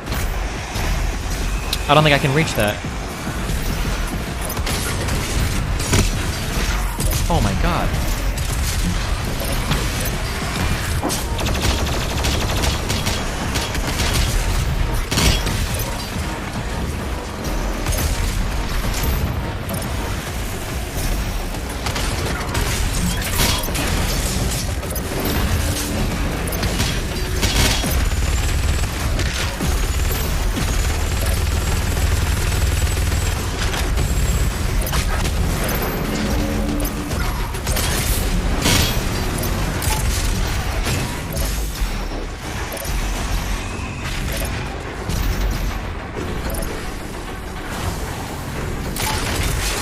Nice, fucking huge whip!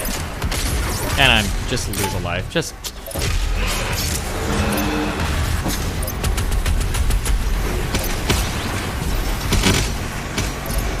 I'm just worthless. Is this the lock on one? I don't even know what. I don't even think I have the right rocket thing on. I didn't have the right rocket thing on.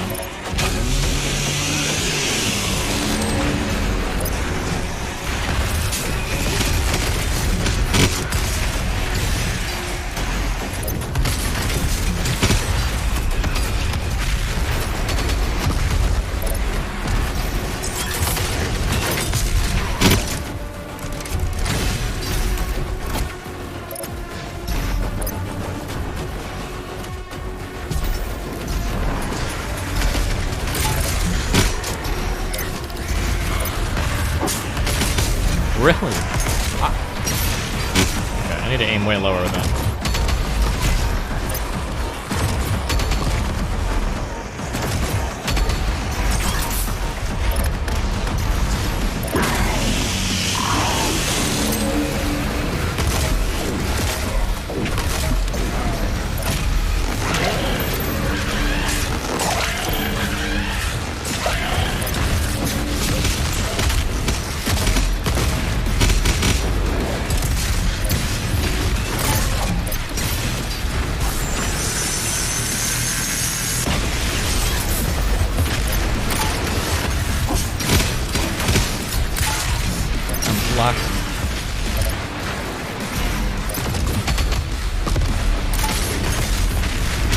Oh, I'm timed.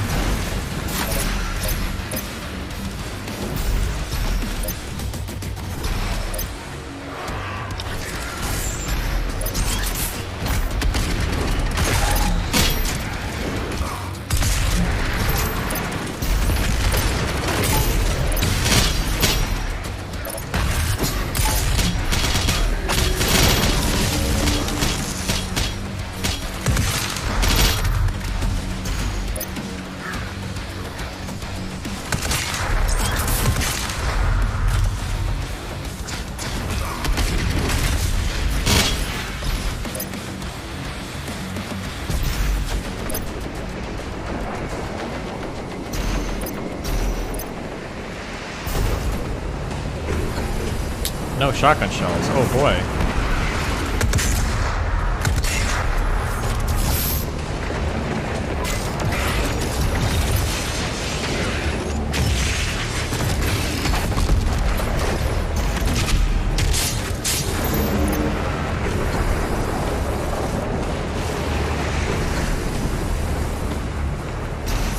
Oh, I have no shotgun shells.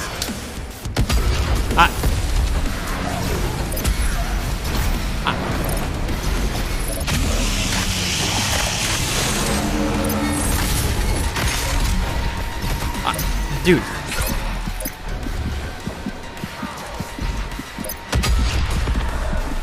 I don't even have a chainsaw!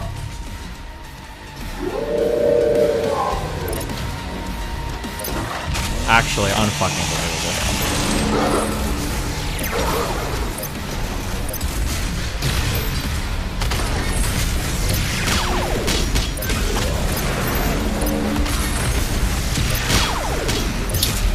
Did I just lose 2 lives to this guy?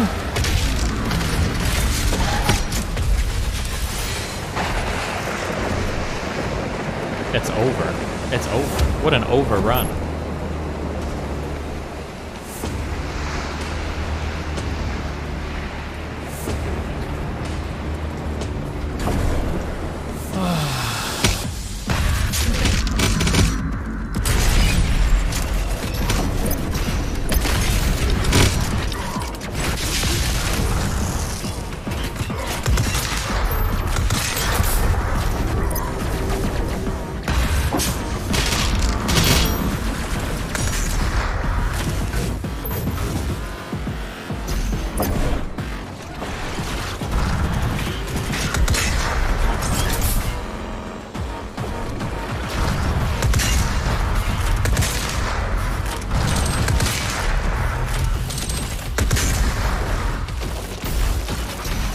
Ah!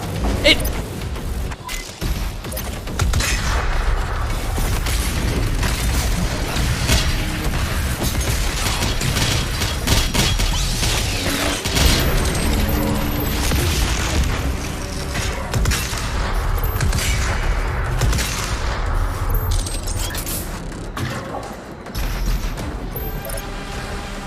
Fuck it, dude. Oh, that's what I wanted.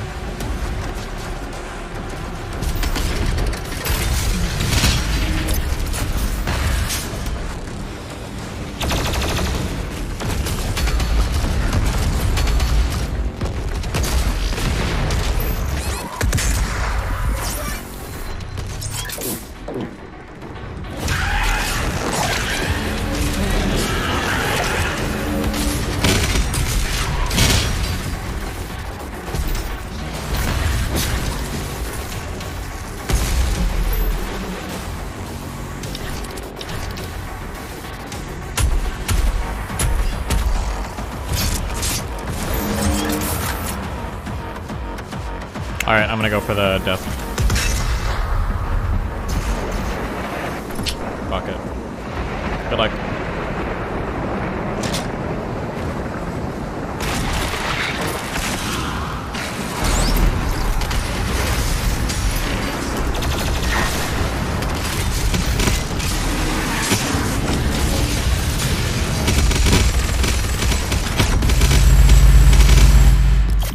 Did I win? Oh.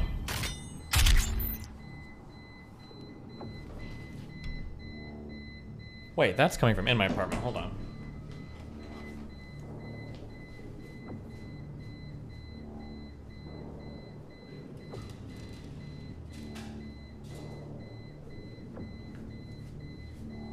Oh. Wait, oh my god.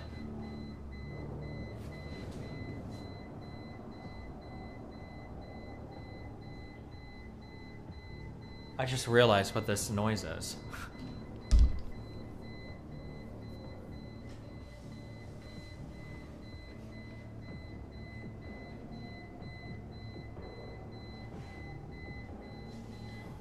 I think my UPS is getting overloaded. Hold on one second.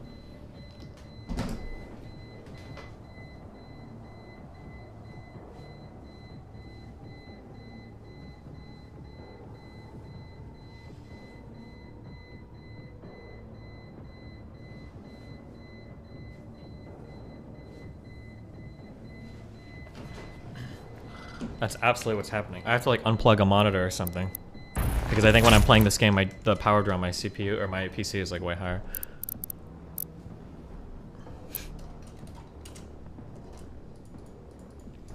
Okay. I love you guys. I'll be back tomorrow. I gotta go out to eat. Have fun. Rapino, cappuccino, poppuccino, hoppuccino, moppuccino, cappuccino, cappuccino, cappuccino, alpuccino, my deuterinos. I will catch you guys tomorrow, Reno. Be careful.